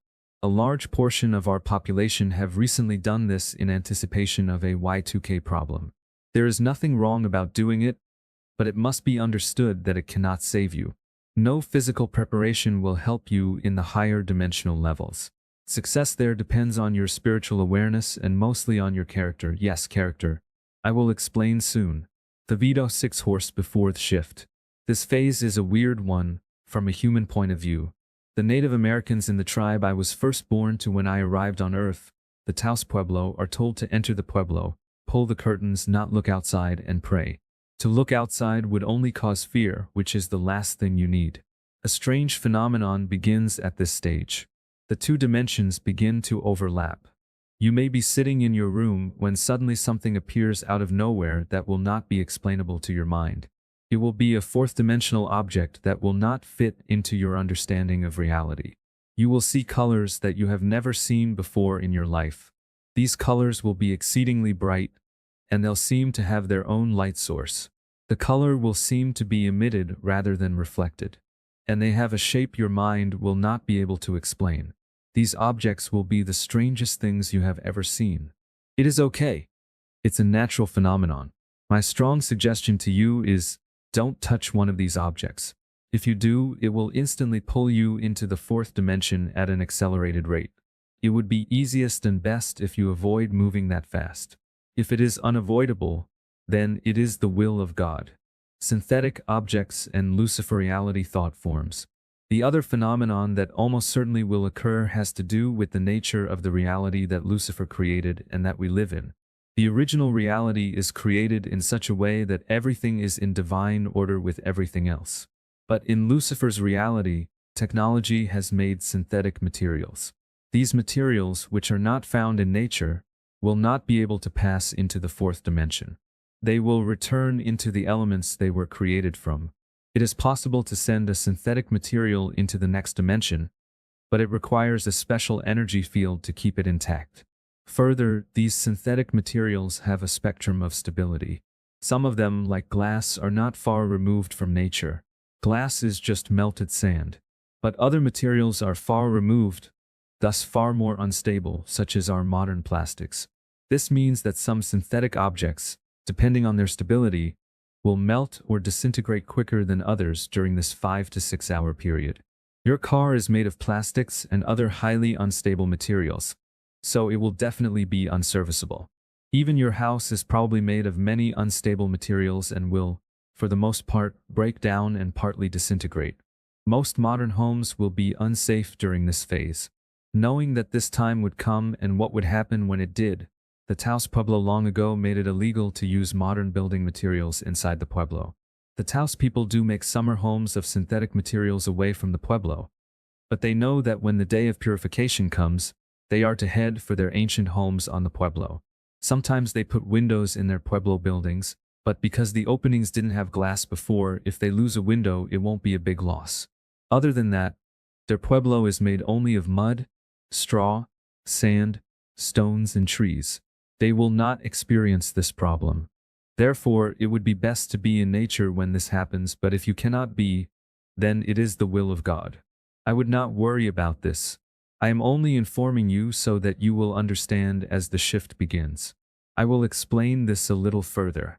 Synthetic objects are really just thoughts created by and through the Luciferian experiment. They do not exist in the original reality. It might be hard to understand that they're only thoughts. Thought forms would be a better term. They come from what the Hindus call the mental plane, from a higher level dimension, and slowly filter down through the dimensions until they get here in the third dimension. In human terms, a person thinks of something, imagines it, then figures how to do it. People create it in one way or another and manifest the object on the earth. Can be an individual or a group of people. It doesn't matter. The person or persons who creates it does not hold the object here on the earth plane, even if the person created it. It's held in place by our third-dimensional human grid around the planet. That's the consciousness grid of all the people on this level. It's an agreed reality held in place by the grid. So if someone dies who created an object, the object remains. But if the grid that holds these objects were to break down, the object would turn into the materials it came from, leaving no trace. And this grid will break down before or during the shift. Obviously, the people who are already going crazy because of the collapse of the geomagnetic field will become much worse when they see the Luciferian reality collapsing when objects begin to disappear or disintegrate. The good side is that it lasts for less than 6 hours. According to Edgar Cayce and other psychics, there have been many extremely advanced civilizations here on Earth before, but there is little or no trace of them. This is because of what we have just described. Their synthetic materials did not make it through the last dimensional shift 13,000 years ago, or through other prior shifts. God cleans up the original reality environment every time there is a dimensional shift. If an advanced ET culture comes here and wants to make a structure, like pyramids, for example, last for tens of thousands of years, they don't make it out of a sophisticated metal like stainless steel. They use natural materials from the planet that are very hard and durable. This way they know that the pyramid will last through all these natural dimensional changes that every planet experiences. It's not a Stone Age limitation. It's just an intelligent thing to do, that's all.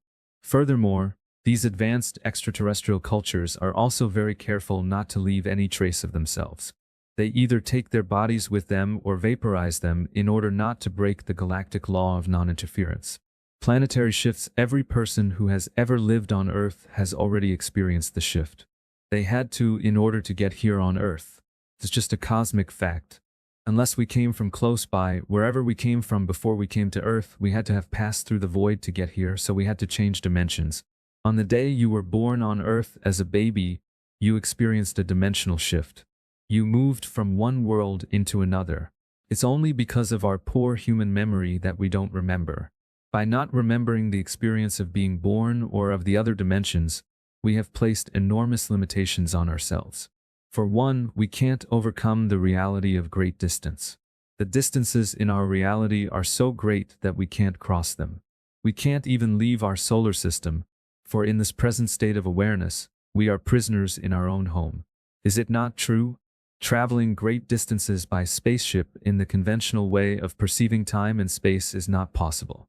Scientific minds have come to that conclusion already. But of course, it is a disheartening suggestion that we can never leave our own solar system. Reaching the nearest star, Alpha Centauri, about 4 light-years away, would take about 115 million years using current space technology. Humans do not live that long, and besides, that is only the closest star. To reach deep into space would simply be impossible. We would have to change our understanding of time and space to be successful. As we have said, our problem is that we know about only time and space. The reality of dimension has been mostly lost. Because all things are perfect, we are remembering now, just when we need to. We first remember in our dreams, then in our movies. Movies like Star Trek, Contact, Sphere, and many others all explore ideas about dimension. We will remember, for God is with us. So let's do it. I'll tell you exactly what normally happens in a dimensional shift. I will give this description from my direct experience, but what really comes to pass may be slightly different, for the universe is always experimenting. Some of you would probably prefer that I tell this in story form, but I feel that a straight shot may be more appropriate. The experience of an actual planetary shift. Remember that what I am about to say is what a galactic textbook would reveal. It is just the normal scenario. There can be many different details because life is flexible, but by knowing the norm, you can imagine the differences. As we enter this new millennium, the Ascended Masters feel that there will be very little violence approaching this shift, for we have come a long way on the path. We have done a great job in helping to birth the new human consciousness. So I am going to say it now, relax, don't worry. Enjoy this transition. As you witness the perfection of life, you can be that little baby you may have wanted to revert back to. Know that you are going to be taken care of and that pure love is guiding the events. This energy wave is so much bigger than you that you might as well surrender to life and just be. We have probably altered the possibility of the 2 years to 3 months of chaos. It is now believed that the period before the shift will probably be very short and with almost no disruption. They expect little or no warning except for the 5 or 6 hour shift. More than likely you will wake up one morning and before sunset find yourself a baby in a brand new world. 6 hours before the shift. Let's begin 6 hours before the shift. You wake up on a clear, cool morning feeling great. As you stand up, you realize that you are feeling very light and a little strange. You decide to take a bath. As you're watching the water, you sense something behind you. You turn and see a large, brightly glowing object of strange colors floating about 3 feet off the floor next to the wall. As you try to figure out what this is, a smaller one appears out of nowhere a few feet away. They begin to float around the room. You jump up and run into the bedroom, only to see the whole room filled with these strange, unimaginable things. You might think you are having a mental breakdown or that maybe a brain tumor is affecting your perception, but neither is the case. Suddenly the floor begins to break apart and the whole house begins to distort. You run outside into nature, where everything seems normal except that there are many of these strange things everywhere. You decide to sit down and not move. You remember your Mer-Ka-Ba and begin to breathe with awareness. You relax into the prana flow that moves through your body. The great spinning Mer-Ka-Ba has enclosed you in its warmth and safety. You become centered and wait, because what's about to happen is God's grace. There really is nowhere to go. It's the greatest ride you can imagine. It is ancient, yet it is brand new. It is beautiful and you feel fantastic. You feel more alive than you ever did when you were in the normal earth reality. Each breath seems to be exciting. You look across the meadow, where a red, glowing fog begins to slide into the space all around you. Soon you are surrounded by this red fog, which seems to have its own source of light. It's a fog, but it doesn't actually look like any fog you have ever seen before. It seems to be everywhere now. You are even breathing it. An odd feeling comes over your body. It isn't really bad, just unusual. You notice that the red fog is slowly changing to orange. You no sooner see it as orange, then it turns yellow. The yellow quickly changes into green, then blue, then purple, then violet, then ultraviolet. Then a powerful flash of pure white light explodes into your consciousness. You are not only surrounded by this white light, but it seems that you are this light. For you, there is nothing else in existence. This last feeling seems to continue for a long time. Slowly, very slowly, The white light changes into clear light and the place where you are sitting becomes visible again. Only it looks like everything is metallic and made of pure gold. The trees, the clouds, the animals, the houses, other people, except your body, which may or may not appear like gold. Almost imperceptibly, the gold, metallic reality becomes transparent. Slowly, everything begins to look like golden glass. You'll be able to see right through walls. You can even see people walking behind them. The void. 3 days soft blackness finally.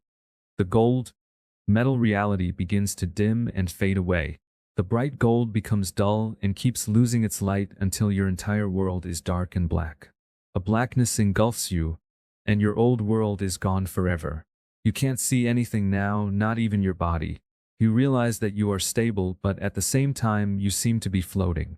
Your familiar world is gone. Do not feel fear here. There is nothing to be afraid of. It is completely natural.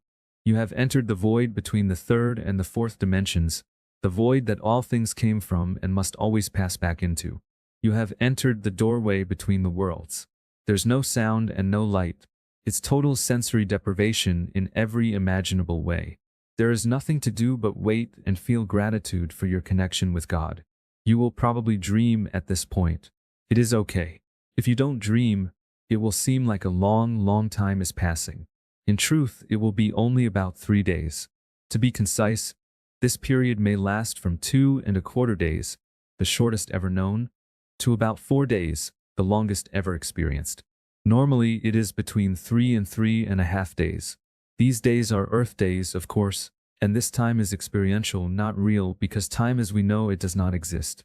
You have now reached the end of time that the Maya and other religions and spiritual people have spoken of. The new birth. The next experience is rather shocking. After floating in nothing and blackness for 3 days or so, on one level of your being it may seem like 1,000 years has gone by. Then totally unexpected and in an instant, your entire world will explode with a brilliant white light. It will be blinding.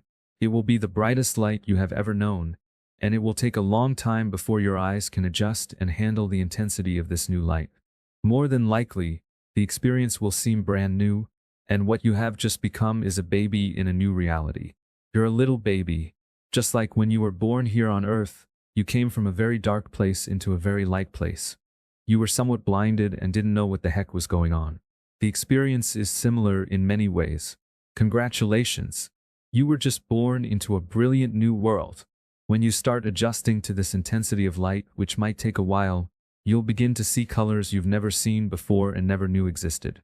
Everything, the whole configuration, the whole experience of the reality, will be bizarre and unknown to you except for the short time with the floating objects right before the shift. In truth, it is more of a second birth. On Earth, when you are born, you begin small and continue to grow until you are an adult. We usually think of human adulthood as the end of growth. What may sound strange until you see it is that a human adult body in the next world is a baby. Exactly as happens here, you begin to grow and get taller until you reach adulthood in this new world. Adulthood in this new fourth-dimensional world is surprisingly taller than here. An adult male is about 14 to 16 feet tall, and an adult female is about 10 to 12 feet. Your body will seem solid just as on Earth, but compared to third-dimensional Earth, it isn't. In fact, if you were to go back to Earth, no one could see you. You still have an atomic structure, but the atoms will have mostly converted into energy. You have become a great deal of energy and very little matter. You can walk right through a solid wall on Earth, but here you are solid. This new birth will be your last life in structure as you know it. In the fifth dimension, which will be coming soon after the fourth, there are no life forms. It is a formless state of consciousness. You will have no body, but you will be everywhere at once. Time is extremely different in the fourth dimension. A few minutes on Earth is several hours in 4D, so in what will seem like about 2 years, you will reach adulthood. But simply growing up is not what life is all about, just as here on Earth. There are levels of knowledge and existence that would be hard to imagine from where you will be when you first enter the fourth dimension. Just as a baby here on Earth could not comprehend astrophysics. Your thoughts and survival, here you are. A baby in a new world. Yet in this new world you are far from helpless. You are a powerful spirit that can control the entire reality with your thoughts.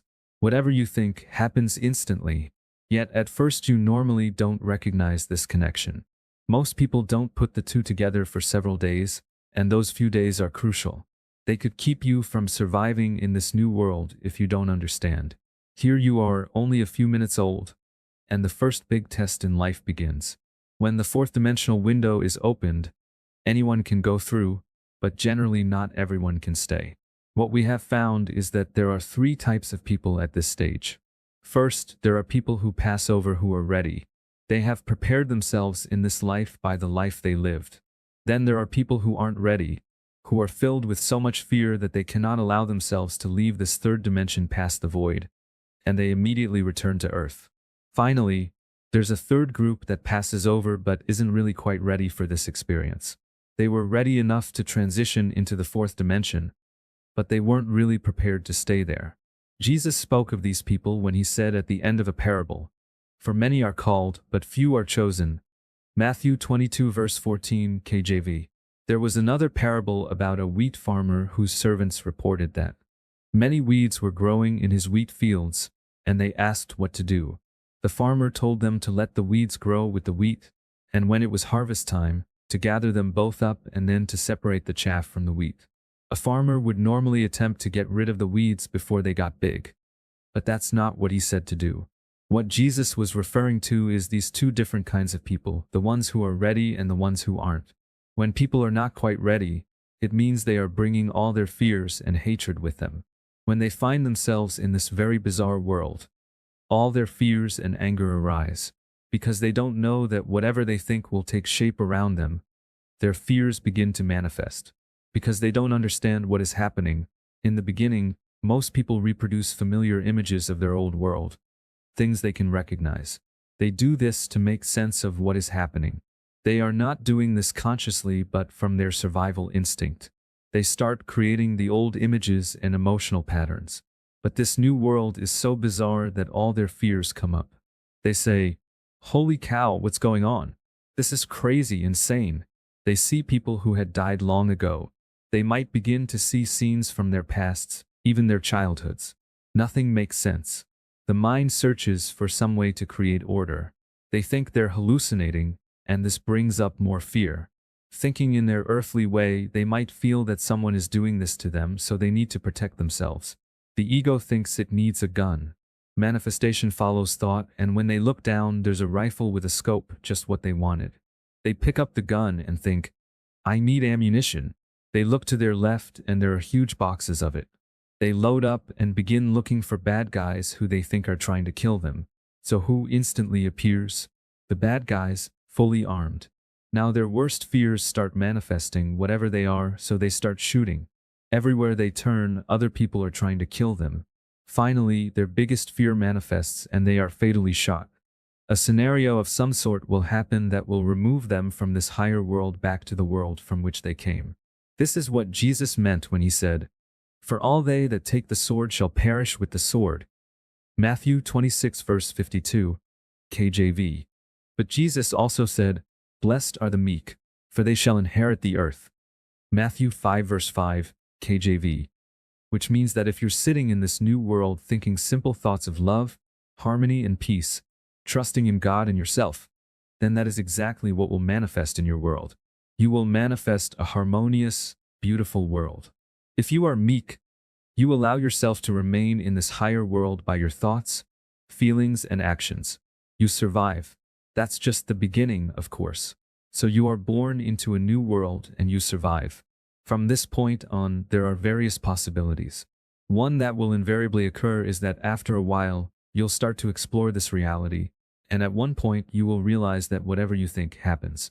At this point, people often look down at their bodies and say, "Wow." And with their thoughts, perfect their bodies and physically become what they always wanted to be. They will heal everything, grow back arms and legs. Why not? It's like a toy to a child. Because ego often still functions a little bit at this stage, you might make yourself really beautiful or handsome or taller. But you will soon get bored with perfecting your body. You will begin to explore the rest of your new reality. One thing will almost certainly happen. You'll suddenly notice large moving lights around the area you are in. They're called Mother and Father. Yes, you will have parents in the fourth dimension. It is, however, the last time, for in the next higher world you will not. In the area of the fourth dimension where you arrive, the family problems we have experienced here on Earth don't exist. Your mother and father there will love you in ways you probably have only dreamed of on Earth. They will completely love and take care of you. They will not allow anything to happen to you in a bad way once you have survived. You have absolutely nothing to worry about. It is a time of tremendous joy if you simply surrender and allow this love to guide you. You may realize that you've just won the big game of life. All the pain and suffering you have experienced in life is over, and another beautiful and sacred level of life is emerging. Now the purpose and meaning of life begins to return consciously. You begin to experience another ancient yet new way of being, and it's yours.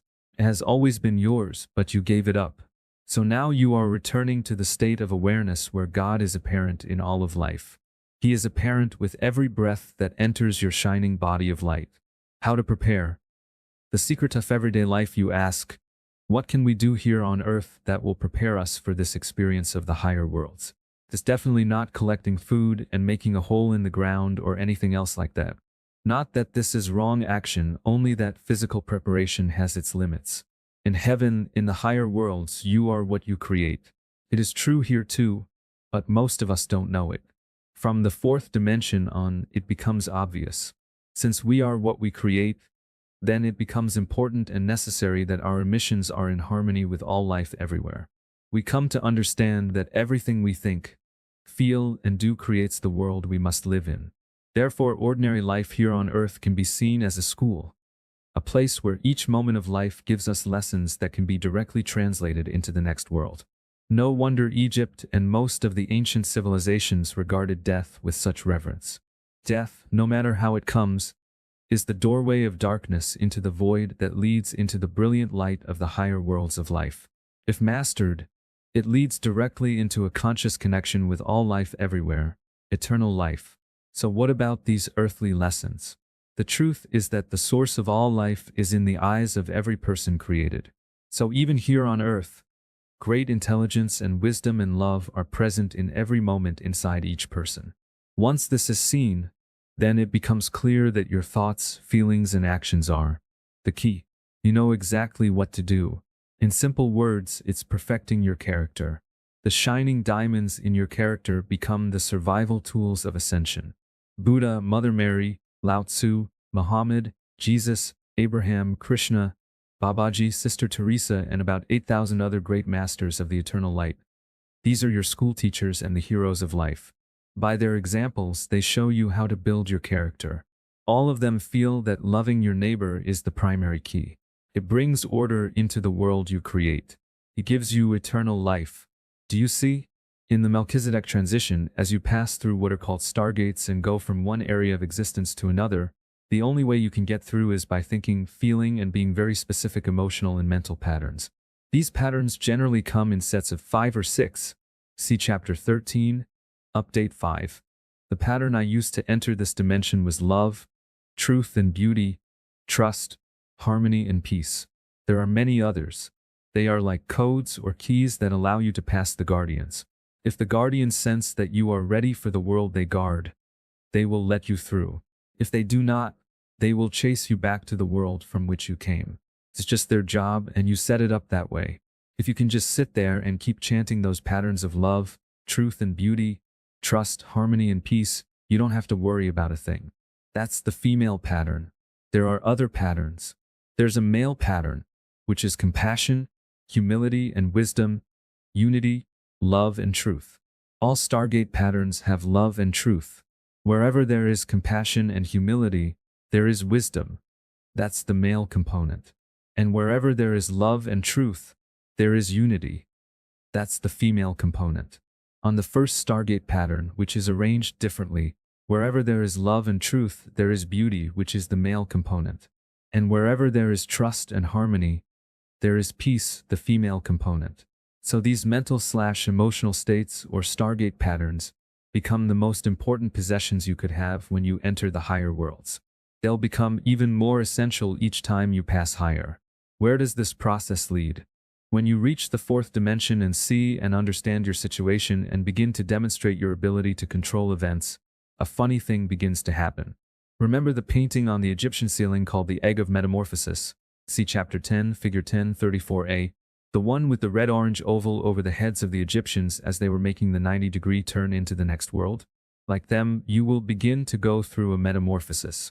Like the butterfly, your body will rapidly change into something similar but uniquely different. Pharaoh means that which you will become.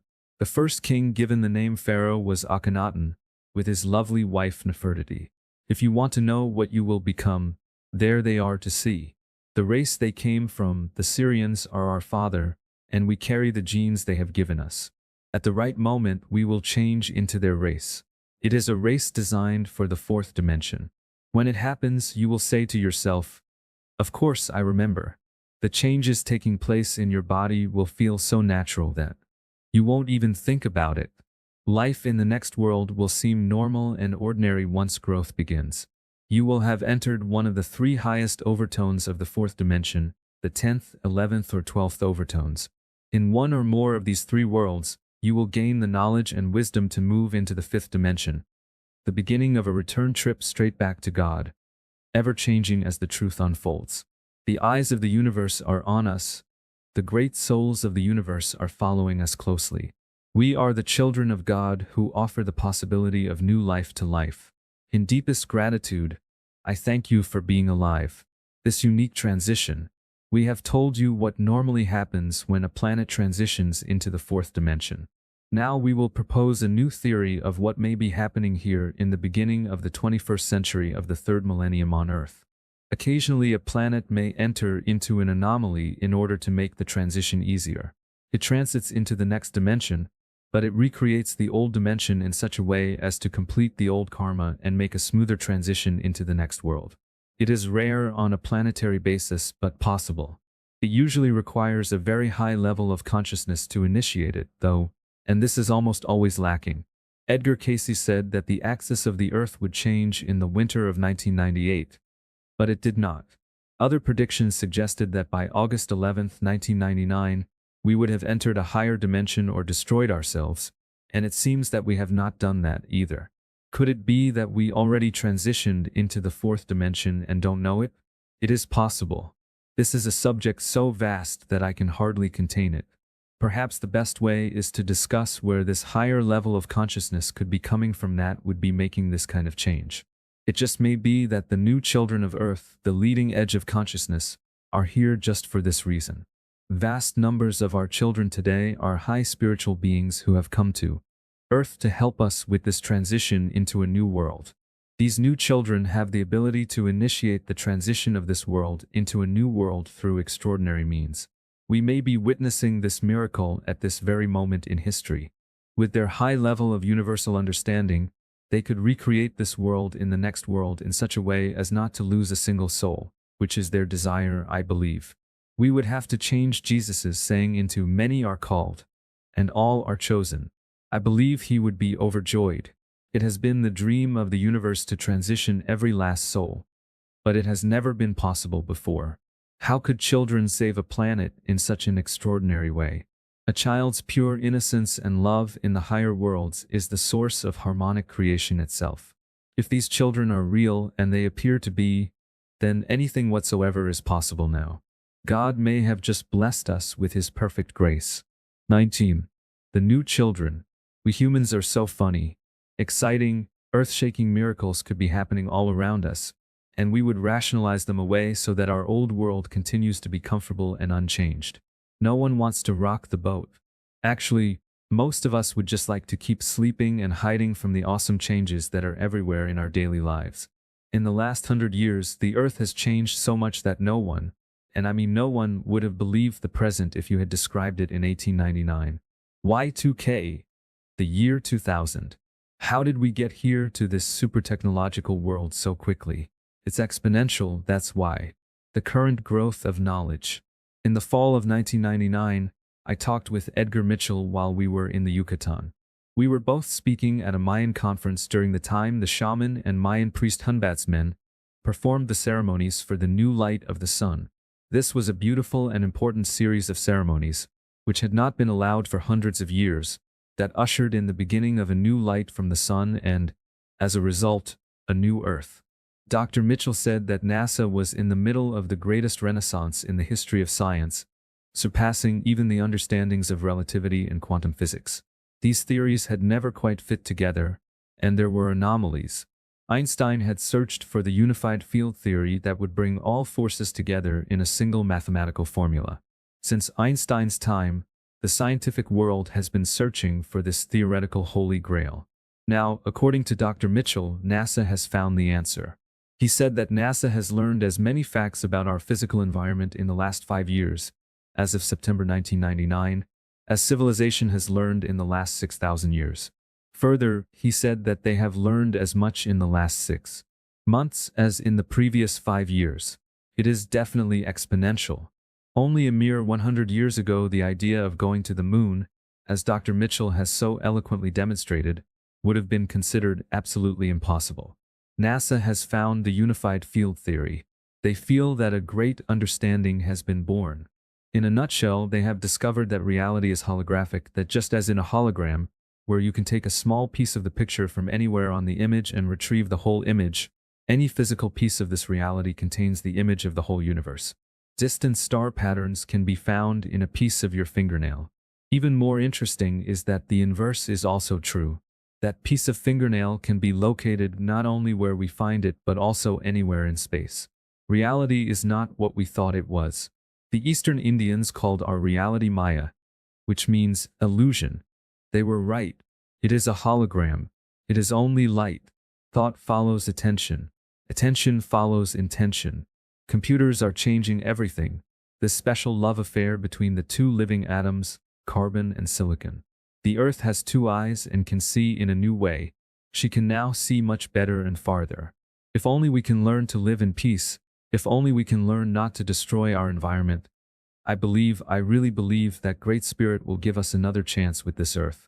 In fact, perhaps it has already happened, this second chance. The indigenous peoples of North, South, and Central America performed the ceremony that brings together the condor and the eagle, acknowledging that the next 13 years are the last cycle of this Earth. Many teachers of the Mayan calendar have said that the last cycle ends on either December 22nd or December 24th, 2012. But the Elder Brothers, the Kogi, and the Maya themselves say no, that the last 13-year cycle begins on February 19th, 2000, and ends on February 18th and 19th, 2013. What is so important is that the Elder Brothers believe that we, the younger brothers, are changing to remember the ways of Great Spirit. Joy sings in the jungle and old hearts are moved. We are learning quickly. We are waking up from a 500-year-old dream that was closer to a nightmare. The eyes of a child are blinking open. Why wouldn't the great change happen now? Were you not warned over and over long ago? Almost every prophet who has ever lived, speaking about the end of time, has placed it at this exact moment that you are reading this book. This period, different from the last 13-year cycle above, is from February 26, 1998, an eclipse of the sun, to February 18th and 19th, 2013, and this is the time of the great change. Notice that this end time date is different from the traditional date of December 24th, 2012. Edgar Cayce, the sleeping prophet, Nostradamus, the Holy Bible, Mother Mary, Yogananda, and many others of the civilized world predicted that this time we live in is the time of the great change. Some saw this time as one of great destruction and pain with huge earth changes and a world altered beyond recognition. Others saw a time of rapid spiritual growth, a time of ascension into a new world. Some saw both. The indigenous peoples of the world, the Maori of New Zealand, the Zulus of Africa, the Kahunas of Hawaii, the Eskimos of Alaska, the Maya of Mexico and Guatemala, the Kogi of Colombia, the Native Americans of North America, the Shintos of Japan, and many others all feel and predict that a great change is about to happen or, in some cases, is now happening. Why would so many great people over such a long period of time point their fingers at this particular moment in history? So I say again, why wouldn't the great change happen now? And is it happening now? In 1899, there were 30 million species of life on this planet. It took Mother Earth billions of years to reach this teeming variety of life forms from the one-celled amoebas to the magnificent humans and dolphins. It took humankind, and his misuse of energy and his unconscious actions to reduce the number of life forms to less than half in a mere 100 years. Over 15 million species are now gone forever. How can we go so far up in consciousness and stoop so low at the same time? If we can control our greed, if we can live from our hearts, we may make it. It is clear to me that Mother Earth has found a way to save us, the uncaring humans. Assuming this is true, do you know where this new hope is coming from? Not our great scientists or our greatest minds. It is coming from our innocent children. They are leading the way just as the Holy Bible said would happen. The renaissance taking place in NASA is mirrored by what is happening inside our bodies.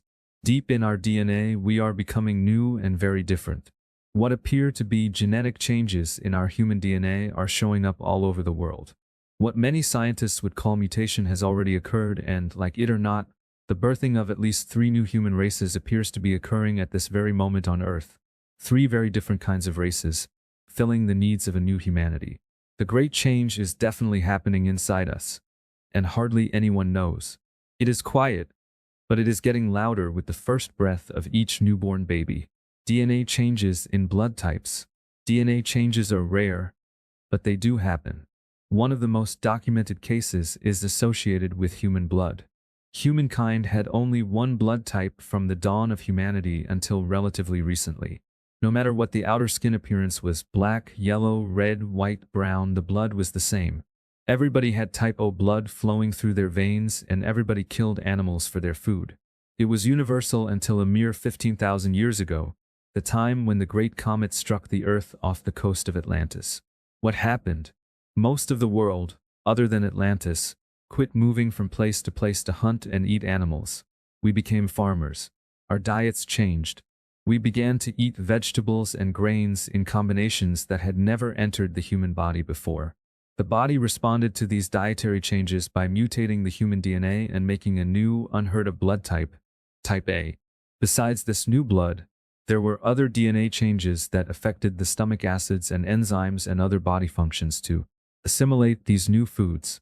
Some scientists suggest that climate changes may also have had an effect on this mutation. As time went on, twice more the human blood changed, each time in response to changes in diet and possible climate changes. Types B and AB were born. At the moment, there are 4 types, but will this continue? Toward the end of the 20th century, foods from all over the world became available to almost anyone anywhere on Earth. Humanity for the first time began to eat all the foods of the world. You can go into almost any major market in the civilized world and get anything you want from anywhere.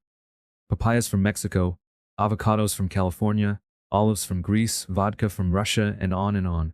You can go into almost any American city and eat Chinese food or Mexican, Italian, Japanese, American, German, and so on. Will a new blood type emerge to accommodate this unprecedented shuffle of foods? As you can see, DNA changes do take place with seemingly innocuous changes in diet and climate. The changes happening on Earth today are astounding by anyone's standards. They are so huge that one would expect a human genetic response, and beyond doubt, humanity has responded. A new change has taken place in human genetics that has such far-reaching implications to the future of humankind that I simply must discuss it. Most of the people who have made these DNA changes are children.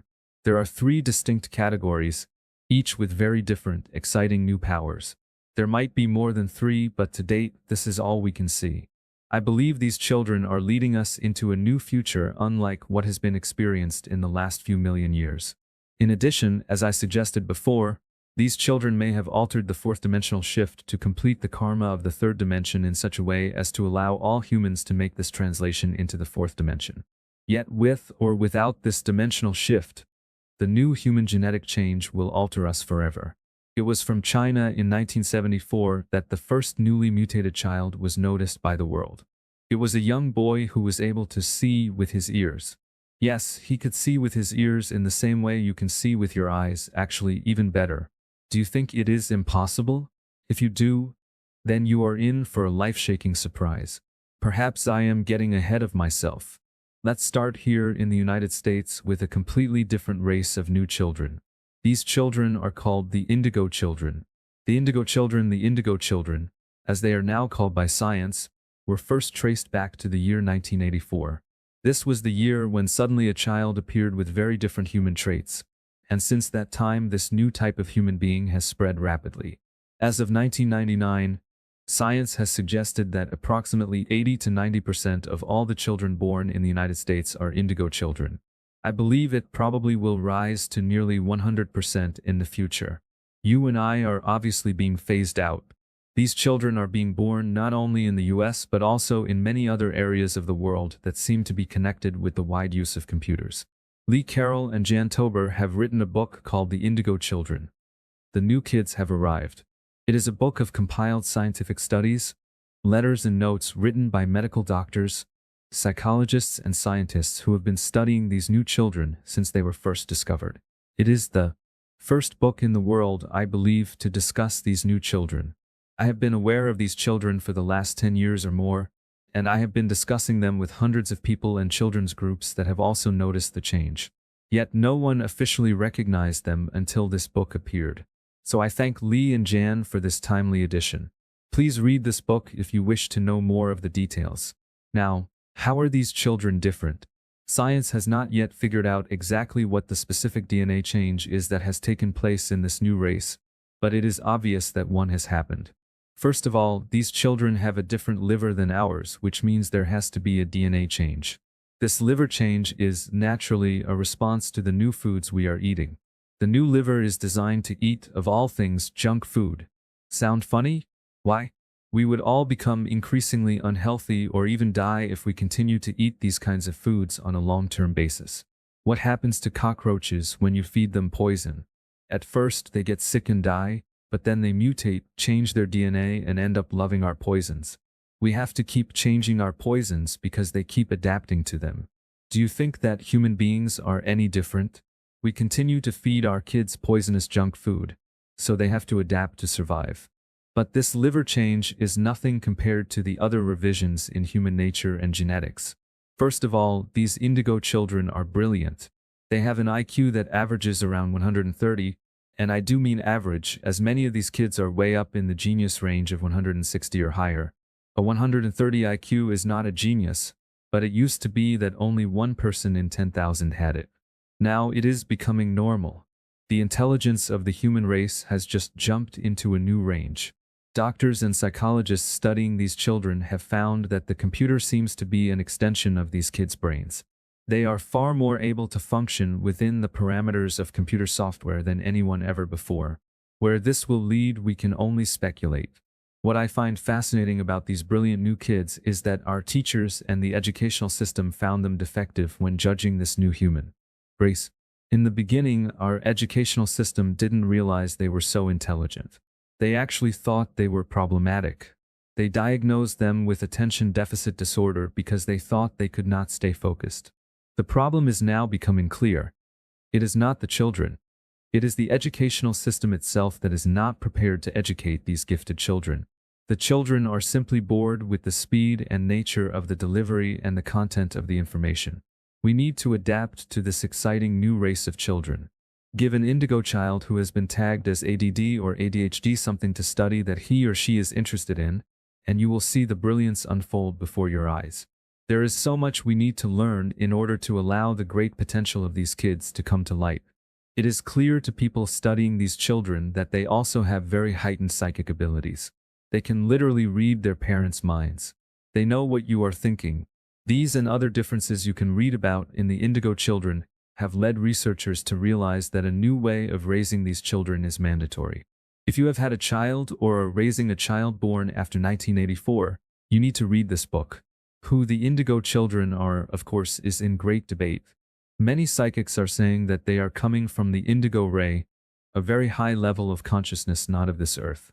I also feel this is true, for when I first met the angels, they began talking about these new children that would come in the future and change the world. They told me many details about them that are coming true at this time. Also, many psychics I have discussed this subject with feel that there are actually two different cosmic sources for these children. One is the indigo ray and the other is the deep blue ray, similar but different. Wherever they come from, it definitely is a diversion from the normal human evolutionary track. And the indigo children are not the only ones who have changed their DNA. The children of AIDS. That is a cause that changed them but AIDS/HIV. I recommend that you read a book by Greg Braden called Walking Between the Worlds: The Science of Compassion. Mr. Braden was the first one to report this new race in a popular publication. I quote from him, "If we define ourselves genetically, this new species looks different in terms of specific DNA, though their bodies may appear as the familiar bodies of friends and loved ones. On a molecular level, beyond the seeing of the naked eye, they have allowed themselves to become genetic possibilities that were not available just a few short years ago." In the open literature, there are reports of a phenomenon that scientists have named spontaneous genetic mutation.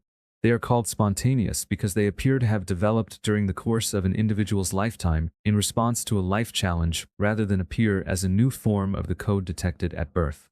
In these instances, the genetic code has learned to express itself in a new way that serves the individual's survival. There is a report of a young boy in kindergarten who was born with HIV. As quoted from Mr. Braden's book, page 81, researchers at the University of California, Los Angeles, School of Medicine report unambiguous evidence of a boy who tested positive for HIV twice, at 19 days of age and 1 month later. Yet by every measure, this kindergartner appears to have been HIV-free for at least 4 years. Science News, April 1995. The study was originally reported by Yvonne J. Bryson and her colleagues in the March 30, 1996, New England Journal of Medicine. The virus is not lying dormant within the body, opportunistically awaiting an external cue to become active. It is eradicated from the body. This new resistance to HIV infection is so strong that in a few of the cases, it was 3,000 times more resistant than what it would take to infect a normal person. In all cases, their resistance to HIV is noticeably higher. If this were just one small boy showing these changes, it would simply be an interesting phenomenon, but this is not the case. From Walking Between the Worlds, a study released in the August 17, 1996, issue of Science News reports that about 1% of the population tested now have developed genetic mutations that make them resistant to HIV infection.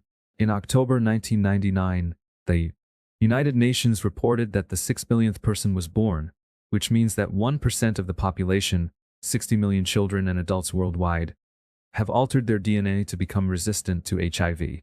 What has changed in the DNA of these children? It has to do with codons, a sequence of 3 adjacent nucleotides constituting the genetic code that specifies the insertion of an amino acid in a specific structural position in a polypeptide chain during protein synthesis. In the human DNA, there are 4 nucleic acids, which combine in sets of 3 to form 64 codons. Normal human DNA has 20 of these codons turned on, plus 3 others that act much like the stop and start codes in software programming. The rest of these codons are inactive. Science has always thought that these unused codons were from our genetic past, but now that theory is changing. Perhaps they are actually from our future. These children have turned on 4 more of these unused codons, giving them 24, which has completely altered their resistance to HIV infection. The potential of what this means is staggering. These children appear to have super-heightened immune systems.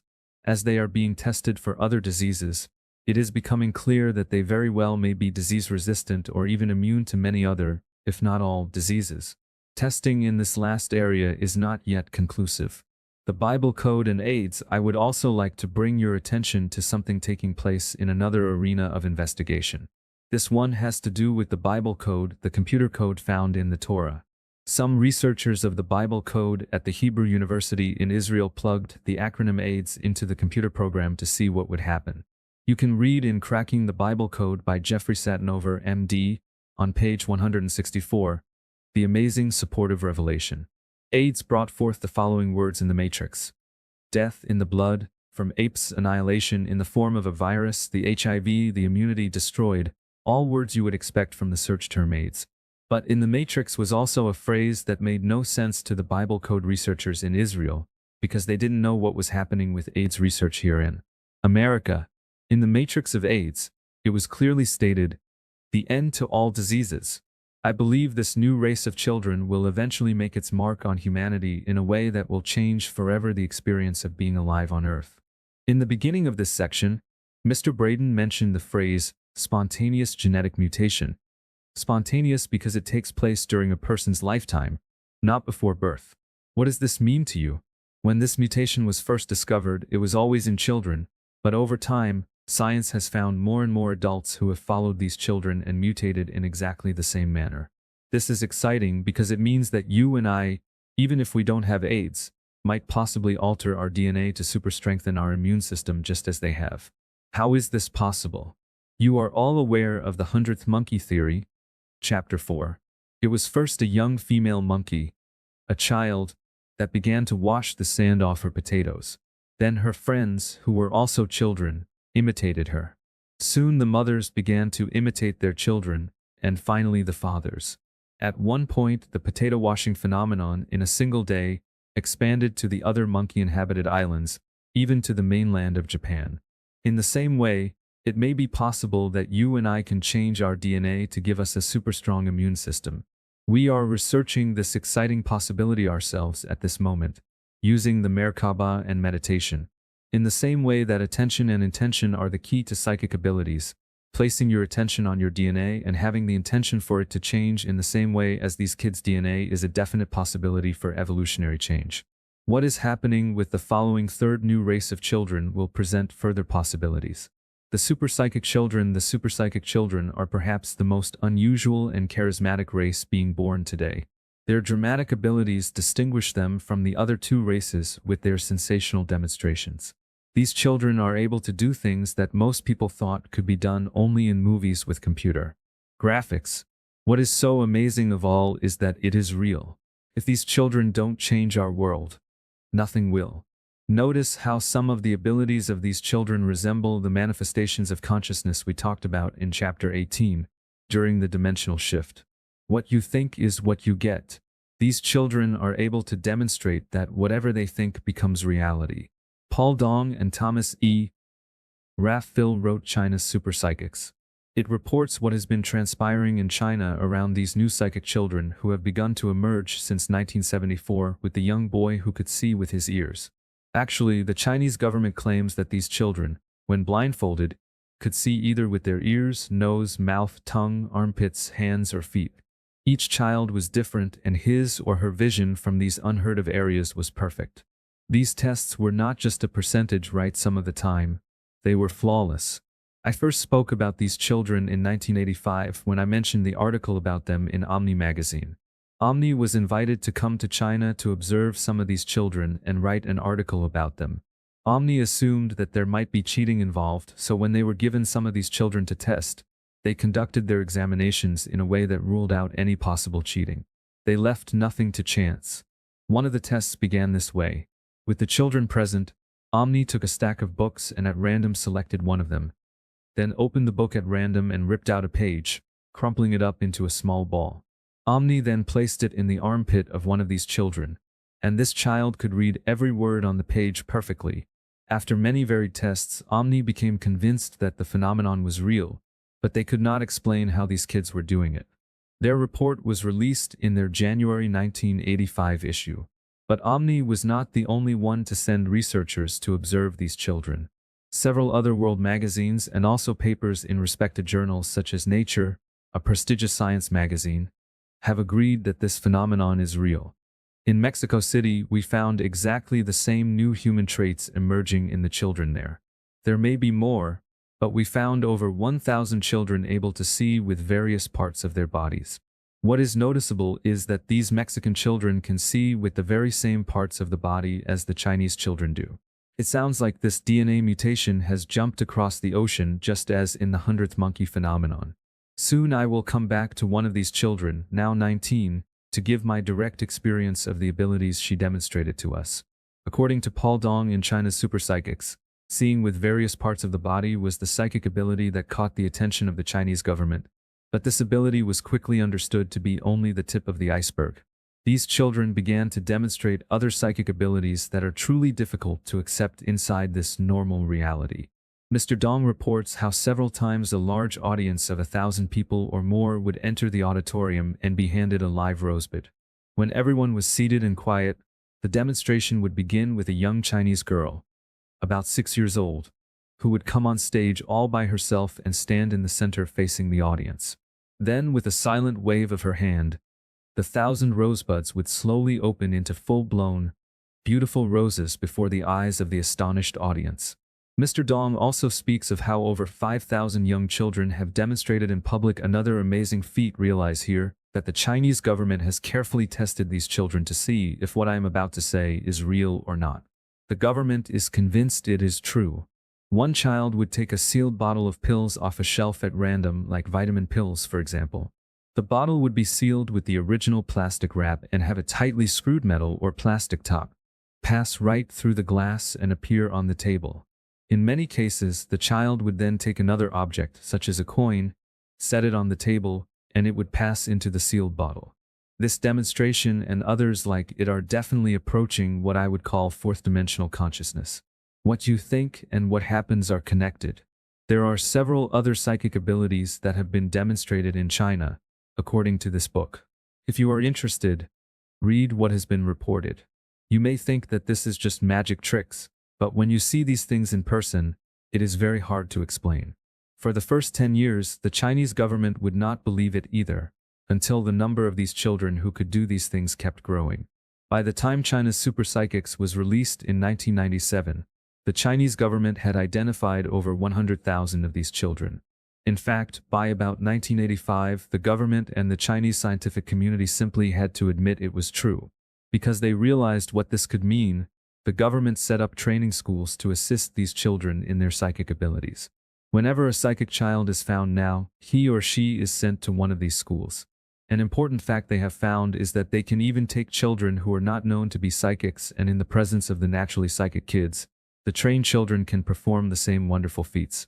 This brings forth the memory of Uri Geller, the famous psychic from Israel who could bend metal objects just by looking at them. In his book, Uri Geller, My Story, he talks about when he demonstrated his psychic abilities on television throughout Europe. He went on TV and asked people to get knives, spoons, and forks and place them in front of the television set.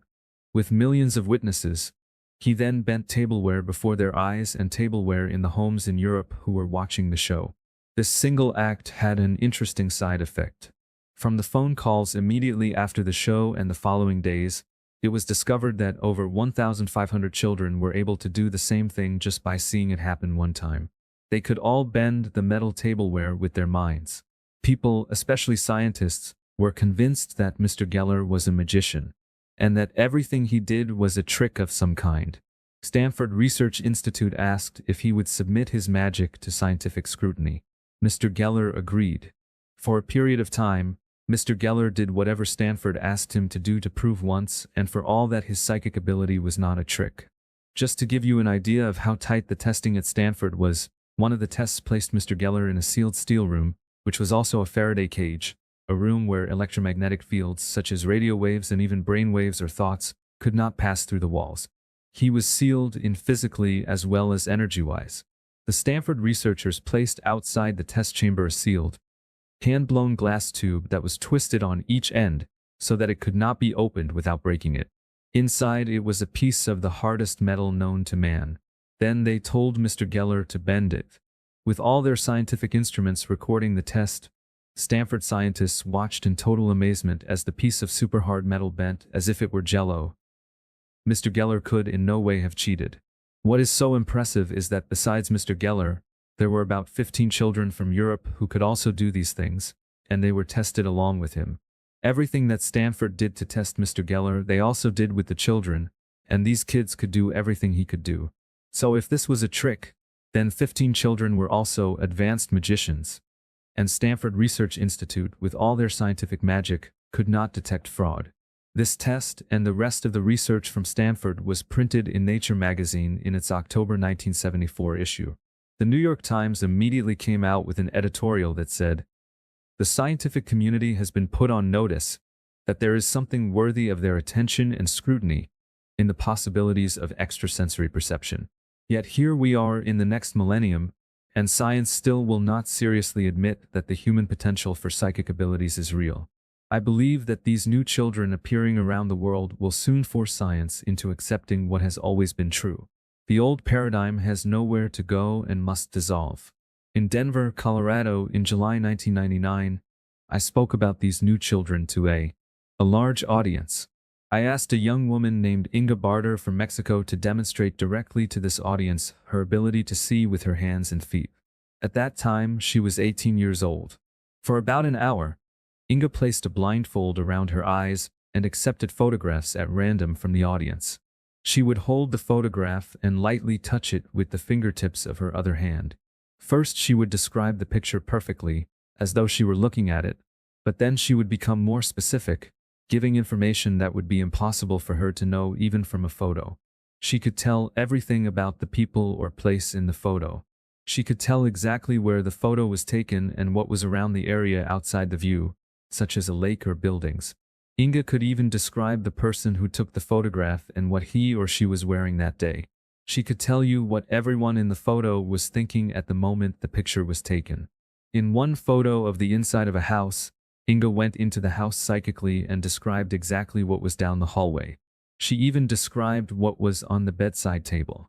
Finally, someone placed a newspaper under Inga's feet, and with her high-heeled shoes on, she was able to read the paper as if it were in her hands and she wasn't blindfolded.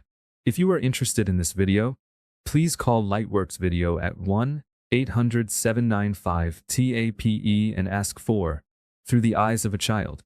Under the strict discipline of scientific research, the Chinese government has observed these children changing the human DNA molecule in a petri dish before cameras and scientific equipment necessary to record this supposedly impossible feat. If this is true, which the Chinese government claims, would we not be able to change our own DNA with just the right understanding? I think so. Just follow the children. How is it possible that 60 million people in the world have already changed their DNA to drastically improve their immune systems against HIV infection through spontaneous genetic mutation, if not through a process similar to what our new children of China have demonstrated? This is a grand time in the history of the earth, and you are alive to experience this extraordinary world change. I was recently in Russia in September 1999, and there I spoke with many Russian scientists about these new children. I talked with people who asked me not to print their names, but some were on boards of directors that controlled over 60 Russian scientific communities, including the Russian space program. They told me personally that what was happening in China was also happening in Russia. Thousands of Russian children were exhibiting the same kinds of psychic abilities. I am convinced that these three new races of children are truly a worldwide phenomenon, one that is altering the human experience on Earth forevermore. The fourth dimensional shift and the superkids. The question is, have we actually entered the fourth dimension and recreated it to appear like the third dimension? It does seem this way as I observe these new children, but the truth will come out of its own accord. Now that you know the nature of the original reality mingled with the Lucifer reality, search your own heart. Is it true? Look inside yourself. Are you changing? Are you even remotely the same person you were just a few years ago? And now that you are exploring or are about to explore your higher consciousness with your light buddy, the Mer-Ka-Ba, will your life ever be the same? Birth has its way of making everything new again. Life is great. We live in a world that exists only in the mind of God. It is only light. Using sacred geometry, the Mother/Father Spirit of life has created a universe of light for us to play in and love each other. We are the children of God. Great Spirit expresses through each one of us and speaks of worlds of consciousness far above the ordinary life of humanity. We hold within us a potential so great that if all the adjectives in the dictionary were compressed into one word, it would still not fully describe the innate greatness shining out of the eyes of a single ordinary, everyday child. You have a choice. You can continue to live life from the normal human perspective, where the only reason for being alive is to become comfortable through material things or to gain control over other human beings through force, or realize that the outer world is not something you appropriate but rather an opportunity to express joy and love in your life. The outer world and the inner world are one. Breathe deeply the pure life force into your glowing chakras and let your Mer-Ka-Ba live. Open your heart fearlessly to the unknown and look with the eyes of a child into the eyes of God in each person who stands before you. It is all so simple. I love you, Dunvalo. Research the way of truth. Maat is the ancient Egyptian goddess of truth. She is still alive in the hearts of those who love the mother. In the summer of 2000, a new website will open that seeks to find integrity in the world's information. This is important, For we believe that the internet is forming a global brain and birthing a new type of planetary communication. At the moment, there is so much distortion of information moving through the web that it is akin to being mentally unbalanced, not knowing what is reality and what is not. The truth would bring clarity. Most important, truth might just find the answers to save ourselves from ourselves. We might even find peace. How will this be accomplished? This site will report the truth on a specific subject as it is known and give all supporting documentation. It will not merely refer to a specific source, but actually show the documentation whenever possible or tell you how to get it so that you can make your own interpretation of what is being claimed. Once all known documents are released, the site will ask the public to